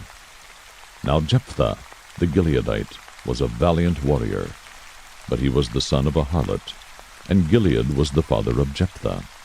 Gilead's wife bore him sons, and when his wife's sons grew up, they drove Jephthah out, and said to him, "You shall not have an inheritance in our father's house, for you are the son of another woman." So Jephthah fled from his brothers and lived in the land of Tob, and worthless fellows gathered themselves about Jephthah, and they went out with him. It came about after a while that the sons of Ammon fought against Israel. When the sons of Ammon fought against Israel, the elders of Gilead went to get Jephthah from the land of Tob. And they said to Jephthah, "Come, and be our chief, that we may fight against the sons of Ammon." Then Jephthah said to the elders of Gilead, "Did you not hate me, and drive me from my father's house? So why have you come to me now, when you are in trouble?" The elders of Gilead said to Jephthah, "For this reason we have now returned to you, that you may go with us, and fight with the sons of Ammon, and become head over all the inhabitants of Gilead." So Jephthah said to the elders of Gilead, If you take me back to fight against the sons of Ammon, and the Lord gives them up to me, will I become your head?" The elders of Gilead said to Jephthah, "The Lord is witness between us. Surely we will do as you have said." Then Jephthah went with the elders of Gilead, and the people made him head and chief over them. And Jephthah spoke all his words before the Lord at Mizpah. Now Jephthah sent messengers to the king of the sons of Ammon, saying, "What is between you and me, that you have come to me to fight against my land?" The king of the sons of Ammon said to the messengers of Jephthah, "Because Israel took away my land when they came up from Egypt, from the Arnon as far as the Jabbok and the Jordan, therefore return them peaceably now." But Jephthah sent messengers again to the king of the sons of Ammon. And they said to him, "Thus says Jephthah, Israel did not take away the land of Moab, nor the land of the sons of Ammon. For when they came up from Egypt, and Israel went through the wilderness to the Red Sea, and came to Kadesh, then Israel sent messengers to the king of Edom, saying, Please, let us pass through your land. But the king of Edom would not listen. And they also sent to the king of Moab, but he would not consent. So Israel remained at Kadesh. Then they went through the wilderness, and around the land of Edom, and the land of Moab, and came to the east side of the land of Moab. And they camped beyond the Arnon, but they did not enter the territory of Moab, for the Arnon was the border of Moab. And Israel sent messengers to Sihon, king of the Amorites, the king of Heshbon. And Israel said to him, Please let us pass through your land to our place. But Sihon did not trust Israel to pass through his territory. So Sihon gathered all his people, and camped in Jahaz, and fought with Israel. The Lord, the God of Israel, gave Sihon and all his people into the hand of Israel, and they defeated them. So Israel possessed all the land of the Amorites, the inhabitants of that country. So they possessed all the territory of the Amorites, from the Arnon as far as the Jabbok, and from the wilderness as far as the Jordan. Since now the Lord, the God of Israel, drove out the Amorites from before his people Israel, are you then to possess it? Do you not possess what Chemosh, your God, gives you to possess? So whatever the Lord our God has driven out before us, we will possess it. Now, are you any better than Balak, the son of Zippor, king of Moab? Did he ever strive with Israel, or did he ever fight against them? While Israel lived in Heshbon and its villages, and in Aroer and its villages, and in all the cities that are on the banks of the Arnon, 300 years, why did you not recover them within that time? I therefore have not sinned against you, but you are doing me wrong by making war against me. May the Lord the judge today between the sons of Israel and the sons of Ammon. But the king of the sons of Ammon disregarded the message which Jephthah sent him. Now the Spirit of the Lord came upon Jephthah, so that he passed through Gilead and Manasseh. Then he passed through Mizpah of Gilead, and from Mizpah of Gilead he went on to the sons of Ammon. Jephthah made a vow to the Lord, and said, If you will indeed give the sons of Ammon into my hand, then it shall be that whatever comes out of the doors of my house to meet me when I return in peace from the sons of Ammon, it shall be the Lord's, and I will offer it up as a burnt offering. So Jephthah crossed over to the sons of Ammon to fight against them, and the Lord gave them into his hand. He struck them with a very great slaughter from Aroer to the entrance of Minnith, 20 cities, and as far as Abel-keramim. So the sons of Ammon were subdued before the sons of Israel. When Jephthah came to his house at Mizpah, behold, his daughter was coming out to meet him with tambourines and with dancing. Now she was his one and only child. Besides her, he had no son or daughter. When he saw her, he tore his clothes and said, Alas, my daughter, you have brought me very low, and you are among those who trouble me. For I have given my word to the Lord, and I cannot take it back. So she said to him, My father, you have given your word to the Lord. Do to me as you have said, since the Lord has avenged you of your enemies, the sons of Ammon. She said to her father, Let this thing be done for me. Let me alone 2 months, that I may go to the mountains, and weep because of my virginity, I and my companions. Then he said, Go. So he sent her away for 2 months, and she left with her companions, and wept on the mountains because of her virginity. At the end of 2 months she returned to her father, who did to her according to the vow which he had made, and she had no relations with a man. Thus it became a custom in Israel that the daughters of Israel went yearly to commemorate the daughter of Jephthah the Gileadite 4 days in the year. Judges 12. Then the men of Ephraim were summoned, and they crossed to Zaphon and said to Jephthah, "Why did you cross over to fight against the sons of Ammon, without calling us to go with you? We will burn your house down on you." Jephthah said to them, "I and my people were at great strife with the sons of Ammon. When I called you, you did not deliver me from their hand. When I saw that you would not deliver me, I took my life in my hands and crossed over against the sons of Ammon, and the Lord gave them into my hand. Why then have you come up to me this day to fight against me?" Then Jephthah gathered all the men of Gilead, and fought Ephraim. And the men of Gilead defeated Ephraim, because they said, "You are fugitives of Ephraim, O Gileadites, in the midst of Ephraim, and in the midst of Manasseh." The Gileadites captured the fords of the Jordan opposite Ephraim. And it happened when any of the fugitives of Ephraim said, "Let me cross over," the men of Gilead would say to him, "Are you an Ephraimite?" If he said, "No," then they would say to him, "Say now, Shibboleth." But he said, "Sibboleth," for he could not pronounce it correctly. Then they seized him and slew him at the fords of the Jordan. Thus there fell at that time 42,000 of Ephraim. Jephthah judged Israel 6 years.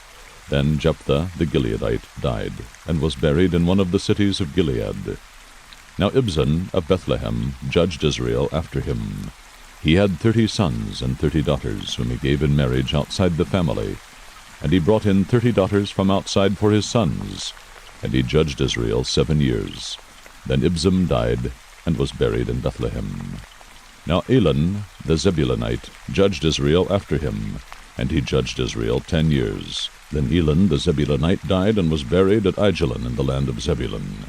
Now Abdon the son of Hillel the Pirathonite judged Israel after him. He had 40 sons and 30 grandsons, who rode on 70 donkeys, and he judged Israel 8 years. Then Abdon the son of Hillel the Pirathonite died, and was buried at Pirathon in the land of Ephraim, in the hill country of the Amalekites. Judges 13. Now the sons of Israel again did evil in the sight of the Lord, so that the Lord gave them into the hands of the Philistines 40 years. There was a certain man of Zorah, of the family of the Danites, whose name was Manoah, and his wife was barren, and had borne no children. Then the angel of the Lord appeared to the woman, and said to her, "Behold now, you are barren, and have borne no children, but you shall conceive, and give birth to a son. Now therefore be careful not to drink wine or strong drink, nor eat any unclean thing. For behold, you shall conceive and give birth to a son, and no razor shall come upon his head, for the boy shall be a Nazarite to God from the womb, and he shall begin to deliver Israel from the hands of the Philistines." Then the woman came and told her husband, saying, "A man of God came to me, and his appearance was like the appearance of the angel of God, very awesome. And I did not ask him where he came from, nor did he tell me his name. But he said to me, Behold, you shall conceive, and give birth to a son. And now you shall not drink wine or strong drink, nor eat any unclean thing, for the boy shall be a Nazarite to God from the womb to the day of his death." Then Manoah entreated the Lord, and said, "O Lord, please let the man of God whom you have sent come to us again, that he may teach us what to do for the boy who is to be born." God listened to the voice of Manoah, and the angel of God came again to the woman, as she was sitting in the field, but Manoah her husband was not with her. So the woman ran quickly and told her husband, "Behold, the man who came the other day has appeared to me." Then Manoah arose and followed his wife. And when he came to the man, he said to him, "Are you the man who spoke to the woman?" And he said, "I am." Manoah said, "Now when your words come to pass, what shall be the boy's mode of life, and his vocation?" So the angel of the Lord said to Manoah, "Let the woman pay attention to all that I said. She should not eat anything that comes from the vine, nor drink wine or strong drink, nor eat any unclean thing. Let her observe all that I commanded." Then Manoah said to the angel of the Lord, "Please let us detain you, so that we may prepare a young goat for you."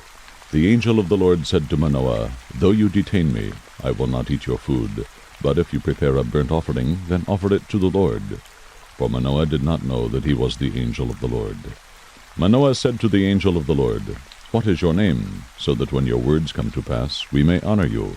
But the angel of the Lord said to him, Why do you ask my name, seeing it is wonderful? So Manoah took the young goat with the grain offering, and offered it on the rock to the Lord. And he performed wonders while Manoah and his wife looked on. For it came about when the flame went up from the altar toward heaven, that the angel of the Lord ascended in the flame of the altar. When Manoah and his wife saw this, they fell on their faces to the ground. Now the angel of the Lord did not appear to Manoah or his wife again. Then Manoah knew that he was the angel of the Lord. So Manoah said to his wife, We will surely die, for we have seen God. But his wife said to him, If the Lord had desired to kill us, he would not have accepted a burnt offering and a grain offering from our hands, nor would he have shown us all these things, nor would he have let us hear things like this at this time. Then the woman gave birth to a son, and named him Samson. And the child grew up, and the Lord blessed him. And the Spirit of the Lord began to stir him in Mahaneh-dan, between Zorah and Eshtaol. Judges 14. Then Samson went down to Timnah, and saw a woman in Timnah, one of the daughters of the Philistines. So he came back and told his father and mother, I saw a woman in Timnah, one of the daughters of the Philistines. Now therefore get her for me as a wife. Then his father and his mother said to him, Is there no woman among the daughters of your relatives, or among all our people, that you go to take a wife from the uncircumcised Philistines? But Samson said to his father, Get her for me, for she looks good to me. However, his father and mother did not know that it was of the Lord, for he was seeking an occasion against the Philistines.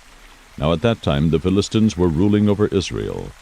Then Samson went down to Timnah with his father and mother, and came as far as the vineyards of Timnah. And behold, a young lion came roaring toward him. The Spirit of the Lord came upon him mightily, so that he tore him as one tears a young goat, though he had nothing in his hand. But he did not tell his father or mother what he had done. So he went down and talked to the woman, and she looked good to Samson. When he returned later to take her, he turned aside to look at the carcass of the lion. And behold, a swarm of bees and honey were in the body of the lion. So he scraped the honey into his hands, and went on, eating as he went. When he came to his father and mother, he gave some to them, and they ate it. But he did not tell them that he had scraped the honey out of the body of the lion. Then his father went down to the woman, and Samson made a feast there, for the young men customarily did this. When they saw him, they brought 30 companions to be with him. Then Samson said to them, Let me now propound a riddle to you. If you will indeed tell it to me within the 7 days of the feast, and find it out, then I will give you 30 linen wraps and 30 changes of clothes. But if you are unable to tell me, then you shall give me 30 linen wraps and 30 changes of clothes. And they said to him, Propound your riddle, that we may hear it. So he said to them, Out of the eater came something to eat, and out of the strong came something sweet. But they could not tell the riddle in 3 days. Then it came about on the 4th day that they said to Samson's wife, Entice your husband, so that he will tell us the riddle, or we will burn you and your father's house with fire. Have you invited us to impoverish us? Is this not so? Samson's wife wept before him and said, You only hate me, and you do not love me. You have propounded a riddle to the sons of my people, and have not told it to me. And he said to her, Behold, I have not told it to my father or mother, so should I tell you? However, she wept before him 7 days, while their feast lasted. And on the 7th day he told her, because she pressed him so hard. She then told the riddle to the sons of her people. So the men of the city said to him on the 7th day before the sun went down, What is sweeter than honey, and what is stronger than a lion? And he said to them, If you had not plowed with my heifer, you would not have found out my riddle. Then the Spirit of the Lord came upon him mightily, and he went down to Ashkelon, and killed 30 of them, and took their spoil, and gave the changes of clothes to those who told the riddle. And his anger burned, and he went up to his father's house. But Samson's wife was given to his companion, who had been his friend. Judges 15. But after a while, in the time of wheat harvest, Samson visited his wife with a young goat, and said, I will go in to my wife in her room. But her father did not let him enter. Her father said, I really thought that you hated her intensely, so I gave her to your companion. Is not her younger sister more beautiful than she? Please, let her be yours instead. Samson then said to him, This time I shall be blameless in regard to the Philistines, when I do them harm. Samson went and caught 300 foxes, and took torches, and turned the fox's tail to tail, and put one torch in the middle between two tails. When he had set fire to the torches, he released the foxes into the standing grain of the Philistines, thus burning up both the shocks and the standing grain, along with the vineyards and groves. Then the Philistines said, Who did this? And they said, Samson, the son-in-law of the Timnite, because he took his wife and gave her to his companion. So the Philistines came up and burned her and her father with fire. Samson said to them, Since you act like this, I will surely take revenge on you. But after that I will quit. He struck them ruthlessly with a great slaughter, and he went down and lived in the cleft of the rock of Etam. Then the Philistines went up and camped in Judah, and spread out in Lehi.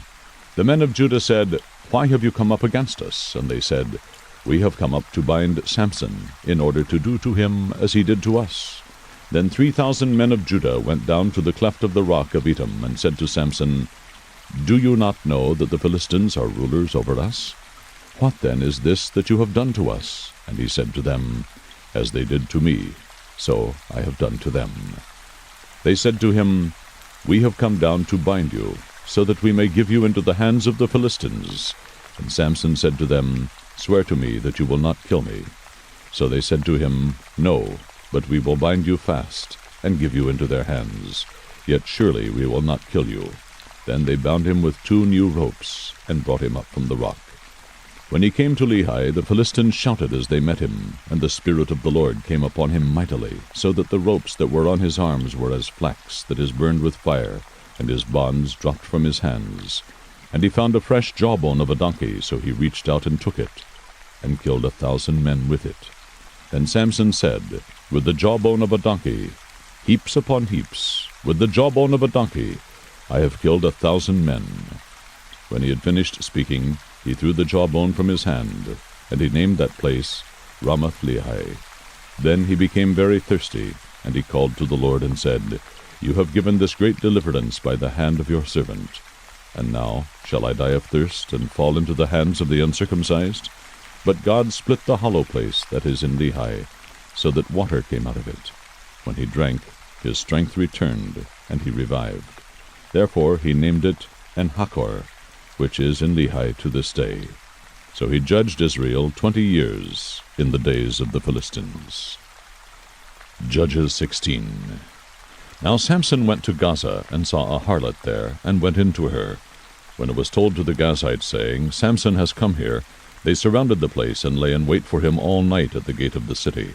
And they kept silent all night, saying, Let us wait until the morning light, then we will kill him.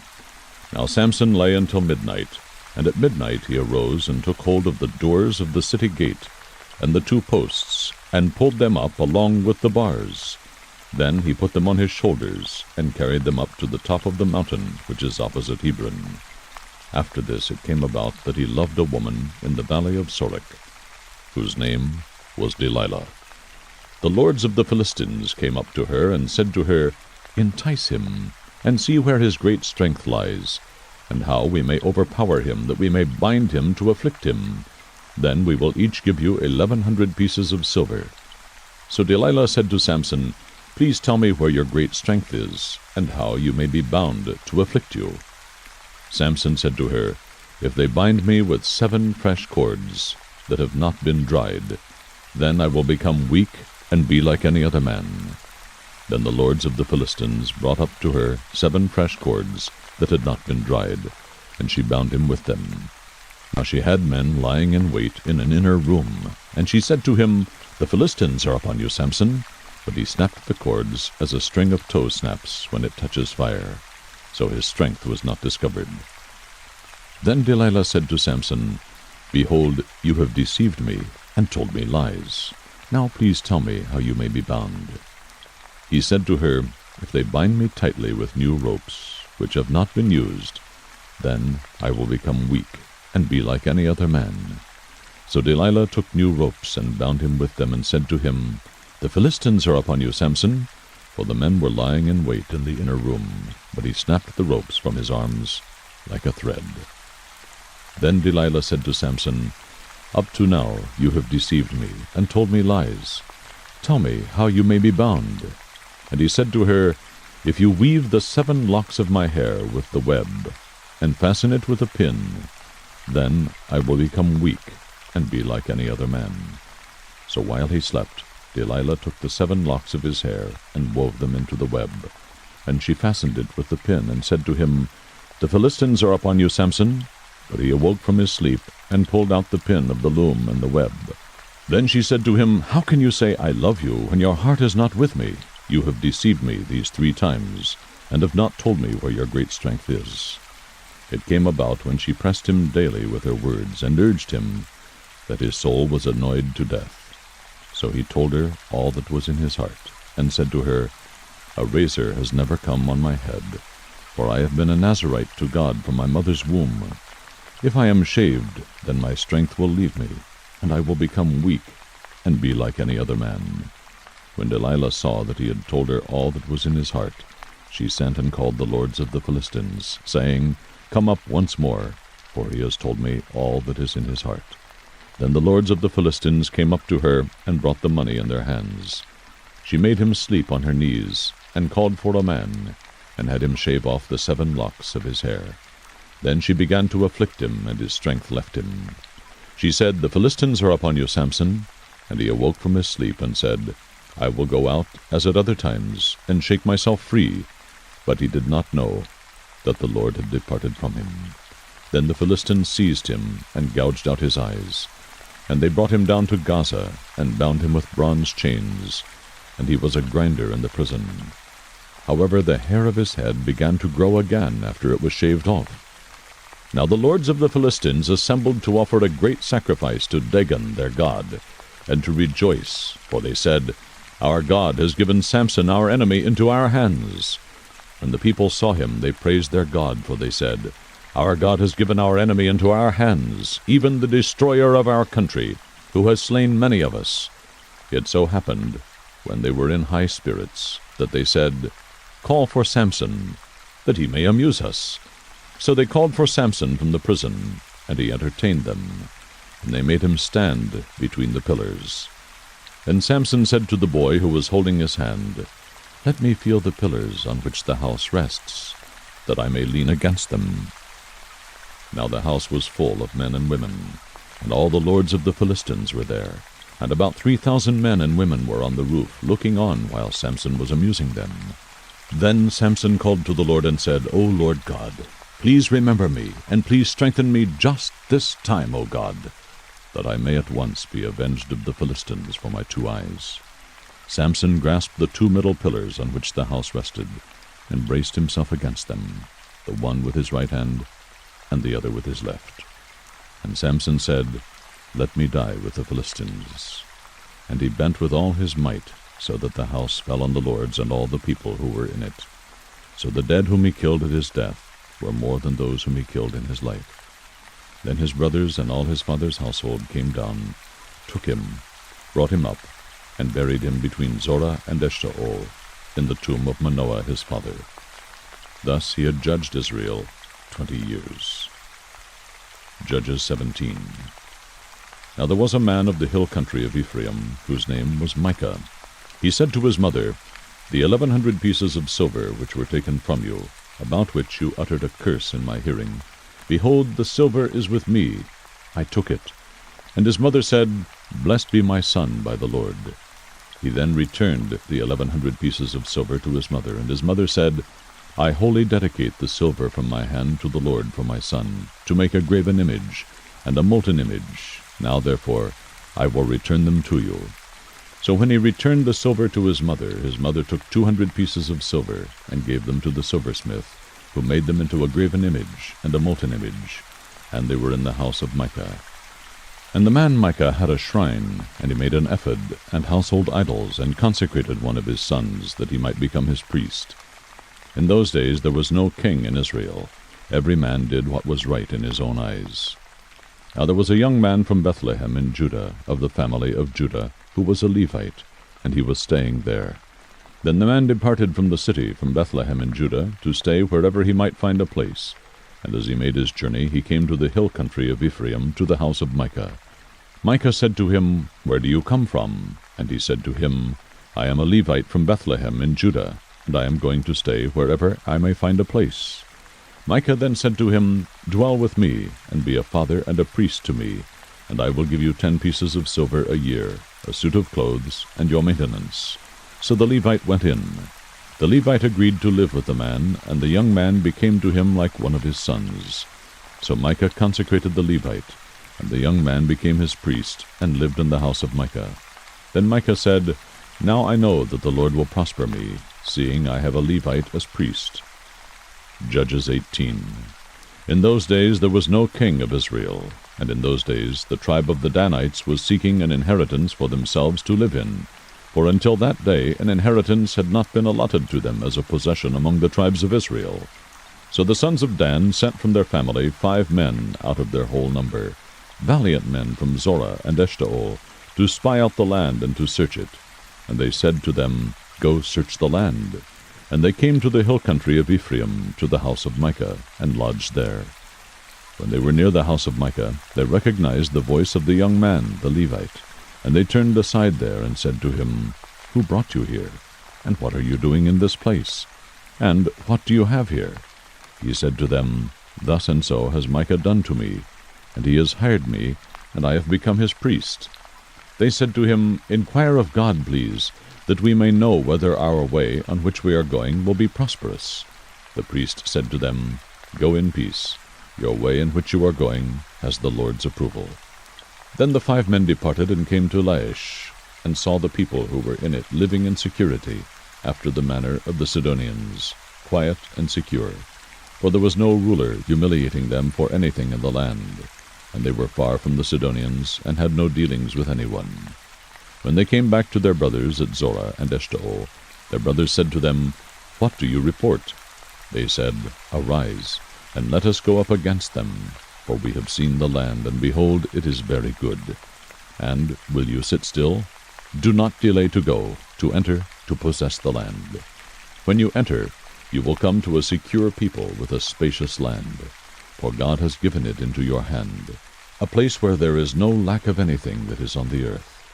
Then from the family of the Danites, from Zorah and from Eshtaol, 600 men armed with weapons of war set out.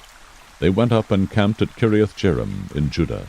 Therefore they called that place Mahana Dan to this day. Behold, it is west of Kiriath-Jearim. They passed from there to the hill country of Ephraim, and came to the house of Micah. Then the 5 men who went to spy out the country of Laish said to their kinsmen, Do you know that there are in these houses an ephod, and household idols, and a graven image, and a molten image? Now therefore consider what you should do. They turned aside there, and came to the house of the young man, the Levite, to the house of Micah, and asked him of his welfare. The 600 men, armed with their weapons of war, who were of the sons of Dan, stood by the entrance of the gate. Now the 5 men who went to spy out the land went up and entered there, and took the graven image, and the ephod, and household idols, and the molten image, while the priest stood by the entrance of the gate with the 600 men, armed with weapons of war. When these went into Micah's house, and took the graven image, the ephod, and household idols, and the molten image, the priest said to them, What are you doing? They said to him, Be silent, put your hand over your mouth, and come with us, and be to us a father and a priest. Is it better for you to be a priest to the house of one man, or to be priest to a tribe and a family in Israel?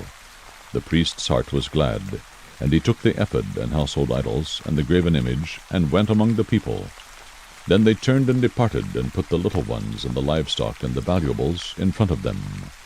When they had gone some distance from the house of Micah, the men who were in the houses near Micah's house assembled and overtook the sons of Dan. They cried to the sons of Dan, who turned around and said to Micah, What is the matter with you, that you have assembled together? He said, You have taken away my gods which I made, and the priest, and have gone away. And what do I have besides? So how can you say to me, What is the matter with you? The sons of Dan said to him, Do not let your voice be heard among us, or else fierce men will fall upon you, and you will lose your life with the lives of your household. So the sons of Dan went on their way, and when Micah saw that they were too strong for him, he turned and went back to his house. Then they took what Micah had made, and the priest who had belonged to him, and came to Laish, to a people quiet and secure, and struck them with the edge of the sword, and they burned the city with fire. And there was no one to deliver them, because it was far from Sidon, and they had no dealings with anyone. And it was in the valley which is near Beth-rehob. And they rebuilt the city, and lived in it. They called the name of the city Dan, after the name of Dan their father, who was born in Israel. However, the name of the city formerly was Laish. The sons of Dan set up for themselves the graven image, and Jonathan, the son of Gershom, the son of Manasseh, he and his sons were priests to the tribe of the Danites, until the day of the captivity of the land. So they set up for themselves Micah's graven image which he had made, all the time that the house of God was at Shiloh. Judges 19. Now it came about in those days, when there was no king in Israel, that there was a certain Levite staying in the remote part of the hill country of Ephraim, who took a concubine for himself from Bethlehem in Judah. But his concubine played the harlot against him, and she went away from him to her father's house in Bethlehem in Judah, and was there for a period of 4 months. Then her husband arose and went after her to speak tenderly to her, in order to bring her back, taking with him his servant and a pair of donkeys. So she brought him into her father's house, and when the girl's father saw him, he was glad to meet him. His father-in-law, the girl's father, detained him, and he remained with him 3 days. So they ate and drank and lodged there. Now on the 4th day they got up early in the morning, and he prepared to go. And the girl's father said to his son-in-law, Sustain yourself with a piece of bread, and afterward you may go. So both of them sat down and ate and drank together. And the girl's father said to the man, Please be willing to spend the night, and let your heart be merry.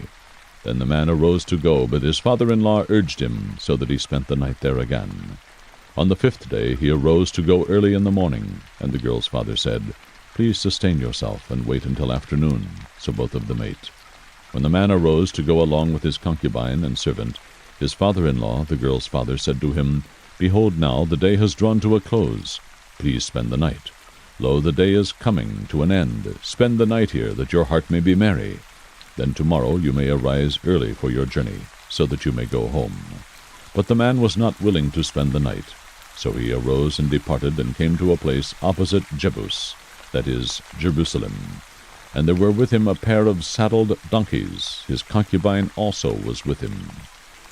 When they were near Jebus, the day was almost gone. And the servant said to his master, Please come, and let us turn aside into this city of the Jebusites, and spend the night in it. However his master said to him, We will not turn aside into the city of foreigners, who are not of the sons of Israel, but we will go on as far as Gibeah. He said to his servant, Come, and let us approach one of these places, and we will spend the night in Gibeah or Ramah. So they passed along and went their way, and the sun set on them near Gibeah, which belongs to Benjamin. They turned aside there in order to enter and lodge in Gibeah. When they entered, they sat down in the open square of the city, for no one took them into his house to spend the night. And behold, an old man was coming out of the field from his work at evening. Now the man was from the hill country of Ephraim, and he was staying in Gibeah, but the men of the place were Benjamites. And he lifted up his eyes, and saw the traveler in the open square of the city. And the old man said, Where are you going, and where do you come from? He said to him, We are passing from Bethlehem in Judah to the remote part of the hill country of Ephraim, for I am from there. And I went to Bethlehem in Judah, but I am now going to my house, and no man will take me into his house. Yet there is both straw and fodder for our donkeys, and also bread and wine for me, your maidservant, and the young man who is with your servants. There is no lack of anything. The old man said, Peace to you, only let me take care of all your needs. However, do not spend the night in the open square. So he took him into his house, and gave the donkeys fodder, and they washed their feet, and ate and drank. While they were celebrating, behold, the men of the city, certain worthless fellows, surrounded the house, pounding the door.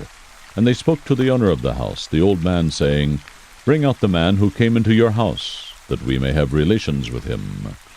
Then the man, the owner of the house, went out to them and said to them, No, my fellows, please do not act so wickedly. Since this man has come into my house, do not commit this act of folly.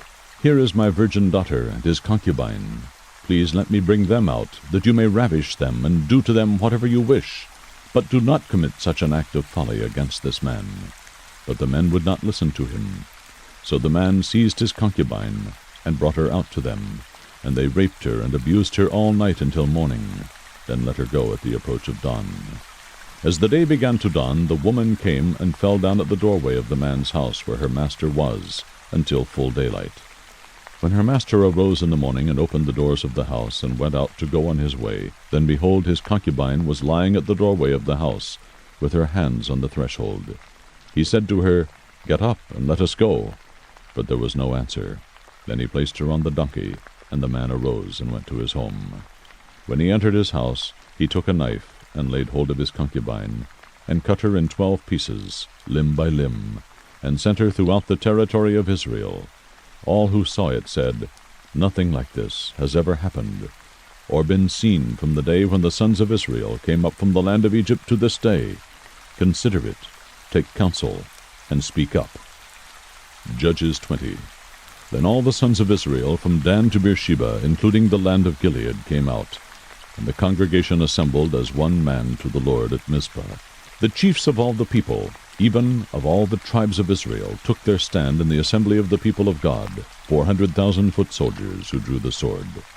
Now the sons of Benjamin heard that the sons of Israel had gone up to Mizpah. And the sons of Israel said, Tell us, how did this wickedness take place? So the Levite, the husband of the woman who was murdered, answered and said, I came with my concubine to spend the night at Gibeah, which belongs to Benjamin. But the men of Gibeah rose up against me, and surrounded the house at night because of me. They intended to kill me. Instead, they ravished my concubine, so that she died. And I took hold of my concubine, and cut her in pieces, and sent her throughout the land of Israel's inheritance, for they have committed a lewd and disgraceful act in Israel. Behold, all you sons of Israel, give your advice and counsel here. Then all the people arose as one man, saying, Not one of us will go to his tent, nor will any of us return to his house. But now this is the thing which we will do to Gibeah. We will go up against it by lot. And we will take 10 men out of 100 throughout the tribes of Israel, and 100 out of 1,000, and 1,000 out of 10,000 to supply food for the people, that when they come to Gibeah of Benjamin, they may punish them for all the disgraceful acts that they have committed in Israel. Thus all the men of Israel were gathered against the city, united as one man. Then the tribes of Israel sent men through the entire tribe of Benjamin, saying, What is this wickedness that has taken place among you? Now then, deliver up the men, the worthless fellows in Gibeah, that we may put them to death and remove this wickedness from Israel. But the sons of Benjamin would not listen to the voice of their brothers, the sons of Israel. The sons of Benjamin gathered from the cities to Gibeah, to go out to battle against the sons of Israel. From the cities on that day the sons of Benjamin were numbered 26,000 men who draw the sword, besides the inhabitants of Gibeah, who were numbered 700 choice men. Out of all these people 700 choice men were left-handed. Each one could sling a stone at a hair, and not miss. Then the men of Israel, besides Benjamin, were numbered 400,000 men who draw the sword. All these were men of war. Now the sons of Israel arose, went up to Bethel, and inquired of God, and said, Who shall go up first for us to battle against the sons of Benjamin? Then the Lord said, Judah shall go up first. So the sons of Israel arose in the morning, and camped against Gibeah. The men of Israel went out to battle against Benjamin, and the men of Israel arrayed for battle against them at Gibeah. Then the sons of Benjamin came out of Gibeah, and felled to the ground on that day 22,000 men of Israel. But the people, the men of Israel, encouraged themselves, and arrayed for battle again in the place where they had arrayed themselves the first day. The sons of Israel went up and wept before the Lord until evening, and inquired of the Lord, saying, Shall we again draw near for battle against the sons of my brother Benjamin? And the Lord said, Go up against him. Then the sons of Israel came against the sons of Benjamin the second day. Benjamin went out against them from Gibeah the second day, and felled to the ground again 18,000 men of the sons of Israel. All these drew the sword. Then all the sons of Israel and all the people went up and came to Bethel and wept. Thus they remained there before the Lord, and fasted that day until evening. And they offered burnt offerings and peace offerings before the Lord. The sons of Israel inquired of the Lord, for the ark of the covenant of God was there in those days. And Phinehas, the son of Eleazar, Aaron's son, stood before it to minister in those days, saying, Shall I yet again go out to battle against the sons of my brother Benjamin, or shall I cease? And the Lord said, Go up, for tomorrow I will deliver them into your hand. So Israel set men in ambush around Gibeah. The sons of Israel went up against the sons of Benjamin on the third day, and arrayed themselves against Gibeah, as at other times. The sons of Benjamin went out against the people, and were drawn away from the city. And they began to strike and kill some of the people, as at other times, on the highways, one of which goes up to Bethel, and the other to Gibeah, and in the field about 30 men of Israel. The sons of Benjamin said, They are struck down before us, as at the first. But the sons of Israel said, Let us flee, that we may draw them away from the city to the highways. Then all the men of Israel arose from their place, and arrayed themselves at Baal-Tamar. And the men of Israel in ambush broke out of their place, even out of Merah-Gibeah. When 10,000 choice men from all Israel came against Gibeah, the battle became fierce. But Benjamin did not know that disaster was close to them. And the Lord struck Benjamin before Israel, so that the sons of Israel destroyed 25,100 men of Benjamin that day, all who draw the sword. So the sons of Benjamin saw that they were defeated. When the men of Israel gave ground to Benjamin, because they relied on the men in ambush, whom they had set against Gibeah, the men in ambush hurried, and rushed against Gibeah. The men in ambush also deployed, and struck all the city with the edge of the sword. Now the appointed sign between the men of Israel and the men in ambush was that they would make a great cloud of smoke rise from the city. Then the men of Israel turned in the battle, and Benjamin began to strike and kill about 30 men of Israel, for they said, Surely they are defeated before us, as in the first battle. But when the cloud began to rise from the city in a column of smoke, Benjamin looked behind them, and behold, the whole city was going up in smoke to heaven. Then the men of Israel turned, and the men of Benjamin were terrified, for they saw that disaster was close to them. Therefore they turned their backs before the men of Israel toward the direction of the wilderness. But the battle overtook them, while those who came out of the cities destroyed them in the midst of them. They surrounded Benjamin, pursued them without rest, and trod them down opposite Gibeah toward the east. Thus 18,000 men of Benjamin fell. All these were valiant warriors. The rest turned and fled toward the wilderness, to the rock of Rimmon. But they caught 5,000 of them on the highways, and overtook them at Gidom, and killed 2,000 of them. So all of Benjamin who fell that day were 25,000 men who draw the sword. All these were valiant warriors. But 600 men turned and fled toward the wilderness to the rock of Rimmon, and they remained at the rock of Rimmon 4 months. The men of Israel then turned back against the sons of Benjamin, and struck them with the edge of the sword, both the entire city with the cattle, and all that they found. They also set on fire all the cities which they found. Judges 21. Now the men of Israel had sworn in Mizpah, saying, None of us shall give his daughter to Benjamin in marriage. So the people came to Bethel, and sat there before God until evening, and lifted up their voices, and wept bitterly. They said, Why, O Lord, God of Israel, has this come about in Israel, so that one tribe should be missing today in Israel? It came about the next day that the people arose early, and built an altar there, and offered burnt offerings and peace offerings.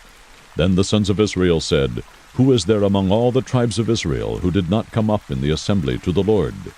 For they had taken a great oath concerning him who did not come up to the Lord at Mizpah, saying, He shall surely be put to death. And the sons of Israel were sorry for their brother Benjamin, and said, One tribe is cut off from Israel today.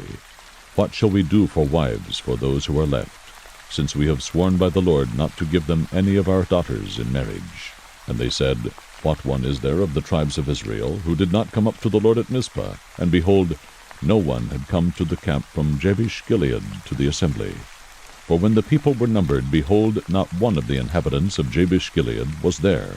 And the congregation sent 12,000 of the valiant warriors there, and commanded them, saying, Go, and strike the inhabitants of Jabesh-Gilead with the edge of the sword, with the women and the little ones.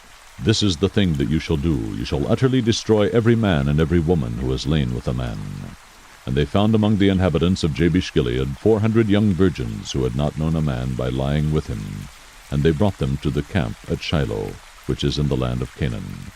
Then the whole congregation sent word and spoke to the sons of Benjamin, who were at the rock of Rimmon, and proclaimed peace to them.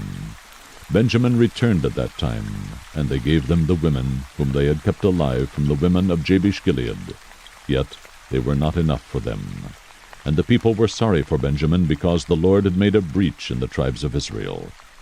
Then the elders of the congregation said, What shall we do for wives for those who are left, since the women are destroyed out of Benjamin?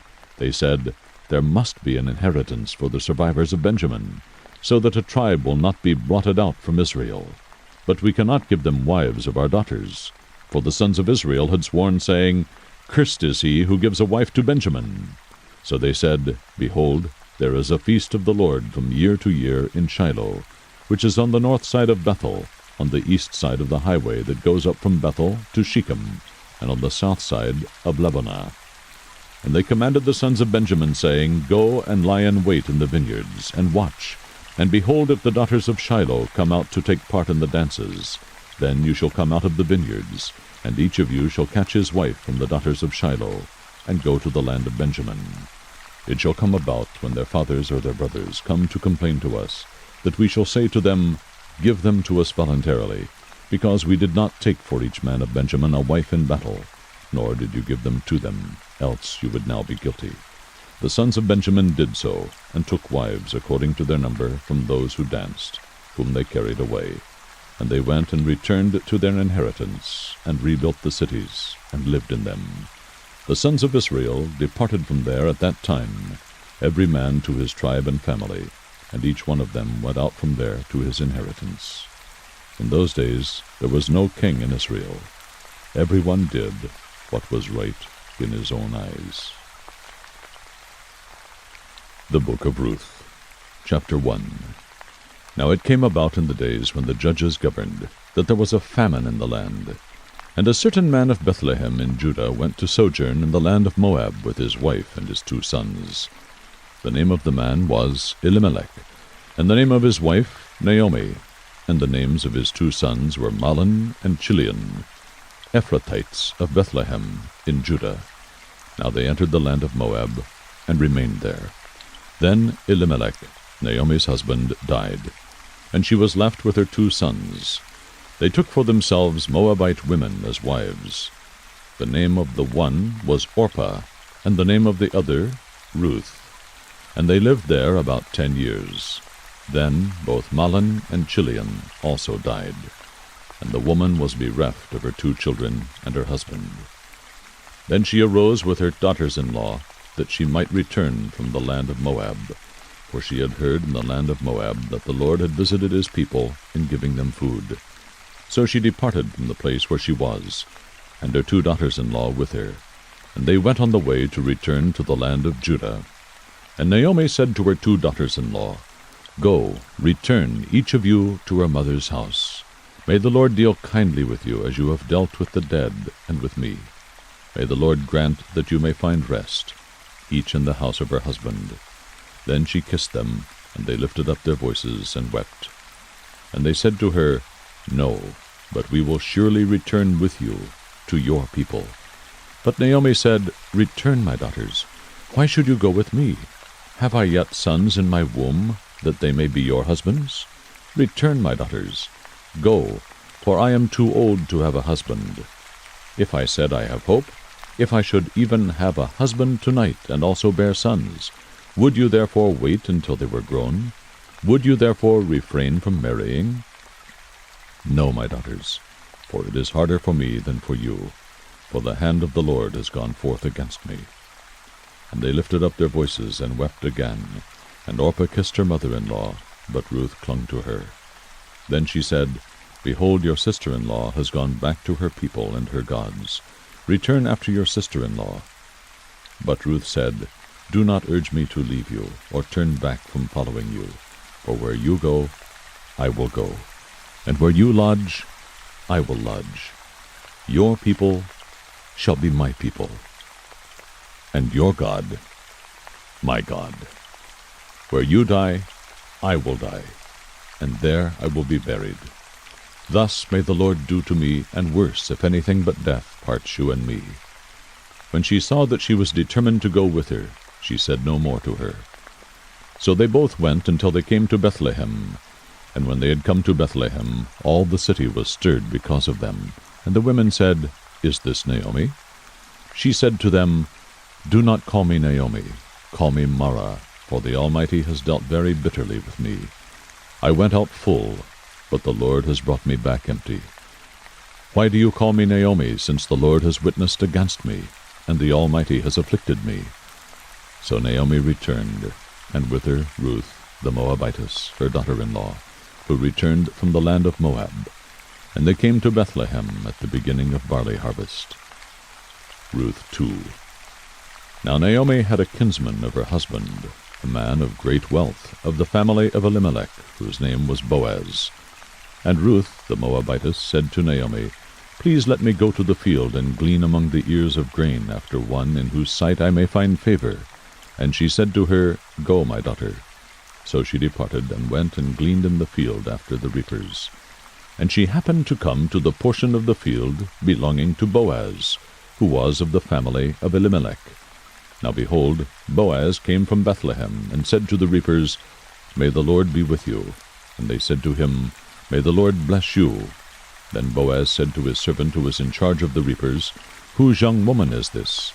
The servant in charge of the reapers replied, "She is the young Moabite woman who returned with Naomi from the land of Moab." And she said, "Please let me glean and gather after the reapers among the sheaves."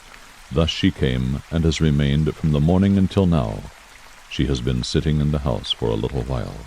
Then Boaz said to Ruth, "Listen carefully, my daughter. Do not go to glean in another field.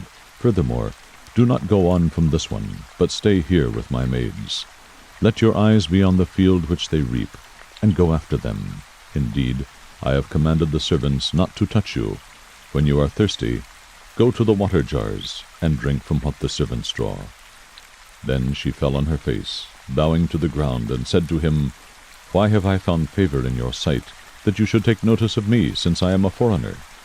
Boaz replied to her, "All that you have done for your mother-in-law after the death of your husband has been fully reported to me, and how you left your father and your mother and the land of your birth, and came to a people that you did not previously know. May the Lord reward your work, and your wages be full from the Lord, the God of Israel, under whose wings you have come to seek refuge." Then she said, "I have found favor in your sight, my lord, for you have comforted me, and indeed have spoken kindly to your maidservant, though I am not like one of your maidservants." At mealtime Boaz said to her, "Come here, that you may eat of the bread, and dip your piece of bread in the vinegar." So she sat beside the reapers, and he served her roasted grain, and she ate, and was satisfied, and had some left. When she rose to glean, Boaz commanded his servants, saying, "Let her glean even among the sheaves, and do not insult her. Also, you shall purposely pull out for her some grain from the bundles, and leave it, that she may glean, and do not rebuke her." So she gleaned in the field until evening. Then she beat out what she had gleaned, and it was about an ephah of barley. She took it up and went into the city, and her mother-in-law saw what she had gleaned. She also took it out, and gave Naomi what she had left after she was satisfied. Her mother-in-law then said to her, "Where did you glean today, and where did you work? May he who took notice of you be blessed." So she told her mother-in-law with whom she had worked, and said, "The name of the man with whom I worked today is Boaz." Naomi said to her daughter-in-law, "May he be blessed of the Lord, who has not withdrawn his kindness to the living and to the dead." Again Naomi said to her, "The man is our relative. He is one of our closest relatives." Then Ruth the Moabitess said, "Furthermore he said to me, 'You should stay close to my servants until they have finished all my harvest.'" Naomi said to Ruth her daughter-in-law, "It is good, my daughter, that you go out with his maids, so that others do not fall upon you in another field." So she stayed close by the maids of Boaz in order to glean until the end of the barley harvest and the wheat harvest, and she lived with her mother-in-law. Ruth 3. Then Naomi, her mother-in-law, said to her, "My daughter, Shall I not seek security for you, that it may be well with you? Now, is not Boaz our kinsman, with whose maids you were? Behold, he winnows barley at the threshing floor tonight. Wash yourself, therefore, and anoint yourself, and put on your best clothes, and go down to the threshing floor, but do not make yourself known to the man until he has finished eating and drinking. It shall be, when he lies down, that you shall notice the place where he lies, and you shall go and uncover his feet and lie down. Then he will tell you what you shall do. She said to her, All that you say, I will do. So she went down to the threshing floor, and did according to all that her mother-in-law had commanded her. When Boaz had eaten and drunk, and his heart was merry, he went to lie down at the end of the heap of grain. And she came secretly, and uncovered his feet, and lay down. It happened in the middle of the night, that the man was startled, and bent forward, and behold, a woman was lying at his feet. He said, Who are you? And she answered, I am Ruth, your maid. So spread your covering over your maid, for you are a close relative. Then he said, May you be blessed of the Lord, my daughter. You have shown your last kindness to be better than the first, by not going after young men, whether poor or rich. Now, my daughter, do not fear. I will do for you whatever you ask, for all my people in the city know that you are a woman of excellence. Now it is true, I am a close relative. However, there is a relative closer than I. Remain this night, and when morning comes, if he will redeem you, good, let him redeem you. But if he does not wish to redeem you, then I will redeem you, as the Lord lives. Lie down until morning. So she lay at his feet until morning, and rose before one could recognize another. And he said, Let it not be known that the woman came to the threshing floor. Again he said, Give me the cloak that is on you, and hold it. So she held it, and he measured 6 measures of barley, and laid it on her. Then she went into the city. When she came to her mother-in-law, she said, How did it go, my daughter? And she told her all that the man had done for her. She said, These 6 measures of barley he gave to me, for he said, Do not go to your mother-in-law empty-handed. Then she said, Wait, my daughter, until you know how the matter turns out, for the man will not rest until he has settled it today. Ruth 4. Now Boaz went up to the gate and sat down there, and behold, the close relative of whom Boaz spoke was passing by. So he said, Turn aside, friend, sit down here. And he turned aside and sat down. He took 10 men of the elders of the city and said, Sit down here. So they sat down. Then he said to the closest relative, Naomi, who has come back from the land of Moab, has to sell the piece of land which belonged to our brother Elimelech. So I thought to inform you, saying, Buy it before those who are sitting here, and before the elders of my people. If you will redeem it, redeem it. But if not, tell me that I may know, for there is no one but you to redeem it, and I am after you. And he said, I will redeem it. Then Boaz said, On the day you buy the field from the hand of Naomi, you must also acquire Ruth, the Moabitess, the widow of the deceased, in order to raise up the name of the deceased on his inheritance. The closest relative said, I cannot redeem it for myself, because I would jeopardize my own inheritance. Redeem it for yourself. You may have my right of redemption, for I cannot redeem it. Now this was the custom in former times in Israel concerning the redemption and the exchange of land to confirm any matter. A man removed his sandal and gave it to another, and this was the manner of attestation in Israel. So the closest relative said to Boaz, Buy it for yourself. And he removed his sandal. Then Boaz said to the elders and all the people, You are witnesses today that I have bought from the hand of Naomi all that belonged to Elimelech, and all that belonged to Chilion and Mahlon.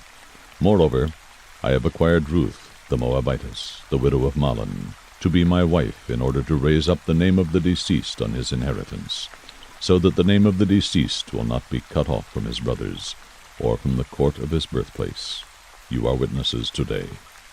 All the people who were in the court and the elders said, We are witnesses. May the Lord make the woman who is coming into your home like Rachel and Leah, both of whom built the house of Israel, and may you achieve wealth in Ephratah, and become famous in Bethlehem. Moreover, may your house be like the house of Perez, whom Tamar bore to Judah, through the offspring which the Lord will give you by this young woman. So Boaz took Ruth, and she became his wife. And he went in to her, and the Lord enabled her to conceive, and she gave birth to a son. Then the women said to Naomi, Blessed is the Lord, who has not left you without a redeemer today. And may his name become famous in Israel. May he also be to you a restorer of life, and a sustainer of your old age. For your daughter-in-law, who loves you, and is better to you than 7 sons, has given birth to him. Then Naomi took the child, and laid him in her lap, and became his nurse. The neighbor women gave him a name, saying, A son has been born to Naomi. So they named him Obed. He is the father of Jesse, the father of David. Now these are the generations of Perez. To Perez was born Hezron, and to Hezron was born Ram, and to Ram Amminadab, and to Amminadab was born Nahshon, and to Nahshon Salmon, and to Salmon was born Boaz, and to Boaz Obed, and to Obed was born Jesse, and to Jesse David. The first book of Samuel, chapter 1.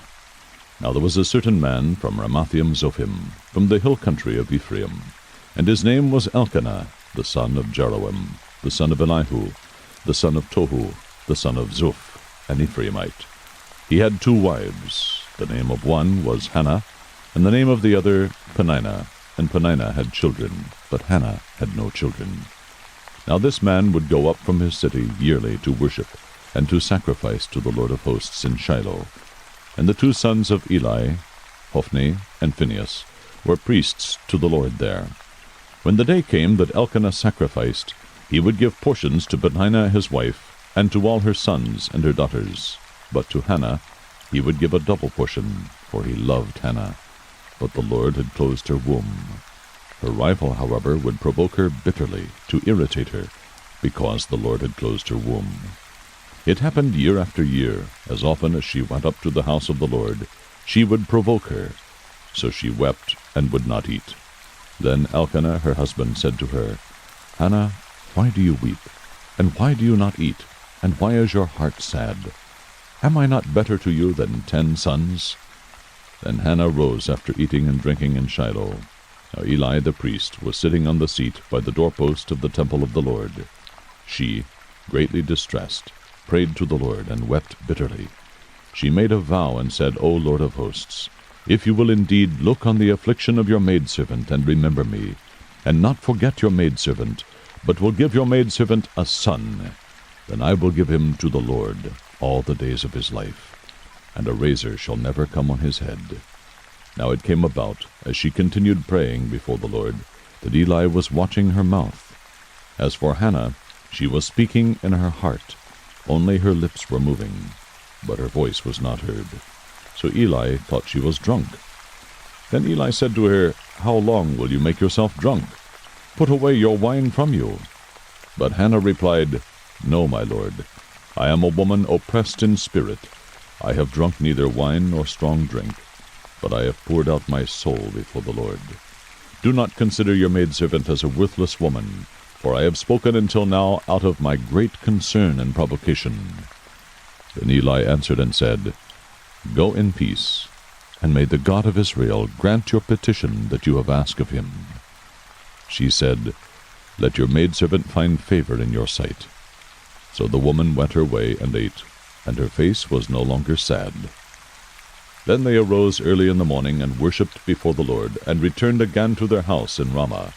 And Elkanah had relations with Hannah his wife, and the Lord remembered her. It came about in due time, after Hannah had conceived, that she gave birth to a son, and she named him Samuel, saying, Because I have asked him of the Lord. Then the man Elkanah went up with all his household to offer to the Lord the yearly sacrifice, and pay his vow. But Hannah did not go up, for she said to her husband, I will not go up until the child is weaned. Then I will bring him, that he may appear before the Lord and stay there forever. Elkanah her husband said to her, Do what seems best to you. Remain until you have weaned him. Only may the Lord confirm his word. So the woman remained and nursed her son until she weaned him. Now when she had weaned him, she took him up with her, with a 3-year-old bull, and 1 ephah of flour, and a jug of wine. and brought him to the house of the Lord in Shiloh, although the child was young. Then they slaughtered the bull, and brought the boy to Eli. She said, O my lord, as your soul lives, my lord, I am the woman who stood here beside you, praying to the Lord. For this boy I prayed, and the Lord has given me my petition which I ask of him. So I have also dedicated him to the Lord. As long as he lives, he is dedicated to the Lord. And he worshipped the Lord there. 1 Samuel 2. Then Hannah prayed and said, My heart exults in the Lord. My horn is exalted in the Lord. My mouth speaks boldly against my enemies, because I rejoice in your salvation. There is no one holy like the Lord. Indeed, there is no one beside you, nor is there any rock like our God. Boast no more so very proudly. Do not let arrogance come out of your mouth. For the Lord is a God of knowledge, and with him actions are weighed. The bows of the mighty are shattered, but the feeble gird on strength. Those who were full hire themselves out for bread, but those who were hungry cease to hunger. Even the barren gives birth to 7, but she who has many children languishes. The Lord kills and makes alive.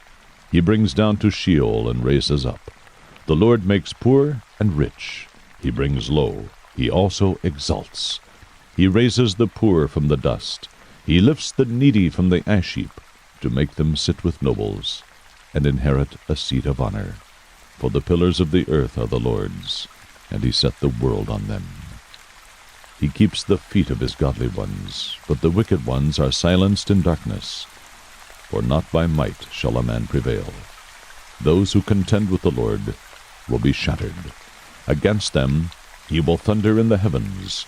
The Lord will judge the ends of the earth, and he will give strength to his king, and will exalt the horn of his anointed. Then Elkanah went to his home at Ramah, but the boy ministered to the Lord before Eli the priest. Now the sons of Eli were worthless men. They did not know the Lord and the custom of the priests with the people. When any man was offering a sacrifice, the priest's servant would come while the meat was boiling with a 3-pronged fork in his hand. Then he would thrust it into the pan or kettle or cauldron or pot. All that the fork brought up the priest would take for himself. Thus they did in Shiloh to all the Israelites who came there.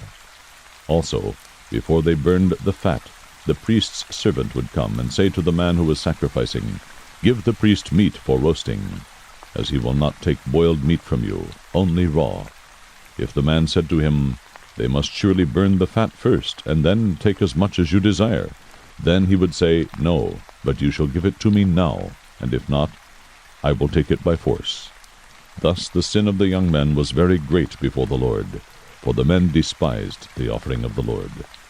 Now Samuel was ministering before the Lord as a boy, wearing a linen ephod, and his mother would make him a little robe, and bring it to him from year to year, when she would come up with her husband to offer the yearly sacrifice. Then Eli would bless Elkanah and his wife, and say, May the Lord give you children from this woman, in place of the one she dedicated to the Lord. And they went to their own home. The Lord visited Hannah, and she conceived and gave birth to 3 sons and 2 daughters. And the boy Samuel grew before the Lord. Now Eli was very old, and he heard all that his sons were doing to all Israel, and how they lay with the women who served at the doorway of the tent of meeting. He said to them, Why do you do such things, the evil things that I hear from all these people? No, my sons, for the report is not good which I hear the Lord's people circulating. If one man sins against another, God will mediate for him. But if a man sins against the Lord, who can intercede for him? But they would not listen to the voice of their father, for the Lord desired to put them to death. Now the boy Samuel was growing in stature and in favor, both with the Lord and with men. Then a man of God came to Eli and said to him, Thus says the Lord, Did I not indeed reveal myself to the house of your father when they were in Egypt in bondage to Pharaoh's house? Did I not choose them from all the tribes of Israel to be my priests, to go up to my altar, to burn incense, to carry an ephod before me? And did I not give to the house of your father all the fire offerings of the sons of Israel? Why do you kick at my sacrifice and at my offering, which I have commanded in my dwelling? And honor your sons above me, by making yourselves fat with the choicest of every offering of my people Israel.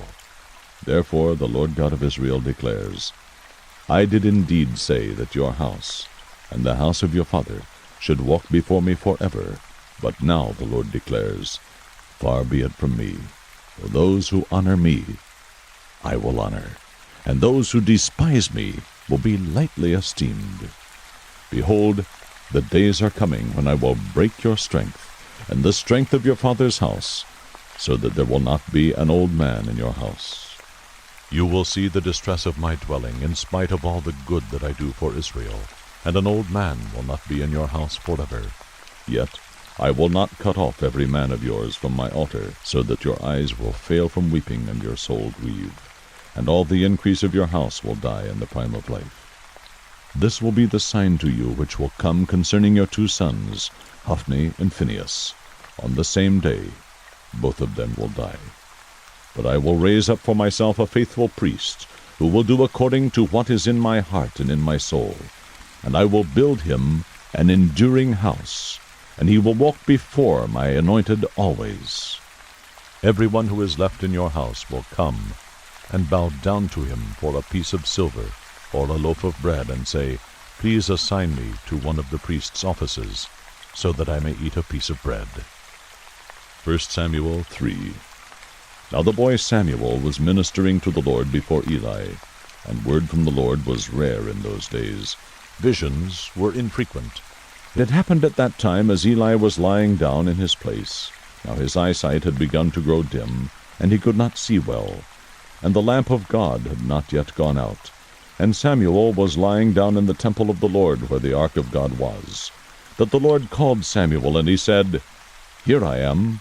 Then he ran to Eli and said, Here I am, for you called me. But he said, I did not call. Lie down again. So he went and lay down. The Lord called yet again, Samuel.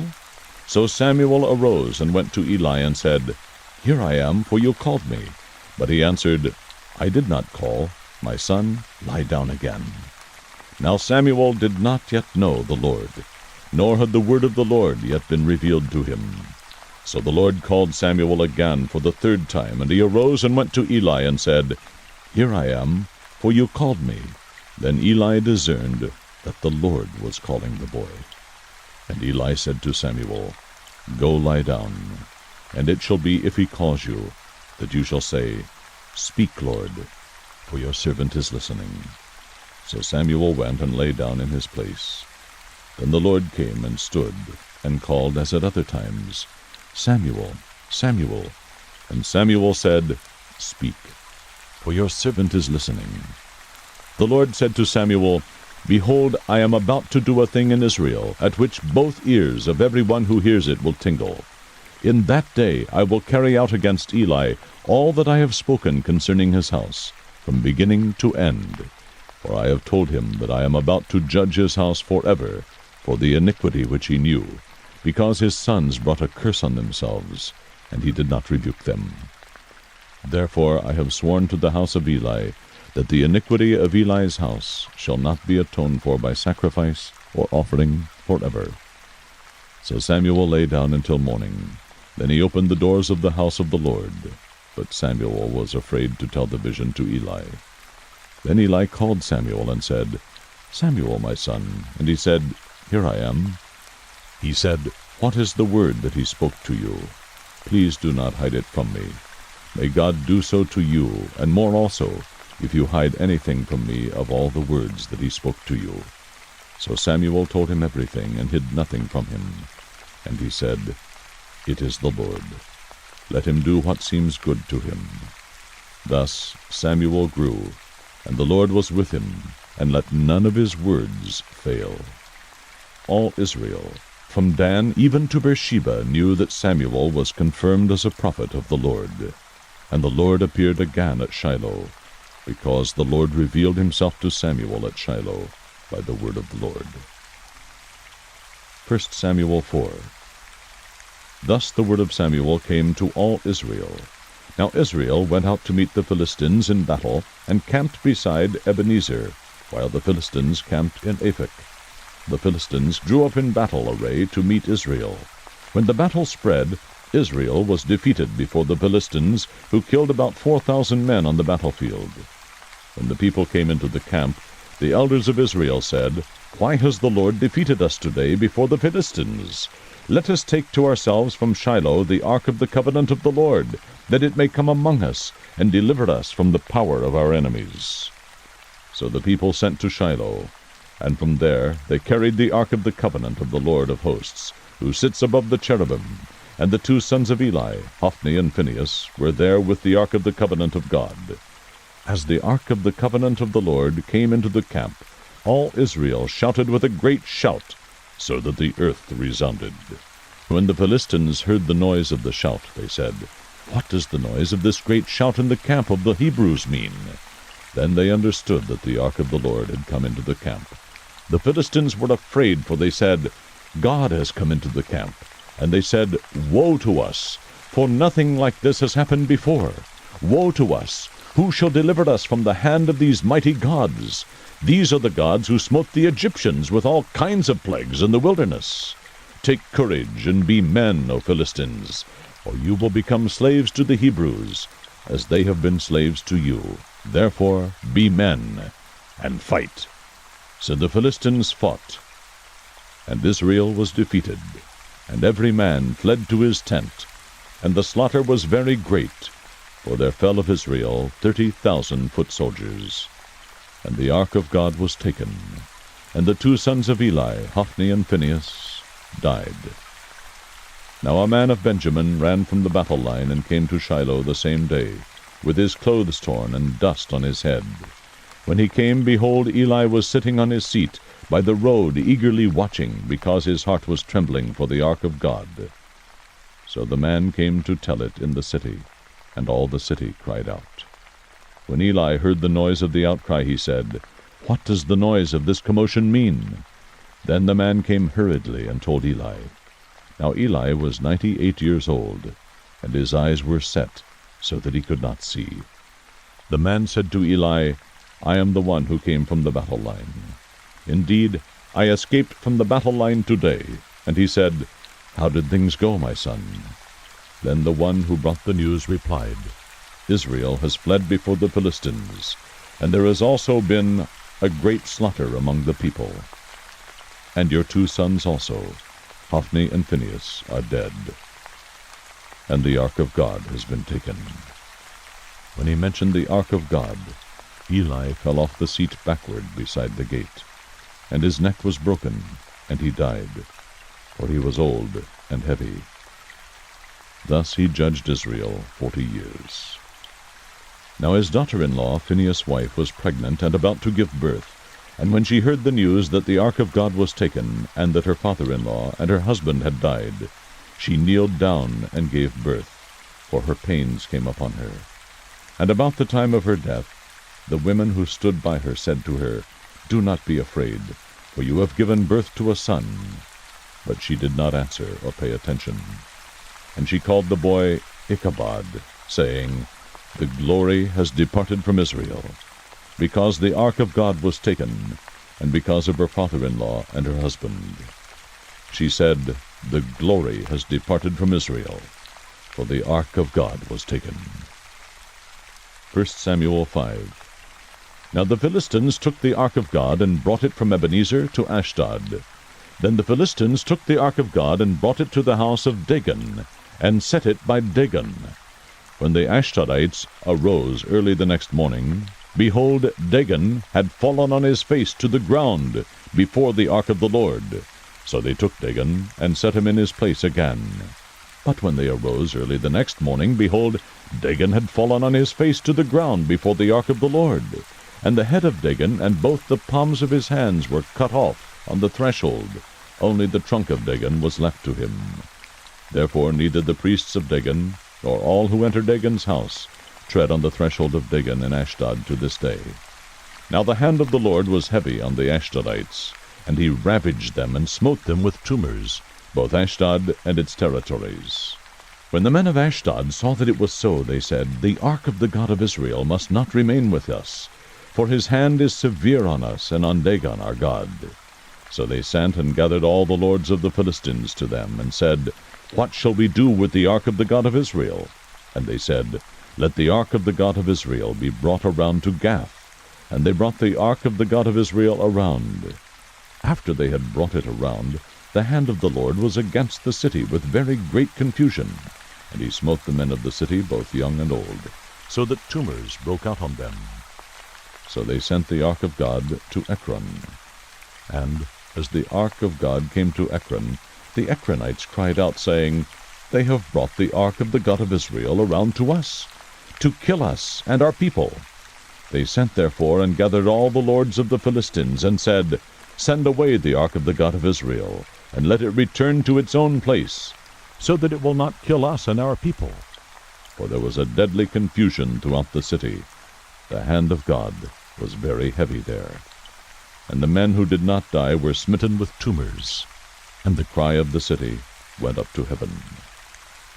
1 Samuel 6.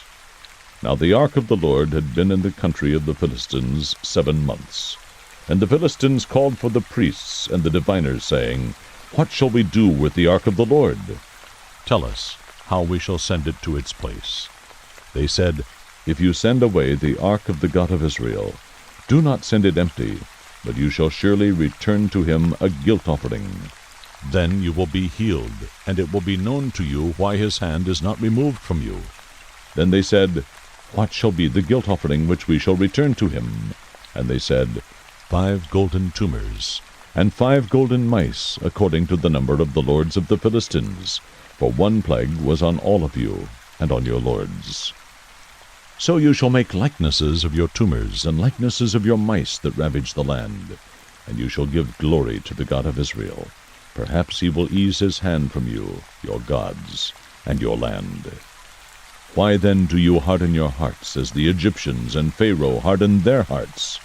When he had severely dealt with them, did they not allow the people to go, and they departed? Now therefore take and prepare a new cart, and 2 milk cows, on which there has never been a yoke, and hitch the cows to the cart, and take their calves home, away from them. Take the ark of the Lord, and place it on the cart, and put the articles of gold which you return to him as a guilt offering in a box by its side. Then send it away, that it may go. Watch, if it goes up by the way of its own territory to Beth-Shemesh, then he has done us this great evil. But if not, then we will know that it was not his hand that struck us. It happened to us by chance. Then the men did so, and took 2 milk cows, and hitched them to the cart, and shut up their calves at home. They put the ark of the Lord on the cart, and the box with the golden mice, and the likenesses of their tumors. And the cows took the straight way in the direction of Beth-Shemesh. They went along the highway, lowing as they went, and did not turn aside to the right or to the left. And the lords of the Philistines followed them to the border of Beth-Shemesh. Now the people of Beth-Shemesh were reaping their wheat harvest in the valley, and they raised their eyes, and saw the ark, and were glad to see it. The cart came into the field of Joshua, the Bethshemite, and stood there, where there was a large stone. And they split the wood of the cart, and offered the cows as a burnt offering to the Lord.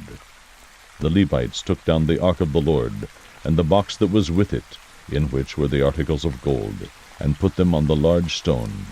And the men of Beth-Shemesh offered burnt offerings and sacrificed sacrifices that day to the Lord.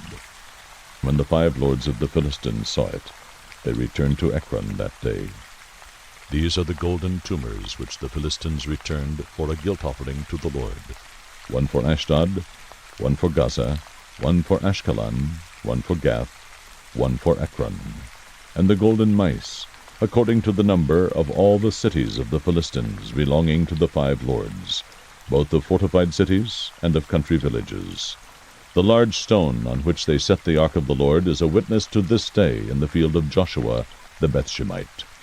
He struck down some of the men of Beth-Shemesh, because they had looked into the ark of the Lord. He struck down of all the people 50,070 men. And the people mourned, because the Lord had struck the people with a great slaughter.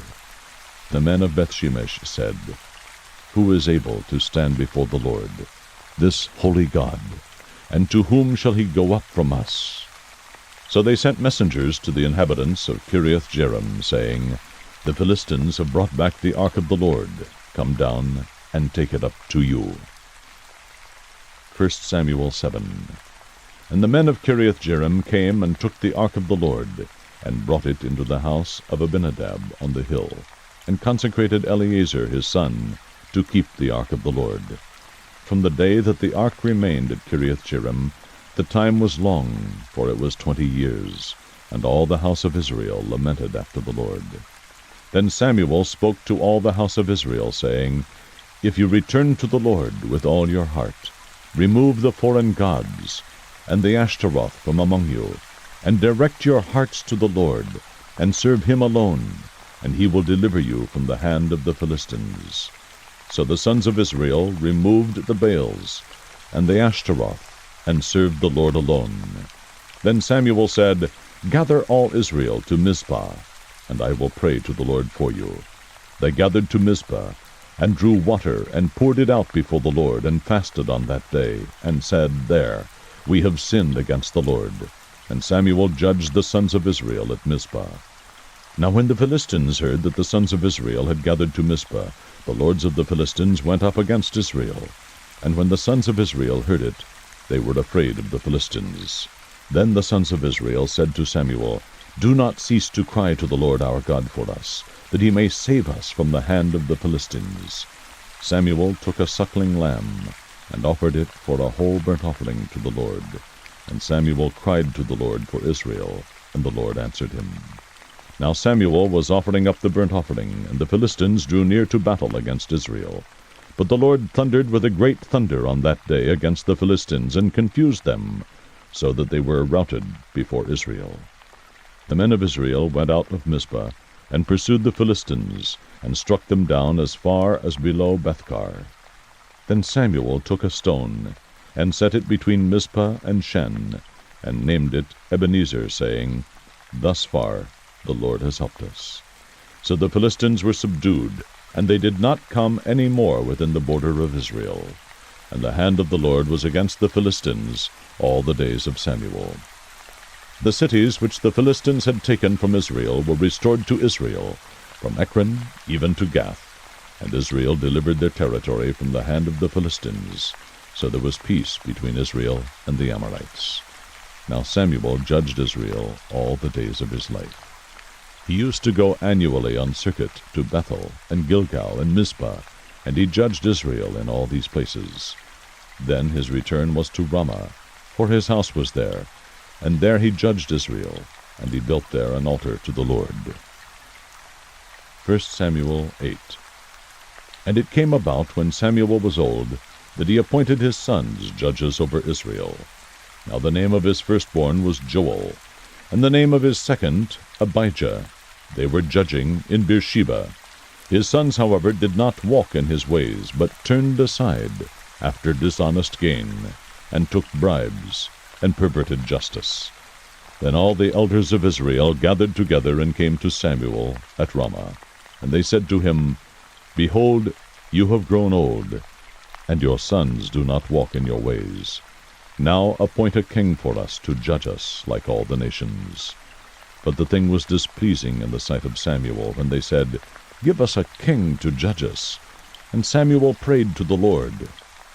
The Lord said to Samuel, Listen to the voice of the people in regard to all that they say to you, for they have not rejected you, but they have rejected me from being king over them.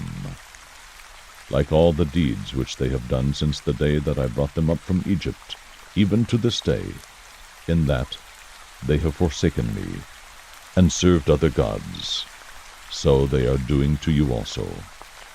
Now then, listen to their voice. However, you shall solemnly warn them, and tell them of the procedure of the king who will reign over them. So Samuel spoke all the words of the Lord to the people who had asked of him a king. He said, This will be the procedure of the king who will reign over you. He will take your sons and place them for himself in his chariots, and among his horsemen, and they will run before his chariots. He will appoint for himself commanders of thousands and of 50s, and some to do his plowing and to reap his harvest, and to make his weapons of war and equipment for his chariots. He will also take your daughters for perfumers, and cooks, and bakers. He will take the best of your fields, and your vineyards, and your olive groves, and give them to his servants. He will take 1/10 of your seed and of your vineyards, and give to his officers, and to his servants. He will also take your male servants, and your female servants, and your best young men, and your donkeys, and use them for his work. He will take 1/10 of your flocks, and you yourselves will become his servants. Then you will cry out in that day because of your king, whom you have chosen for yourselves. But the Lord will not answer you in that day. Nevertheless, the people refused to listen to the voice of Samuel, and they said, No, but there shall be a king over us, that we also may be like all the nations, that our king may judge us, and go out before us, and fight our battles. Now after Samuel had heard all the words of the people, he repeated them in the Lord's hearing. The Lord said to Samuel, Listen to their voice, and appoint them a king. So Samuel said to the men of Israel, Go, every man to his city. 1 Samuel 9. Now there was a man of Benjamin, whose name was Kish, the son of Abiel, the son of Zeror, the son of Bechorath, the son of Aphiah, the son of a Benjamite, a mighty man of valor. He had a son whose name was Saul, a choice and handsome man, and there was not a more handsome person than he among the sons of Israel. From his shoulders and up he was taller than any of the people. Now the donkeys of Kish, Saul's father, were lost. So Kish said to his son Saul, Take now with you one of the servants, and arise, go search for the donkeys. He passed through the hill country of Ephraim, and passed through the land of Shalisha, but they did not find them. Then they passed through the land of Shalim, but they were not there. Then he passed through the land of the Benjamites, but they did not find them. When they came to the land of Zuph, Saul said to his servant who was with him, Come, and let us return, or else my father will cease to be concerned about the donkeys, and will become anxious for us. He said to him, Behold now, there is a man of God in this city, and the man is held in honor. All that he says surely comes true. Now let us go there. Perhaps he can tell us about our journey on which we have set out. Then Saul said to his servant, But behold, if we go, what shall we bring the man? For the bread is gone from our sack, and there is no present to bring to the man of God. What do we have? The servant answered Saul again, and said, Behold, I have in my hand 1/4 of a shekel of silver. I will give it to the man of God, and he will tell us our way. Formerly in Israel, when a man went to inquire of God, he used to say, Come, and let us go to the seer. For he who is called a prophet now was formerly called a seer. Then Saul said to his servant, Well said, come, let us go. So they went to the city where the man of God was. As they went up the slope to the city, they found young women going out to draw water, and said to them, Is the seer here? They answered them and said, He is. See, he is ahead of you. Hurry now, for he has come into the city today. For the people have a sacrifice on the high place today. As soon as you enter the city, you will find him before he goes up to the high place to eat. For the people will not eat until he comes, because he must bless the sacrifice. Afterward, those who are invited will eat. Now therefore go up, for you will find him at once. So they went up to the city. As they came into the city, behold, Samuel was coming out toward them, to go up to the high place. Now a day before Saul's coming, the Lord had revealed this to Samuel, saying, About this time tomorrow I will send you a man from the land of Benjamin, and you shall anoint him to be prince over my people Israel. And he will deliver my people from the hand of the Philistines. For I have regarded my people, because their cry has come to me. When Samuel saw Saul, the Lord said to him, Behold, the man of whom I spoke to you, this one shall rule over my people. Then Saul approached Samuel in the gate, and said, Please tell me where the seer's house is. Samuel answered Saul and said, I am the seer. Go up before me to the high place, for you shall eat with me today, and in the morning I will let you go, and will tell you all that is on your mind. As for your donkeys which were lost 3 days ago, do not set your mind on them, for they have been found. And for whom is all that is desirable in Israel? Is it not for you, and for all your father's household?" Saul replied, "Am I not a Benjamite, of the smallest of the tribes of Israel, and my family the least of all the families of the tribe of Benjamin? Why then do you speak to me in this way?" Then Samuel took Saul and his servant, and brought them into the hall, and gave them a place at the head of those who were invited, who were about 30 men. Samuel said to the cook, "Bring the portion that I gave you, concerning which I said to you, set it aside." Then the cook took up the leg with what was on it, and set it before Saul. And Samuel said, "Here is what has been reserved. Set it before you, and eat, because it has been kept for you until the appointed time, since I said, I have invited the people." So Saul ate with Samuel that day.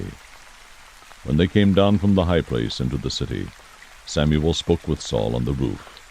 And they arose early, and at daybreak Samuel called to Saul on the roof, saying, "Get up, that I may send you away." So Saul arose, and both he and Samuel went out into the street. As they were going down to the edge of the city, Samuel said to Saul, "Say to the servant that he might go ahead of us and pass on. But you remain standing now, that I may proclaim the word of God to you." 1 Samuel 10. Then Samuel took the flask of oil, poured it on his head, kissed him, and said, "Has not the Lord anointed you a ruler over his inheritance? When you go from me today, then you will find 2 men close to Rachel's tomb in the territory of Benjamin at Zelzah, and they will say to you, 'The donkeys which you went to look for have been found.' Now behold, your father has ceased to be concerned about the donkeys, and is anxious for you, saying, 'What shall I do about my son?' Then you will go on further from there, and you will come as far as the oak of Tabor, and there 3 men going up to God at Bethel will meet you, one carrying 3 young goats, another carrying 3 loaves of bread, and another carrying a jug of wine. And they will greet you and give you 2 loaves of bread, which you will accept from their hand. Afterward you will come to the hill of God, where the Philistine garrison is. And it shall be, as soon as you have come there to the city, that you will meet a group of prophets coming down from the high place with harp, tambourine, flute, and a lyre before them, and they will be prophesying. Then the Spirit of the Lord will come upon you mightily, and you shall prophesy with them and be changed into another man. It shall be when these signs come to you, do for yourself what the occasion requires, for God is with you.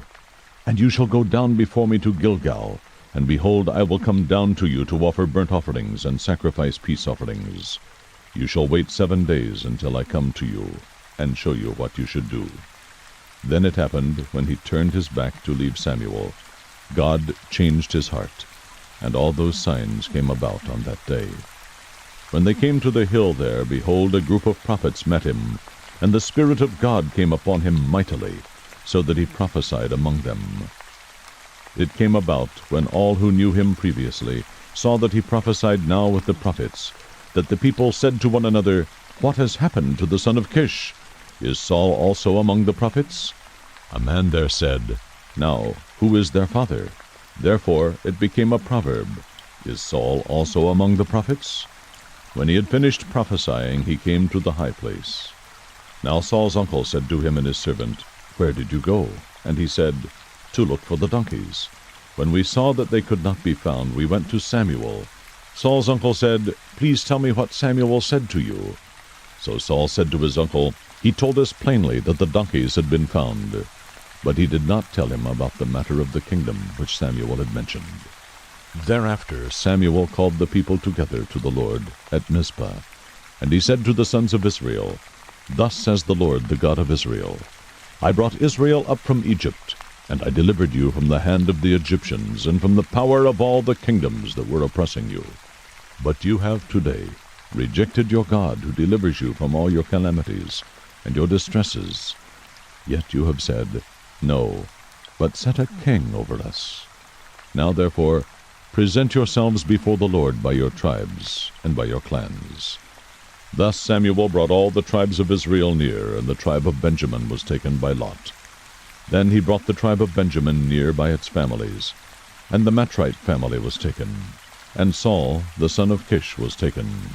But when they looked for him, he could not be found. Therefore they inquired further of the Lord, Has the man come here yet? So the Lord said, Behold, he is hiding himself by the baggage. So they ran and took him from there. And when he stood among the people, he was taller than any of the people from his shoulders upward. Samuel said to all the people, Do you see him whom the Lord has chosen? Surely there is no one like him among all the people. So all the people shouted and said, Long live the king. Then Samuel told the people the ordinances of the kingdom, and wrote them in the book, and placed it before the Lord. And Samuel sent all the people away, each one to his house. Saul also went to his house at Gibeah, and the valiant men whose hearts God had touched went with him. But certain worthless men said, How can this one deliver us? And they despised him, and did not bring him any present, but he kept silent. 1 Samuel 11.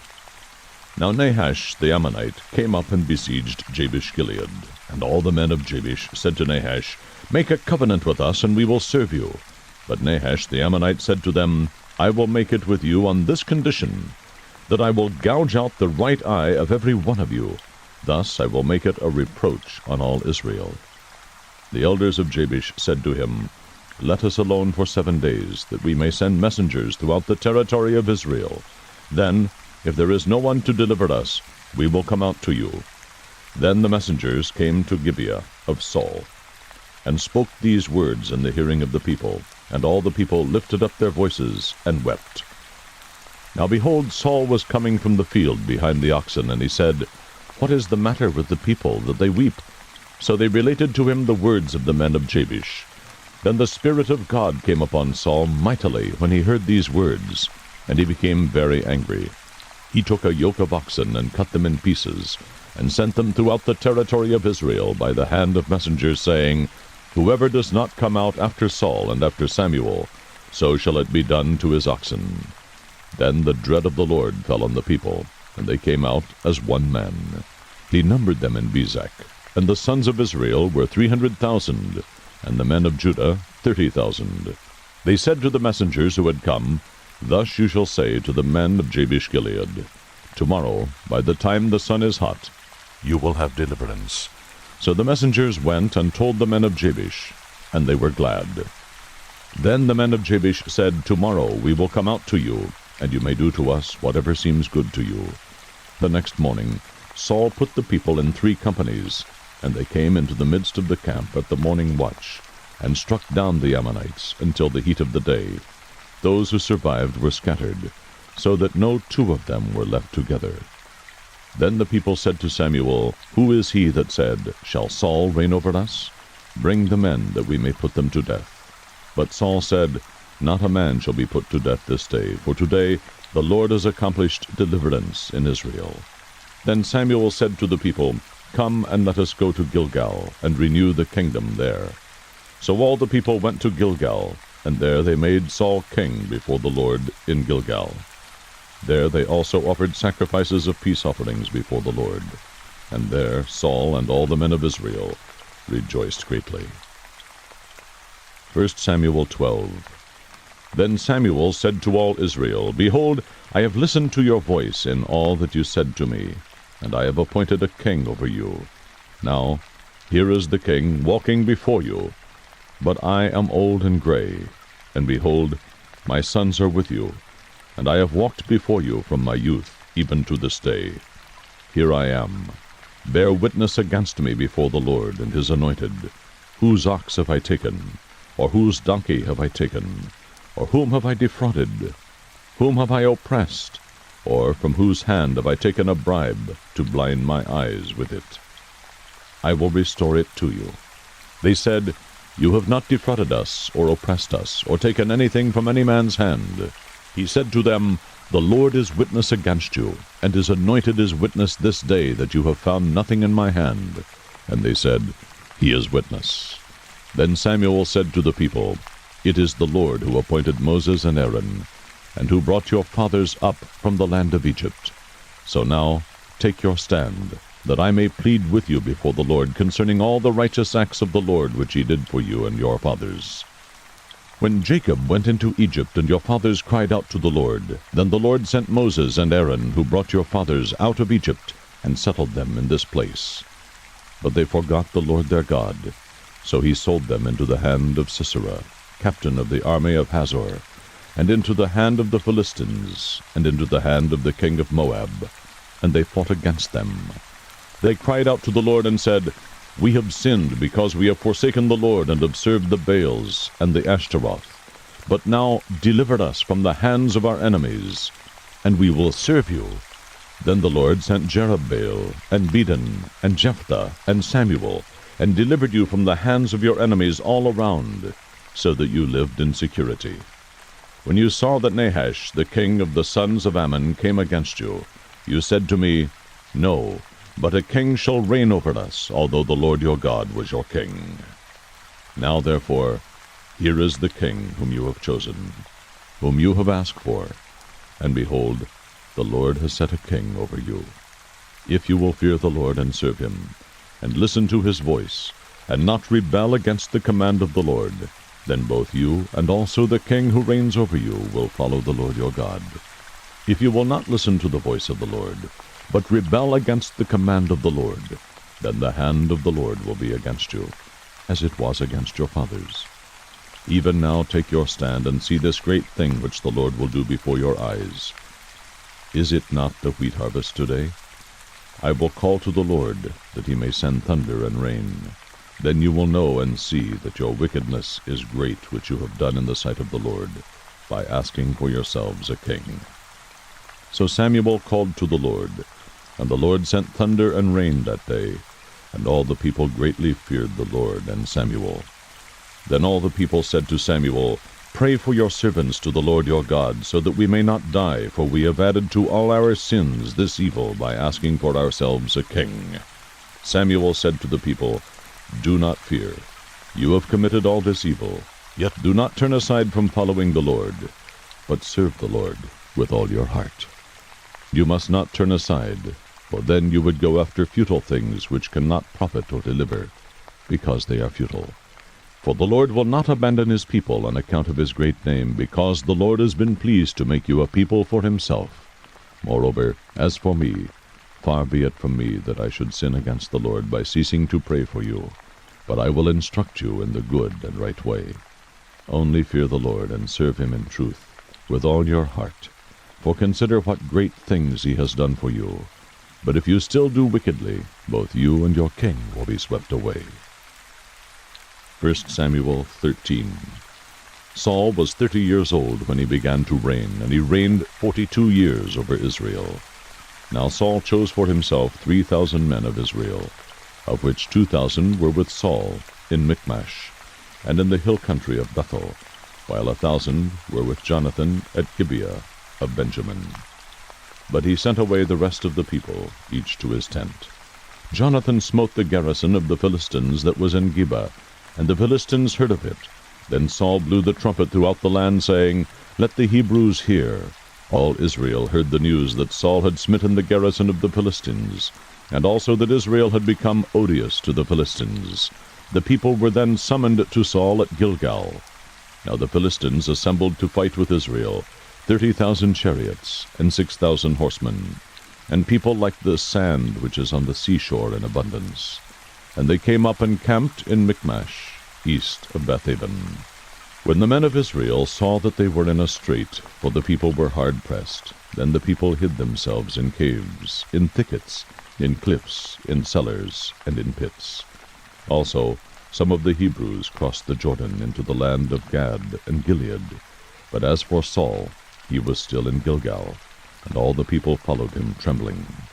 Now he waited 7 days according to the appointed time set by Samuel. But Samuel did not come to Gilgal, and the people were scattering from him.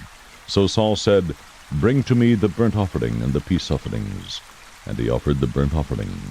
As soon as he finished offering the burnt offering, behold, Samuel came, and Saul went out to meet him and to greet him. But Samuel said, What have you done? And Saul said, Because I saw that the people were scattering from me, and that you did not come within the appointed days, and that the Philistines were assembling at Michmash.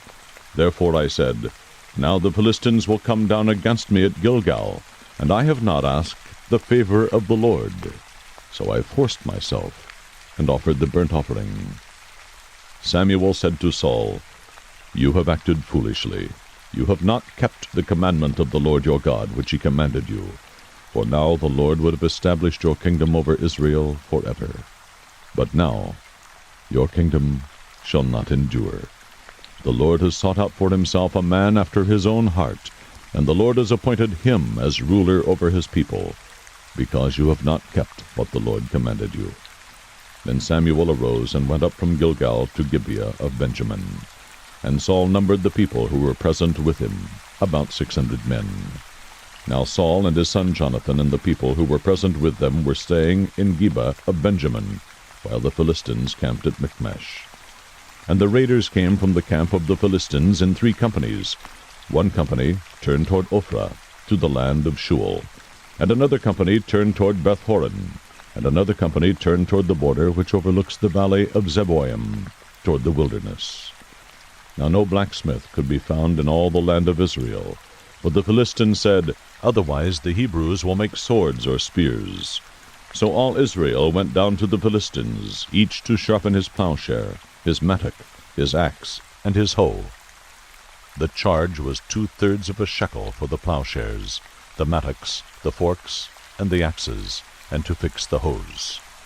So it came about on the day of battle, that neither sword nor spear was found in the hands of any of the people who were with Saul and Jonathan, but they were found with Saul and his son Jonathan. And the garrison of the Philistines went out to the pass of Michmash. 1 Samuel 14. Now the day came that Jonathan the son of Saul said to the young man who was carrying his armor, Come and let us cross over to the Philistines' garrison that is on the other side. But he did not tell his father.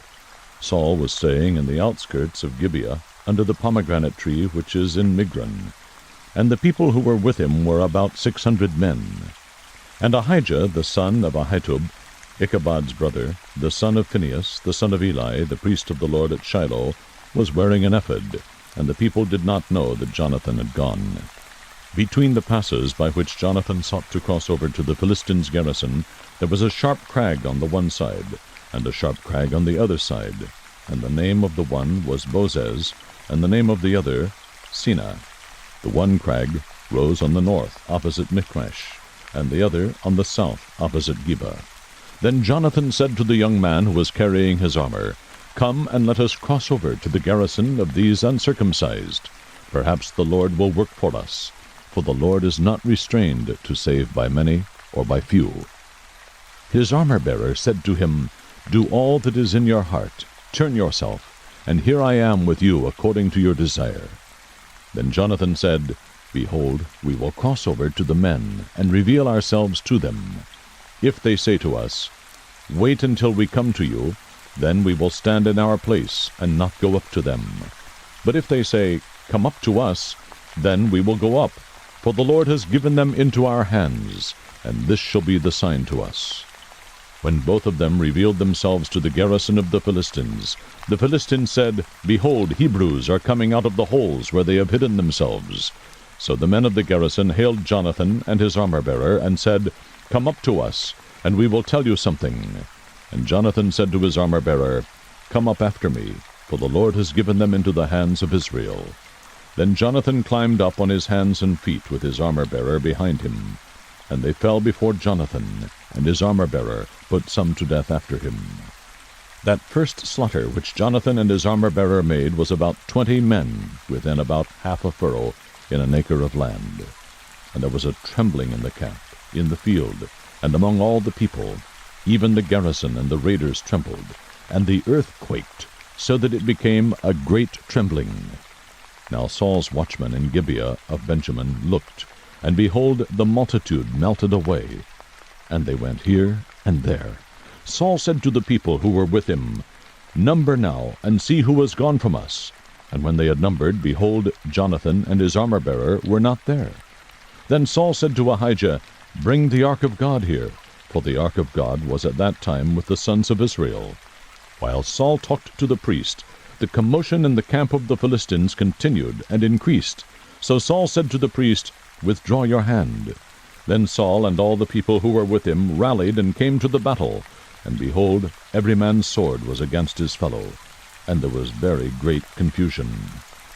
Now the Hebrews who were with the Philistines previously, who went up with them all around in the camp, even they also turned to be with the Israelites who were with Saul and Jonathan. When all the men of Israel who had hidden themselves in the hill country of Ephraim heard that the Philistines had fled, even they also pursued them closely in the battle. So the Lord delivered Israel that day, and the battle spread beyond Bethaven.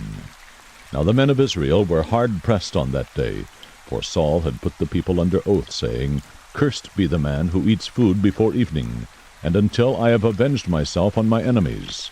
So none of the people tasted food. All the people of the land entered the forest, and there was honey on the ground. When the people entered the forest, behold, there was a flow of honey, but no man put his hand to his mouth, for the people feared the oath. But Jonathan had not heard when his father put the people under oath. Therefore he put out the end of the staff that was in his hand, and dipped it in the honeycomb, and put his hand to his mouth, and his eyes brightened. Then one of the people said, "Your father strictly put the people under oath, saying, 'Cursed be the man who eats food today,' and the people were weary." Then Jonathan said, "My father has troubled the land. See now how my eyes have brightened, because I tasted a little of this honey. How much more, if only the people had eaten freely today of the spoil of their enemies, which they found. For now the slaughter among the Philistines has not been great." They struck among the Philistines that day from Michmash to Aijalon, and the people were very weary. The people rushed greedily upon the spoil, and took sheep and oxen and calves, and slew them on the ground, and the people ate them with the blood. Then they told Saul, saying, "Behold, the people are sinning against the Lord by eating with the blood." And he said, "You have acted treacherously. Roll a great stone to me today." Saul said, "Disperse yourselves among the people, and say to them, 'Each one of you bring me his ox or his sheep, and slaughter it here and eat, and do not sin against the Lord by eating with the blood.'"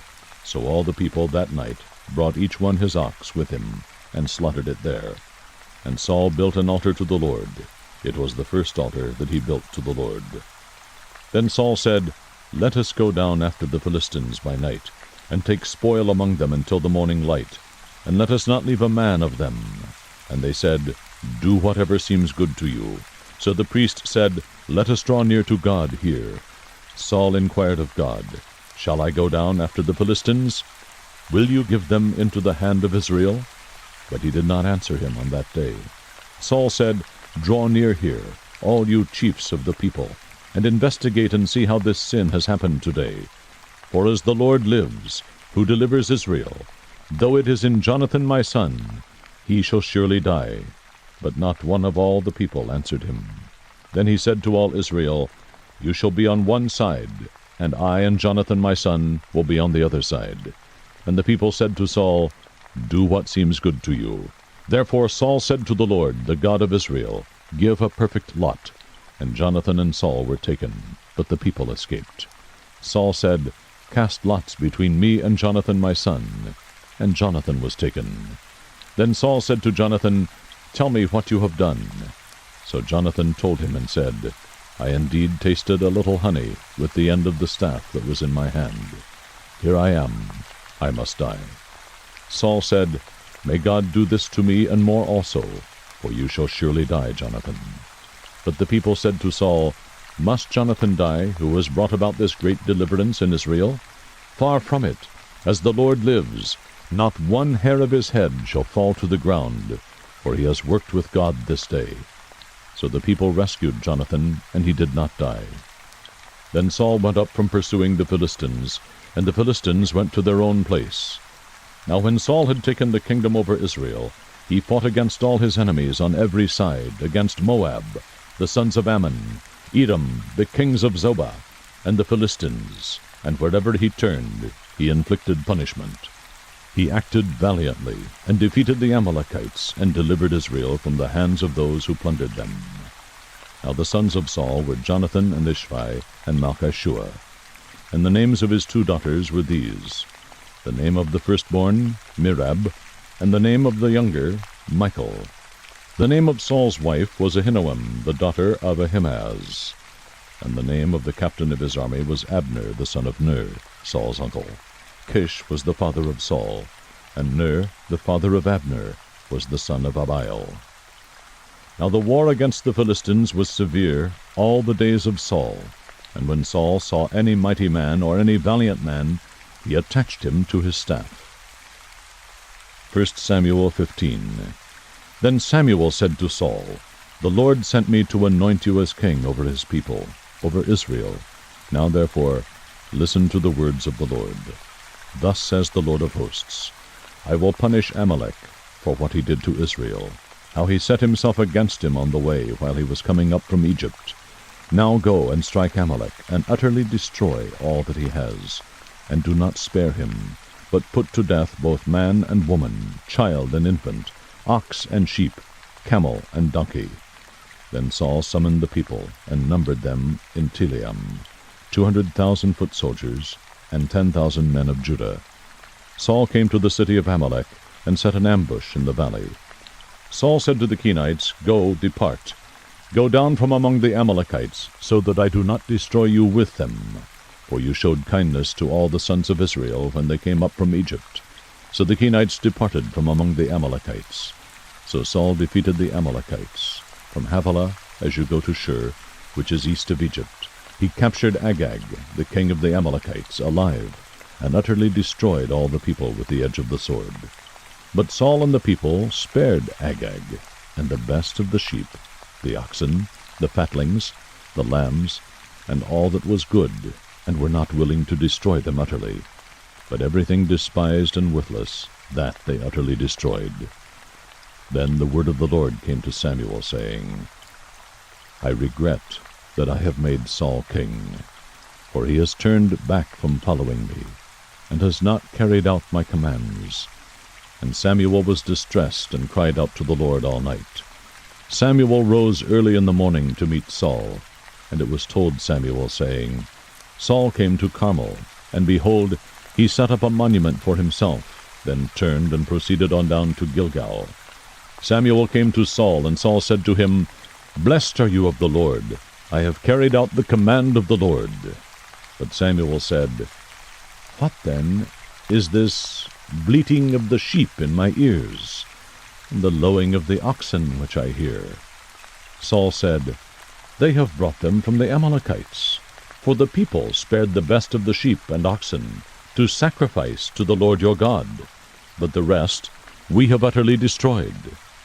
Then Samuel said to Saul, Wait, and let me tell you what the Lord said to me last night. And he said to him, Speak. Samuel said, Is it not true, though you were little in your own eyes, you were made the head of the tribes of Israel, and the Lord anointed you king over Israel? And the Lord sent you on a mission, and said, Go and utterly destroy the sinners, the Amalekites, and fight against them until they are exterminated. Why then did you not obey the voice of the Lord, but rushed upon the spoil, and did what was evil in the sight of the Lord?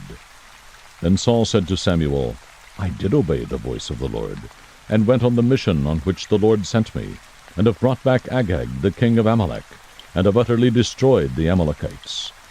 But the people took some of the spoil, sheep and oxen, the choicest of the things devoted to destruction, to sacrifice to the Lord your God at Gilgal. Samuel said, Has the Lord as much delight in burnt offerings and sacrifices as in obeying the voice of the Lord? Behold, to obey is better than sacrifice, and to heed than the fat of rams.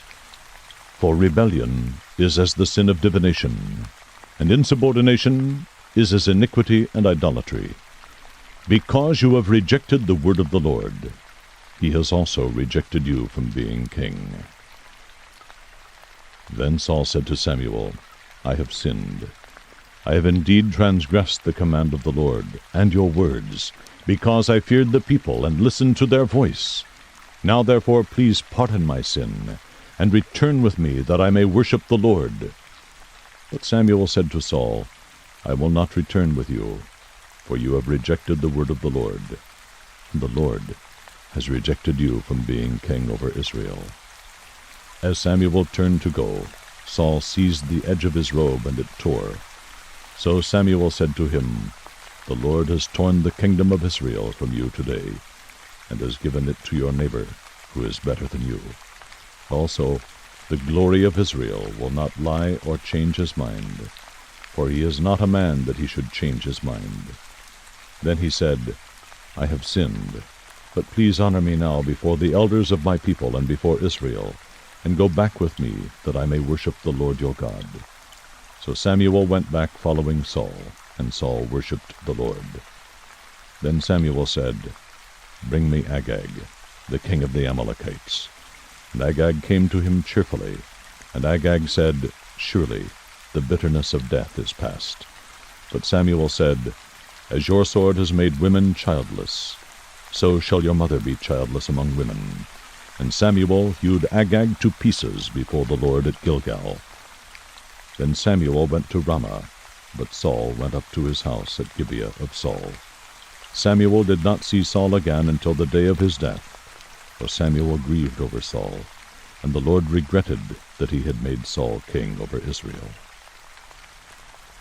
1 Samuel 16. Now the Lord said to Samuel, "How long will you grieve over Saul, since I have rejected him from being king over Israel? Fill your horn with oil, and go. I will send you to Jesse the Bethlehemite, for I have selected a king for myself among his sons." But Samuel said, "How can I go? When Saul hears of it, he will kill me." And the Lord said, "Take a heifer with you, and say, I have come to sacrifice to the Lord. You shall invite Jesse to the sacrifice, and I will show you what you shall do, and you shall anoint for me the one whom I designate to you." So Samuel did what the Lord said, and came to Bethlehem. And the elders of the city came trembling to meet him, and said, "Do you come in peace?" He said, "In peace. I have come to sacrifice to the Lord. Consecrate yourselves, and come with me to the sacrifice." He also consecrated Jesse and his sons, and invited them to the sacrifice. When they entered, he looked at Eliab, and thought, "Surely the Lord's anointed is before him." But the Lord said to Samuel, "Do not look at his appearance, or at the height of his stature, because I have rejected him. For God sees not as man sees. For man looks at the outward appearance, but the Lord looks at the heart." Then Jesse called Abinadab, and made him pass before Samuel, and he said, "The Lord has not chosen this one either." Next Jesse made Shammah pass by, and he said, "The Lord has not chosen this one either." Thus Jesse made 7 of his sons pass before Samuel.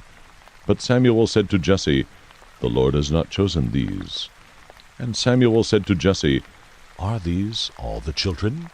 And he said, "There remains yet the youngest, and behold, he is tending the sheep." Then Samuel said to Jesse, "Send and bring him, for we will not sit down until he comes here." So he sent and brought him in. Now he was ruddy, with beautiful eyes, and a handsome appearance. And the Lord said, "Arise, anoint him, for this is he." Then Samuel took the horn of oil, and anointed him in the midst of his brothers. And the Spirit of the Lord came mightily upon David from that day forward. And Samuel arose and went to Ramah. Now the Spirit of the Lord departed from Saul, and an evil spirit from the Lord terrorized him. Saul's servants then said to him, "Behold now, an evil spirit from God is terrorizing you. Let our Lord now command your servants who are before you. Let them seek a man who is a skillful player on the harp, and it shall come about, when the evil spirit from God is on you, that he shall play the harp with his hand, and you will be well." So Saul said to his servants, "Provide for me now a man who can play well, and bring him to me." Then one of the young men said, "Behold, I have seen a son of Jesse the Bethlehemite, who is a skillful musician, a mighty man of valor, a warrior, one prudent in speech, and a handsome man, and the Lord is with him." So Saul sent messengers to Jesse, and said, "Send me your son David, who is with the flock." Jesse took a donkey loaded with bread, and a jug of wine, and a young goat, and sent them to Saul by David his son. And David came to Saul and attended him, and Saul loved him greatly, and he became his armor-bearer. Saul sent to Jesse, saying, Let David now stand before me, for he has found favor in my sight. So it came about, whenever the evil spirit from God came to Saul, David would take the harp and play it with his hand, and Saul would be refreshed and be well, and the evil spirit would depart from him. 1 Samuel 17. Now the Philistines gathered their armies for battle, and they were gathered at Soka, which belongs to Judah, and they camped between Soka and Azekah in Ephes-dammim. Saul and the men of Israel were gathered and camped in the valley of Elah, and drew up in battle array to encounter the Philistines.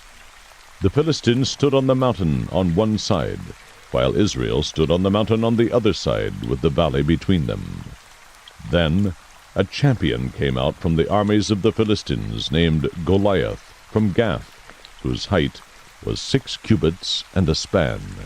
He had a bronze helmet on his head, and he was clothed with scale armor, which weighed 5,000 shekels of bronze.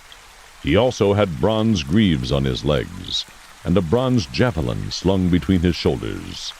The shaft of his spear was like a weaver's beam, and the head of his spear weighed 600 shekels of iron.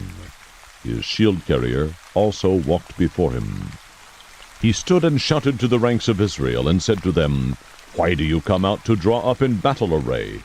Am I not the Philistine, and you servants of Saul? Choose a man for yourselves, and let him come down to me.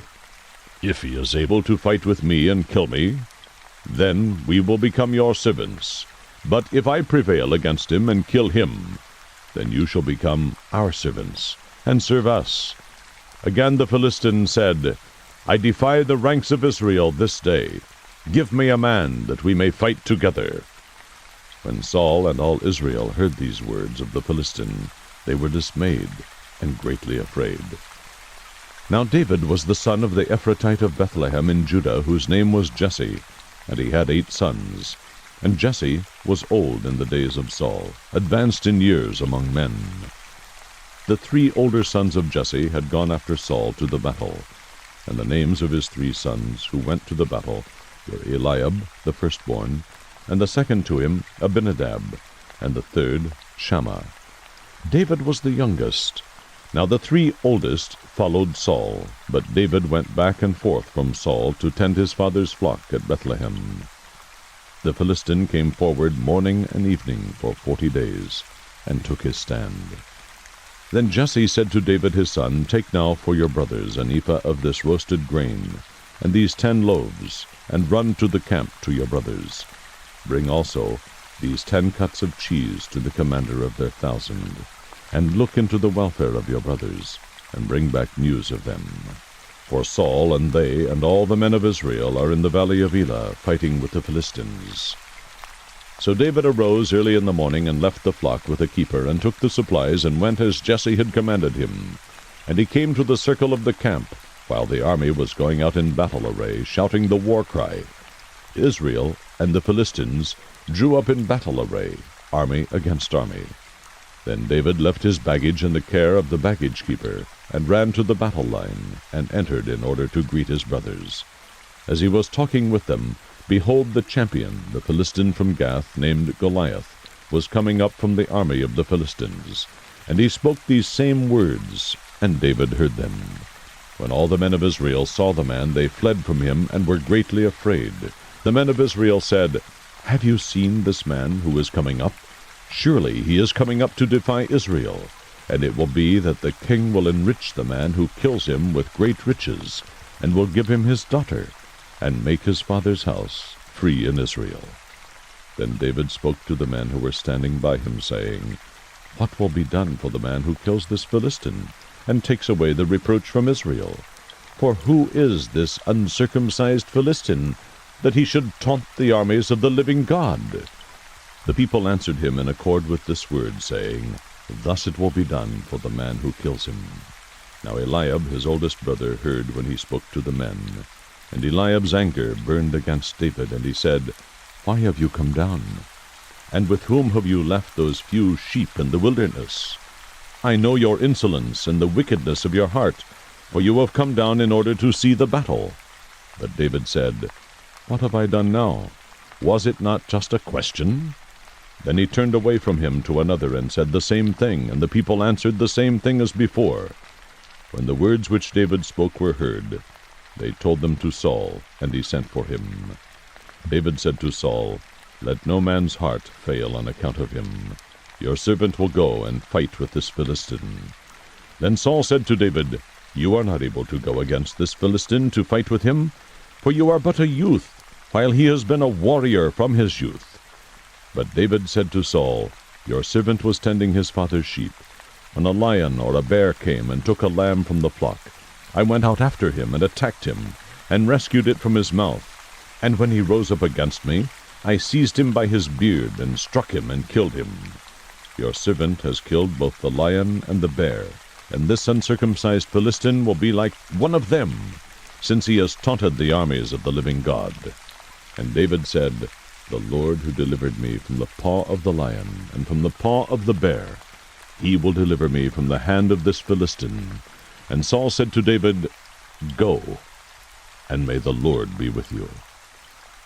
Then Saul clothed David with his garments, and put a bronze helmet on his head, and he clothed him with armor. David girded his sword over his armor, and tried to walk, for he had not tested them. So David said to Saul, I cannot go with these, for I have not tested them. And David took them off. He took his stick in his hand, and chose for himself 5 smooth stones from the brook, and put them in the shepherd's bag which he had, even in his pouch, and his sling was in his hand. And he approached the Philistine. Then the Philistine came on, and approached David, with the shield-bearer in front of him. When the Philistine looked and saw David, he disdained him, for he was but a youth, and ruddy, with a handsome appearance. The Philistine said to David, Am I a dog, that you come to me with sticks? And the Philistine cursed David by his gods. The Philistine also said to David, Come to me, and I will give your flesh to the birds of the sky and the beasts of the field. Then David said to the Philistine, You come to me with a sword, a spear, and a javelin, but I come to you in the name of the Lord of hosts, the God of the armies of Israel, whom you have taunted. This day the Lord will deliver you up into my hands, and I will strike you down and remove your head from you. And I will give the dead bodies of the army of the Philistines this day to the birds of the sky and the wild beasts of the earth, that all the earth may know that there is a God in Israel, and that all this assembly may know that the Lord does not deliver by sword or by spear, for the battle is the Lord's, and he will give you into our hands. Then it happened, when the Philistine rose and came and drew near to meet David, that David ran quickly toward the battle line to meet the Philistine. And David put his hand into his bag, and took from it a stone, and slung it, and struck the Philistine on his forehead. And the stone sank into his forehead, so that he fell on his face to the ground.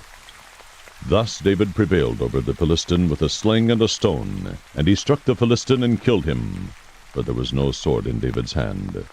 Then David ran and stood over the Philistine, and took his sword, and drew it out of its sheath, and killed him, and cut off his head with it. When the Philistines saw that their champion was dead, they fled. The men of Israel and Judah arose and shouted, and pursued the Philistines as far as the valley, and to the gates of Ekron. And the slain Philistines lay along the way to Sharim, even to Gath and Ekron. The sons of Israel returned from chasing the Philistines, and plundered their camps. Then David took the Philistine's head, and brought it to Jerusalem, but he put his weapons in his tent. Now when Saul saw David going out against the Philistine, he said to Abner, the commander of the army, Abner, whose son is this young man? And Abner said, By your life, O king, I do not know. The king said, You inquire whose son the youth is. So when David returned from killing the Philistine, Abner took him and brought him before Saul with the Philistine's head in his hand. Saul said to him, Whose son are you, young man? And David answered, I am the son of your servant Jesse, the Bethlehemite. 1 Samuel 18. Now it came about, when he had finished speaking to Saul, that the soul of Jonathan was knit to the soul of David, and Jonathan loved him as himself. Saul took him that day, and did not let him return to his father's house. Then Jonathan made a covenant with David, because he loved him as himself. Jonathan stripped himself of the robe that was on him, and gave it to David, with his armor, including his sword, and his bow, and his belt. So David went out wherever Saul sent him, and prospered. And Saul set him over the men of war. And it was pleasing in the sight of all the people, and also in the sight of Saul's servants. It happened as they were coming, when David returned from killing the Philistine, that the women came out of all the cities of Israel, singing and dancing, to meet King Saul with tambourines, with joy, and with musical instruments. The women sang as they played, and said, Saul has slain his thousands, and David his 10,000s. Then Saul became very angry, for this saying displeased him, and he said, They have ascribed to David 10,000s, but to me they have ascribed thousands. Now what more can he have but the kingdom?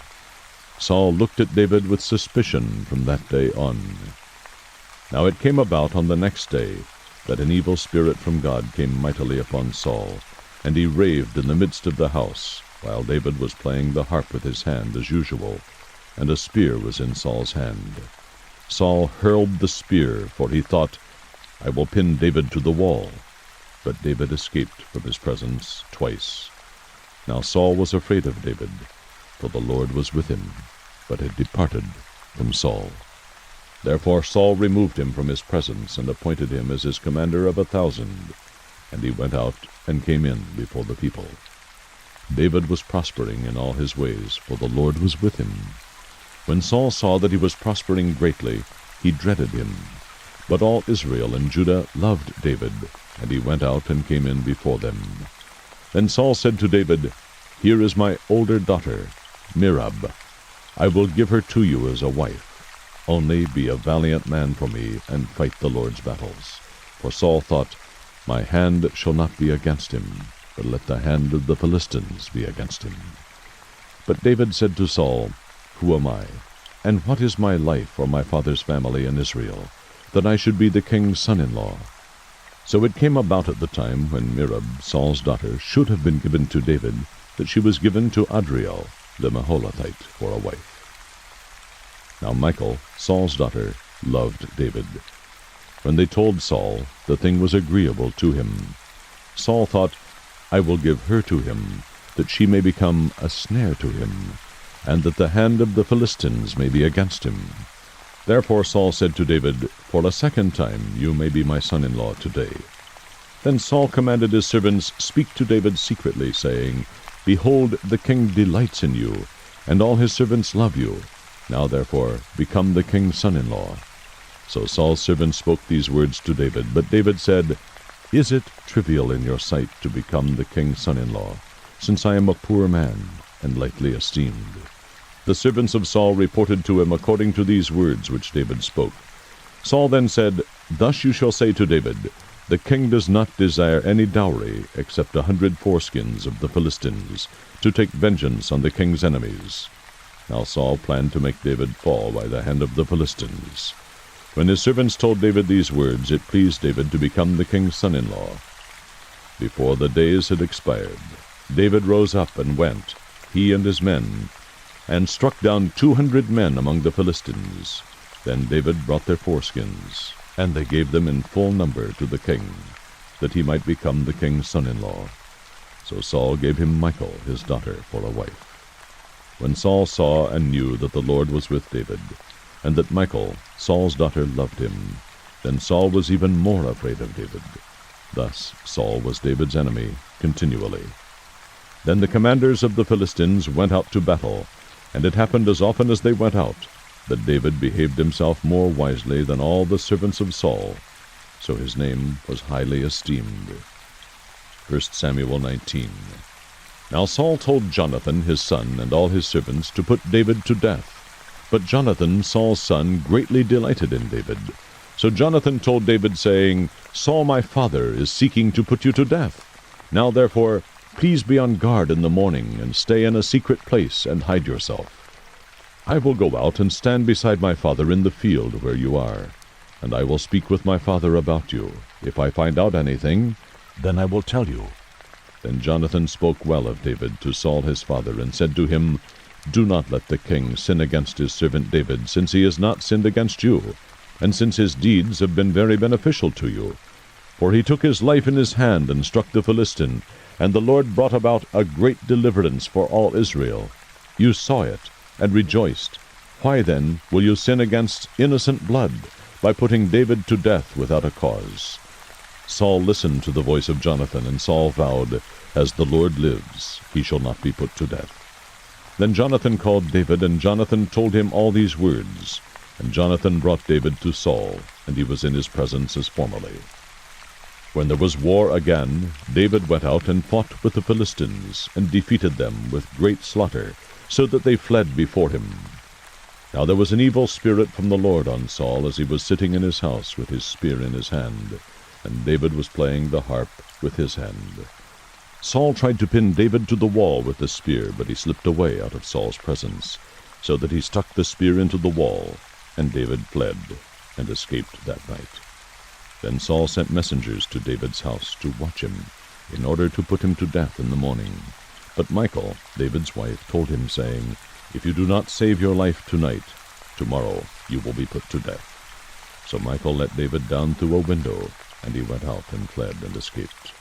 Michal took the household idol, and laid it on the bed, and put a quilt of goat's hair at its head, and covered it with clothes. When Saul sent messengers to take David, she said, "He is sick." Then Saul sent messengers to see David, saying, "Bring him up to me on his bed, that I may put him to death." When the messengers entered, behold, the household idol was on the bed, with the quilt of goat's hair at its head. So Saul said to Michal, "Why have you deceived me like this, and let my enemy go, so that he has escaped?" And Michal said to Saul, "He said to me, 'Let me go. Why should I put you to death?'" Now David fled and escaped, and came to Samuel at Ramah, and told him all that Saul had done to him. And he and Samuel went and stayed in Naioth. It was told Saul, saying, "Behold, David is at Naioth in Ramah." Then Saul sent messengers to take David, but when they saw the company of the prophets prophesying, with Samuel standing and presiding over them, the Spirit of God came upon the messengers of Saul, and they also prophesied. When it was told Saul, he sent other messengers, and they also prophesied. So Saul sent messengers again the third time, and they also prophesied. Then he himself went to Ramah, and came as far as the large well that is in Siku.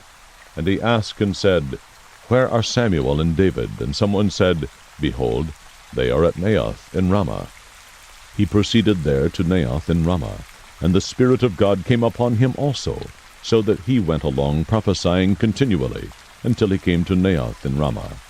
He also stripped off his clothes, and he too prophesied before Samuel, and lay down naked all that day and all that night. Therefore they say, "Is Saul also among the prophets?" 1 Samuel 20. Then David fled from Naioth in Ramah, and came and said to Jonathan, "What have I done? What is my iniquity? And what is my sin before your father, that he is seeking my life?" He said to him, "Far from it. You shall not die. Behold, my father does nothing, either great or small, without disclosing it to me. So why should my father hide this thing from me?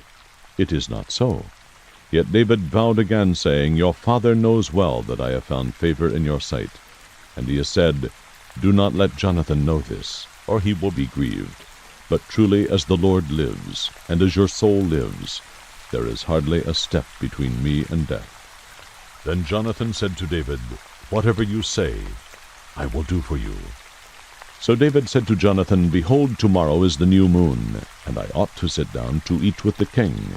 But let me go, that I may hide myself in the field until the third evening. If your father misses me at all, then say, 'David earnestly asked leave of me to run to Bethlehem, his city, because it is the yearly sacrifice there for the whole family.' If he says, 'It is good,' your servant will be safe. But if he is very angry, know that he has decided on evil. Therefore deal kindly with your servant, For you have brought your servant into a covenant of the Lord with you. But if there is iniquity in me, put me to death yourself. For why then should you bring me to your father? Jonathan said, Far be it from you. For if I should indeed learn that evil has been decided by my father to come upon you, then would I not tell you about it? Then David said to Jonathan, Who will tell me if your father answers you harshly? Jonathan said to David, Come, and let us go out into the field. So both of them went out to the field. Then Jonathan said to David, The Lord, the God of Israel, be witness. When I have sounded out my father about this time tomorrow, or the third day, behold, if there is good feeling toward David, shall I not then send to you and make it known to you? If it please my father to do you harm, may the Lord do so to Jonathan, and more also, if I do not make it known to you and send you away, that you may go in safety, and may the Lord be with you, as he has been with my father. If I am still alive, will you not show me the loving kindness of the Lord, that I may not die? You shall not cut off your loving kindness from my house forever, not even when the Lord cuts off every one of the enemies of David from the face of the earth. So Jonathan made a covenant with the house of David, saying, May the Lord require it at the hands of David's enemies. Jonathan made David vow again because of his love for him, because he loved him as he loved his own life. Then Jonathan said to him, Tomorrow is the new moon, and you will be missed because your seat will be empty. When you have stayed for 3 days, you shall go down quickly and come to the place where you hid yourself on that eventful day, and you shall remain by the stone Ezel. I will shoot 3 arrows to the side, as though I shot at a target. And behold, I will send the lad, saying, Go find the arrows. If I specifically say to the lad, Behold, the arrows are on this side of you, get them. Then come, for there is safety for you, and no harm, as the Lord lives. But if I say to the youth, Behold, the arrows are beyond you, go, for the Lord has sent you away. As for the agreement of which you and I have spoken, behold, the Lord is between you and me forever. So David hid in the field, and when the new moon came, the king sat down to eat food. The king sat on his seat as usual, the seat by the wall. Then Jonathan rose up, and Abner sat down by Saul's side, but David's place was empty.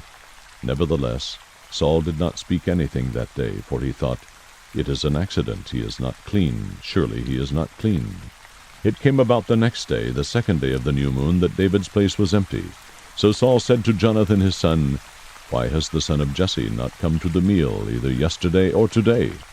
Jonathan then answered Saul, David earnestly asked leave of me to go to Bethlehem, for he said, Please let me go, since our family has a sacrifice in the city, and my brother has commanded me to attend. And now, if I have found favor in your sight, please let me get away, that I may see my brothers. For this reason he has not come to the king's table. Then Saul's anger burned against Jonathan, and he said to him, You son of a perverse, rebellious woman, do I not know that you are choosing the son of Jesse to your own shame, and to the shame of your mother's nakedness? For as long as the son of Jesse lives on the earth, neither you nor your kingdom will be established. Therefore now, send and bring him to me, for he must surely die. But Jonathan answered Saul his father, and said to him, Why should he be put to death? What has he done? Then Saul hurled his spear at him to strike him down. So Jonathan knew that his father had decided to put David to death. Then Jonathan arose from the table in fierce anger, and did not eat food on the second day of the new moon, for he was grieved over David, because his father had dishonored him. Now it came about in the morning that Jonathan went out into the field for the appointment with David, and a little lad was with him. He said to his lad, Run, find now the arrows which I am about to shoot. As the lad was running, he shot an arrow past him. When the lad reached the place of the arrow which Jonathan had shot, Jonathan called after the lad and said, Is not the arrow beyond you? And Jonathan called after the lad, Hurry, be quick, do not stay. And Jonathan's lad picked up the arrow and came to his master. But the lad was not aware of anything. Only Jonathan and David knew about the matter. Then Jonathan gave his weapons to his lad and said to him, Go, bring them to the city. When the lad was gone, David rose from the south side and fell on his face to the ground. and bowed 3 times, and they kissed each other and wept together. But David wept the more. Jonathan said to David, Go in safety, inasmuch as we have sworn to each other in the name of the Lord, saying, The Lord will be between me and you, and between my descendants and your descendants forever. Then he rose and departed, while Jonathan went into the city. 1 Samuel 21. Then David came to Nob, to Ahimelech the priest. And Ahimelech came trembling to meet David, and said to him, Why are you alone, and no one with you? David said to Ahimelech the priest, The king has commissioned me with a matter, and has said to me, Let no one know anything about the matter on which I am sending you, and with which I have commissioned you. And I have directed the young men to a certain place. Now therefore, what do you have on hand? Give me 5 loaves of bread, or whatever can be found. The priest answered David and said, There is no ordinary bread on hand, but there is consecrated bread, if only the young men have kept themselves from women. David answered the priest and said to him, Surely women have been kept from us as previously, when I set out, and the vessels of the young men were holy, though it was an ordinary journey. How much more then today will their vessels be holy? So the priest gave him consecrated bread, for there was no bread there but the bread of the presence, which was removed from before the Lord, in order to put hot bread in its place when it was taken away. Now one of the servants of Saul was there that day, detained before the Lord, and his name was Doeg the Edomite, the chief of Saul's shepherds. David said to Ahimelech, Now is there not a spear or a sword on hand? For I brought neither my sword nor my weapons with me, because the king's matter was urgent. Then the priest said, The sword of Goliath, the Philistine, whom you killed in the valley of Elah, behold, it is wrapped in a cloth behind the ephod.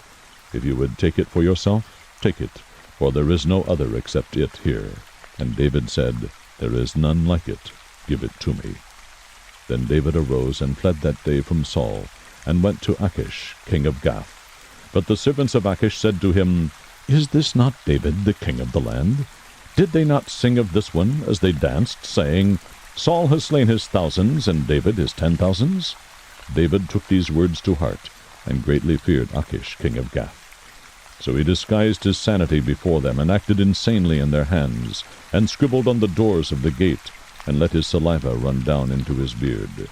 Then Achish said to his servants, Behold, you see the man behaving as a madman. Why do you bring him to me?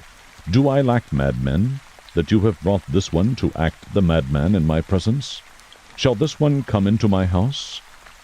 1 Samuel 22. So David departed from there, and escaped to the cave of Adullam. And when his brothers and all his father's household heard of it, they went down there to him, every one who was in distress, and every one who was in debt, and every one who was discontented gathered to him, and he became captain over them. Now there were about 400 men with him. And David went from there to Mizpah of Moab. And he said to the king of Moab, Please let my father and my mother come and stay with you until I know what God will do for me. Then he left them with the king of Moab, and they stayed with him all the time that David was in the stronghold. The prophet Gad said to David, Do not stay in the stronghold. Depart, and go into the land of Judah. So David departed, and went into the forest of Hereth. Then Saul heard that David and the men who were with him had been discovered. Now Saul was sitting in Gibeah under the tamarisk tree on the height with his spear in his hand, and all his servants were standing around him. Saul said to his servants who stood around him, Hear now, O Benjamites, will the son of Jesse also give to all of you fields and vineyards? Will he make you all commanders of thousands and commanders of hundreds? For all of you have conspired against me, so that there is no one who discloses to me when my son makes a covenant with the son of Jesse. And there is none of you who is sorry for me, or discloses to me that my son has stirred up my servant against me to lie in ambush, as it is this day. Then Doeg the Edomite, who was standing by the servants of Saul, said, I saw the son of Jesse coming to Nob, to Ahimelech the son of Ahitub. He inquired of the Lord for him, gave him provisions, and gave him the sword of Goliath the Philistine. Then the king sent someone to summon Ahimelech the priest, the son of Ahitub, and all his father's household, the priests who were in Nob, and all of them came to the king. Saul said, Listen now, son of Ahitub. And he answered, Here I am, my lord. Saul then said to him, Why have you and the son of Jesse conspired against me, in that you have given him bread and a sword, and have inquired of God for him, that he should rise up against me by lying in ambush, as it is this day? Then Ahimelech answered the king and said, And who among all your servants is as faithful as David, even the king's son-in-law, who is captain over your guard, and is honored in your house? Did I just begin to inquire of God for him today? Far be it from me. Do not let the king impute anything to his servant, or to any of the household of my father, for your servant knows nothing at all of this whole affair. But the king said, You shall surely die, Ahimelech, you and all your father's household. And the king said to the guards who were attending him, Turn around and put the priests of the Lord to death, because their hand also is with David, and because they knew that he was fleeing, and did not reveal it to me. But the servants of the king were not willing to put forth their hands to attack the priests of the Lord. Then the king said to Doeg, You turn around and attack the priests. And Doeg the Edomite turned around and attacked the priests, and he killed that day 85 men who wore the linen ephod. And he struck Nob, the city of the priests, with the edge of the sword, both men and women, children and infants, also oxen, donkeys, and sheep, he struck with the edge of the sword. But one son of Ahimelech, the son of Ahitub, named Abiathar, escaped and fled after David.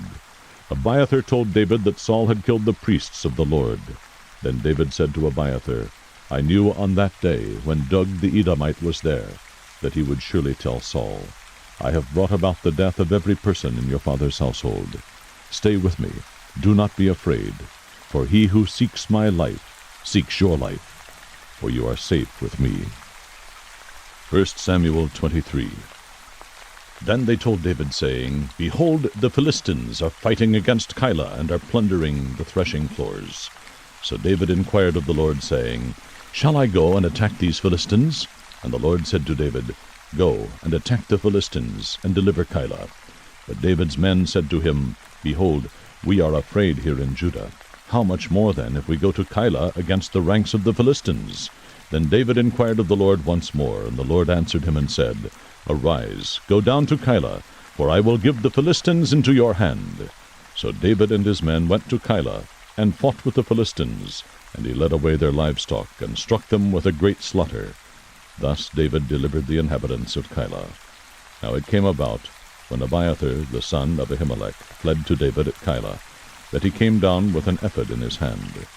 When it was told Saul that David had come to Keilah, Saul said, God has delivered him into my hand. For he shut himself in by entering a city with double gates and bars. So Saul summoned all the people for war to go down to Keilah to besiege David and his men. Now David knew that Saul was plotting evil against him. So he said to Abiathar the priest, Bring the ephod here. Then David said, O Lord God of Israel, your servant has heard for certain that Saul is seeking to come to Keilah to destroy the city on my account. Will the men of Keilah surrender me into his hand? Will Saul come down just as your servant has heard? O Lord God of Israel, I pray, tell your servant. And the Lord said, He will come down. Then David said, Will the men of Keilah surrender me and my men into the hand of Saul? And the Lord said, They will surrender you. Then David and his men, about 600, arose and departed from Keilah, and they went wherever they could go. When it was told Saul that David had escaped from Keilah, he gave up the pursuit. David stayed in the wilderness, in the strongholds, and remained in the hill country in the wilderness of Ziph. And Saul sought him every day, but God did not deliver him into his hand. Now David became aware that Saul had come out to seek his life while David was in the wilderness of Ziph at Horesh. And Jonathan, Saul's son, arose and went to David at Horesh, and encouraged him in God. Thus he said to him, Do not be afraid, because the hand of Saul my father will not find you, and you will be king over Israel, and I will be next to you. And Saul my father knows that also. So the two of them made a covenant before the Lord, and David stayed at Horesh while Jonathan went to his house. Then Ziphites came up to Saul at Gibeah, saying, Is David not hiding with us in the strongholds at Horesh, on the hill of Hachilah, which is on the south of Jeshimon? Now then, O king, come down according to all the desire of your soul to do so, and our part shall be to surrender him into the king's hand. Saul said, May you be blessed of the Lord, for you have had compassion on me. Go now, make more sure, and investigate, and see his place where his haunt is, and who has seen him there, for I am told that he is very cunning. So look and learn about all the hiding places where he hides himself, and return to me with certainty, and I will go with you, and if he is in the land, I will search him out among all the thousands of Judah." Then they arose and went to Ziph before Saul. Now David and his men were in the wilderness of Maon, in the Arabah, to the south of Jeshimon. When Saul and his men went to seek him, they told David, and he came down to the rock and stayed in the wilderness of Maon. And when Saul heard it, he pursued David in the wilderness of Maon. Saul went on one side of the mountain, and David and his men on the other side of the mountain. And David was hurrying to get away from Saul, for Saul and his men were surrounding David and his men to seize them. But a messenger came to Saul, saying, "Hurry and come, for the Philistines have made a raid on the land." So Saul returned from pursuing David, and went to meet the Philistines. Therefore they called that place the Rock of Escape. David went up from there and stayed in the strongholds of En-gedi. 1 Samuel 24. Now when Saul returned from pursuing the Philistines, he was told, saying, "Behold, David is in the wilderness of En-gedi." Then Saul took 3,000 chosen men from all Israel, and went to seek David and his men in front of the rocks of the wild goats. He came to the sheepfolds on the way, where there was a cave, and Saul went in to relieve himself. Now David and his men were sitting in the inner recesses of the cave. The men of David said to him, "Behold, this is the day of which the Lord said to you, Behold, I am about to give your enemy into your hand, and you shall do to him as it seems good to you." Then David arose and cut off the edge of Saul's robe, secretly. It came about afterward that David's conscience bothered him, because he had cut off the edge of Saul's robe. So he said to his men, "Far be it from me, because of the Lord, that I should do this thing to my Lord, the Lord's anointed, to stretch out my hand against him, since he is the Lord's anointed."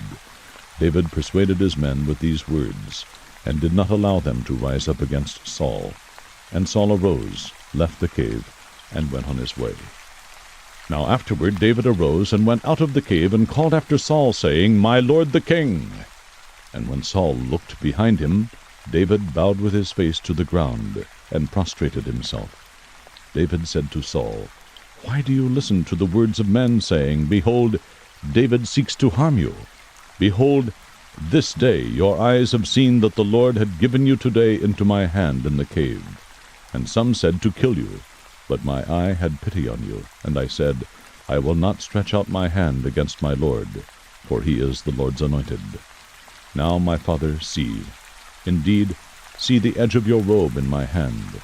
For in that I cut off the edge of your robe and did not kill you, know and perceive that there is no evil or rebellion in my hands, and I have not sinned against you, though you are lying in wait for my life to take it.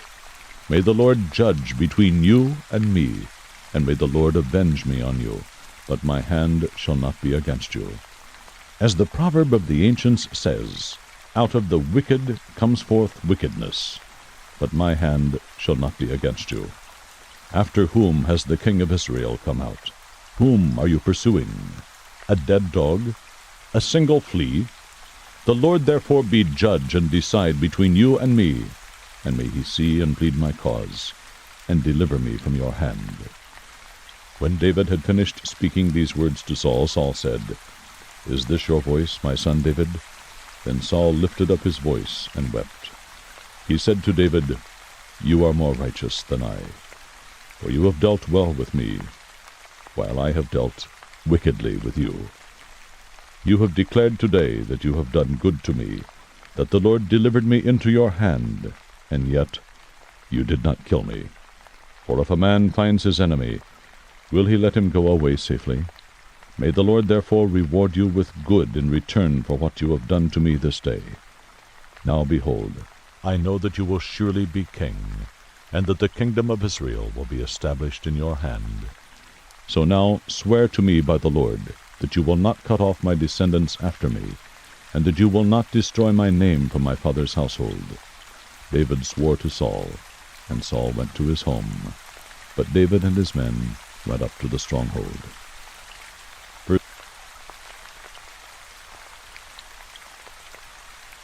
1 Samuel 25. Then Samuel died, and all Israel gathered together, and mourned for him, and buried him at his house in Ramah. And David arose, and went down to the wilderness of Paran. Now there was a man in Maon, whose business was in Carmel. And the man was very rich, and he had 3,000 sheep and 1,000 goats. And it came about, while he was shearing the sheep in Carmel, now the man's name was Nabal, and his wife's name was Abigail, and the woman was intelligent and beautiful in appearance, but the man was harsh and evil in his dealings, and he was a Calebite, that David heard in the wilderness that Nabal was shearing his sheep. So David sent 10 young men, and David said to the young men, Go up to Carmel, visit Nabal, and greet him in my name. And thus you shall say, Have a long life, peace be to you, and peace be to your house, and peace be to all that you have. Now I have heard that you have shearers. Now your shepherds have been with us, and we have not insulted them, nor have they missed anything all the days they were in Carmel. Ask your young men, and they will tell you. Therefore let my young men find favor in your eyes, for we have come on a festive day. Please give whatever you find at hand to your servants, and to your son David. When David's young men came, they spoke to Nabal according to all these words in David's name. Then they waited. But Nabal answered David's servants and said, Who is David? And who is the son of Jesse? There are many servants today, who are each breaking away from his master. Shall I then take my bread and my water and my meat that I have slaughtered for my shearers, and give it to men whose origin I do not know? So David's young men retraced their way and went back. And they came and told him according to all these words. David said to his men, Each of you gird on his sword.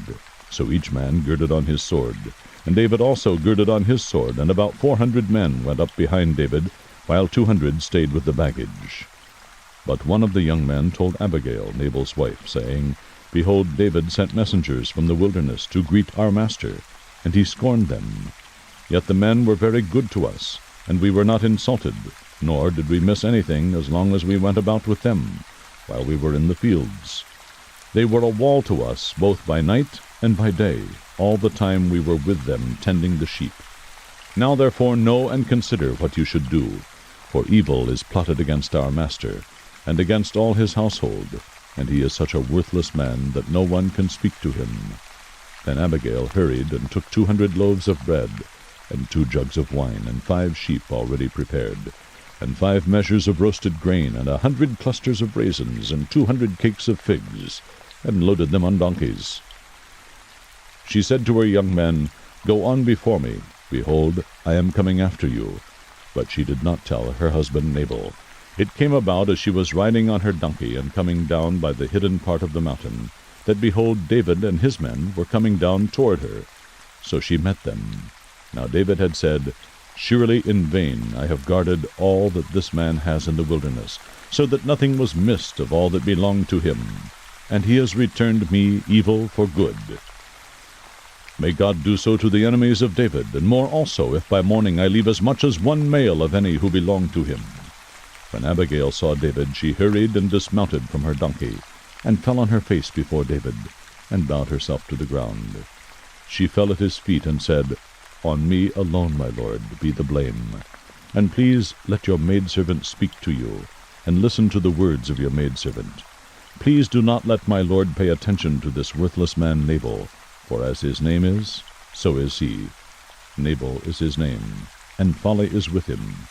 But I, your maidservant, did not see the young men of my lord whom you sent.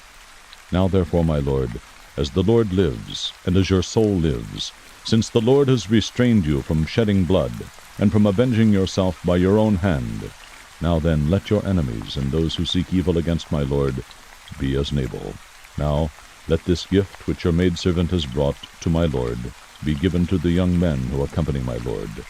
Please forgive the transgression of your maidservant, for the Lord will certainly make for my lord an enduring house, because my lord is fighting the battles of the Lord, and evil will not be found in you all your days. Should anyone rise up to pursue you and to seek your life, then the life of my lord shall be bound in the bundle of the living with the Lord your God. But the lives of your enemies he will sling out as from the hollow of a sling. And when the Lord does for my lord according to all the good that he has spoken concerning you, and appoints you ruler over Israel, this will not cause grief or a troubled heart to my lord, both by having shed blood without cause, and by my lord having avenged himself. When the Lord deals well with my lord, then remember your maidservant. Then David said to Abigail, Blessed be the Lord God of Israel, who sent you this day to meet me, and blessed be your discernment, and blessed be you, who have kept me this day from bloodshed, and from avenging myself by my own hand. Nevertheless, as the Lord God of Israel lives, who has restrained me from harming you, unless you had come quickly to meet me, surely there would not have been left to Nabal until the morning light as much as one male. So David received from her hand what she had brought him, and said to her, Go up to your house in peace. See, I have listened to you, and granted your request. Then Abigail came to Nabal, and behold, he was holding a feast in his house, like the feast of a king. And Nabal's heart was merry within him, for he was very drunk. So she did not tell him anything at all until the morning light. But in the morning, when the wine had gone out of Nabal, his wife told him these things, and his heart died within him, so that he became as a stone. About 10 days later, the Lord struck Nabal, and he died. When David heard that Nabal was dead, he said, Blessed be the Lord, who has pleaded the cause of my reproach from the hand of Nabal, and has kept back his servant from evil. The Lord has also returned the evil doing of Nabal on his own head. Then David sent a proposal to Abigail, to take her as his wife. When the servants of David came to Abigail at Carmel, they spoke to her, saying, David has sent us to you, to take you as his wife. She arose and bowed with her face to the ground, and said, Behold, your maidservant is a maid, to wash the feet of my lord's servants. Then Abigail quickly arose, and rode on a donkey with her 5 maidens who attended her. And she followed the messengers of David, and became his wife. David had also taken Ahinoam of Jezreel, and they both became his wives. Now Saul had given Michal his daughter, David's wife, to Palti, the son of Laish, who was from Galim. 1 Samuel 26. Then the Ziphites came to Saul at Gibeah, saying, Is not David hiding on the hill of Hachilah, which is before Jeshimon? So Saul arose and went down to the wilderness of Ziph, having with him 3,000 chosen men of Israel, to search for David in the wilderness of Ziph. Saul camped in the hill of Hachilah, which is before Jeshimon, beside the road, and David was staying in the wilderness. When he saw that Saul came after him into the wilderness, David sent out spies, and he knew that Saul was definitely coming. David then arose and came to the place where Saul had camped, and David saw the place where Saul lay, and Abner the son of Ner, the commander of his army. And Saul was lying in the circle of the camp, and the people were camped around him. Then David said to Ahimelech the Hittite, and to Abishai the son of Zeruiah, Joab's brother, saying, Who will go down with me to Saul in the camp? And Abishai said, I will go down with you. So David and Abishai came to the people by night, and behold, Saul lay sleeping inside the circle of the camp, with his spear stuck in the ground at his head, and Abner and the people were lying around him. Then Abishai said to David, Today God has delivered your enemy into your hand. Now therefore please let me strike him with the spear to the ground, with one stroke, and I will not strike him the second time. But David said to Abishai, Do not destroy him, for who can stretch out his hand against the Lord's anointed, and be without guilt? David also said, As the Lord lives, surely the Lord will strike him, or his day will come that he dies, or he will go down into battle and perish. The Lord forbid that I should stretch out my hand against the Lord's anointed. But now please take the spear that is at his head, and the jug of water, and let us go. So David took the spear and the jug of water from beside Saul's head, and they went away, but no one saw or knew it, nor did any awake, for they were all asleep, because a sound sleep from the Lord had fallen on them. Then David crossed over to the other side, and stood on top of the mountain at a distance, with a large area between them. David called to the people and to Abner the son of Ner, saying, Will you not answer, Abner? Then Abner replied, Who are you who calls to the king? So David said to Abner, Are you not a man? And who is like you in Israel? Why then have you not guarded your lord the king? For one of the people came to destroy the king your lord. This thing that you have done is not good. As the Lord lives, all of you must surely die, because you did not guard your lord, the Lord's anointed. And now see where the king's spear is, and the jug of water that was at his head. Then Saul recognized David's voice and said, Is this your voice, my son David? And David said, It is my voice, my lord the king. He also said, Why then is my lord pursuing his servant? For what have I done? Or what evil is in my hand? Now therefore please let my lord the king listen to the words of his servant. If the Lord has stirred you up against me, let him accept an offering. But if it is men, cursed are they before the Lord, for they have driven me out today, so that I would have no attachment with the inheritance of the Lord, saying, Go serve other gods. Now then, do not let my blood fall to the ground, away from the presence of the Lord. For the king of Israel has come out to search for a single flea, just as one hunts a partridge in the mountains. Then Saul said, I have sinned. Return, my son David, for I will not harm you again, because my life was precious in your sight this day. Behold, I have played the fool, and have committed a serious error. David replied, Behold the spear of the king. Now let one of the young men come over and take it. The Lord will repay each man for his righteousness and his faithfulness.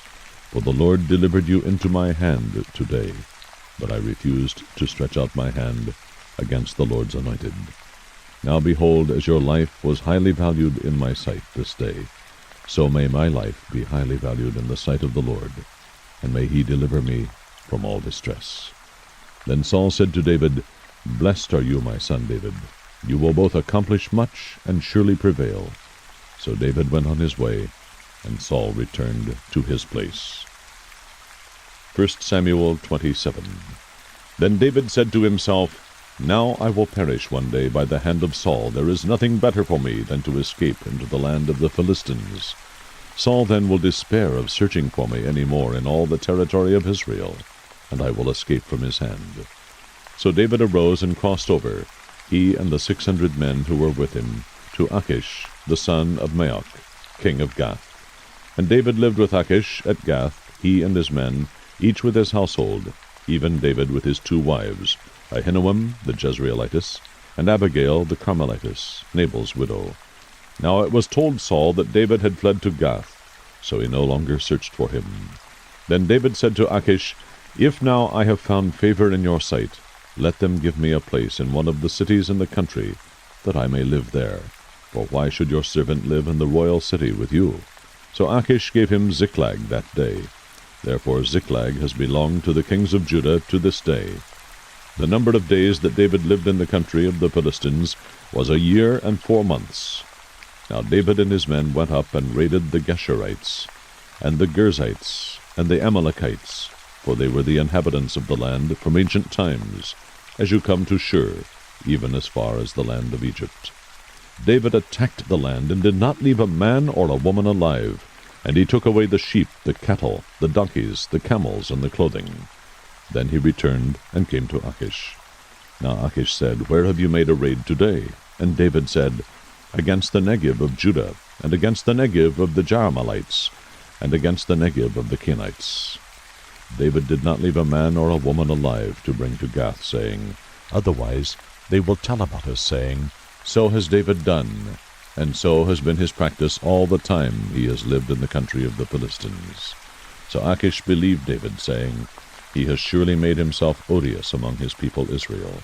Therefore he will become my servant forever. 1 Samuel 28. Now it came about in those days that the Philistines gathered their armed camps for war, to fight against Israel. And Achish said to David, Know assuredly that you will go out with me in the camp, you and your men. David said to Achish, Very well, you shall know what your servant can do.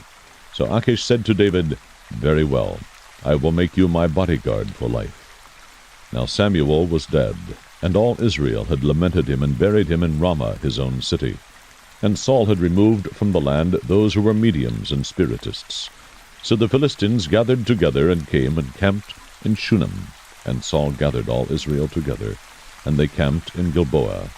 When Saul saw the camp of the Philistines, he was afraid, and his heart trembled greatly. When Saul inquired of the Lord did not answer him, either by dreams, or by Urim, or by prophets. Then Saul said to his servants, Seek for me a woman who is a medium, that I may go to her and inquire of her. And his servants said to him, Behold, there is a woman who is a medium at Endor. Then Saul disguised himself by putting on other clothes, and went, he and 2 men with him, and they came to the woman by night, and he said, Conjure up for me, please, and bring up for me whom I shall name to you. But the woman said to him, Behold, you know what Saul has done, how he has cut off those who are mediums and spiritists from the land. Why are you then laying a snare for my life, to bring about my death?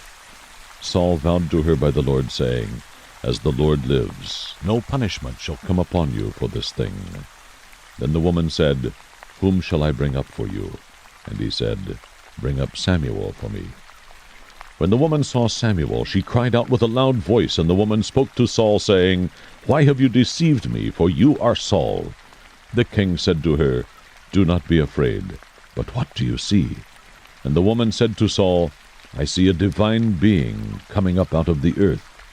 He said to her, What is his form? And she said, An old man is coming up, and he is wrapped with a robe. And Saul knew that it was Samuel, and he bowed with his face to the ground, and did homage. Then Samuel said to Saul, Why have you disturbed me by bringing me up?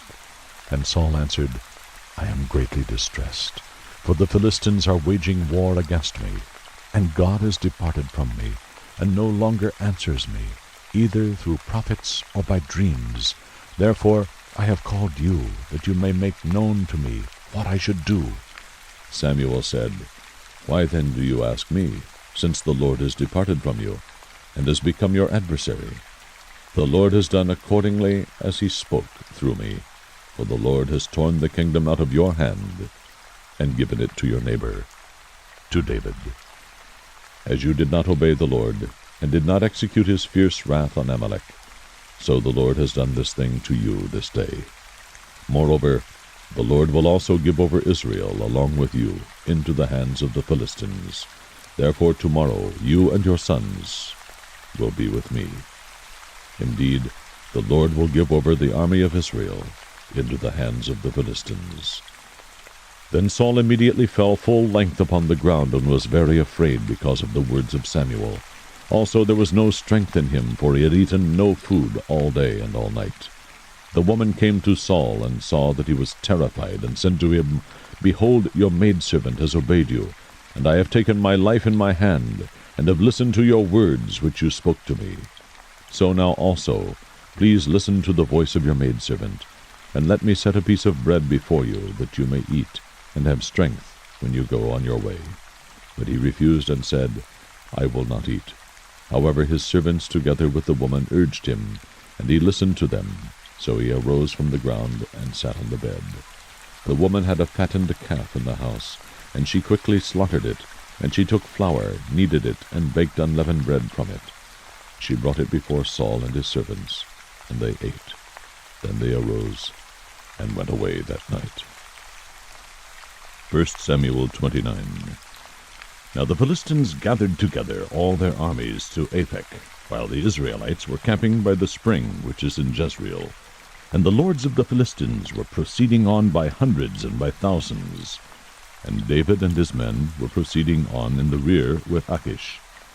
Then the commanders of the Philistines said, What are these Hebrews doing here? And Achish said to the commanders of the Philistines, Is this not David, the servant of Saul, the king of Israel, who has been with me these days, or rather these years, and I have found no fault in him from the day he deserted to me to this day? But the commanders of the Philistines were angry with him, and the commanders of the Philistines said to him, Make the man go back, that he may return to his place where you have assigned him, and do not let him go down to battle with us, or in the battle he may become an adversary to us. For with what could this man make himself acceptable to his Lord? Would it not be with the heads of these men? Is this not David, of whom they sing in the dances, saying, Saul has slain his thousands, and David his 10,000s? Then Achish called David and said to him, As the Lord lives, you have been upright, and your going out and your coming in with me in the army are pleasing in my sight. For I have not found evil in you from the day of your coming to me to this day. Nevertheless, you are not pleasing in the sight of the lords. Now therefore return, and go in peace, that you may not displease the lords of the Philistines. David said to Achish, But what have I done? And what have you found in your servant from the day when I came before you to this day, that I may not go and fight against the enemies of my lord the king? But Achish replied to David, I know that you are pleasing in my sight, like an angel of God. Nevertheless, the commanders of the Philistines have said, He must not go up with us to the battle. Now then arise early in the morning with the servants of your lord who have come with you, and as soon as you have arisen early in the morning, and have light, depart. So David arose early, he and his men, to depart in the morning to return to the land of the Philistines. And the Philistines went up to Jezreel. 1 Samuel 30. Then it happened when David and his men came to Ziklag on the third day, that the Amalekites had made a raid on the Negev and on Ziklag, and had overthrown Ziklag and burned it with fire. And they took captive the women and all who were in it, both small and great, without killing anyone, and carried them off, and went their way. When David and his men came to the city, behold, it was burned with fire, and their wives and their sons and their daughters had been taken captive. Then David and the people who were with him lifted their voices and wept, until there was no strength in them to weep. Now David's 2 wives had been taken captive, Ahinoam the Jezreelitess, and Abigail the widow of Nabal the Carmelite. Moreover, David was greatly distressed because the people spoke of stoning him, for all the people were embittered, each one because of his sons and his daughters. But David strengthened himself in the Lord his God. Then David said to Abiathar the priest, the son of Ahimelech, Please bring me the ephod. So Abiathar brought the ephod to David. David inquired of the Lord, saying, Shall I pursue this band? Shall I overtake them? And he said to him, Pursue, for you will surely overtake them, and you will surely rescue all. So David went, he and the 600 men who were with him, and came to the brook Bezor, where those left behind remained. But David pursued, he and 400 men, for 200, who were too exhausted to cross the brook Bezor, remained behind. Now they found an Egyptian in the field, and brought him to David, and gave him bread, and he ate, and they provided him water to drink. They gave him a piece of fig cake, and 2 clusters of raisins, and he ate. Then his spirit revived, for he had not eaten bread or drunk water for 3 days and 3 nights. David said to him, To whom do you belong? And where are you from? And he said, I am a young man of Egypt, a servant of an Amalekite, and my master left me behind when I fell sick 3 days ago. We made a raid on the Negev of the Cherethites, and on that which belongs to Judah, and on the Negev of Caleb, and we burned Ziklag with fire. Then David said to him, Will you bring me down to this band?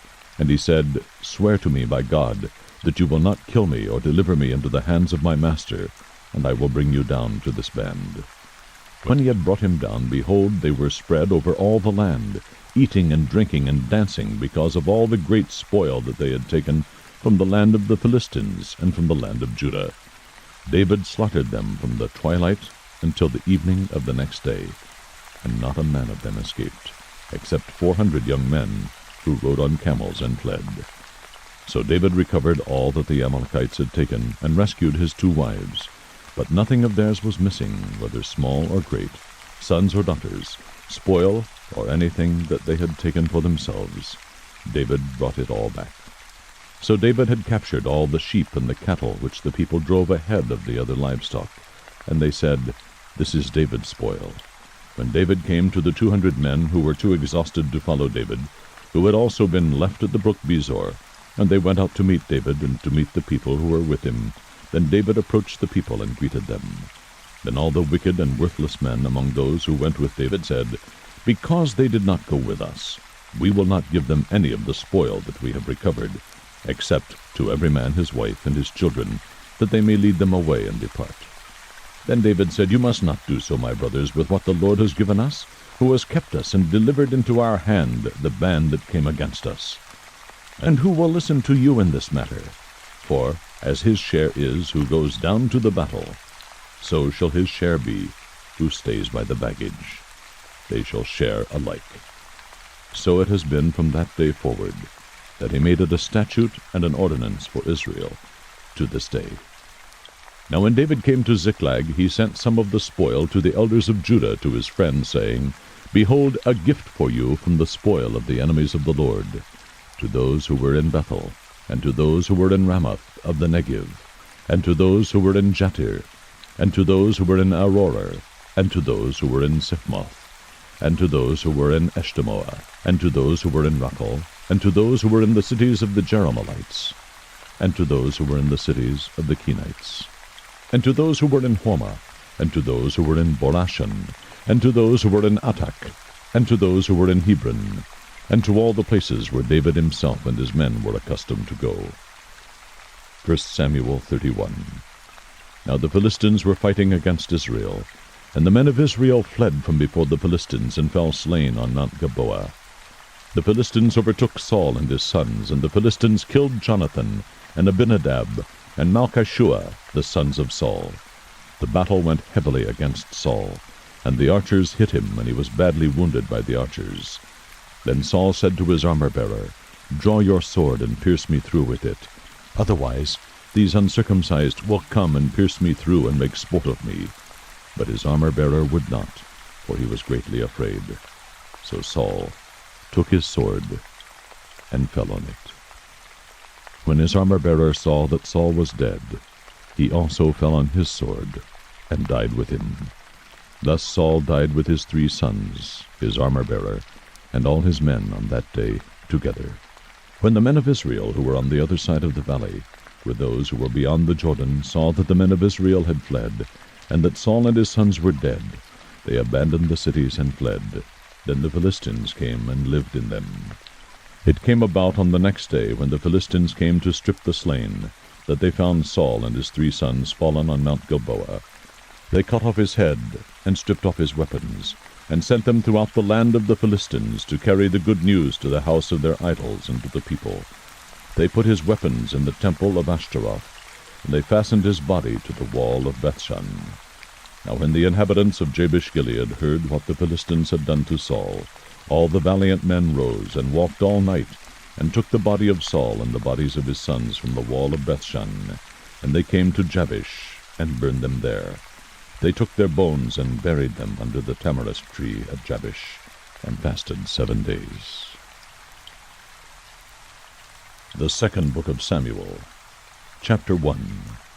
Now it came about after the death of Saul, when David had returned from the slaughter of the Amalekites, that David remained 2 days in Ziklag. On the 3rd day, behold, a man came out of the camp from Saul with his clothes torn, and dust on his head. And it came about, when he came to David, that he fell to the ground, and prostrated himself. Then David said to him, From where do you come? And he said to him, I have escaped from the camp of Israel. David said to him, How did things go? Please tell me. And he said, The people have fled from the battle, and also many of the people have fallen and are dead. And Saul and Jonathan his son are dead also. So David said to the young man who told him, How do you know that Saul and his son Jonathan are dead? The young man who told him said, By chance I happened to be on Mount Gilboa, and behold, Saul was leaning on his spear, and behold, the chariots and the horsemen pursued him closely. When he looked behind him, he saw me, and called to me, and I said, Here I am. He said to me, Who are you? And I answered him, I am an Amalekite.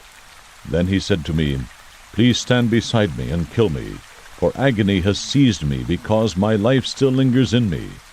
So I stood beside him and killed him, because I knew that he could not live after he had fallen. And I took the crown which was on his head, and the bracelet which was on his arm, and I have brought them here to my lord. Then David took hold of his clothes, and tore them, and so also did all the men who were with him.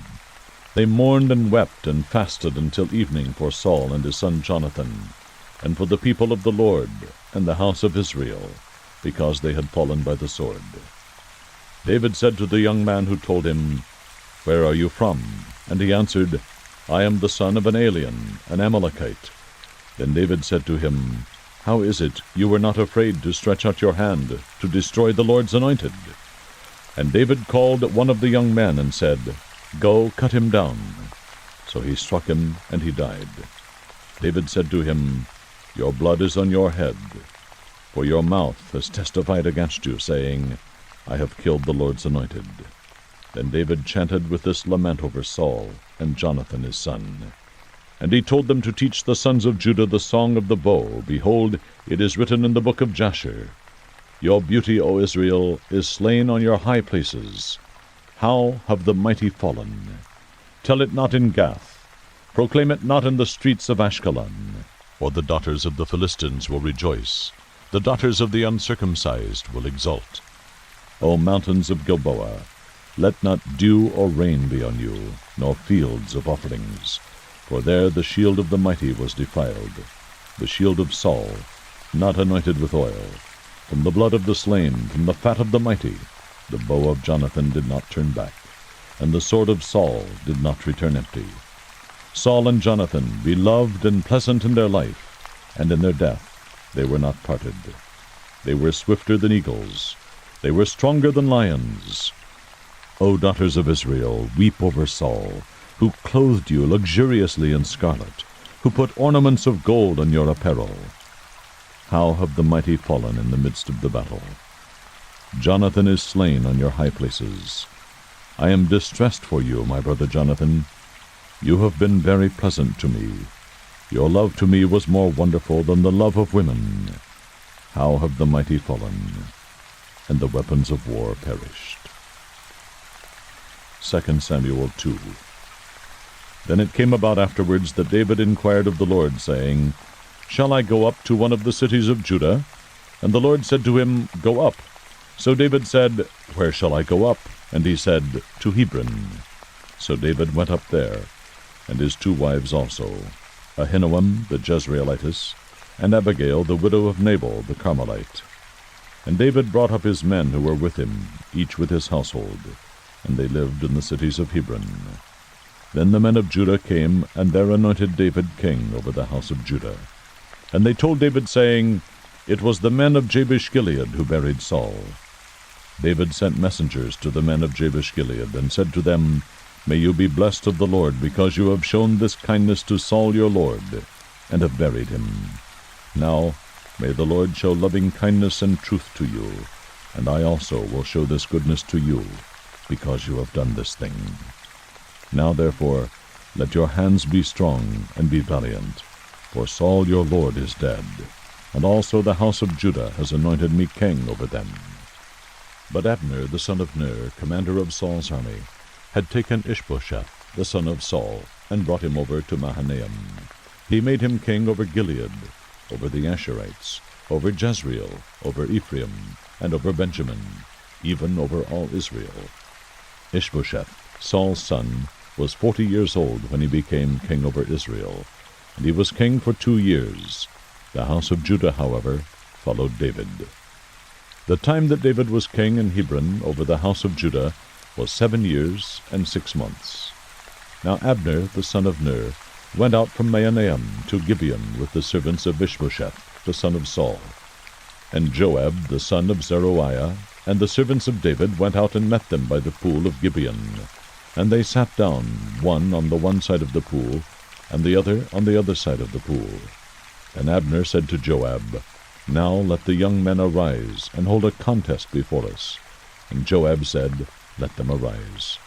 So they arose and went over by count, 12 for Benjamin, and Ishbosheth the son of Saul, and 12 of the servants of David. Each one of them seized his opponent by the head, and thrust his sword in his opponent's side. So they fell down together. Therefore that place was called Helkath Hazurim, which is in Gibeon. That day the battle was very severe, and Abner and the men of Israel were beaten before the servants of David.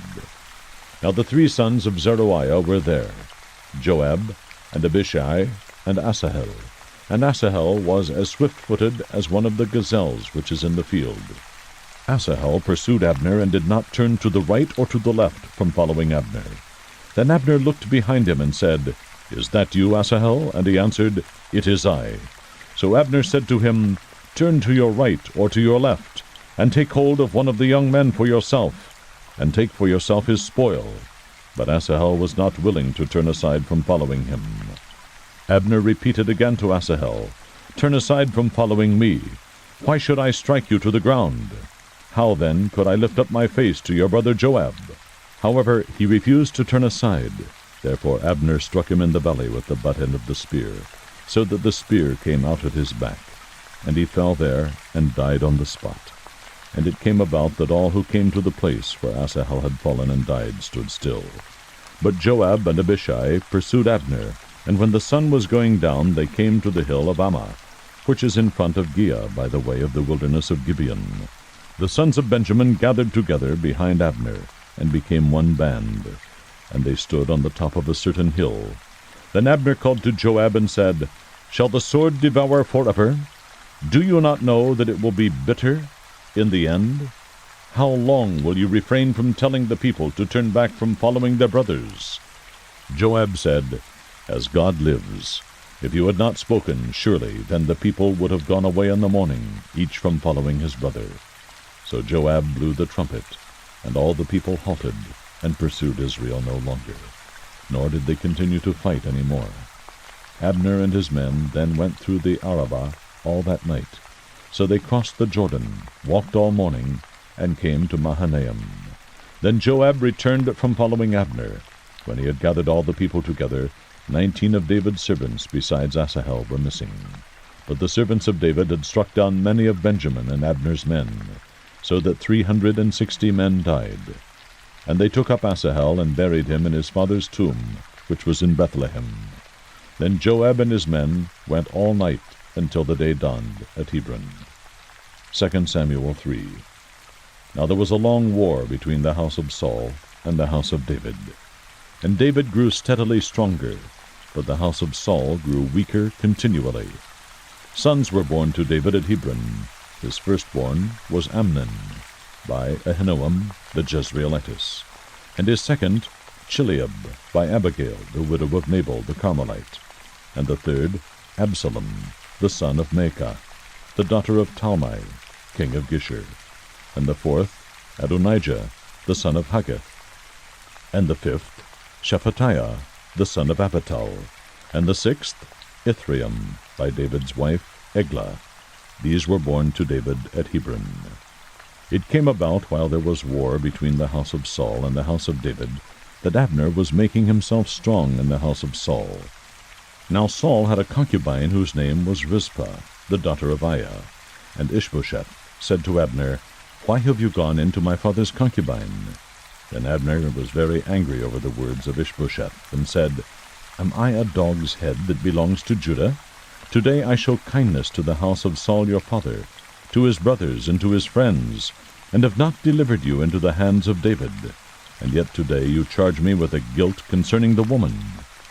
May God do so to Abner, and more also, if, as the Lord has sworn to David, I do not accomplish this for him, to transfer the kingdom from the house of Saul, and to establish the throne of David over Israel and over Judah, from Dan even to Beersheba."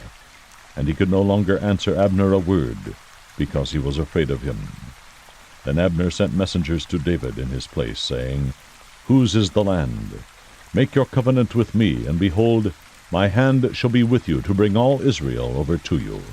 He said, "Good, I will make a covenant with you, but I demand one thing of you, namely, you shall not see my face unless you first bring Michal, Saul's daughter, when you come to see me." So David sent messengers to Ishbosheth, Saul's son, saying, "Give me my wife Michal, to whom I was betrothed, for 100 foreskins of the Philistines." Ishbosheth sent and took her from her husband, from Paltiel, the son of Laish. But her husband went with her, weeping as he went, and followed her as far as Bahurim. Then Abner said to him, "Go, return." So he returned.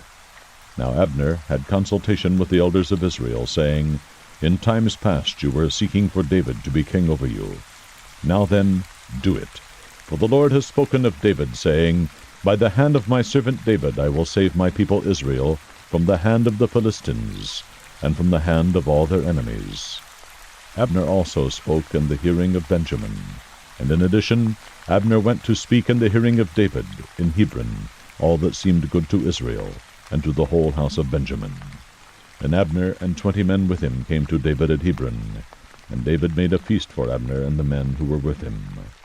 Abner said to David, Let me arise and go, and gather all Israel to my lord the king, that they may make a covenant with you, and that you may be king over all that your soul desires. So David sent Abner away, and he went in peace. And behold, the servants of David and Joab came from a raid, and brought much spoil with them. But Abner was not with David in Hebron, for he had sent him away, and he had gone in peace. When Joab and all the army that was with him arrived, they told Joab, saying, Abner the son of Ner came to the king, and he has sent him away, and he has gone in peace. Then Joab came to the king and said, What have you done? Behold, Abner came to you. Why then have you sent him away, and he is already gone? You know Abner the son of Ner, that he came to deceive you, and to learn of your going out and coming in, and to find out all that you are doing. When Joab came out from David, he sent messengers after Abner, and they brought him back from the well of Sirah. But David did not know it. So when Abner returned to Hebron, Joab took him aside into the middle of the gate to speak with him privately, and there he struck him in the belly, so that he died on account of the blood of Asahel his brother. Afterward, when David heard it, he said, I and my kingdom are innocent before the Lord forever of the blood of Abner the son of Ner. May it fall on the head of Joab, and on all his father's house, and may there not fail from the house of Joab one who has a discharge, or who is a leper, or who takes hold of a distaff, or who falls by the sword, or who lacks bread. So Joab and Abishai his brother killed Abner, because he had put their brother Asahel to death in the battle at Gibeon. Then David said to Joab and to all the people who were with him, Tear your clothes, and gird on sackcloth, and lament before Abner. And King David walked behind the bier. Thus they buried Abner in Hebron. And the king lifted up his voice and wept at the grave of Abner, and all the people wept. The king chanted a lament for Abner, and said, Should Abner die as a fool dies? Your hands were not bound, nor your feet put in fetters. As one falls before the wicked you have fallen. And all the people wept again over him. Then all the people came to persuade David to eat bread while it was still day. But David vowed, saying, May God do so to me, and more also, if I taste bread, or anything else before the sun goes down. Now all the people took note of it, and it pleased them, just as everything the king did pleased all the people. So all the people and all Israel understood that day that it had not been the will of the king to put Abner the son of Ner to death. Then the king said to his servants, Do you not know that a prince and a great man has fallen this day in Israel? I am weak today, though anointed king, and these men, the sons of Zeruiah, are too difficult for me. May the Lord repay the evildoer according to his evil. 2 Samuel 4. Now when Ishbosheth, Saul's son, heard that Abner had died in Hebron, he lost courage, and all Israel was disturbed. Saul's son had 2 men who were commanders of bands. The name of the one was Baanah, and the name of the other Rechab, sons of Rimmon the Beerothite, of the sons of Benjamin. For Beeroth is also considered part of Benjamin. And the Beerothites fled to Gittim, and have been aliens there until this day. Now Jonathan, Saul's son, had a son crippled in his feet. He was 5 years old when the report of Saul and Jonathan came from Jezreel, and his nurse took him up and fled.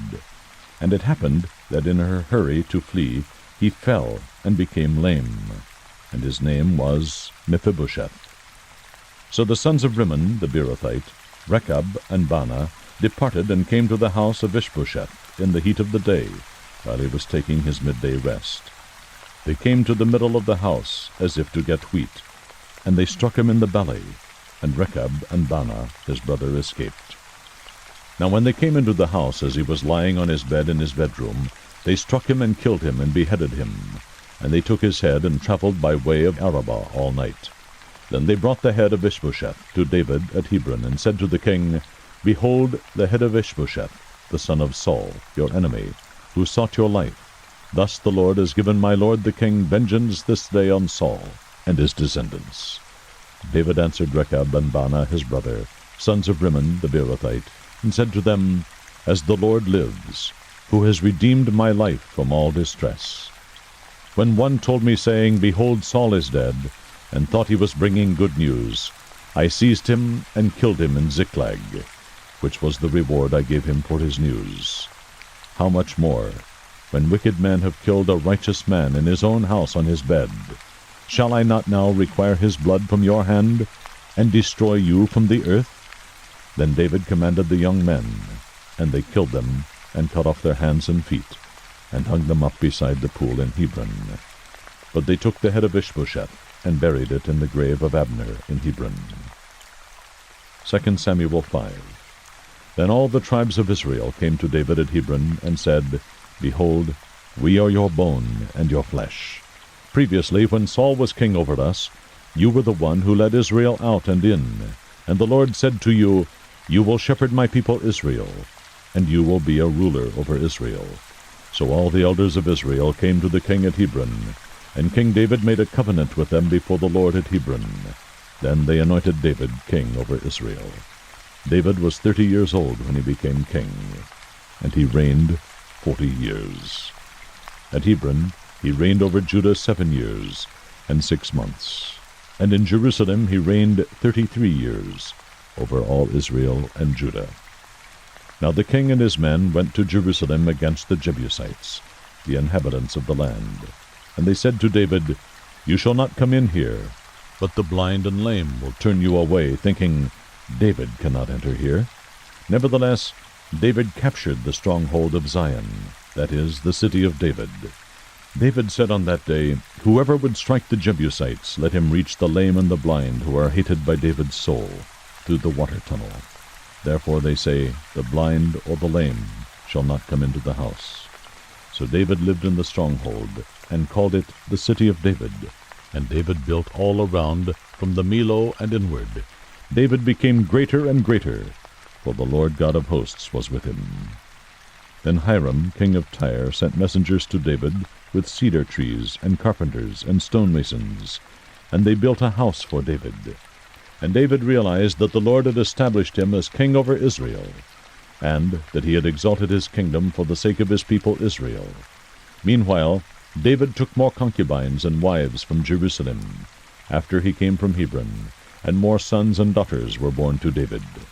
Now these are the names of those who were born to him in Jerusalem: Shemuah, Shobab, Nathan, Solomon, Ibhar, Elishua, Nepheg, Japhiah, Elishama, Eliada, and Eliphelet. When the Philistines heard that they had anointed David king over Israel, all the Philistines went up to seek out David. And when David heard of it, he went down to the stronghold. Now the Philistines came and spread themselves out in the valley of Rephaim.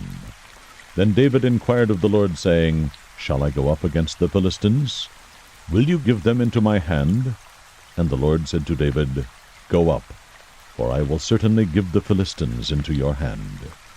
So David came to Baal-perazim, and defeated them there. And he said, The Lord has broken through my enemies before me like the breakthrough of waters. Therefore he named that place Baal-perazim. They abandoned their idols there. So David and his men carried them away. Now the Philistines came up once again and spread themselves out in the valley of Rephaim. When David inquired of the Lord, he said, You shall not go directly up. Circle around behind them, and come at them in front of the balsam trees. It shall be, when you hear the sound of marching in the tops of the balsam trees, then you shall act promptly, for then the Lord will have gone out before you to strike the army of the Philistines. Then David did so, just as the Lord had commanded him, and struck down the Philistines from Geba as far as Gezer. 2 Samuel 6. Now David again gathered all the chosen men of Israel, 30,000. And David arose, and went with all the people who were with him to Baal-Judah, to bring up from there the ark of God, which is called by the very name of the Lord of hosts, who is enthroned above the cherubim. They placed the ark of God on a new cart, that they might bring it from the house of Abinadab, which was on the hill, and Uzzah and Ahio, the sons of Abinadab, were leading the new cart.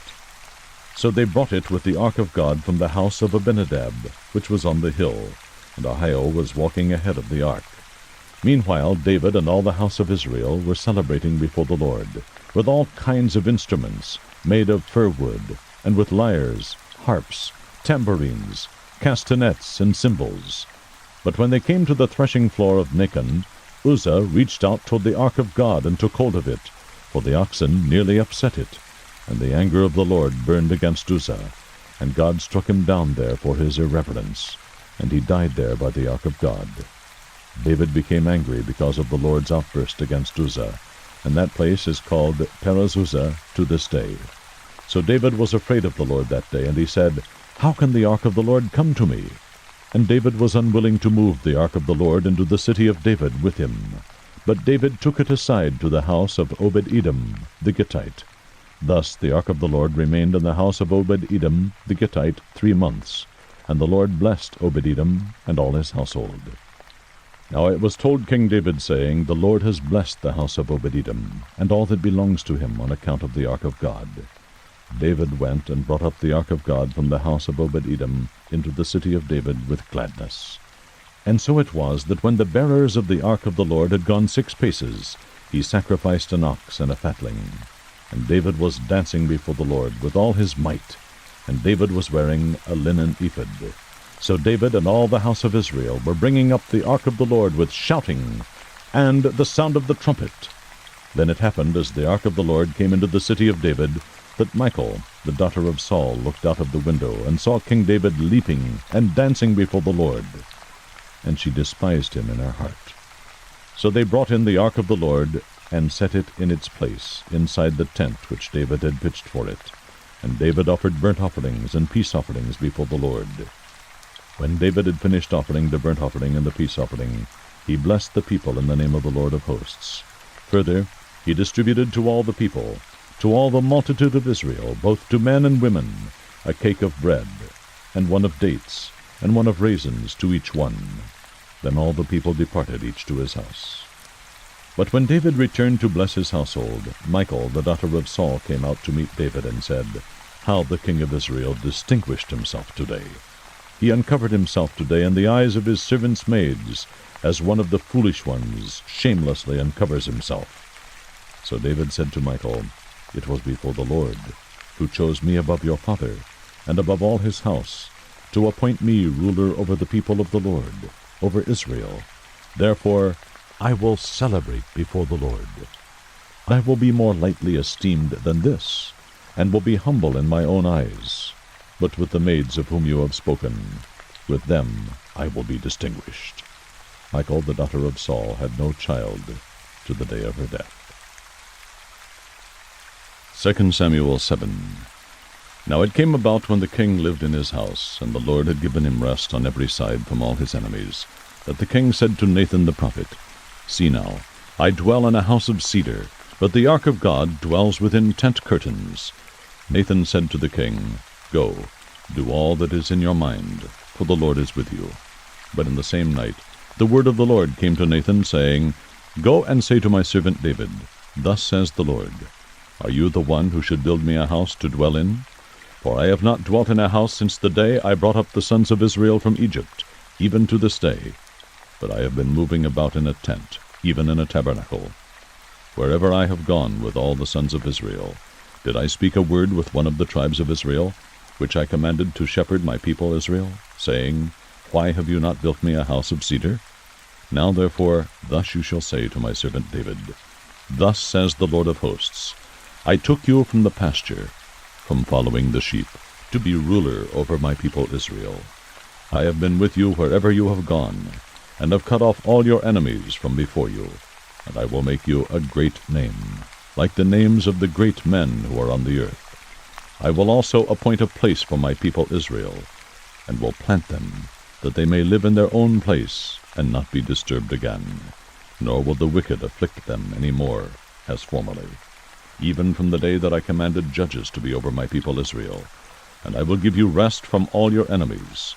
The Lord also declares to you that the Lord will make a house for you. When your days are complete, and you lie down with your fathers, I will raise up your descendant after you, who will come forth from you, and I will establish his kingdom. He shall build a house for my name, and I will establish the throne of his kingdom forever. I will be a father to him, and he will be a son to me. When he commits iniquity, I will correct him with the rod of men and the strokes of the sons of men. But my loving kindness shall not depart from him, as I took it away from Saul, whom I removed from before you. Your house and your kingdom shall endure before me forever. Your throne shall be established forever. In accordance with all these words and all this vision, so Nathan spoke to David. Then David the king went in and sat before the Lord, and he said, Who am I, O Lord God? And what is my house, that you have brought me this far? And yet this was insignificant in your eyes, O Lord God, for you have spoken also of the house of your servant concerning the distant future, and this is the custom of man, O Lord God. Again, what more can David say to you? For you know your servant, O Lord God. For the sake of your word, and according to your own heart, you have done all this greatness to let your servant know. For this reason, you are great, O Lord God, for there is none like you, and there is no God besides you, according to all that we have heard with our ears. And what one nation on the earth is like your people Israel, whom God went to redeem for himself as a people, and to make a name for himself, and to do a great thing for you, and awesome things for your land, before your people whom you have redeemed for yourself from Egypt, from nations and their gods. For you have established for yourself your people Israel, as your own people forever, and you, O Lord, have become their God. Now therefore, O Lord God, the word that you have spoken concerning your servant and his house, confirm it forever, and do as you have spoken, that your name may be magnified forever by saying, The Lord of hosts is God over Israel. And may the house of your servant David be established before you. For you, O Lord of hosts, the God of Israel, have made a revelation to your servant, saying, I will build you a house. Therefore your servant has found courage to pray this prayer to you. Now, O Lord God, you are God, and your words are truth, and you have promised this good thing to your servant. Now therefore may it please you to bless the house of your servant, that it may continue forever before you. For you, O Lord God, have spoken, and with your blessing may the house of your servant be blessed forever. 2 Samuel 8. Now after this it came about that David defeated the Philistines and subdued them, and David took control of the chief city from the hand of the Philistines. He defeated Moab, and measured them with the line, making them lie down on the ground. And he measured 2 lines to put to death, and 1 full line to keep alive. And the Moabites became servants to David, bringing tribute. Then David defeated Hadadezer, the son of Rehob, king of Zobah, as he went to restore his rule at the river. David captured from him 1,700 horsemen and 20,000 foot soldiers. And David hamstrung the chariot horses, but reserved enough of them for 100 chariots. When the Arameans of Damascus came to help Hadadezer, king of Zobah, David killed 22,000 Arameans. Then David put garrisons among the Arameans of Damascus, and the Arameans became servants to David, bringing tribute. And the Lord helped David wherever he went. David took the shields of gold which were carried by the servants of Hadadezer, and brought them to Jerusalem. From Betah and from Berotai, cities of Hadadezer, King David took a very large amount of bronze. Now when Toi, king of Hamath, heard that David had defeated all the army of Hadadezer, Toi sent Joram his son to King David to greet him and bless him, because he had fought against Hadadezer and defeated him. For Hadadezer had been at war with Toi, and Joram brought with him articles of silver, of gold, and of bronze. King David also dedicated these to the Lord, with the silver and gold that he had dedicated from all the nations which he had subdued, from Aram and Moab, and the sons of Ammon, and the Philistines, and Amalek, and from the spoil of Hadadezer, son of Rehob, king of Zobah.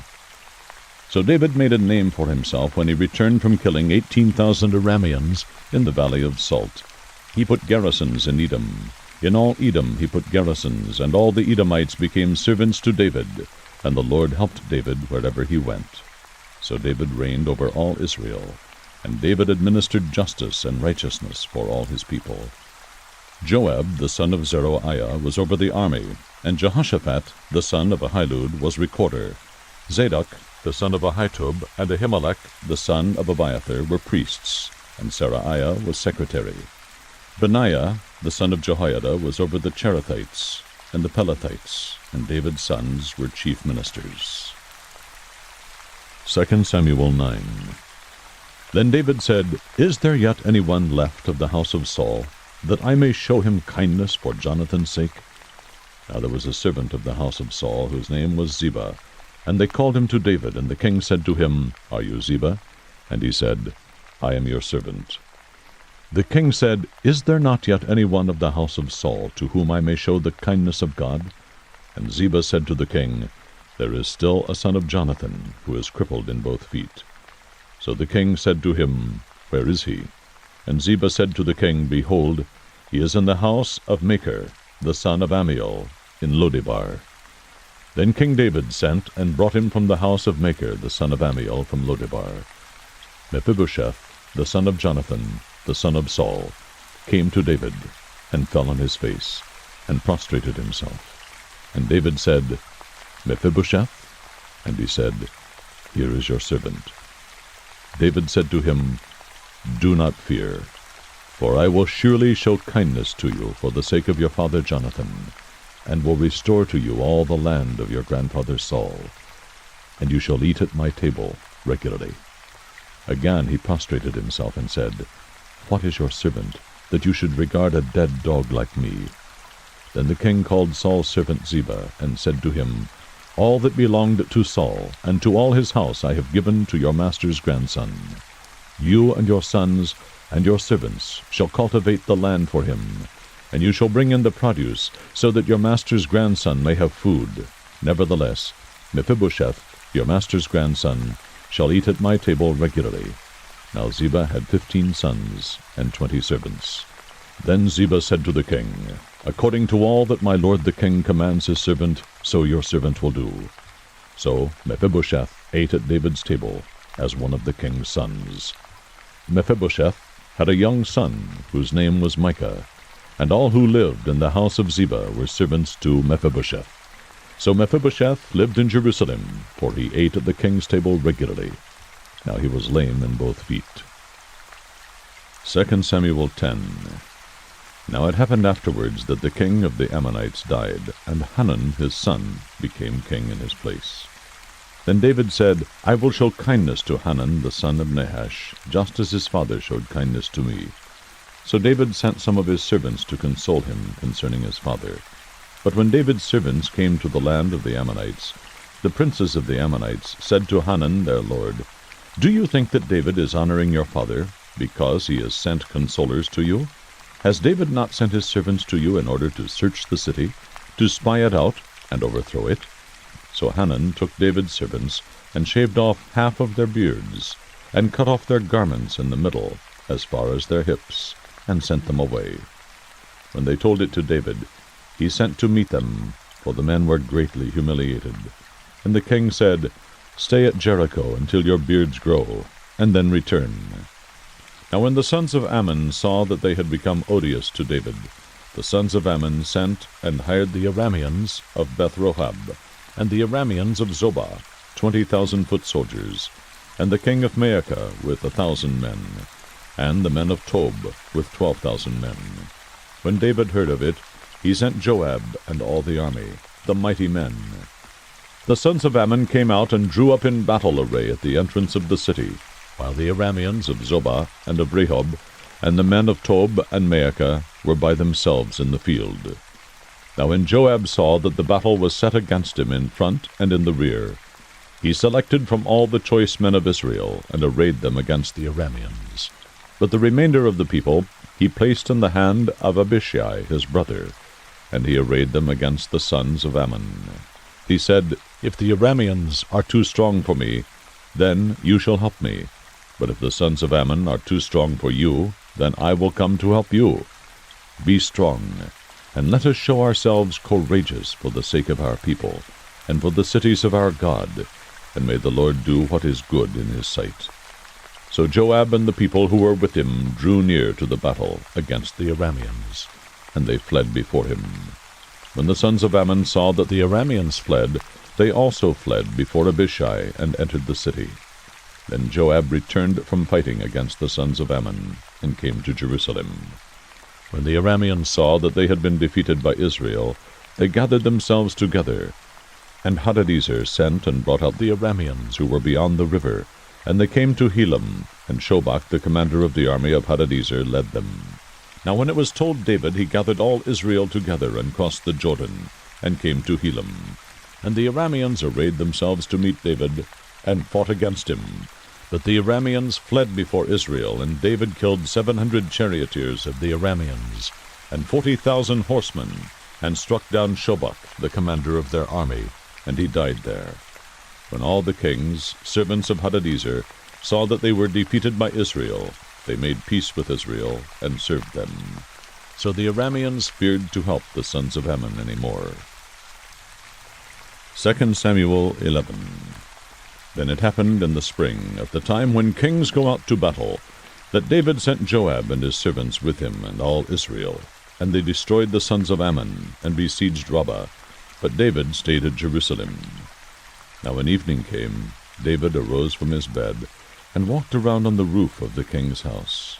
And from the roof he saw a woman bathing, and the woman was very beautiful in appearance. So David sent and inquired about the woman. And one said, Is this not Bathsheba, the daughter of Eliam, the wife of Uriah the Hittite? David sent messengers and took her, and when she came to him, he lay with her. And when she had purified herself from her uncleanness, she returned to her house. The woman conceived, and she sent and told David, and said, I am pregnant. Then David sent to Joab, saying, Send me Uriah the Hittite. So Joab sent Uriah to David. When Uriah came to him, David asked concerning the welfare of Joab and the people, and the state of the war. Then David said to Uriah, Go down to your house, and wash your feet. And Uriah went out of the king's house, and a present from the king was sent out after him. But Uriah slept at the door of the king's house with all the servants of his lord, and did not go down to his house.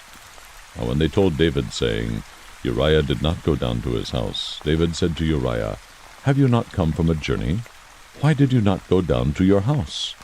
Uriah said to David, The ark and Israel and Judah are staying in temporary shelters, and my lord Joab and the servants of my lord are camping in the open field. Shall I then go to my house to eat and to drink, and to lie with my wife? By your life and the life of your soul, I will not do this thing. Then David said to Uriah, Stay here today also, and tomorrow I will let you go. So Uriah remained in Jerusalem that day and the next. Now David called him, and he ate and drank before him, and he made him drunk.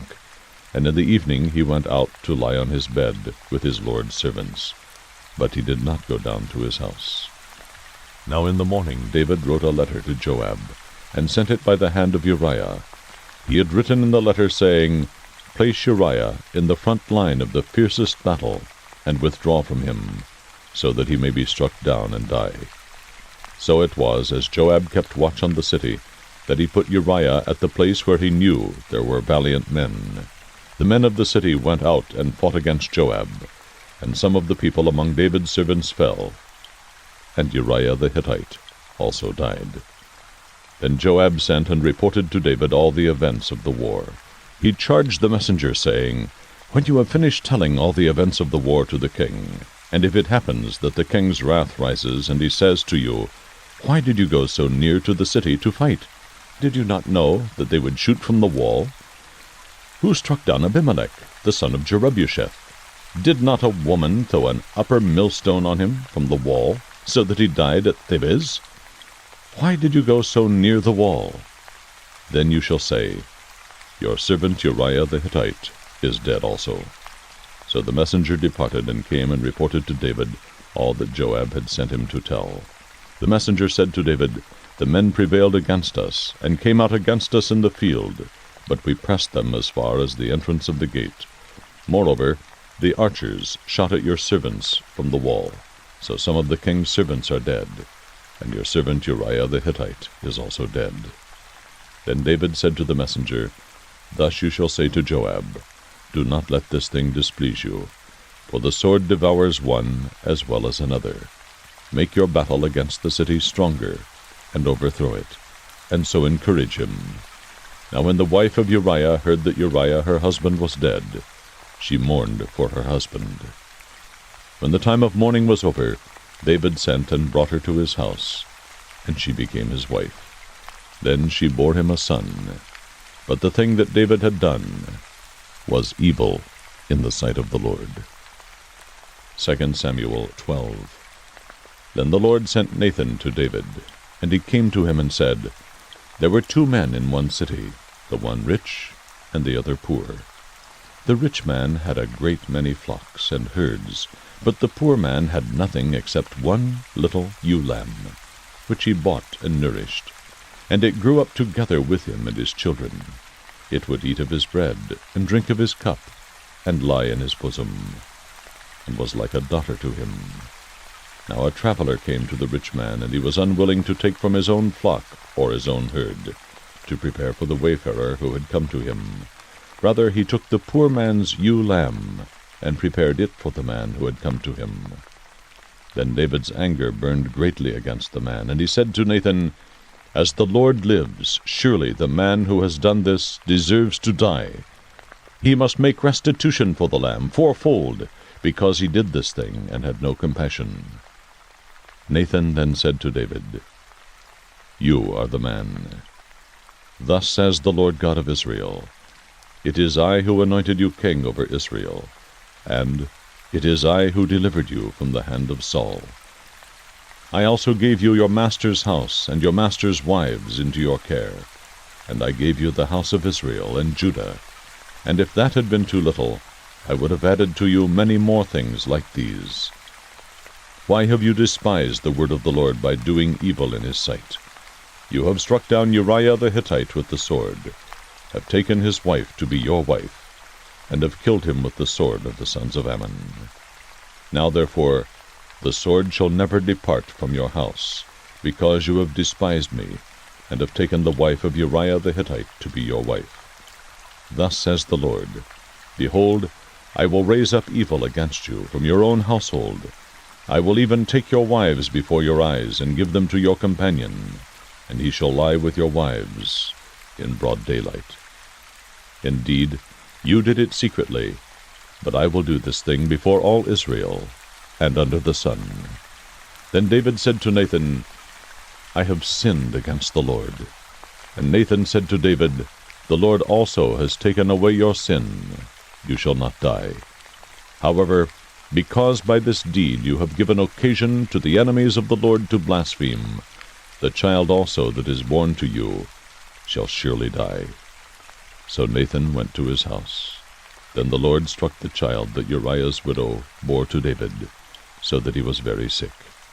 David therefore inquired of God for the child, and David fasted, and went and lay all night on the ground. The elders of his household stood beside him in order to raise him up from the ground, but he was unwilling and would not eat food with them. Then it happened on the 7th day that the child died. And the servants of David were afraid to tell him that the child was dead, for they said, Behold, while the child was still alive we spoke to him, and he did not listen to our voice. How then can we tell him that the child is dead, since he might do himself harm? But when David saw that his servants were whispering together, David perceived that the child was dead. So David said to his servants, Is the child dead? And they said, He is dead. So David arose from the ground, washed, anointed himself, and changed his clothes. And he came into the house of the Lord and worshipped. Then he came to his own house, and when he requested, they set food before him, and he ate. Then his servant said to him, What is this thing that you have done? While the child was alive you fasted and wept, but when the child died you arose and ate food. He said, While the child was still alive I fasted and wept, for I said, Who knows, the Lord may be gracious to me, that the child may live. But now he has died. Why should I fast? Can I bring him back again? I will go to him, but he will not return to me. Then David comforted his wife Bathsheba, and went into her, and lay with her. And she gave birth to a son, and he named him Solomon. Now the Lord loved him, and sent word to Nathan the prophet, and he named him Jedediah for the Lord's sake. Now Joab fought against Rabbah of the sons of Ammon, and captured the royal city. Joab sent messengers to David, and said, I have fought against Rabbah. I have even captured the city of waters. Now therefore gather the rest of the people together, and camp against the city, and capture it, or I will capture the city myself, and it will be named after me. So David gathered all the people, and went to Rabbah, fought against it, and captured it. Then he took the crown of their king from his head, and its weight was a talent of gold, and in it was a precious stone, and it was placed on David's head. And he brought out the spoil of the city in great amounts. He also brought out the people who were in it, and set them under saws, sharp iron instruments, and iron axes, and made them pass through the brick kiln. And thus he did to all the cities of the sons of Ammon. Then David and all the people returned to Jerusalem.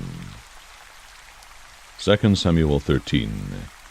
Now it was after this that Absalom the son of David had a beautiful sister, whose name was Tamar, and Amnon the son of David loved her. Amnon was so frustrated because of his sister Tamar that he made himself ill, for she was a virgin, and it seemed hard to Amnon to do anything to her. But Amnon had a friend whose name was Jonadab, the son of Shimeah, David's brother. And Jonadab was a very shrewd man.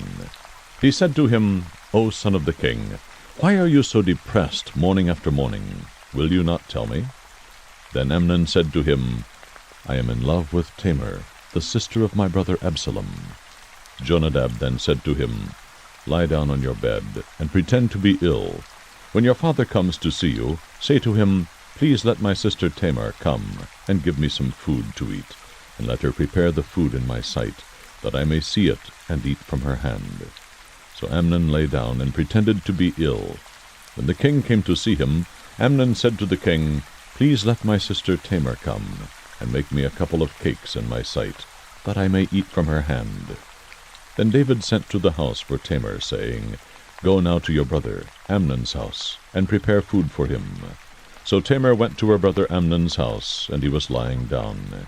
And she took dough, kneaded it, made cakes in his sight, and baked the cakes. She took the pan and dished them out before him, but he refused to eat. And Amnon said, Have everyone go out from me. So everyone went out from him. And Amnon said to Tamar, Bring the food into the bedroom, that I may eat from your hand. So Tamar took the cakes which she had made, and brought them into the bedroom to her brother Amnon. When she brought them to him to eat, he took hold of her, and said to her, Come, lie with me, my sister. But she answered him, No, my brother, do not violate me, for such a thing is not done in Israel. Do not do this disgraceful thing.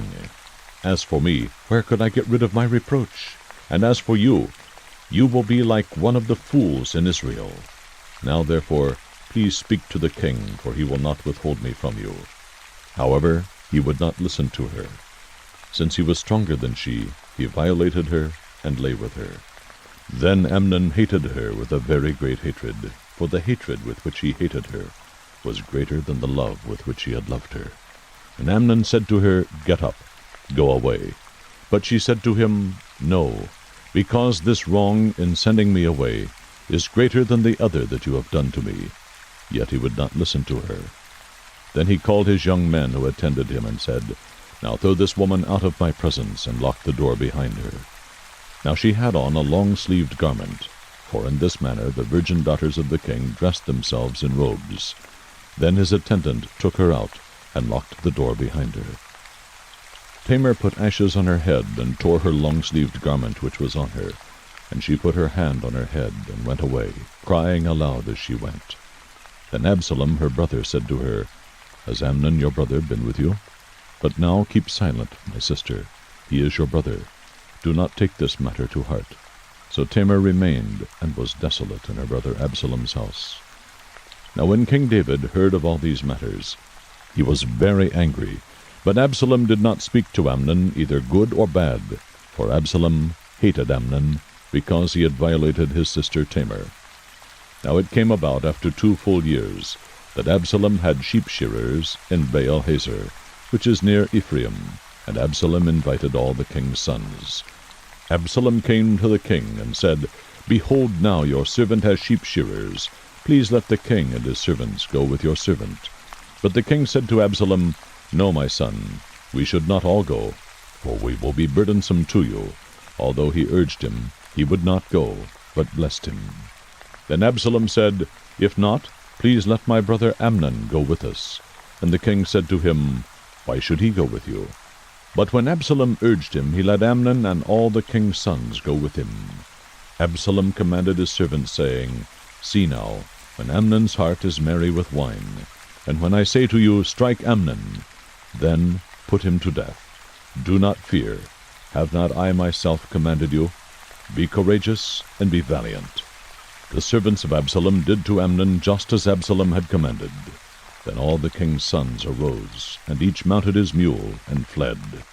Now it was while they were on the way that the report came to David, saying, Absalom has struck down all the king's sons, and not one of them is left.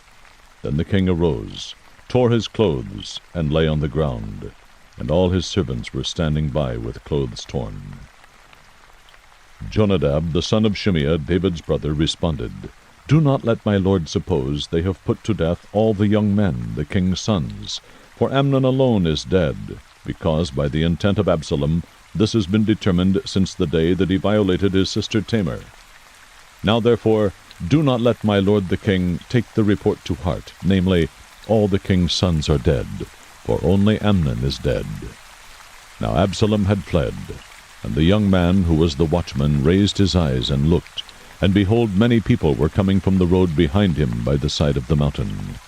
Jonadab said to the king, Behold, the king's sons have come, according to your servant's word. So it happened. As soon as he had finished speaking, behold, the king's sons came, and lifted their voices, and wept. And also the king and all his servants wept very bitterly.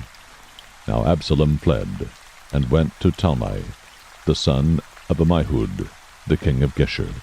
And David mourned for his son every day. So Absalom had fled and gone to Geshur, and was there 3 years.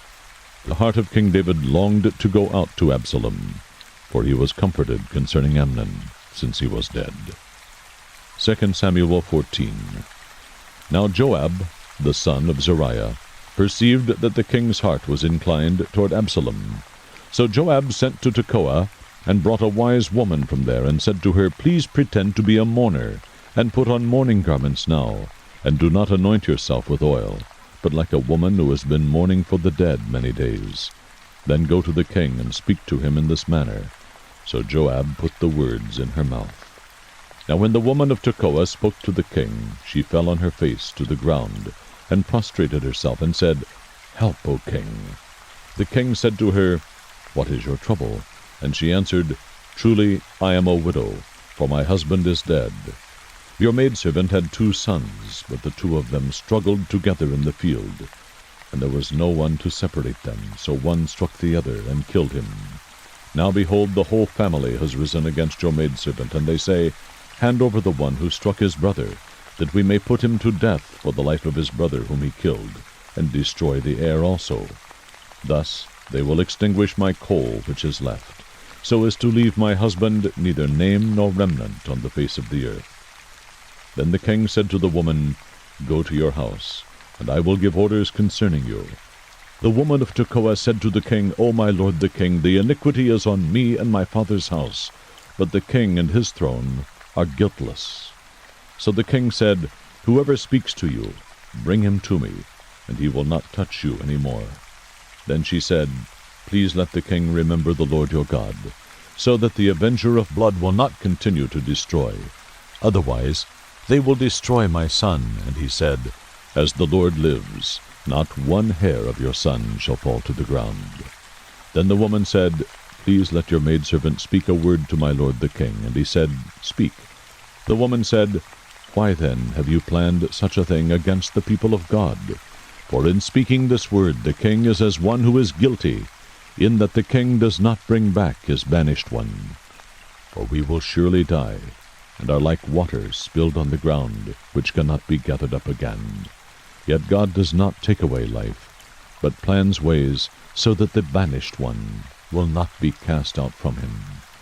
Now the reason I have come to speak this word to my lord the king is that the people have made me afraid. So your maidservant said, Let me now speak to the king. Perhaps the king will perform the request of his maidservant. For the king will hear and deliver his maidservant from the hand of the man who would destroy both me and my son from the inheritance of God. Then your maidservant said, Please let the word of my lord the king be comforting, for as the angel of God, so is my lord the king to discern good and evil, and may the Lord your God be with you. Then the king answered and said to the woman, Please do not hide anything from me that I am about to ask you.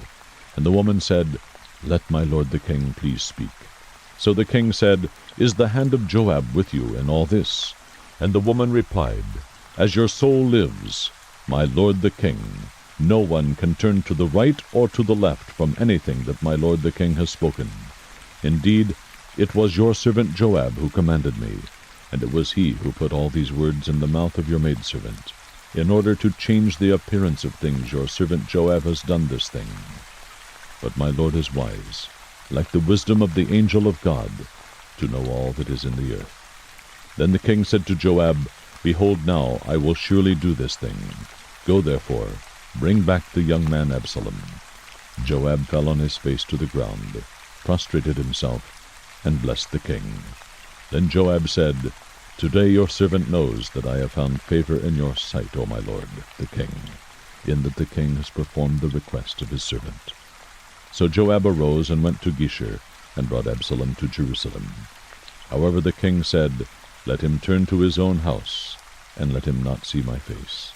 So Absalom turned to his own house, and did not see the king's face. Now in all Israel was no one as handsome as Absalom, so highly praised, from the sole of his foot to the crown of his head, there was no defect in him. When he cut the hair of his head, and it was at the end of every year that he cut it, for it was heavy on him, so he cut it, he weighed the hair of his head at 200 shekels by the king's weight. To Absalom there were born 3 sons, and 1 daughter, whose name was Tamar. She was a woman of beautiful appearance. Now Absalom lived 2 full years in Jerusalem, and did not see the king's face. Then Absalom sent for Joab, to send him to the king, but he would not come to him. So he sent again a second time, but he would not come. Therefore he said to his servants, See, Joab's field is next to mine, and he has barley there. Go and set it on fire. So Absalom's servants set the field on fire. Then Joab arose, came to Absalom at his house, and said to him, Why have your servants set my field on fire? Absalom answered Joab, Behold, I sent for you, saying, Come here, that I may send you to the king, to say, Why have I come from Geshur? It would be better for me still to be there. Now therefore let me see the king's face, and if there is iniquity in me, let him put me to death. So when Joab came to the king and told him, he called for Absalom. Thus he came to the king, and prostrated himself on his face to the ground before the king. And the king kissed Absalom. 2 Samuel 15. Now it came about after this, that Absalom provided for himself a chariot and horses, and 50 men as runners before him. Absalom used to rise early, and stand beside the way to the gate. And when any man had a suit to come to the king for judgment, Absalom would call to him and say, From what city are you? And he would say, Your servant is from one of the tribes of Israel. Then Absalom would say to him, See, your claims are good and right, but no man listens to you on the part of the king. Moreover, Absalom would say, Oh, that one would appoint me judge in the land! Then every man who has any suit or cause could come to me, and I would give him justice. And when a man came near to prostrate himself before him, he would put out his hand, and take hold of him, and kiss him. In this manner Absalom dealt with all Israel who came to the king for judgment. So Absalom stole away the hearts of the men of Israel. Now it came about at the end of 40 years, that Absalom said to the king, Please let me go and pay my vow which I have vowed to the Lord in Hebron. For your servant vowed a vow while I was living at Geshur in Aram, saying, If the Lord shall indeed bring me back to Jerusalem, then I will serve the Lord. The king said to him, Go in peace. So he arose and went to Hebron. But Absalom sent spies throughout all the tribes of Israel, saying, As soon as you hear the sound of the trumpet, then you shall say, Absalom is king in Hebron. Then 200 men went with Absalom from Jerusalem, who were invited, and went innocently, and they did not know anything. And Absalom sent for Ahithophel the Gilonite, David's counselor, from his city, Gilo, while he was offering the sacrifices. And the conspiracy was strong, for the people increased continually with Absalom. Then a messenger came to David, saying, The hearts of the men of Israel are with Absalom. David said to all his servants who were with him at Jerusalem, Arise, and let us flee, for otherwise none of us will escape from Absalom. Go in haste, or he will overtake us quickly, and bring down calamity on us, and strike the city with the edge of the sword. Then the king's servant said to the king, Behold, your servants are ready to do whatever my lord the king chooses. So the king went out, and all his household with him. But the king left 10 concubines to keep the house. The king went out, and all the people with him, and they stopped at the last house. Now all his servants passed on beside him, all the Cherethites, all the Pelethites, and all the Gittites. 600 men who had come with him from Gath passed on before the king. Then the king said to Ittai the Gittite, Why will you also go with us? Return and remain with the king, for you are a foreigner and also an exile. Return to your own place. You came only yesterday, and shall I today make you wander with us, while I go where I will? Return and take back your brothers. Mercy and truth be with you. But Ittai answered the king and said, As the Lord lives, and as my lord the king lives, surely wherever my lord the king may be, whether for death or for life, there also your servant will be. Therefore David said to Ittai, Go and pass over. So Ittai the Gittite passed over with all his men and all the little ones who were with him. While all the country was weeping with a loud voice, all the people passed over. The king also passed over the brook Kidron, and all the people passed over toward the way of the wilderness. Now behold, Zadok also came, and all the Levites with him, carrying the ark of the covenant of God. And they set down the ark of God, and Abiathar came up until all the people had finished passing from the city. The king said to Zadok, Return the ark of God to the city. If I find favor in the sight of the Lord, then he will bring me back again, and show me both it and his habitation. But if he should say thus, I have no delight in you, behold, here I am, let him do to me as seems good to him. The king said also to Zadok the priest, Are you not a seer? Return to the city in peace, and your 2 sons with you, your son Ahimaaz, and Jonathan the son of Abiathar. See, I am going to wait at the fords of the wilderness until word comes from you to inform me. Therefore Zadok and Abiathar returned the ark of God to Jerusalem, and remained there. And David went up the ascent of the Mount of Olives, and wept as he went. And his head was covered, and he walked barefoot. Then all the people who were with him each covered his head, and went up weeping as they went. Now someone told David, saying, Ahithophel is among the conspirators with Absalom. And David said, O Lord, I pray, make the counsel of Ahithophel foolishness. It happened as David was coming to the summit where God was worshipped, that behold, Hushai the Archite met him with his coat torn and dust on his head. David said to him, If you pass over with me, then you will be a burden to me. But if you return to the city and say to Absalom, I will be your servant, O king, as I have been your father's servant in time past, so I will now be your servant. Then you can thwart the counsel of Ahithophel for me. Are not Zadok and Abiathar the priests with you there? So it shall be that whatever you hear from the king's house, you shall report to Zadok and Abiathar the priests. Behold, their 2 sons are with them there, Ahimaaz, Zadok's son, and Jonathan, Abiathar's son, and by them you shall send me everything that you hear. So Hushai, David's friend, came into the city, and Absalom came into Jerusalem. 2 Samuel 16. Now when David had passed a little beyond the summit, behold, Ziba, the servant of Mephibosheth, met him with a couple of saddled donkeys, and on them were 200 loaves of bread, 100 clusters of raisins, 100 summer fruits, and a jug of wine.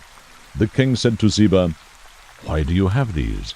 And Ziba said, The donkeys are for the king's household to ride, and the bread and summer fruit for the young men to eat, and the wine for whoever is faint in the wilderness to drink. Then the king said, And where is your master's son? And Ziba said to the king, Behold, he is staying in Jerusalem, for he said, Today the house of Israel will restore the kingdom of my father to me. So the king said to Ziba, Behold, all that belongs to Mephibosheth is yours. And Ziba said, I prostrate myself. Let me find favor in your sight, O my lord the king. When King David came to Bahurim, behold, there came out from there a man of the family of the house of Saul, whose name was Shimei, the son of Gera. He came out cursing continually as he came. He threw stones at David, and at all the servants of King David, and all the people, and all the mighty men were at his right hand and at his left. Thus Shimei said when he cursed, Get out, you man of bloodshed, and worthless fellow. The Lord has returned upon you all the bloodshed of the house of Saul, in whose place you have reigned. And the Lord has given the kingdom into the hand of your son Absalom. And behold, you are taken in your own evil, for you are a man of bloodshed.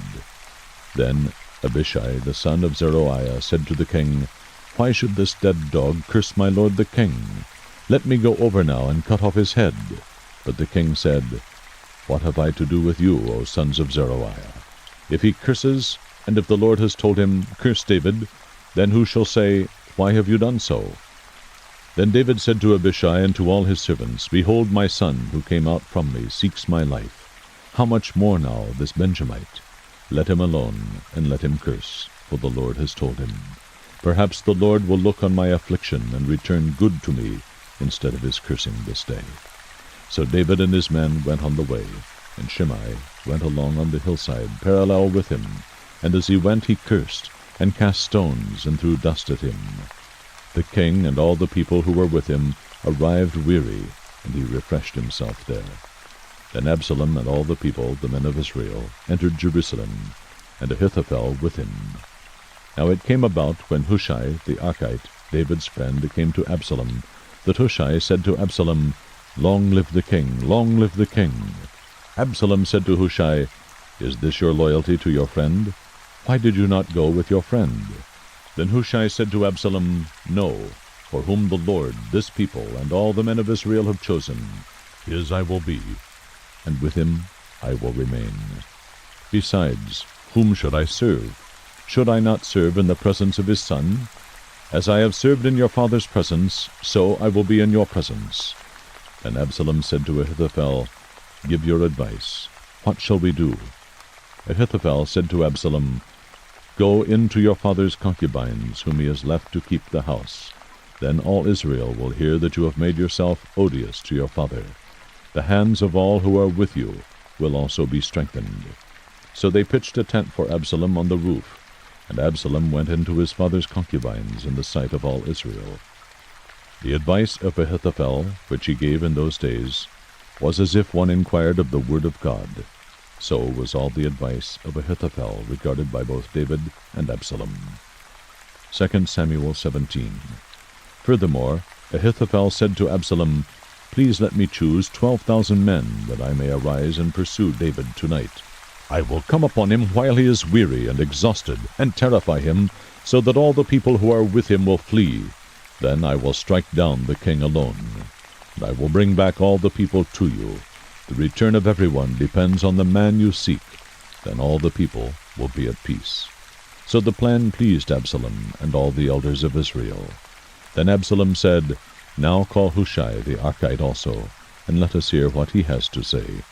When Hushai had come to Absalom, Absalom said to him, Ahithophel has spoken thus.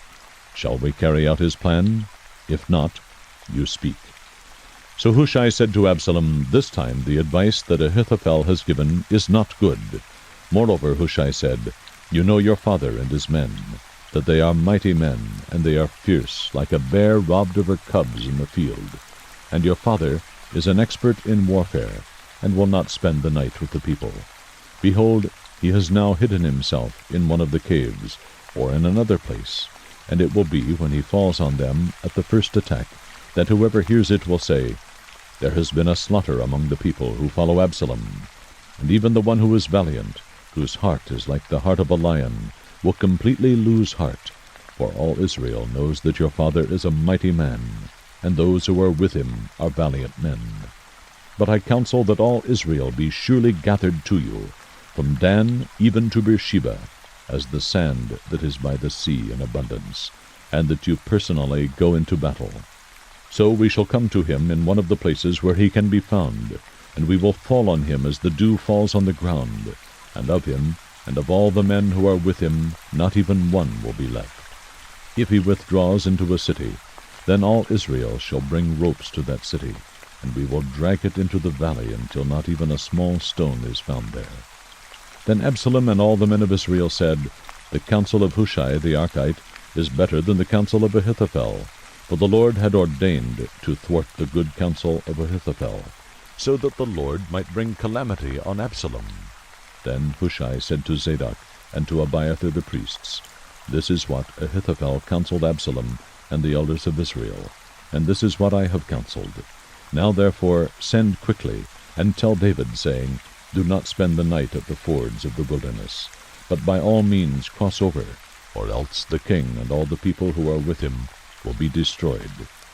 Now Jonathan and Ahimaaz were staying at Enrogel, and a maidservant would go and tell them, and they would go and tell King David, for they could not be seen entering the city. But a lad did see them and told Absalom. So the two of them departed quickly, and came to the house of a man in Bahurim, who had a well in his courtyard, and they went down into it. And the woman took a covering and spread it over the well's mouth, and scattered grain on it, so that nothing was known. Then Absalom's servants came to the woman at the house, and said, Where are Ahimaaz and Jonathan? And the woman said to them, They have crossed the brook of water. And when they searched and could not find them, they returned to Jerusalem. It came about, after they had departed, that they came up out of the well, and went and told King David. And they said to David, Arise, and cross over the water quickly, for thus Ahithophel has counseled against you. Then David and all the people who were with him arose and crossed the Jordan. And by dawn not even one remained who had not crossed the Jordan. Now when Ahithophel saw that his counsel was not followed, he saddled his donkey, and arose and went to his home, to his city, and set his house in order, and strangled himself. Thus he died, and was buried in the grave of his father. Then David came to Mahanaim, and Absalom crossed the Jordan, he and all the men of Israel with him. Absalom set Amasa over the army in place of Joab. Now Amasa was the son of a man whose name was Ithra, the Israelite, who went in to Abigail, the daughter of Nahash, sister of Zeruiah, Joab's mother. And Israel and Absalom camped in the land of Gilead. Now when David had come to Mahanaim, Shobai, the son of Nahash, from Rabbah, of the sons of Ammon, Machir, the son of Ammiel, from Lodebar, and Barzillai the Gileadite, from Rogelim, brought beds, basins, pottery, wheat, barley, flour, parched grain, beans, lentils, parched seeds, honey, curds, sheep, and cheese of the herd, for David and for the people who were with him to eat, for they said, The people are hungry, and weary, and thirsty in the wilderness. 2 Samuel 18. Then David numbered the people who were with him, and set over them commanders of thousands, and commanders of hundreds. David sent the people out, 1/3 under the command of Joab, 1/3 under the command of Abishai, the son of Zeruiah, Joab's brother, and 1/3 under the command of Ittai the Gittite. And the king said to the people, I myself will surely go out with you also. But the people said, You should not go out. For if we indeed flee, they will not care about us. Even if half of us die, they will not care about us. But you are worth 10,000 of us. Therefore now it is better that you be ready to help us from the city." Then the king said to them, "Whatever seems best to you I will do." So the king stood beside the gate, and all the people went out by hundreds and thousands. The king charged Joab and Abishai and Ittai, saying, "Deal gently for my sake with the young man Absalom." And all the people heard when the king charged all the commanders concerning Absalom. Then the people went out into the field against Israel, and the battle took place in the forest of Ephraim. The people of Israel were defeated there before the servants of David, and the slaughter there that day was great, 20,000 men. For the battle there was spread over the whole countryside, and the forest devoured more people that day than the sword devoured. Now Absalom happened to meet the servants of David, for Absalom was riding on his mule, and the mule went under the thick branches of a great oak, and his head caught fast in the oak. So he was left hanging between heaven and earth, while the mule that was under him kept going. When a certain man saw it, he told Joab and said, "Behold, I saw Absalom hanging in an oak." Then Joab said to the man who had told him, "Now behold, you saw him. Why then did you not strike him there to the ground? And I would have given you 10 pieces of silver and a belt." The man said to Joab, "Even if I should receive 1,000 pieces of silver in my hand, I would not put out my hand against the king's son. For in our hearing the king charged you and Abishai and Ittai, saying, Protect for me the young man Absalom. Otherwise, if I had dealt treacherously against his life, and there is nothing hidden from the king, then you yourself would have stood aloof." Then Joab said, "I will not waste time here with you." So he took 3 spears in his hand, and thrust them through the heart of Absalom, while he was yet alive in the midst of the oak. And 10 young men who carried Joab's armor gathered around and struck Absalom and killed him. Then Joab blew the trumpet, and the people returned from pursuing Israel, for Joab restrained the people. They took Absalom and cast him into a deep pit in the forest, and erected over him a very great heap of stones. And all Israel fled, each to his tent. Now Absalom in his lifetime had taken and set up for himself a pillar which is in the king's valley, for he said, "I have no son to preserve my name." So he named the pillar after his own name, and it is called Absalom's monument to this day. Then Ahimaaz, the son of Zadok, said, "Please let me run and bring the king news that the Lord has freed him from the hand of his enemies." But Joab said to him, "You are not the man to carry news this day, but you shall carry news another day. However, you shall carry no news today, because the king's son is dead."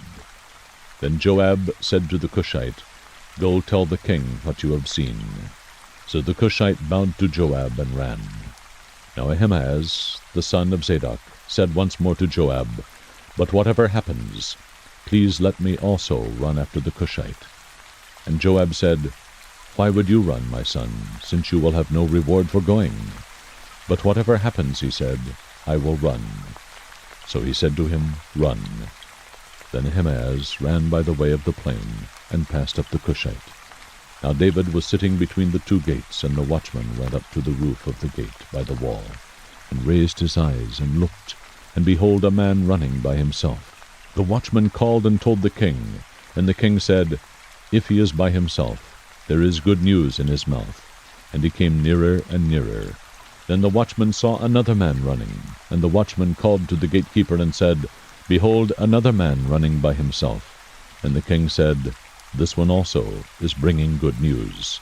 The watchman said, "I think the running of the first one is like the running of Ahimaaz, the son of Zadok." And the king said, "This is a good man, and comes with good news." Ahimaaz called and said to the king, "All is well." And he prostrated himself before the king with his face to the ground, and he said, "Blessed is the Lord your God, who has delivered up the men who lifted their hands against my lord the king." The king said, "Is it well with the young man Absalom?"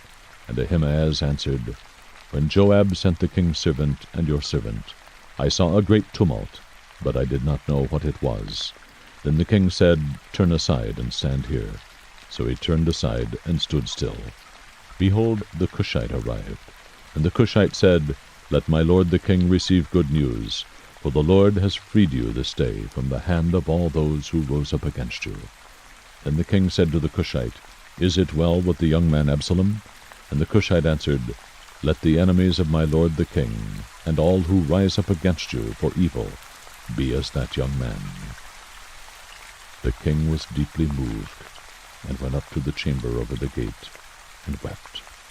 And thus he said as he walked, O my son Absalom, my son Absalom, would I had died instead of you, O Absalom, my son, my son. 2 Samuel 19.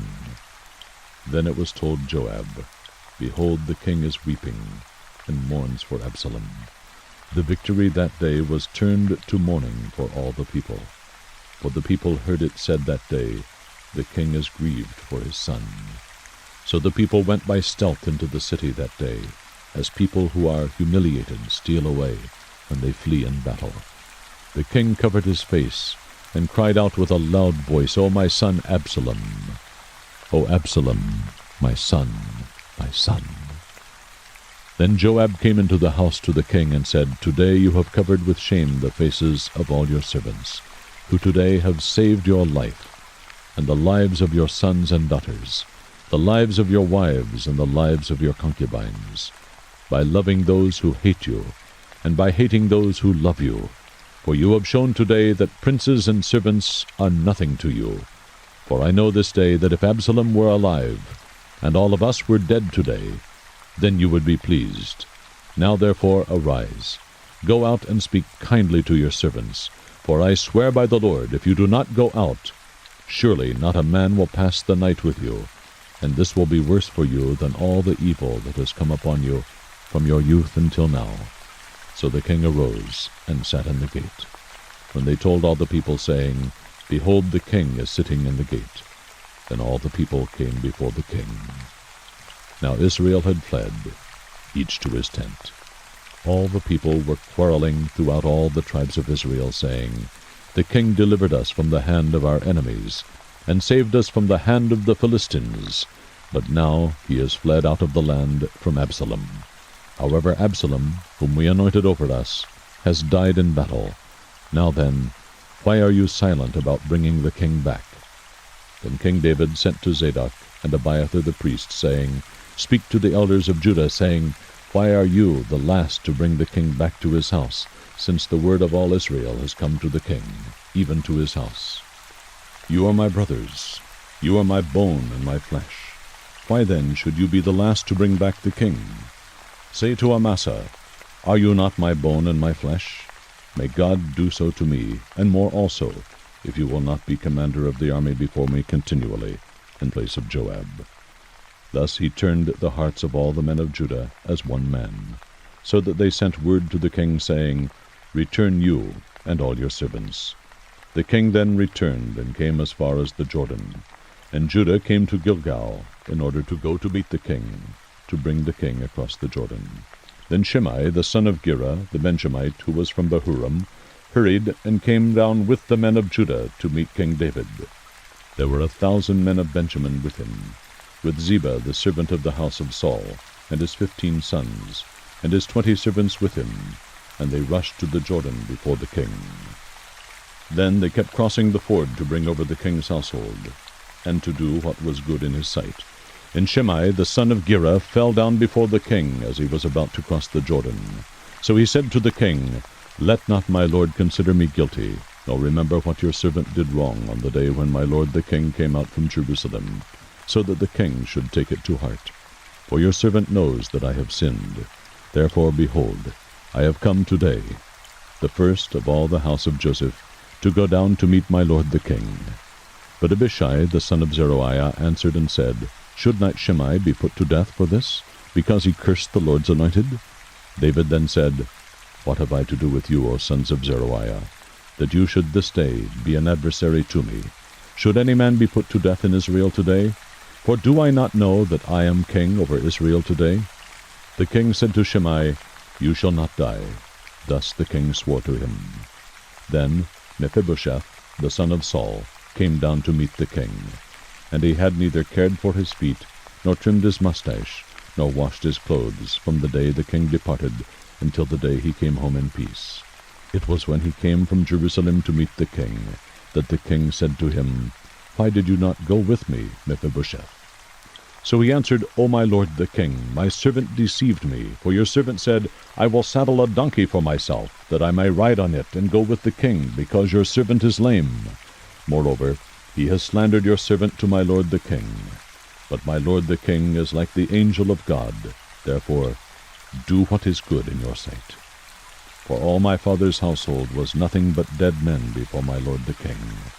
Yet you set your servant among those who ate at your own table. What right do I have yet that I should complain any more to the king? So the king said to him, Why do you still speak of your affairs? I have decided, you and Ziba shall divide the land. Mephibosheth said to the king, Let him even take it all, since my lord the king has come safely to his own house. Now Barzillai, the Gileadite, had come down from Rogelim, and he went on to the Jordan with the king to escort him over the Jordan. Now Barzillai was very old, being 80 years old, and he had sustained the king while he stayed at Mahanaim, for he was a very great man. The king said to Barzillai, You cross over with me, and I will sustain you in Jerusalem with me. But Barzillai said to the king, How long have I yet to live, that I should go up with the king to Jerusalem? I am now 80 years old. Can I distinguish between good and bad? Or can your servant taste what I eat, or what I drink? Or can I hear any more the voice of singing men and women? Why then should your servant be an added burden to my lord the king? Your servant would merely cross over the Jordan with the king. Why should the king compensate me with this reward? Please let your servant return, that I may die in my own city, near the grave of my father and my mother. However, here is your servant Chimham. Let him cross over with my lord the king, and do for him what is good in your sight. The king answered, Chimham shall cross over with me, and I will do for him what is good in your sight, and whatever you require of me, I will do for you. All the people crossed over the Jordan, and the king crossed too. The king then kissed Barzillai and blessed him, and he returned to his place. Now the king went on to Gilgal, and Chimham went on with him, and all the people of Judah, and also half the people of Israel, accompanied the king. And behold, all the men of Israel came to the king, and said to the king, Why had our brothers, the men of Judah, stolen you away, and brought the king and his household, and all David's men with him over the Jordan? Then all the men of Judah answered the men of Israel, Because the king is a close relative to us. Why then are you angry about this matter? Have we eaten at all, at the king's expense, or has anything been taken for us? But the men of Israel answered the men of Judah, and said, We have 10 parts in the king. Therefore we also have more claim on David than you. Why then did you treat us with contempt? Was it not our advice first to bring back our king? Yet the words of the men of Judah were harsher than the words of the men of Israel. 2 Samuel 20. Now a worthless fellow happened to be there, whose name was Sheba, the son of Bichri, a Benjamite. And he blew the trumpet and said, We have no portion in David, nor do we have inheritance in the son of Jesse. Every man to his tent, O Israel. So all the men of Israel withdrew from following David, and followed Sheba, the son of Bichri. But the men of Judah remained steadfast to their king, from the Jordan even to Jerusalem. Then David came to his house at Jerusalem. And the king took the 10 women, the concubines whom he had left to keep the house, and placed them under guard, and provided them with sustenance, but did not go in to them. So they were shut up until the day of their death, living as widows. Then the king said to Amasa, Call out the men of Judah for me within 3 days, and be present here yourself. So Amasa went to call out the men of Judah, but he delayed longer than the set time which he had appointed him. And David said to Abishai, Now Sheba, the son of Bichri, will do us more harm than Absalom. Take your lord's servants and pursue him, lest he find for himself fortified cities and escape from our sight. So Joab's men went out after him, along with the Cherethites and the Pelethites, and all the mighty men, and they went out from Jerusalem to pursue Sheba, the son of Bichri. When they were at the large stone which is in Gibeon, Amasa came to meet them. Now Joab was dressed in his military attire, and over it was a belt with a sword in its sheath fastened at his waist. And as he went forward, it fell out. Joab said to Amasa, "Is it well with you, my brother?" And Joab took Amasa by the beard with his right hand to kiss him. But Amasa was not on guard against the sword which was in Joab's hand. So he struck him in the belly with it, and poured out his inward parts on the ground, and did not strike him again, and he died. Then Joab and Abishai his brother pursued Sheba the son of Bichri. Now there stood by him one of Joab's young men, and said, "Whoever favors Joab, and whoever is for David, let him follow Joab." But Amasa lay wallowing in his blood in the middle of the highway.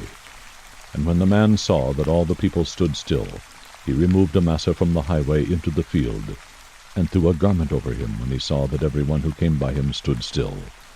As soon as he was removed from the highway, all the men passed on after Joab to pursue Sheba the son of Bichri. Now he went through all the tribes of Israel, to Abel, even to Beth-maach, and all the Berites, and they were gathered together, and also went after him. They came and besieged him in Abel-Beth-maachah, and they cast up a siege ramp against the city, and it stood by the rampart, and all the people who were with Joab were wreaking destruction in order to topple the wall. Then a wise woman called from the city, "Hear, hear, please tell Joab, come here, that I may speak with you." So he approached her, and the woman said, "Are you Joab?" And he answered, "I am." Then she said to him, "Listen to the words of your maidservant." And he answered, "I am listening." Then she spoke, saying, "Formerly they used to say, they will surely ask advice at Abel, and thus they ended the dispute. I am of those who are peaceable and faithful in Israel. You are seeking to destroy a city, even a mother in Israel. Why would you swallow up the inheritance of the Lord?" Joab replied, far be it from me that I should swallow up or destroy. Such is not the case. But a man from the hill country of Ephraim, Sheba, the son of Bichri by name, has lifted up his hand against King David. Only hand him over, and I will depart from the city. And the woman said to Joab, "Behold, his head will be thrown to you over the wall." Then the woman wisely came to all the people, and they cut off the head of Sheba, the son of Bichri, and threw it to Joab. So he blew the trumpet, and they were dispersed from the city, each to his tent. Joab also returned to the king at Jerusalem. Now Joab was over the whole army of Israel, and Benaiah, the son of Jehoiada, was over the Chelethites and the Pelethites. And Adoram was over the forced labor, and Jehoshaphat, the son of Ahilud, was the recorder. And Sheva was scribe, and Zadok and Abiathar were priests. And Ira, the Jairite, was also a priest to David. 2 Samuel 21. Now there was a famine in the days of David for 3 years, year after year. And David sought the presence of the Lord. And the Lord said, "It is for Saul and his bloody house, because he put the Gibeonites to death." So the king called the Gibeonites and spoke to them. Now the Gibeonites were not of the sons of Israel, but of the remnant of the Amorites. And the sons of Israel made a covenant with them, but Saul had sought to kill them, in his zeal for the sons of Israel and Judah. Thus David said to the Gibeonites, "What should I do for you? And how can I make atonement, that you may bless the inheritance of the Lord?" Then the Gibeonites said to him, "We have no concern of silver or gold with Saul or his house, nor is it for us to put any man to death in Israel." And he said, "I will do for you whatever you say." So they said to the king, "The man who consumed us, and who planned to exterminate us from remaining within any border of Israel, let 7 men from his sons be given to us, and we will hang them before the Lord in Gibeah of Saul, the chosen of the Lord." And the king said, "I will give them." But the king spared Mephibosheth, the son of Jonathan, the son of Saul, because of the oath of the Lord which was between them, between David and Saul's son Jonathan. So the king took the 2 sons of Rizpah, the daughter of Aiah, Armoni, and Mephibosheth, whom she had borne to Saul, and the 5 sons of Merab, the daughter of Saul, whom she had borne to Adriel, the son of Barzillai, the Maholathite. Then he gave them into the hands of the Gibeonites, and they hanged them in the mountain before the Lord, so that the 7 of them fell together, and they were put to death in the first days of harvest, at the beginning of barley harvest. And Rizpah, the daughter of Aiah, took sackcloth, and spread it for herself on the rock, from the beginning of harvest until it rained on them from the sky. and she allowed neither the birds of the sky to rest on them by day, nor the beasts of the field by night. When it was told David what Rizpah the daughter of Aiah, the concubine of Saul, had done, then David went and took the bones of Saul, and the bones of Jonathan his son from the men of Jabesh-Gilead, who had stolen them from the open square of Bethshan, where the Philistines had hanged them on the day the Philistines struck down Saul in Gilboa.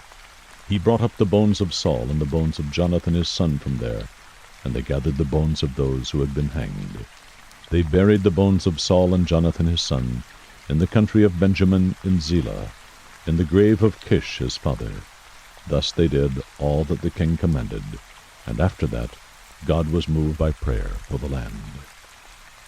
And when the Philistines were at war again with Israel, David went down and his servants with him, and as they fought against the Philistines, David became weary. Then Ishbi-Benob, who was among the descendants of the giant, the weight of whose spear was 300 shekels of bronze in weight, was girded with a new sword, and he intended to kill David.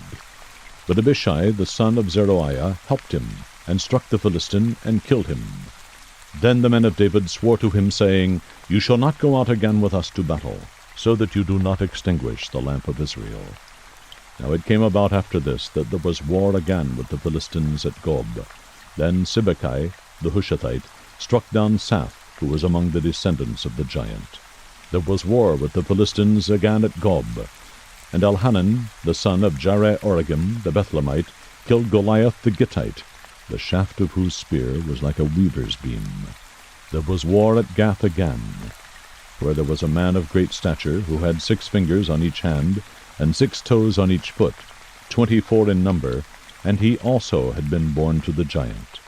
When he defied Israel, Jonathan the son of Shimei, David's brother, struck him down. These 4 were born to the giant in Gath, and they fell by the hand of David, and by the hand of his servants. 2 Samuel 22. And David spoke the words of this song to the Lord in the day that the Lord delivered him from the hand of all his enemies, and from the hand of Saul. And he said, The Lord is my rock and my fortress, and my deliverer, my God, my rock, in whom I take refuge, my shield and the horn of my salvation, my stronghold and my refuge, my Savior. You save me from violence. I call upon the Lord, who is worthy to be praised, and I am saved from my enemies. For the waves of death encompassed me, the torrents of destruction overwhelmed me, the cords of Sheol surrounded me, the snares of death confronted me. In my distress I called upon the Lord. Yes, I cried to my God, and from his temple he heard my voice, and my cry for help came into his ears. Then the earth shook and quaked. The foundations of heaven were trembling and were shaken, because he was angry. Smoke went up out of his nostrils, and fire from his mouth devoured. Coals were kindled by it. He bowed the heavens also, and came down with thick darkness under his feet. And he rode on a cherub, and flew. And he appeared on the wings of the wind. And he made darkness canopies around him, a mass of waters, thick clouds of the sky. From the brightness before him, coals of fire were kindled. The Lord thundered from heaven, and the Most High uttered his voice. And he sent out arrows and scattered them, lightning and routed them. Then the channels of the sea appeared. The foundations of the world were laid bare by the rebuke of the Lord, at the blast of the breath of his nostrils. He sent from on high. He took me. He drew me out of many waters. He delivered me from my strong enemy, from those who hated me, for they were too strong for me. They confronted me in the day of my calamity, but the Lord was my support. He also brought me forth into a broad place. He rescued me because he delighted in me. The Lord has rewarded me according to my righteousness. According to the cleanness of my hands he has recompensed me, for I have kept the ways of the Lord, and have not acted wickedly against my God. For all his ordinances were before me, and as for his statutes, I did not depart from them. I was also blameless toward him, and I kept myself from my iniquity. Therefore the Lord has recompensed me according to my righteousness, according to my cleanness before his eyes. With the kind, you show yourself kind, With the blameless you show yourself blameless. With the pure you show yourself pure. And with the perverted you show yourself astute. And you save an afflicted people, but your eyes are on the haughty whom you abase. For you are my lamp, O Lord, and the Lord illumines my darkness. For by you I can run upon a troop. By my God, I can leap over a wall. As for God, his way is blameless. The word of the Lord is tested. He is a shield to all who take refuge in him. For who is God besides the Lord? And who is a rock besides our God? God is my strong fortress, and he sets the blameless in his way. He makes my feet like hinds' feet, and sets me on my high places. He trains my hands for battle, so that my arms can bend a bow of bronze. You have also given me the shield of your salvation, and your help makes me great. You enlarge my steps under me, and my feet have not slipped. I pursued my enemies and destroyed them, and I did not turn back until they were consumed. And I have devoured them and shattered them, so that they did not rise, and they fell under my feet. For you have girded me with strength for battle. You have subdued under me those who rose up against me. You have also made my enemies turn their backs to me, and I destroyed those who hated me. They looked, but there was none to save, even to the Lord, but he did not answer them. Then I pulverized them as the dust of the earth. I crushed and stamped them as the mire of the streets. You have also delivered me from the contentions of my people. You have kept me as head of the nations. A people whom I have not known serve me. Foreigners pretend obedience to me. As soon as they hear, they obey me. Foreigners lose heart and come trembling out of their fortresses. The Lord lives, and blessed be my rock, and exalted be God, the rock of my salvation, the God who executes vengeance for me, and brings down peoples under me, who also brings me out from my enemies. You even lift me above those who rise up against me. You rescue me from the violent man. Therefore I will give thanks to thee, O Lord, among the nations, and I will sing praises to thy name. He is a tower of deliverance to his king, and shows loving kindness to his anointed, to David and his descendants forever. 2 Samuel 23. Now these are the last words of David. David, the son of Jesse, declares, the man who was raised on high declares, the anointed of the God of Jacob, and the sweet psalmist of Israel. The Spirit of the Lord spoke by me, and his word was on my tongue. The God of Israel said, the Rock of Israel spoke to me. He who rules over men righteously, who rules in the fear of God, is as the light of the morning when the sun rises, a morning without clouds, when the tender grass springs out of the earth, through sunshine after rain. Truly is not my house so with God? For he has made an everlasting covenant with me, ordered in all things, and secured. For all my salvation and all my desire will he not indeed make it grow? But the worthless, every one of them, will be thrust away like thorns, because they cannot be taken in hand. But the man who touches them must be armed with iron and the shaft of a spear, and they will be completely burned with fire in their place. These are the names of the mighty men whom David had: Josheb-Basshebeth, a Tachemonite, chief of the captains. He was called Adino the Iznite, because of 800 slain by him at one time.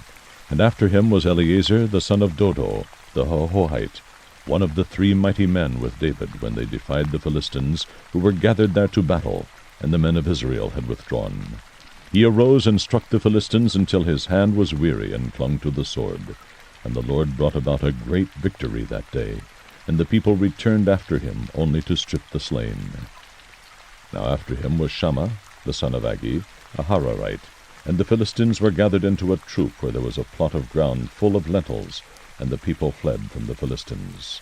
But he took his stand in the midst of the plot, defended it, and struck the Philistines, and the Lord brought about a great victory.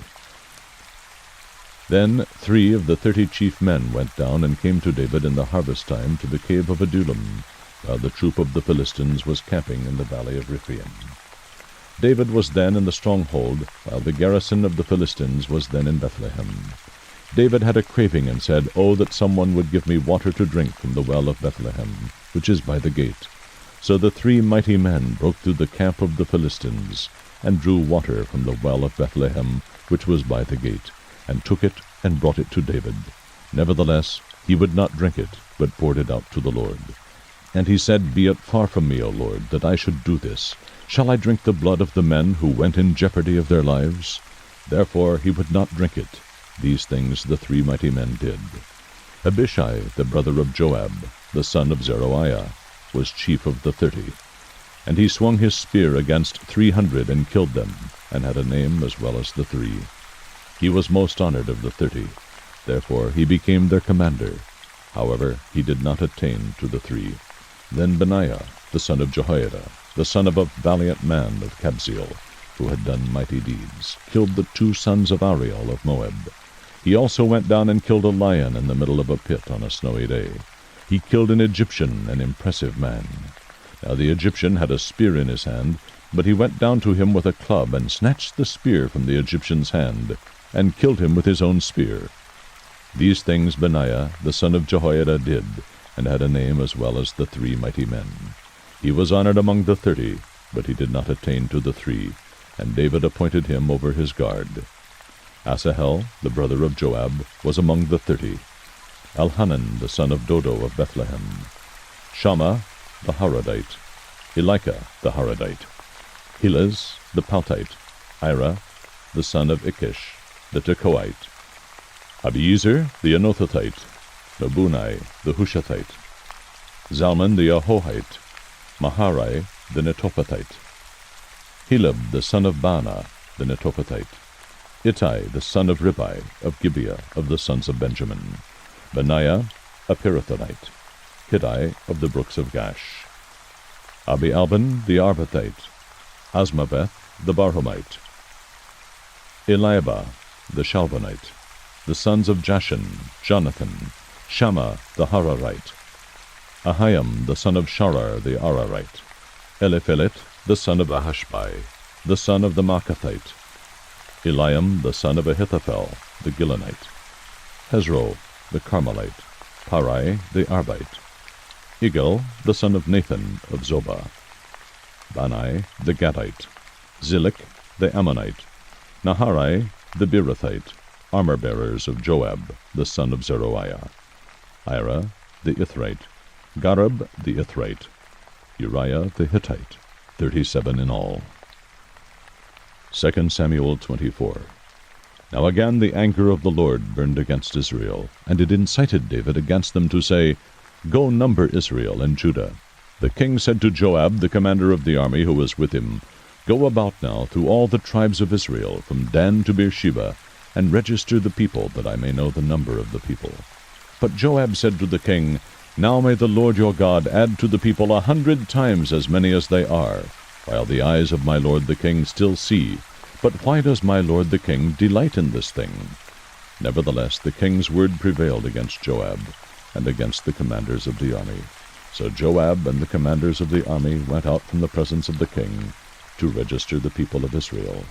They crossed the Jordan and camped in Aroer, on the right side of the city, that is in the middle of the valley of Gad, and toward Jazer. Then they came to Gilead, and to the land of Tatamhodshai, and they came to Dan-Shan, and around to Sidon, and came to the fortress of Tyre, and to all the cities of the Hivites, and of the Canaanites. And they went out to the south of Judah, to Beersheba. So when they had gone about through the whole land, they came to Jerusalem at the end of 9 months and 20 days. And Joab gave the number of the registration of the people to the king. And there were in Israel 800,000 valiant men who drew the sword, and the men of Judah were 500,000 men. Now David's heart troubled him after he had numbered the people. So David said to the Lord, "I have sinned greatly in what I have done. But now, O Lord, please take away the iniquity of thy servant, for I have acted very foolishly." When David arose in the morning, the word of the Lord came to the prophet Gad, David's seer, saying, "Go and speak to David. Thus the Lord says, I am offering you 3 things. Choose for yourself one of them, which I may do to you." So Gad came to David and told him and said to him, Shall 7 years of famine come to you in your land? Or will you flee 3 months before your foes, while they pursue you? Or shall there be 3 days' pestilence in your land? Now consider and see what answer I shall return to him who sent me. Then David said to Gad, I am in great distress. Let us now fall into the hand of the Lord. For his mercies are great, but do not let me fall into the hand of man.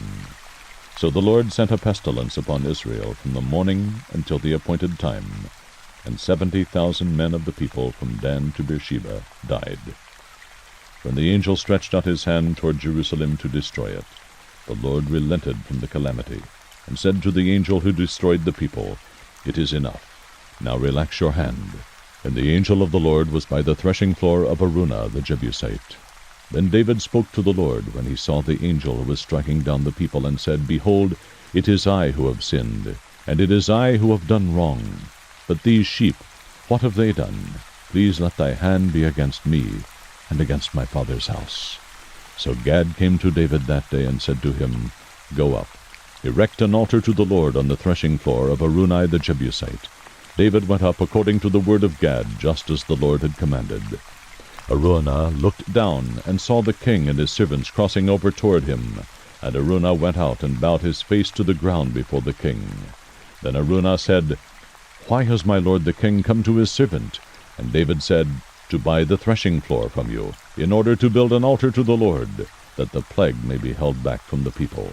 Araunah said to David, Let my lord the king take and offer up what is good in his sight.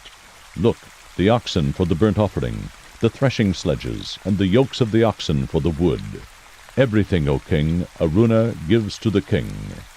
And Araunah said to the king, May the Lord your God accept you. However the king said to Araunah, No, but I will surely buy it from you for a price. For I will not offer burnt offerings to the Lord my God, which cost me nothing. So David bought the threshing floor and the oxen for 50 shekels of silver. David built there an altar to the Lord, and offered burnt offerings and peace offerings. Thus the Lord was moved by prayer for the land, and the plague was held back from Israel. The first book of the Kings, Chapter 1. Now King David was old, advanced in age, and they covered him with clothes, but he could not keep warm.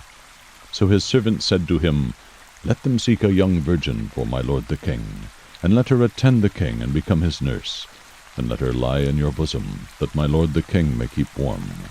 So they searched for a beautiful girl throughout all the territory of Israel, and found Abishag the Shunammite, and brought her to the king.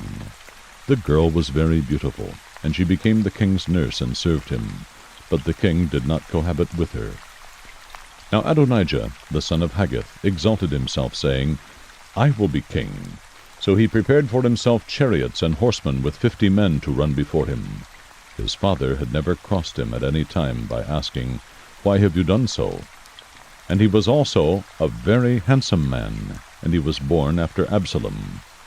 He had conferred with Joab the son of Zeruiah, and with Abiathar the priest, and following Adonijah they helped him.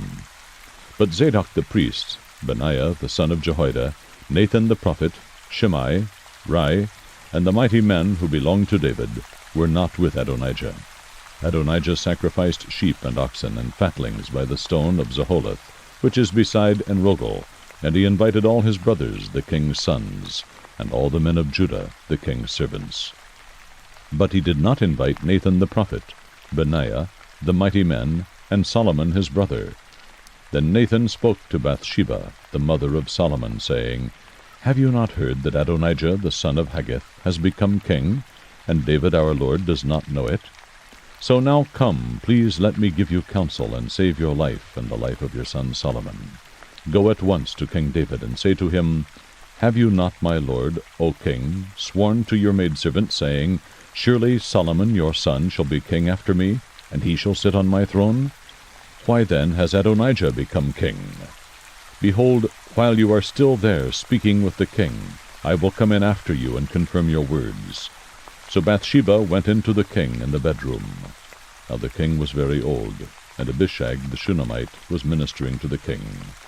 Then Bathsheba bowed and prostrated herself before the king. And the king said, "What do you wish?"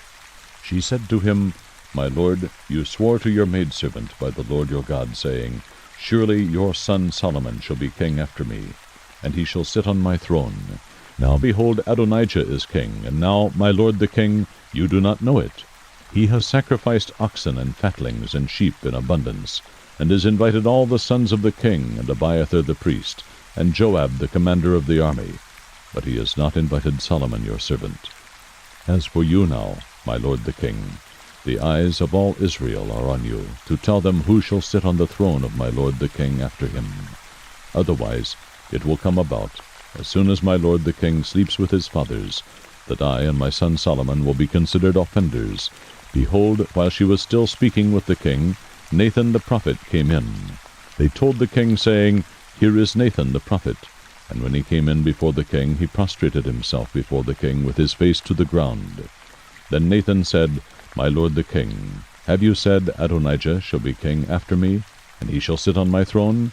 For he has gone down today, and has sacrificed oxen and fatlings and sheep in abundance, and has invited all the king's sons, and the commanders of the army, and Abiathar the priest. And behold, they are eating and drinking before him, and they say, Long live King Adonijah. But me, even me your servant, and Zadok the priest, and Benaiah the son of Jehoiada, and your servant Solomon, he has not invited. Has this thing been done by my lord the king? And you have not shown to your servants who should sit on the throne of my lord the king after him? Then King David said, Call Bathsheba to me. And she came into the king's presence, and stood before the king. The king vowed and said, As the Lord lives, who has redeemed my life from all distress, surely as I have vowed to you by the Lord the God of Israel, saying, Your son Solomon shall be king after me, and he shall sit on my throne in my place, I will indeed do so this day. Then Bathsheba bowed with her face to the ground, and prostrated herself before the king, and said, May my lord King David live forever. Then King David said, Call to me Zadok the priest, Nathan the prophet, and Benaiah the son of Jehoiada. And they came into the king's presence. The king said to them, Take with you the servants of your lord, and have my son Solomon ride on my own mule, and bring him down to Gihon. Let Zadok the priest and Nathan the prophet anoint him there as king over Israel, and blow the trumpet, and say, Long live King Solomon. Then you shall come up after him, and he shall come and sit on my throne, and be king in my place, for I have appointed him to be ruler over Israel and Judah. Benaiah the son of Jehoiada answered the king, and said, Amen. Thus may the Lord, the God of my lord the king, say, As the Lord has been with my lord the king, so may he be with Solomon, and make his throne greater than the throne of my lord King David. So Zadok the priest, Nathan the prophet, Benaiah the son of Jehoiada, the Cherethites and the Pelethites, went down and had Solomon ride on King David's mule, and brought him to Gihon. Zadok the priest then took the horn of oil from the tent, and anointed Solomon. Then they blew the trumpet, and all the people said, Long live King Solomon! All the people went up after him, and the people were playing on flutes and rejoicing with great joy, so that the earth shook at their noise. Now Adonijah and all the guests who were with him heard it as they finished eating. When Joab heard the sound of the trumpet, he said, Why is the city making such an uproar? While he was still speaking, behold, Jonathan the son of Abiathar the priest came. Then Adonijah said, Come in, for you are a valiant man, and bring good news. But Jonathan replied to Adonijah, No, our lord King David has made Solomon king. The king has also sent with him Zadok the priest, Nathan the prophet, Benaiah the son of Jehoiada, the Cherethites, and the Pelethites, and they have made him ride on the king's mule. Zadok the priest and Nathan the prophet have anointed him king in Gihon, and they have come up from there rejoicing, so that the city is in an uproar. This is the noise which you have heard. Besides, Solomon has even taken his seat on the throne of the kingdom. Moreover, the king's servants came to bless our lord King David, saying, May your God make the name of Solomon better than your name, and his throne greater than your throne. And the king bowed himself on the bed. The king has also said thus, Blessed be the Lord, the God of Israel, who has granted one to sit on my throne today, while my own eyes see it." Then all the guests of Adonijah were terrified, and they arose, and each went on his way. And Adonijah was afraid of Solomon, and he arose, went, and took hold of the horns of the altar. Now it was told Solomon, saying, "Behold, Adonijah is afraid of King Solomon. For behold, he has taken hold of the horns of the altar, saying, Let King Solomon swear to me today that he will not put his servant to death with the sword." Solomon said, "If he is a worthy man, not one of his hairs will fall to the ground. But if wickedness is found in him, he will die." So King Solomon sent, and they brought him down from the altar. And he came and prostrated himself before King Solomon. And Solomon said to him, "Go to your house." 1 Kings 2. As David's time to die drew near, he charged Solomon his son, saying, "I am going the way of all the earth. Be strong, therefore, and show yourself a man. Keep the charge of the Lord your God, to walk in his ways, to keep his statutes, his commandments, his ordinances, and his testimonies, according to what is written in the law of Moses, that you may succeed in all that you do, and wherever you turn, so that the Lord may carry out his promise which he has spoken concerning me, saying, If your sons are careful of their way, to walk before me in truth, with all their heart and with all their soul, you shall not lack a man on the throne of Israel." Now you also know what Joab, the son of Zeruiah, did to me, what he did to the 2 commanders of the armies of Israel, to Abner the son of Ner, and to Amasa the son of Jether, whom he killed. He also shed the blood of war in peace, and he put the blood of war on his belt about his waist, and on his sandals on his feet. So act according to your wisdom, and do not let his gray hair go down to Sheol in peace, but show kindness to the sons of Barzillai the Gileadite, and let them be among those who eat at your table, for they assisted me when I fled from Absalom your brother. Behold, there is with you Shimei the son of Gera the Benjamite, of Bahurim. Now it was he who cursed me with a violent curse on the day I went to Mahanaim. But when he came down to me at the Jordan, I swore to him by the Lord, saying, I will not put you to death with the sword. Now therefore do not let him go unpunished, for you are a wise man, and you will know what you ought to do to him, and you will bring his gray hair down to Sheol with blood. Then David slept with his fathers, and was buried in the city of David. The days that David reigned over Israel were 40 years. 7 years he reigned in Hebron, and 33 years he reigned in Jerusalem. And Solomon sat on the throne of David his father, and his kingdom was firmly established. Now Adonijah, the son of Haggith, came to Bathsheba, the mother of Solomon, and she said, Do you come peacefully? And he said, Peacefully. Then he said, I have something to say to you. And she said, Speak. So he said, You know that the kingdom was mine, and that all Israel expected me to be king. However, the kingdom has turned about and become my brother's, for it was his from the Lord. Now I am making one request of you, do not refuse me. And she said to him, Speak. Then he said, Please speak to Solomon the king, for he will not refuse you, that he may give me Abishag the Shunammite as a wife. Bathsheba said, Very well, I will speak to the king for you. So Bathsheba went to King Solomon to speak to him for Adonijah. And the king arose to meet her, bowed before her, and sat on his throne.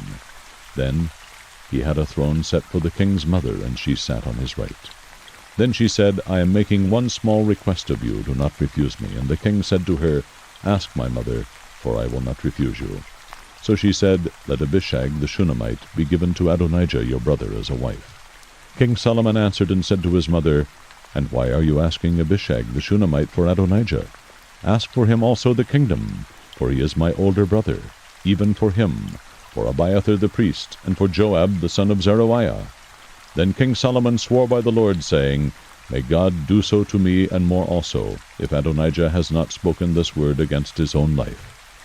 Now therefore, as the Lord lives, who has established me and set me on the throne of David my father, and who has made me a house as he promised, surely Adonijah will be put to death today. So King Solomon sent Benaiah the son of Jehoiada, and he fell upon him so that he died. Then to Abiathar the priest the king said, Go to Anathoth, to your own field, for you deserve to die. But I will not put you to death at this time, because you carried the ark of the Lord God before my father David. and because you were afflicted in everything with which my father was afflicted. So Solomon dismissed Abiathar from being priest to the Lord, in order to fulfill the word of the Lord, which he had spoken concerning the house of Eli in Shiloh. Now the news came to Joab, for Joab had followed Adonijah, although he had not followed Absalom. And Joab fled to the tent of the Lord, and took hold of the horns of the altar.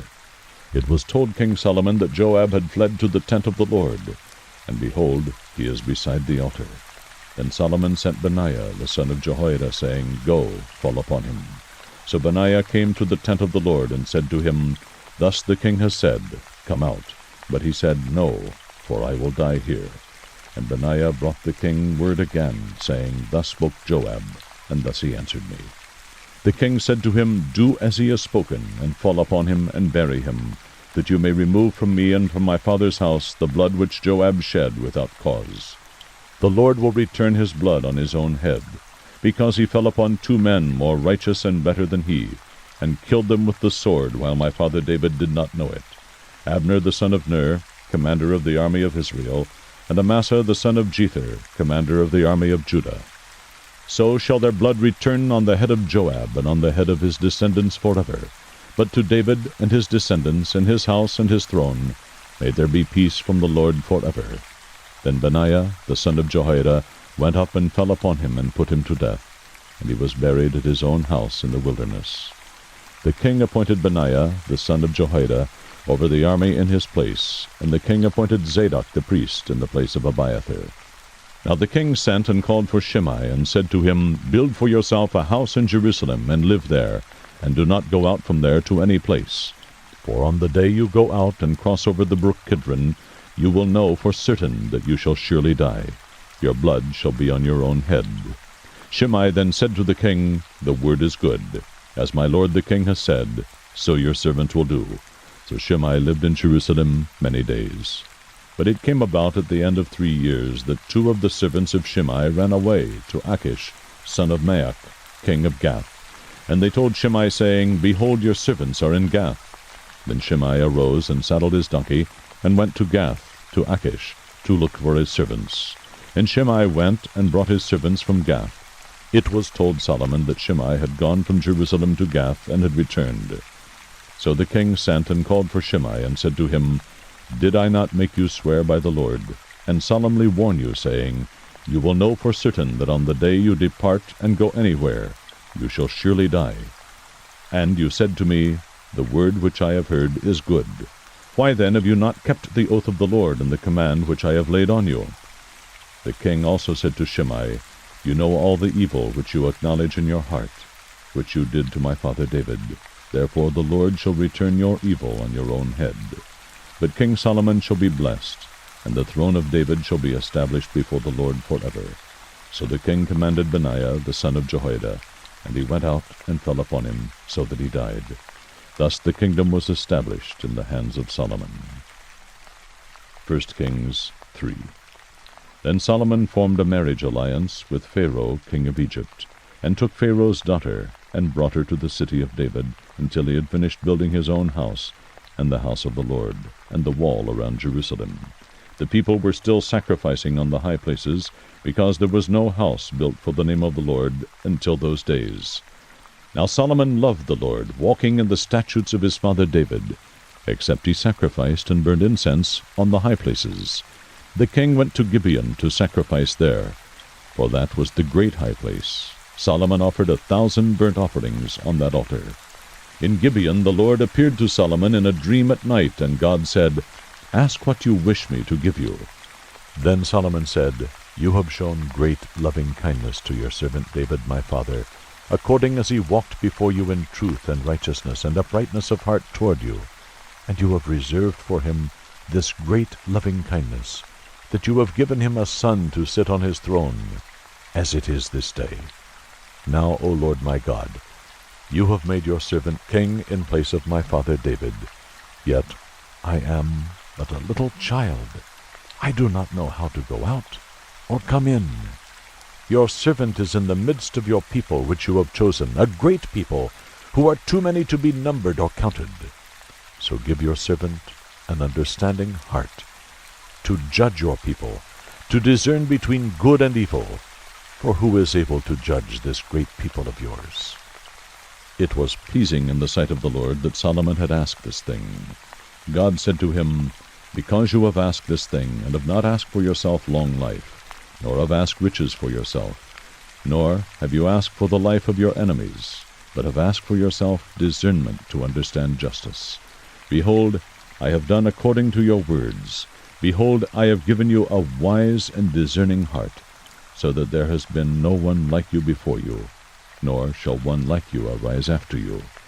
I have also given you what you have not asked, both riches and honor, so that there will not be any among the kings like you all your days. If you walk in my ways, keeping my statutes and commandments, as your father David walked, then I will prolong your days. Then Solomon awoke, and behold, it was a dream. And he came to Jerusalem, and stood before the ark of the covenant of the Lord, and offered burnt offerings, and made peace offerings, and made a feast for all his servants. Then 2 women who were harlots came to the king, and stood before him. The one woman said, O my lord, this woman and I live in the same house, and I gave birth to a child while she was in the house. It happened on the 3rd day after I gave birth, that this woman also gave birth to a child, and we were together.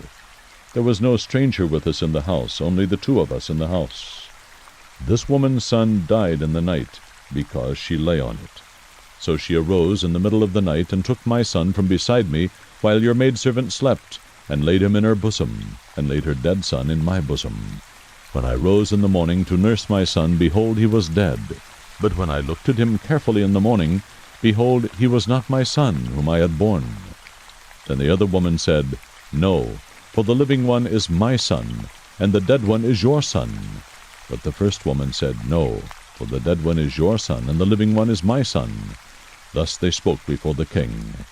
Then the king said, The one says, This is my son who is living, and your son is the dead one. And the other says, No, for your son is the dead one, and my son is the living one. The king said, Get me a sword. So they brought a sword before the king. The king said, Divide the living child in 2, and give half to the one, and half to the other. Then the woman whose child was the living one spoke to the king, for she was deeply stirred over her son, and said, O my lord, give her the living child, and by no means kill him. But the other said, He shall be neither mine nor yours. Divide him. Then the king said, Give the first woman the living child, and by no means kill him. She is his mother. When all Israel heard of the judgment which the king had handed down, they feared the king, for they saw that the wisdom of God was in him to administer justice. 1 Kings 4. Now King Solomon was king over all Israel. These were his officials. Azariah, the son of Zadok, was the priest. Elihoreph and Ahijah, the sons of Shisha, were secretaries. Jehoshaphat, the son of Ahilud, was the recorder. And Benaiah, the son of Jehoiada, was over the army. And Zadok and Abiathar were priests. And Azariah, the son of Nathan, was over the deputies. And Zabud, the son of Nathan, a priest, was the king's friend. And Ahishur was over the household, and Adoniram, the son of Abda, was over the men subject to forced labor.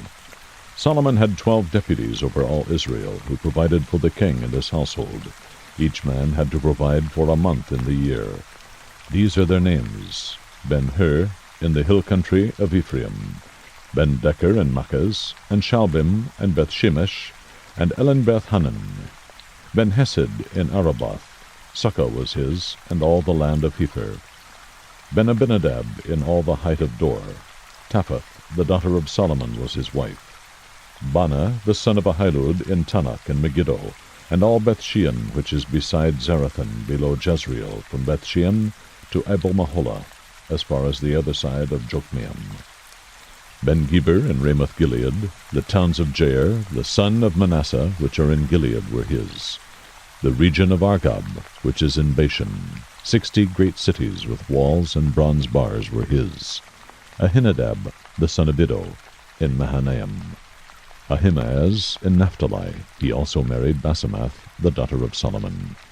Bana, the son of Hushai, in Asher, and Bealoth. Jehoshaphat, the son of Peruah, in Issachar. Shimei, the son of Elah, in Benjamin. Geber, the son of Uri, in the land of Gilead, the country of Sihon, king of the Amorites, and of Og, king of Bashan, and he was the only deputy who was in the land. Judah and Israel were as numerous as the sand that is on the seashore in abundance. They were eating and drinking and rejoicing. Now Solomon ruled over all the kingdoms from the river to the land of the Philistines, and to the border of Egypt. They brought tribute and served Solomon all the days of his life. Solomon's provision for one day was 30 cores of fine flour, and 60 cores of meal, 10 fat oxen, 20 pasture-fed oxen, 100 sheep besides deer, gazelles, roebucks, and fattened fowl. For he had dominion over everything west of the river, from Tiphsah even to Gaza, over all the kings west of the river, and he had peace on all sides around about him. So Judah and Israel lived in safety, every man under his vine and his fig tree, from Dan even to Beersheba, all the days of Solomon. Solomon had 40,000 stalls of horses for his chariots, and 12,000 horsemen. Those deputies provided for King Solomon and all who came to King Solomon's table, each in his month. They left nothing lacking. They also brought barley and straw for the horses, and swift steeds to the place where it should be, each according to his charge. Now God gave Solomon wisdom, and very great discernment, and breadth of mind, like the sand that is on the seashore. Solomon's wisdom surpassed the wisdom of all the sons of the east, and all the wisdom of Egypt. For he was wiser than all men, than Ethan the Ezrahite, Heman, Calcol, and Darda, the sons of Mahol, and his fame was known in all the surrounding nations. He also spoke 3,000 proverbs, and his songs were 1,005. He spoke of trees from the cedar that is in Lebanon, even to the hyssop that grows on the wall. He spoke also of animals and birds and creeping things and fish. Men came from all peoples to hear the wisdom of Solomon, from all the kings of the earth who had heard of his wisdom. 1 Kings 5. Now Hiram, king of Tyre, sent his servants to Solomon when he heard that they had anointed him king in place of his father, for Hiram had always been a friend of David. Then Solomon sent word to Hiram, saying, You know that David my father was unable to build a house for the name of the Lord his God, because of the wars which surrounded him, until the Lord put them under the soles of his feet. But now the Lord my God has given me rest on every side. There is neither adversary nor misfortune. Behold, I intend to build a house for the name of the Lord my God, as the Lord spoke to David my father, saying, Your son, whom I will set on your throne in your place, he will build the house for my name. Now therefore command that they cut for me cedars from Lebanon, and my servants will be with your servants, and I will give you wages for your servants according to all that you say, for you know that there is no one among us who knows how to cut timber like the Sidonians. When Hiram heard the words of Solomon, he rejoiced greatly and said, Blessed be the Lord today, who has given to David a wise son over this great people. So Hiram sent word to Solomon, saying, I have heard the message which you have sent me. I will do what you desire concerning the cedar and cypress timber. My servants will bring them down from Lebanon to the sea, and I will make them into rafts to go by sea to the place where you direct me, and I will have them broken up there, and you shall carry them away. Then you shall accomplish my desire by giving food to my household. So Hiram gave Solomon as much as he desired of the cedar and cypress timber. Solomon then gave Hiram 20,000 cores of wheat as food for his household, and 20 cores of beaten oil. Thus Solomon would give Hiram year by year. The Lord gave wisdom to Solomon, just as he promised him, and there was peace between Hiram and Solomon, and the two of them made a covenant. Now King Solomon levied forced laborers from all Israel, and the forced laborers numbered 30,000 men. He sent them to Lebanon, 10,000 a month in relays. They were in Lebanon a month, and 2 months at home, and Adoniram was over the forced laborers. Now Solomon had 70,000 transporters, and 80,000 hewers of stone in the mountains. Besides Solomon's 3,300 chief deputies who were over the project, and who ruled over the people who were doing the work. Then the king commanded, and they quarried great stones, costly stones, to lay the foundation of the house with cut stones. So Solomon's builders and Hiram's builders and the Gebalites cut them, and prepared the timbers and the stones to build the house. 1 Kings 6. Now it came about in the 480th year, after the sons of Israel came out of the land of Egypt, in the 4th year of Solomon's reign over Israel, in the month of Ziv, which is the 2nd month, that he began to build the house of the Lord. As for the house which King Solomon built for the Lord, its length was 60 cubits, and its width 20 cubits, and its height 30 cubits. The porch in front of the nave of the house was 20 cubits in length, corresponding to the width of the house, and its depth along the front of the house was 10 cubits. Also for the house he made windows with artistic frames. Against the wall of the house he built stories encompassing the walls of the house around both the nave and the inner sanctuary. Thus he made side chambers all around. The lowest story was 5 cubits wide, and the middle was 6 cubits wide, and the third was 7 cubits wide. For on the outside he made offsets in the wall of the house, all around, in order that the beams would not be inserted in the walls of the house. The house, while it was being built, was built of stone prepared at the quarry, and there was neither hammer nor axe nor any iron tool heard in the house while it was being built.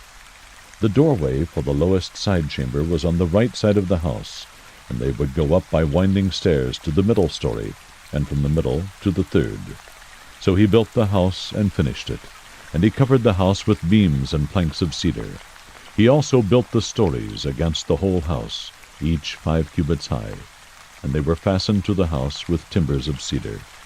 Now the word of the Lord came to Solomon, saying, Concerning this house which you are building, if you will walk in my statutes, and execute my ordinances, and keep all my commandments by walking in them, then I will carry out my word with you, which I spoke to David your father. I will dwell among the sons of Israel, and will not forsake my people Israel. So Solomon built the house and finished it. Then he built the walls of the house on the inside with boards of cedar. From the floor of the house to the ceiling he overlaid the walls on the inside with wood, and he overlaid the floor of the house with boards of cypress. He built 20 cubits on the rear part of the house with boards of cedar from the floor to the ceiling. He built them for it on the inside as an inner sanctuary, even as the most holy place. The house, that is, the nave in front of the inner sanctuary, was 40 cubits long. There was cedar on the house within, carved in the shape of gourds, and open flowers. All was cedar. There was no stone seen. Then he prepared an inner sanctuary within the house, in order to place there the ark of the covenant of the Lord. The inner sanctuary was 20 cubits in length, 20 cubits in width, and 20 cubits in height, and he overlaid it with pure gold. He also overlaid the altar with cedar. So Solomon overlaid the inside of the house with pure gold, and he drew chains of gold across the front of the inner sanctuary, and he overlaid it with gold. He overlaid the whole house with gold, until all the house was finished. Also the whole altar which was by the inner sanctuary he overlaid with gold. Also in the inner sanctuary he made 2 cherubim of olive wood, each 10 cubits high. 5 cubits was the one wing of the cherub, and 5 cubits the other wing of the cherub. From the end of one wing to the end of the other wing were 10 cubits. The other cherub was 10 cubits. Both the cherubim were of the same measure and the same form. The height of the one cherub was 10 cubits, and so was the other cherub. He placed the cherubim in the midst of the inner house, and the wings of the cherubim were spread out, so that the wing of the one was touching the one wall, and the wing of the other cherub was touching the other wall. So their wings were touching each other in the center of the house. He also overlaid the cherubim with gold. Then he carved all the walls of the house round about with carved engravings of cherubim, palm trees, and open flowers, inner and outer sanctuaries. He overlaid the floor of the house with gold, inner and outer sanctuaries. For the entrance of the inner sanctuary he made doors of olive wood, the lintel, and 5-sided doorposts. So he made 2 doors of olive wood, and he carved on them carvings of cherubim, palm trees, and open flowers, and overlaid them with gold, and he spread the gold on the cherubim and on the palm trees. So also he made for the entrance of the nave 4-sided doorposts of olive wood, and 2 doors of cypress wood. The 2 leaves of the one door turned on pivots, and the 2 leaves of the other door turned on pivots. He carved on it cherubim, palm trees, and open flowers, and he overlaid them with gold evenly applied on the engraved work. He built the inner court with 3 rows of cut stone and a row of cedar beams. In the 4th year the foundation of the house of the Lord was laid, in the month of Ziv.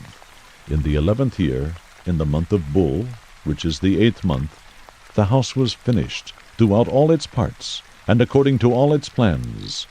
So he was 7 years in building it. 1 Kings 7.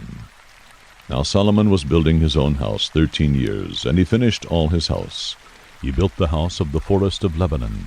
Its length was 100 cubits, and its width 50 cubits, and its height 30 cubits, on 4 rows of cedar pillars with cedar beams on the pillars.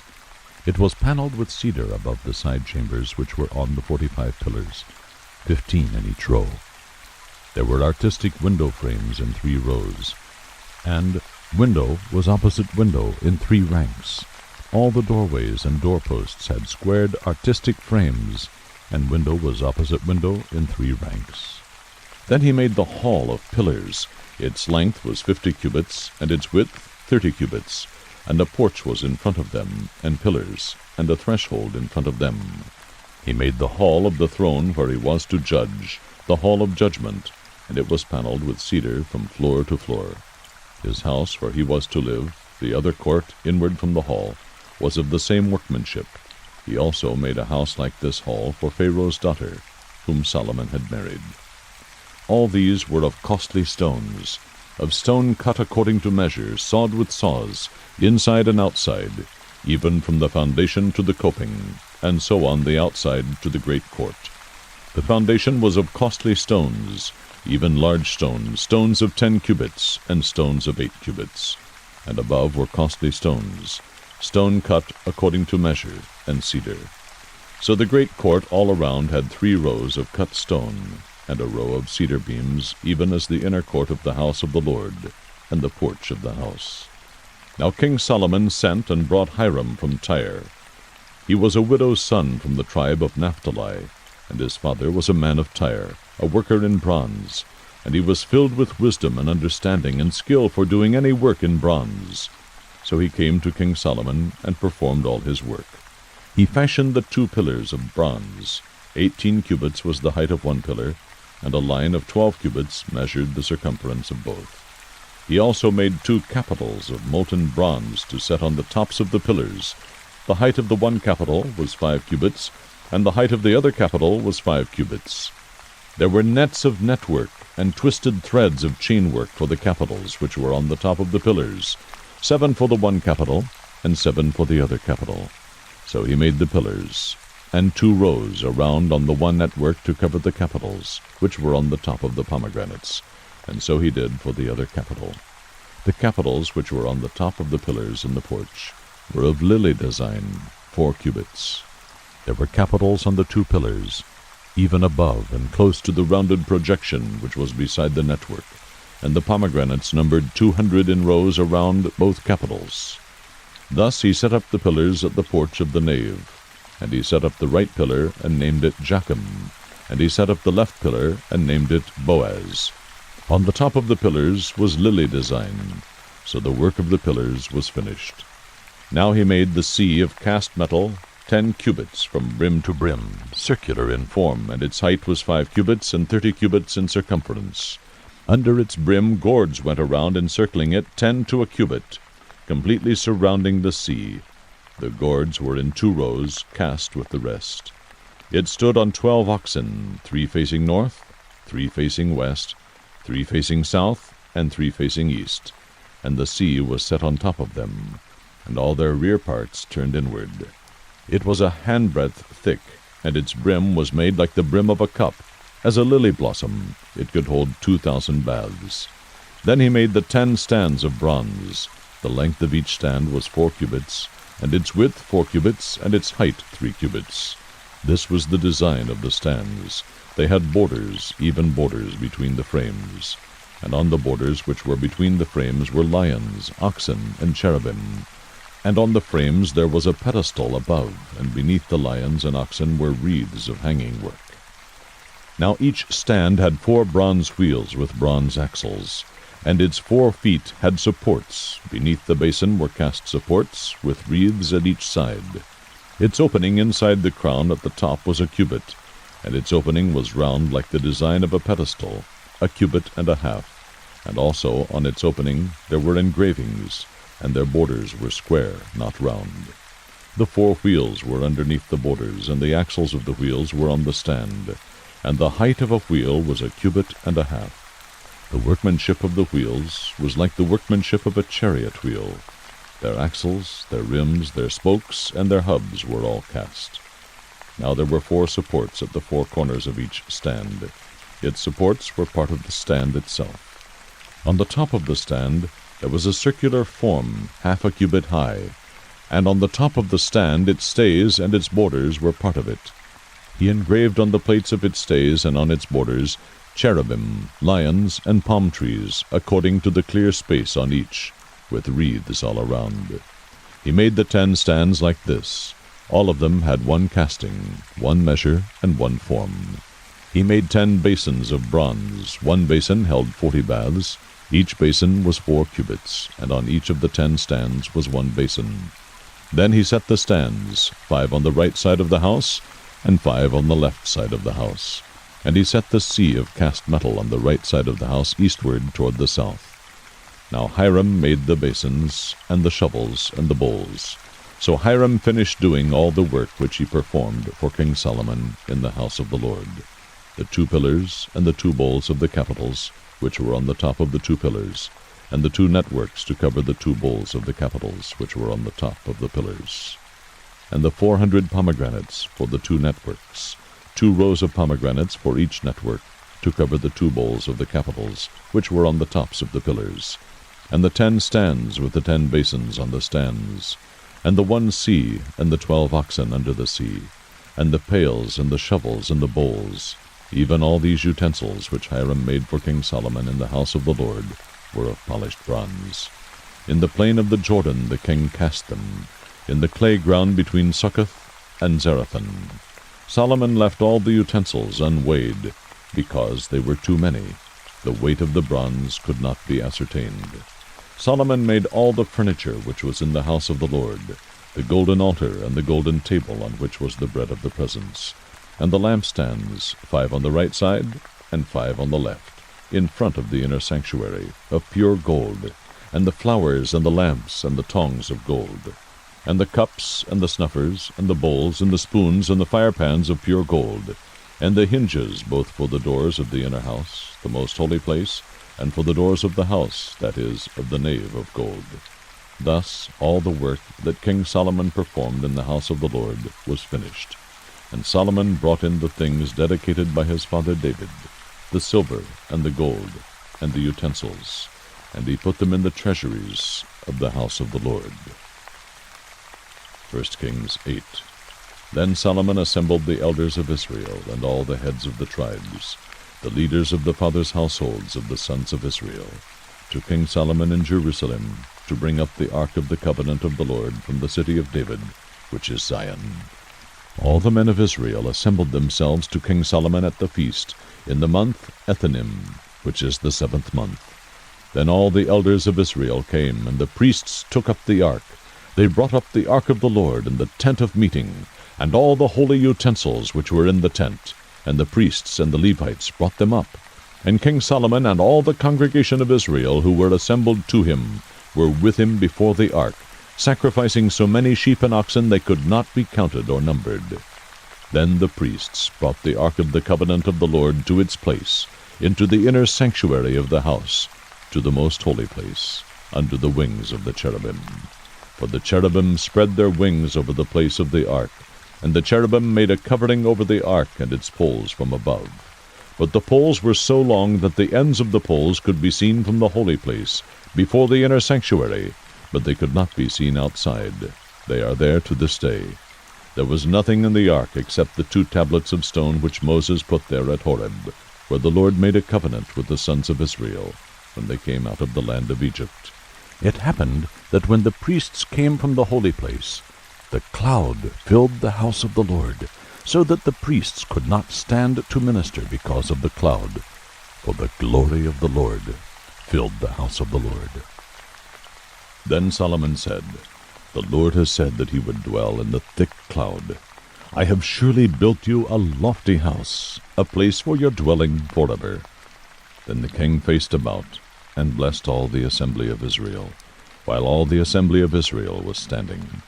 He said, "Blessed be the Lord, the God of Israel, who spoke with his mouth to my father David, and has fulfilled it with his hand, saying, Since the day that I brought my people Israel from Egypt, I did not choose a city out of all the tribes of Israel in which to build a house, that my name might be there, but I chose David to be over my people Israel. Now it was in the heart of my father David to build a house for the name of the Lord, the God of Israel. But the Lord said to my father David, Because it was in your heart to build a house for my name, you did well that it was in your heart. Nevertheless, you shall not build the house, but your son, who will be born to you, he will build the house for my name. Now the Lord has fulfilled his word which he spoke, for I have risen in place of my father David, and sit on the throne of Israel, as the Lord promised, and have built the house for the name of the Lord, the God of Israel. There I have set a place for the ark, in which is the covenant of the Lord, which he made with our fathers when he brought them from the land of Egypt. Then Solomon stood before the altar of the Lord in the presence of all the assembly of Israel, and spread out his hands toward heaven. He said, O Lord, the God of Israel, there is no God like you in heaven above or on earth beneath, keeping covenant and showing loving kindness to your servants who walk before you with all their heart, who have kept with your servant, my father David, that which you have promised him. Indeed, you have spoken with your mouth, and have fulfilled it with your hand, as it is this day. Now therefore, O Lord, the God of Israel, keep with your servant David my father that which you have promised him, saying, You shall not lack a man to sit on the throne of Israel, if only your sons take heed to their way to walk before me, as you have walked. Now therefore, O God of Israel, let your word, I pray, be confirmed, which you have spoken to your servant, my father David. But will God indeed dwell on the earth? Behold, heaven and the highest heaven cannot contain you, how much less this house which I have built? Yet have regard to the prayer of your servant, and to his supplication, O Lord my God, to listen to the cry and to the prayer which your servant prays before you today, that your eyes may be open toward this house night and day, toward the place of which you have said, My name shall be there, to listen to the prayer which your servant shall pray toward this place. Listen to the supplication of your servant and of your people Israel, when they pray toward this place. Hear in heaven your dwelling place. Hear and forgive.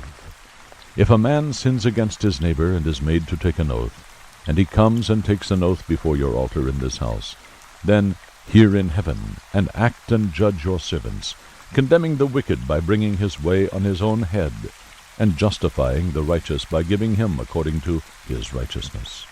When your people Israel are defeated before an enemy, because they have sinned against you, if they turn to you again and confess your name and pray and make supplication to you in this house, then hear in heaven and forgive the sin of your people Israel, and bring them back to the land which you gave to their fathers. When the heavens are shut up and there is no rain, because they have sinned against you, and they pray toward this place, and confess your name, and turn from their sin when you afflict them, then hear in heaven, and forgive the sin of your servants and of your people Israel.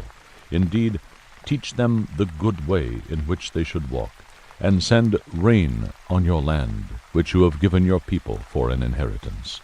If there is famine in the land, if there is pestilence, if there is blight or mildew, locust or grasshopper, if their enemy besieges them in the land of their cities, whatever plague, whatever sickness there is, whatever prayer or supplication is made by any man or by all your people Israel, each knowing the affliction of his own heart and spreading his hands toward this house, then hear in heaven your dwelling place, and forgive and act, and render to each according to all his ways, whose heart you know, for you alone know the hearts of all the sons of men.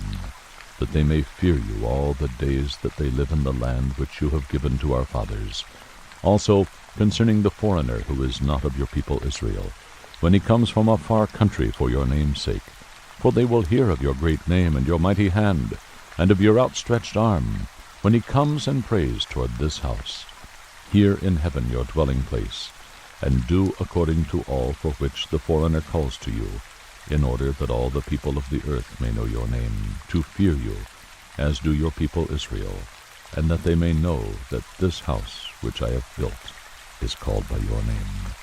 When your people go out to battle against their enemy, by whatever way you shall send them, and they pray to the Lord toward the city which you have chosen, and the house which I have built for your name, then hear in heaven their prayer and their supplication, and maintain their cause.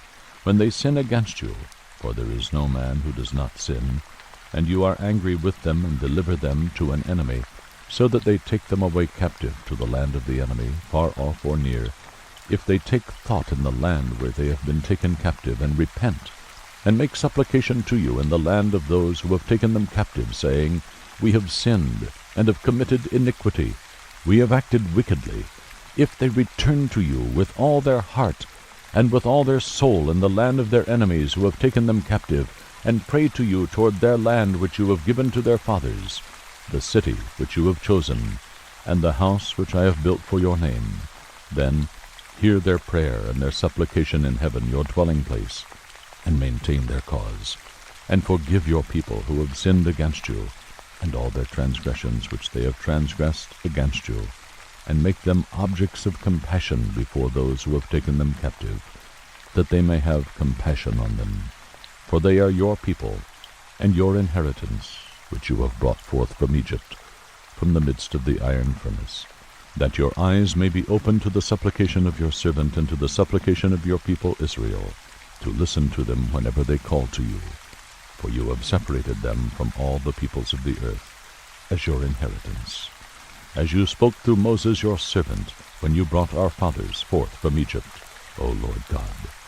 When Solomon had finished praying this entire prayer and supplication to the Lord, he arose from before the altar of the Lord, from kneeling on his knees with his hands spread toward heaven. And he stood and blessed all the assembly of Israel with a loud voice, saying, Blessed be the Lord, who has given rest to his people Israel, according to all that he promised. Not one word has failed of all his good promise which he promised through Moses his servant. May the Lord our God be with us, as he was with our fathers. May he not leave us or forsake us, that he may incline our hearts to himself, to walk in all his ways, and to keep his commandments, and his statutes, and his ordinances, which he commanded our fathers. And may these words of mine, with which I have made supplication before the Lord, be near to the Lord our God day and night, that he may maintain the cause of his servant, and the cause of his people Israel, as each day requires, so that all the peoples of the earth may know that the Lord is God, there is no one else. Let your heart therefore be wholly devoted to the Lord our God, to walk in his statutes, and to keep his commandments, as at this day. Now the king and all Israel with him offered sacrifice before the Lord. Solomon offered for the sacrifice of peace offerings, which he offered to the Lord, 22,000 oxen, and 120,000 sheep. So the king and all the sons of Israel dedicated the house of the Lord. On the same day the king consecrated the middle of the court that was before the house of the Lord, because there he offered the burnt offering, and the grain offering, and the fat of the peace offerings. For the bronze altar that was before the Lord was too small to hold the burnt offering, and the grain offering, and the fat of the peace offerings. So Solomon observed the feast at that time, and all Israel with him, a great assembly from the entrance of Hamath to the brook of Egypt, before the Lord our God, for 7 days, and 7 more days, even 14 days. On the 8th day he sent the people away, and they blessed the king. Then they went to their tents, joyful and glad of heart, for all the goodness that the Lord had shown to David his servant, and to Israel his people. 1 Kings 9. Now it came about, when Solomon had finished building the house of the Lord, and the king's house, and all that Solomon desired to do, that the Lord appeared to Solomon a second time, as he had appeared to him at Gibeon. The Lord said to him, I have heard your prayer and your supplication which you have made before me. I have consecrated this house which you have built, by putting my name there forever, and my eyes and my heart will be there perpetually. As for you, if you will walk before me as your father David walked, in integrity of heart and uprightness, doing according to all that I have commanded you, and will keep my statutes and my ordinances, then I will establish the throne of your kingdom over Israel forever, just as I promised to your father David, saying, You shall not lack a man on the throne of Israel. But if you or your sons indeed turn away from following me, and do not keep my commandments and my statutes which I have set before you, and go and serve other gods and worship them, then I will cut off Israel from the land which I have given them, and the house which I have consecrated for my name I will cast out of my sight. So Israel will become a proverb and a byword among all peoples. And this house will become a heap of ruins. Everyone who passes by will be astonished and hiss and say, Why has the Lord done thus to this land and to this house? And they will say, Because they forsook the Lord their God, who brought their fathers out of the land of Egypt, and adopted other gods, and worshipped them, and served them. Therefore the Lord has brought all this adversity on them. It came about at the end of 20 years, in which Solomon had built the two houses, the house of the Lord and the king's house. Hiram, king of Tyre, had supplied Solomon with cedar and cypress timber and gold, according to all his desire. Then King Solomon gave Hiram 20 cities in the land of Galilee. So Hiram came out from Tyre to see the cities which Solomon had given him, and they did not please him. He said, What are these cities which you have given me, my brother? So they were called the land of Cabul to this day.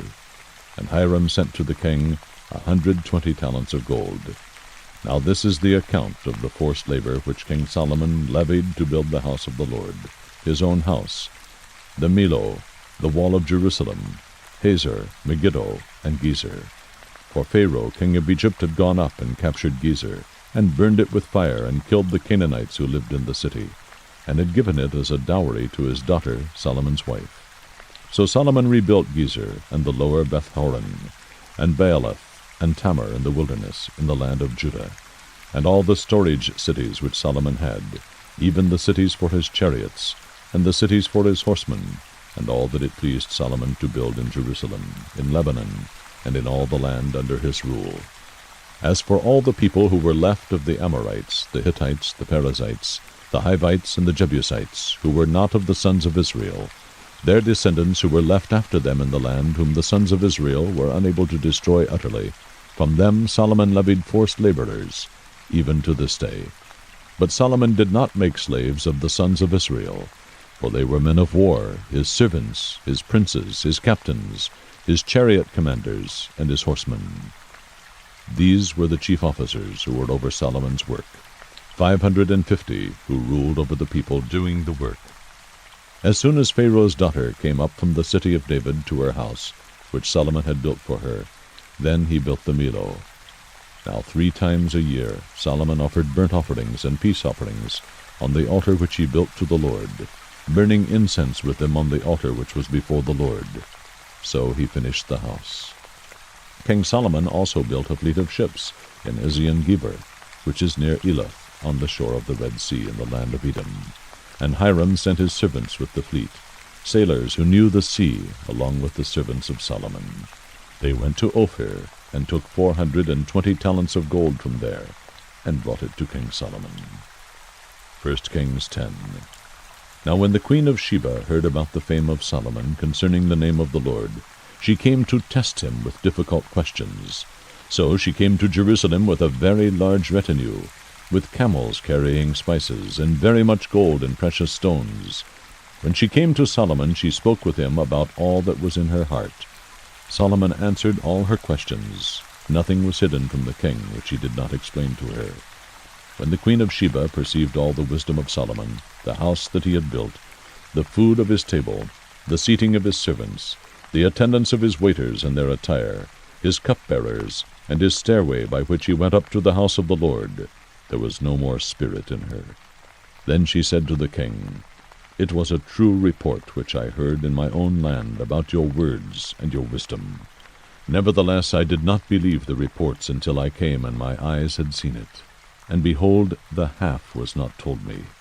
You exceed in wisdom and prosperity the report which I heard. How blessed are your men, how blessed are these your servants, who stand before you continually, and hear your wisdom. Blessed be the Lord your God, who delighted in you to set you on the throne of Israel, because the Lord loved Israel forever. Therefore he made you king to do justice and righteousness.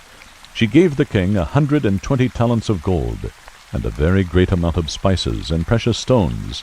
Never again did such abundance of spices come in as that which the queen of Sheba gave King Solomon. Also the ships of Hiram, which brought gold from Ophir, brought in from Ophir a very great number of almug trees and precious stones. The king made of the almug trees supports for the house of the Lord and for the king's house, also lyres and harps for the singers. Such almug trees have not come in again, nor have they been seen to this day. King Solomon gave to the queen of Sheba all her desire which she requested, besides what he gave her according to his royal bounty. Then she turned and went to her own land, together with her servants. Now the weight of gold which came into Solomon in 1 year was 666 talents of gold, besides that from the traders, and the wares of the merchants, and all the kings of the Arabs, and the governors of the country. King Solomon made 200 large shields of beaten gold, using 600 shekels of gold on each large shield. He made 300 shields of beaten gold, using 3 minas of gold on each shield, and the king put them in the house of the forest of Lebanon. Moreover, the king made a great throne of ivory, and overlaid it with refined gold. There were 6 steps to the throne, and a round top to the throne at its rear, and arms on each side of the seat, and 2 lions standing beside the arms. 12 lions were standing there on the 6 steps on the one side and on the other. Nothing like it was made for any other kingdom. All King Solomon's drinking vessels were of gold, and all the vessels of the house of the forest of Lebanon were of pure gold. None was of silver. It was not considered valuable in the days of Solomon. For the king had at sea the ships of Tarshish with the ships of Hiram. Once every 3 years the ships of Tarshish came bringing gold and silver, ivory and apes and peacocks.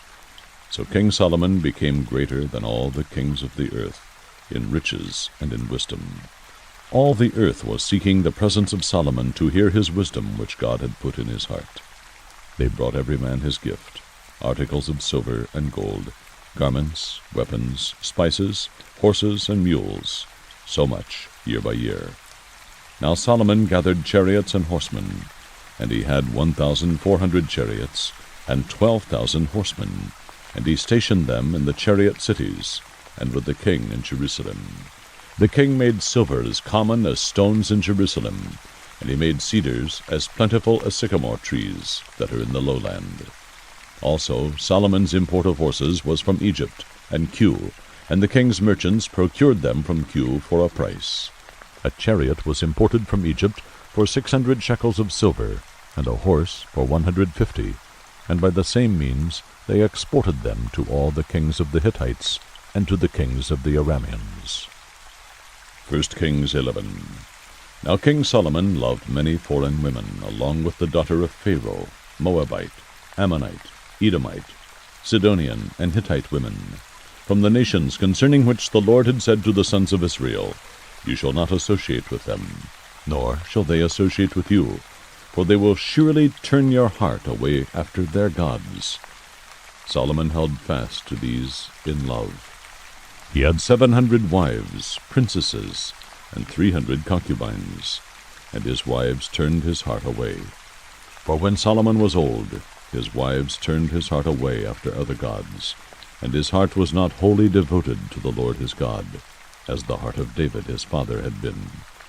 For Solomon went after Ashtaroth, the goddess of the Sidonians, and after Milcom, the detestable idol of the Ammonites. Solomon did what was evil in the sight of the Lord, and did not follow the Lord fully, as David his father had done. Then Solomon built a high place for Chemosh, the detestable idol of Moab, on the mountain which is east of Jerusalem, and for Moloch, the detestable idol of the sons of Ammon. Thus also he did for all his foreign wives who burned incense and sacrificed to their gods. Now the Lord was angry with Solomon, because his heart was turned away from the Lord, the God of Israel, who had appeared to him twice, and had commanded him concerning this thing, that he should not go after other gods. But he did not observe what the Lord had commanded. So the Lord said to Solomon, Because you have done this, and you have not kept my covenant and my statutes, which I have commanded you, I will surely tear the kingdom from you, and will give it to your servant. Nevertheless, I will not do it in your days for the sake of your father David, but I will tear it out of the hand of your son. However, I will not tear away all the kingdom, but I will give one tribe to your son for the sake of my servant David, and for the sake of Jerusalem, which I have chosen. Then the Lord raised up an adversary to Solomon, Hadad the Edomite. He was of the royal line in Edom, for it came about when David was in Edom, and Joab, the commander of the army, had gone up to bury the slain, and had struck down every male in Edom, for Joab and all Israel stayed there 6 months, until he had cut off every male in Edom, that Hadad fled to Egypt, he and certain Edomites of his father's servants with him, while Hadad was a young boy. They arose from Midian, and came to Paran, and they took men with them from Paran, and came to Egypt, to Pharaoh king of Egypt, who gave him a house, and assigned him food, and gave him land. Now Hadad found great favor before Pharaoh, so that he gave him in marriage the sister of his own wife, the sister of Tahpenes the queen. The sister of Tahpenes bore his son, Genubath, whom Tahpenes weaned in Pharaoh's house, and Genubath was in Pharaoh's house among the sons of Pharaoh. But when Hadad heard in Egypt that David slept with his fathers, and that Joab, the commander of the army, was dead, Hadad said to Pharaoh, Send me away, that I may go to my own country. Then Pharaoh said to him, But what have you lacked with me, that behold you are seeking to go to your own country? And he answered, Nothing. Nevertheless you must surely let me go. God also raised up another adversary to him, Rezon the son of Eliada, who had fled from his lord Hadadezer, king of Zobah. He gathered men to himself, and became leader of a marauding band, after David slew them of Zobah. And they went to Damascus, and stayed there, and reigned in Damascus. So he was an adversary to Israel all the days of Solomon, along with the evil that Hadad did, and he abhorred Israel, and reigned over Aram. Then Jeroboam the son of Nebat, an Ephraimite of Zeradah, Solomon's servant, whose mother's name was Zeruah, a widow, also rebelled against the king. Now this was the reason why he rebelled against the king. Solomon built the Millo, and closed up the breach of the city of his father David. Now the man Jeroboam was a valiant warrior, and when Solomon saw that the young man was industrious, he appointed him over all the forced labor of the house of Joseph. It came about at that time, when Jeroboam went out of Jerusalem, that the prophet Ahijah, the Shilonite, found him on the road. Now Ahijah had clothed himself with a new cloak, and both of them were alone in the field. Then Ahijah took hold of the new cloak which was on him, and tore it into 12 pieces. He said to Jeroboam, Take for yourself 10 pieces, for thus says the Lord, the God of Israel, Behold, I will tear the kingdom out of the hand of Solomon, and give you 10 tribes. But he will have 1 tribe for the sake of my servant David, and for the sake of Jerusalem, the city which I have chosen from all the tribes of Israel. Because they have forsaken me, and have worshipped Ashtaroth, the goddess of the Sidonians, Chemosh, the god of Moab, and Milcom, the god of the sons of Ammon. And they have not walked in my ways, doing what is right in my sight, and observing my statutes and my ordinances, as his father David did. Nevertheless, I will not take the whole kingdom out of his hand, but I will make him ruler all the days of his life for the sake of my servant David, whom I chose, who observed my commandments and my statutes. But I will take the kingdom from his son's hand, and give it to you, even 10 tribes. But to his son I will give 1 tribe, that my servant David may have a lamp always before me in Jerusalem, the city where I have chosen for myself to put my name. I will take you, and you shall reign over whatever you desire. and you shall be king over Israel. Then it will be that if you listen to all that I command you, and walk in my ways, and do what is right in my sight by observing my statutes and my commandments, as my servant David did, then I will be with you, and build you an enduring house, as I built for David, and I will give Israel to you. Thus I will afflict the descendants of David for this, but not always. Solomon sought therefore to put Jeroboam to death, but Jeroboam arose and fled to Egypt, to Shishak, king of Egypt, and he was in Egypt until the death of Solomon. Now the rest of the acts of Solomon, and whatever he did, and his wisdom, are they not written in the book of the acts of Solomon? Thus the time that Solomon reigned in Jerusalem over all Israel was 40 years. And Solomon slept with his fathers, and was buried in the city of his father David, and his son Rehoboam reigned in his place. 1 Kings 12. Then Rehoboam went to Shechem, for all Israel had come to Shechem to make him king. Now when Jeroboam the son of Nebat heard of it, he was living in Egypt, for he was yet in Egypt, where he had fled from the presence of King Solomon. Then they sent and called him, and Jeroboam and all the assembly of Israel came and spoke to Rehoboam, saying, Your father made our yoke hard. Now therefore lighten the hard service of your father, and his heavy yoke which he put on us, and we will serve you. Then he said to them, Depart for 3 days, then return to me. So the people departed. King Rehoboam consulted with the elders who had served his father Solomon while he was still alive, saying, How do you counsel me to answer this people? Then they spoke to him, saying, If you will be a servant to this people today, and will serve them, and grant them their petition, and speak good words to them, then they will be your servants forever. But he forsook the counsel of the elders which they had given him, and consulted with the young men who grew up with him and served him.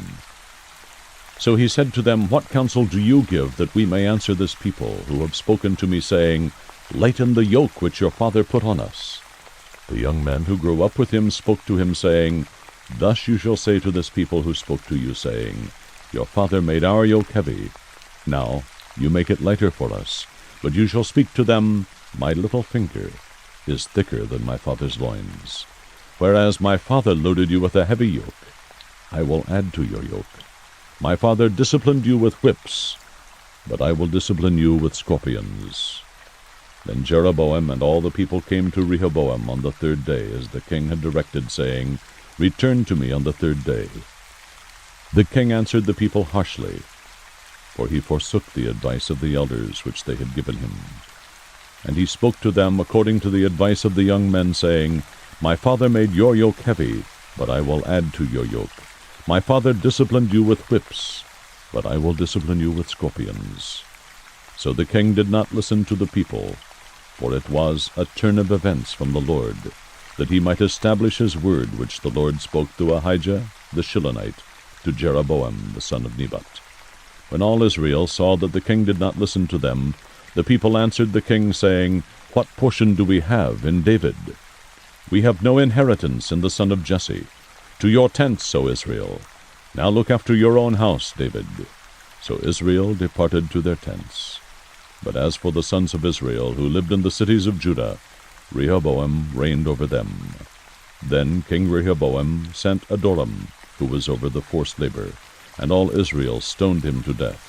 And King Rehoboam made haste to mount his chariot to flee to Jerusalem. So Israel has been in rebellion against the house of David to this day. It came about, when all Israel heard that Jeroboam had returned, that they sent and called him to the assembly, and made him king over all Israel. None but the tribe of Judah followed the house of David. Now when Rehoboam had come to Jerusalem, he assembled all the house of Judah and the tribe of Benjamin, 180,000 chosen men who were warriors, to fight against the house of Israel, to restore the kingdom to Rehoboam, the son of Solomon. But the word of God came to Shemaiah, the man of God, saying, Speak to Rehoboam, the son of Solomon, king of Judah, and to all the house of Judah and Benjamin, and to the rest of the people, saying, Thus says the Lord, You must not go up and fight against your relatives, the sons of Israel. Return every man to his house, for this thing has come from me. So they listened to the word of the Lord, and returned, and went their way according to the word of the Lord. Then Jeroboam built Shechem in the hill country of Ephraim, and lived there. And he went out from there, and built Penuel. Jeroboam said in his heart, Now the kingdom will return to the house of David. If this people go up to offer sacrifices in the house of the Lord at Jerusalem, then the heart of this people will return to their Lord, even to Rehoboam, king of Judah, and they will kill me and return to Rehoboam, king of Judah. So the king consulted and made 2 golden calves, and he said to them, It is too much for you to go up to Jerusalem. Behold your gods, O Israel, that brought you up from the land of Egypt. He set one in Bethel, and the other he put in Dan. Now this thing became a sin, for the people went to worship before the one as far as Dan. And he made houses on high places, and made priests from among all the people who were not of the sons of Levi. Jeroboam instituted a feast in the 8th month, on the 15th day of the month, like the feast which is in Judah. And he went up to the altar. Thus he did in Bethel, sacrificing to the calves which he had made. And he stationed in Bethel the priests of the high places which he had made.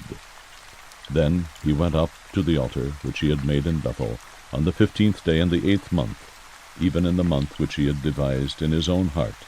And he instituted a feast for the sons of Israel, and went up to the altar to burn incense. 1 Kings 13. Now behold, there came a man of God from Judah to Bethel by the word of the Lord, while Jeroboam was standing by the altar to burn incense. He cried against the altar by the word of the Lord, and said, O altar, altar, thus says the Lord, Behold, a son shall be born to the house of David, Josiah by name. And on you he shall sacrifice the priests of the high places, who burn incense on you, and human bones shall be burned on you. Then he gave a sign the same day, saying, This is the sign which the Lord has spoken. Behold, the altar shall be split apart, and the ashes which are on it shall be poured out. Now when the king heard the saying of the man of God, which he cried against the altar in Bethel, that Jeroboam stretched out his hand from the altar, saying, Seize him. But his hand which he stretched out against him dried up, so that he could not draw it back to himself. The altar also was split apart, and the ashes were poured out from the altar, according to the sign which the man of God had given by the word of the Lord. The king said to the man of God, Please, entreat the Lord your God, and pray for me, that my hand may be restored to me. So the man of God entreated the Lord, and the king's hand was restored to him, and it became as it was before. Then the king said to the man of God, Come home with me, and refresh yourself, and I will give you a reward. But the man of God said to the king, If you were to give me half your house, I would not go with you, nor would I eat bread or drink water in this place. For so it was commanded me by the word of the Lord, saying, You shall eat no bread, nor drink water, nor return by the way which you came. So he went another way, and did not return by the way which he came to Bethel. Now an old prophet was living in Bethel, and his sons came and told him all the deeds which the man of God had done that day in Bethel, the words which he had spoken to the king. These also they related to their father. Their father said to them, Which way did he go? Now his sons had seen the way which the man of God who came from Judah had gone. Then he said to his sons, Saddle the donkey for me. So they saddled the donkey for him, and he rode away on it. So he went after the man of God, and found him sitting under an oak, and he said to him, Are you the man of God who came from Judah? And he said, I am. Then he said to him, Come home with me and eat bread. He said, I cannot return with you, nor go with you, nor will I eat bread or drink water with you in this place. For a command came to me by the word of the Lord. You shall eat no bread, nor drink water there. Do not return by going the way which you came. He said to him, I also am a prophet like you. And an angel spoke to me by the word of the Lord, saying, Bring him back with you to your house, that he may eat bread and drink water. But he lied to him. So he went back with him, and ate bread in his house, and drank water. Now it came about, as they were sitting down at the table, that the word of the Lord came to the prophet who had brought him back. And he cried to the man of God who came from Judah, saying, Thus says the Lord, Because you have disobeyed the command of the Lord, and have not observed the commandment which the Lord your God commanded you, but have returned and eaten bread and drunk water in the place of which he said to you, Eat no bread and drink no water. Your body shall not come to the grave of your fathers. It came about after he had eaten bread, and after he had drunk, that he saddled the donkey for him for the prophet whom he had brought back. Now when he had gone, a lion met him on the way, and killed him, and his body was thrown on the road, with the donkey standing beside it. The lion also was standing beside the body. And behold, men passed by and saw the body thrown on the road, and the lion standing beside the body. So they came and told it in the city where the old prophet lived. Now when the prophet who brought him back from the way heard it, he said, It is the man of God, who disobeyed the command of the Lord. Therefore the Lord has given him to the lion, which has torn him and killed him, according to the word of the Lord which he spoke to him. Then he spoke to his son, saying, Saddle the donkey for me. And they saddled it. He went and found his body thrown on the road, with the donkey and the lion standing beside the body. The lion had not eaten the body, nor torn the donkey. So the prophet took up the body of the man of God, and laid it on the donkey, and brought it back. And he came to the city of the old prophet to mourn and to bury him. He laid his body in his own grave, and they mourned over him, saying, Alas, my brother! After he had buried him, he spoke to his son, saying, When I die, bury me in the grave in which the man of God is buried. Lay my bones beside his bones. For the thing shall surely come to pass which he cried by the word of the Lord against the altar in Bethel, and against all the houses of the high places which are in the cities of Samaria. After this event, Jeroboam did not return from his evil way, but again he made priests of the high places from among all the people. Any who would, he ordained, to be priests of the high places. This event became sin to the house of Jeroboam, even to blot it out, and destroy it from off the face of the earth. 1 Kings 14. At that time Abijah, the son of Jeroboam, became sick. Jeroboam said to his wife, Arise now, and disguise yourself, so that they will not know that you are the wife of Jeroboam, and go to Shiloh.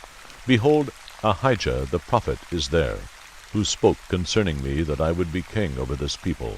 Take 10 loaves with you, some cakes, and a jar of honey, and go to him. He will tell you what will happen to the boy. Jeroboam's wife did so, and arose, and went to Shiloh, and came to the house of Ahijah. Now Ahijah could not see, for his eyes were dim because of his age. Now the Lord had said to Ahijah, Behold, the wife of Jeroboam is coming to inquire of you concerning her son, for he is sick. You shall say thus and thus to her, for it will be when she arrives, that she will pretend to be another woman. When Ahijah heard the sound of her feet coming in the doorway, he said, Come in, wife of Jeroboam. Why do you pretend to be another woman? For I am sent to you with a harsh message. Go, say to Jeroboam, Thus says the Lord God of Israel, Because I exalted you from among the people, and made you leader over my people Israel, and tore the kingdom away from the house of David, and gave it to you, yet you have not been like my servant David, who kept my commandments, and who followed me with all his heart, to do only that which was right in my sight. You also have done more evil than all who were before you, and have gone and made for yourself other gods, and molten images, to provoke me to anger, and have cast me behind your back. Therefore, behold, I am bringing calamity on the house of Jeroboam, and will cut off from Jeroboam every male person, both bond and free in Israel. And I will make a clean sweep of the house of Jeroboam, as one sweeps away dung, until it is all gone. Anyone belonging to Jeroboam who dies in the city, the dogs will eat, and he who dies in the field, the birds of the heavens will eat. For the Lord has spoken it. Now you arise, go to your house. When your feet enter the city, the child will die. All Israel shall mourn for him and bury him, for he alone of Jeroboam's family will come to the grave, because in him something good was found toward the Lord God of Israel in the house of Jeroboam. Moreover, the Lord will raise up for himself a king over Israel, who shall cut off the house of Jeroboam this day, and from now on. For the Lord will strike Israel as a reed is shaken in the water, and he will uproot Israel from this good land which he gave to their fathers, and will scatter them beyond the Euphrates river, because they have made their Asherim, provoking the Lord to anger. He will give up Israel on account of the sins of Jeroboam which he committed, and with which he made Israel to sin. Then Jeroboam's wife arose and departed and came to Tirzah. As she was entering the threshold of the house, the child died.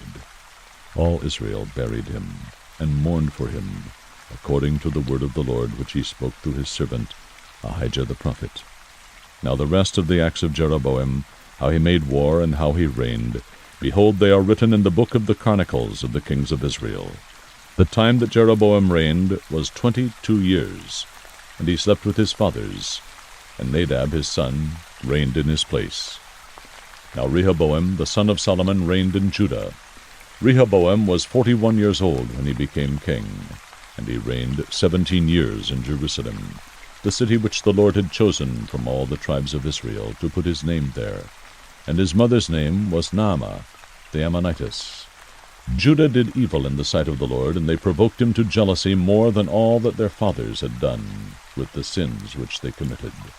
For they also built for themselves high places, and sacred pillars, and Asherim on every high hill, and beneath every luxuriant tree. There were also male cult prostitutes in the land. They did according to all the abominations of the nations which the Lord dispossessed before the sons of Israel.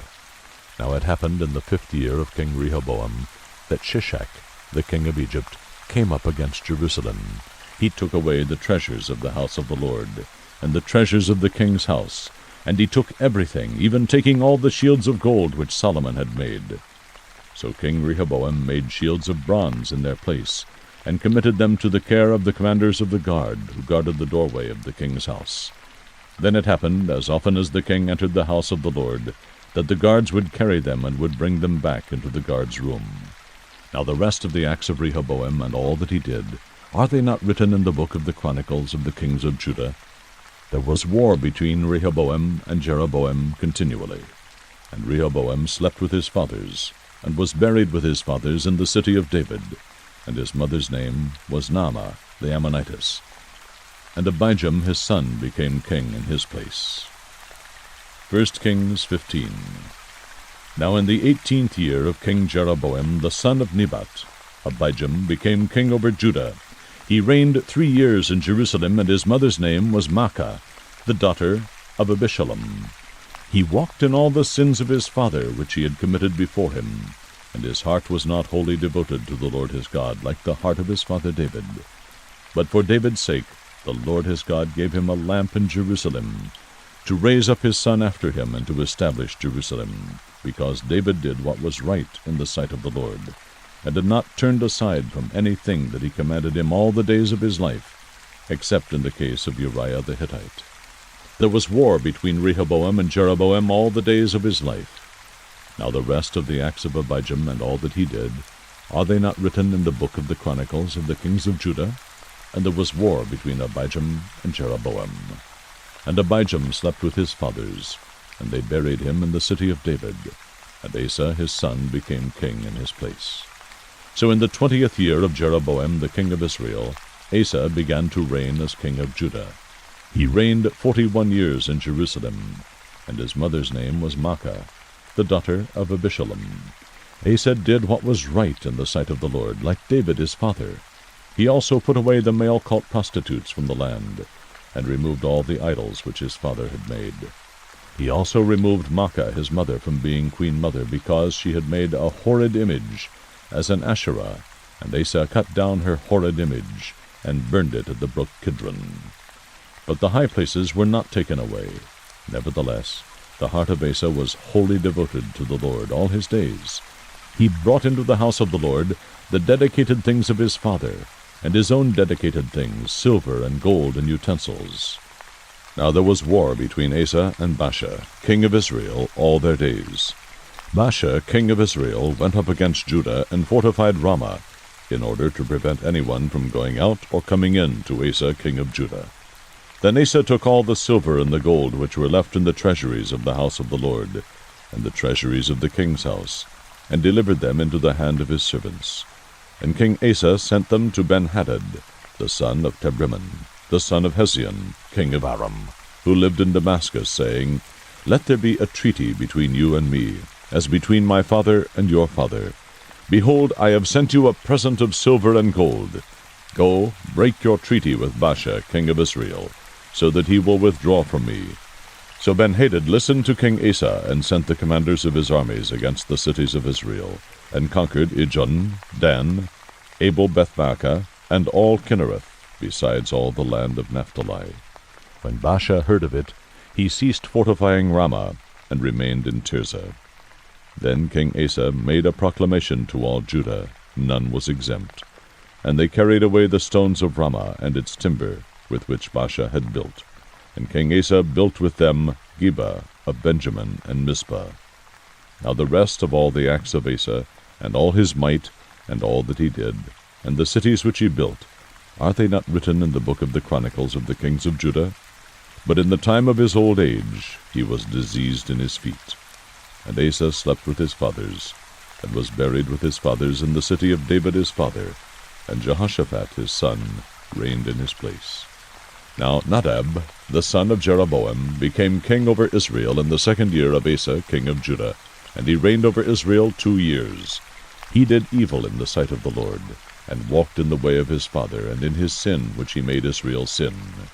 Then Baasha, the son of Ahijah of the house of Issachar, conspired against him, and Baasha struck him down at Gibbethon, which belonged to the Philistines, while Nadab and all Israel were laying siege to Gibbethon. So Baasha killed him in the 3rd year of Asa king of Judah, and reigned in his place. It came about, as soon as he was king, he struck down all the household of Jeroboam. He did not leave to Jeroboam any persons alive, until he had destroyed them, according to the word of the Lord which he spoke by his servant Ahijah the Shilonite. And because of the sins of Jeroboam which he sinned, and which he made Israel sin, because of his provocation with which he provoked the Lord God of Israel to anger. Now the rest of the acts of Nadab, and all that he did, are they not written in the book of the Chronicles of the kings of Israel?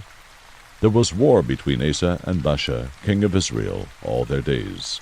In the 3rd year of Asa, king of Judah, Baasha, the son of Ahijah, became king over all Israel at Tirzah, and reigned 24 years. He did evil in the sight of the Lord, and walked in the way of Jeroboam, and in his sin which he made Israel sin.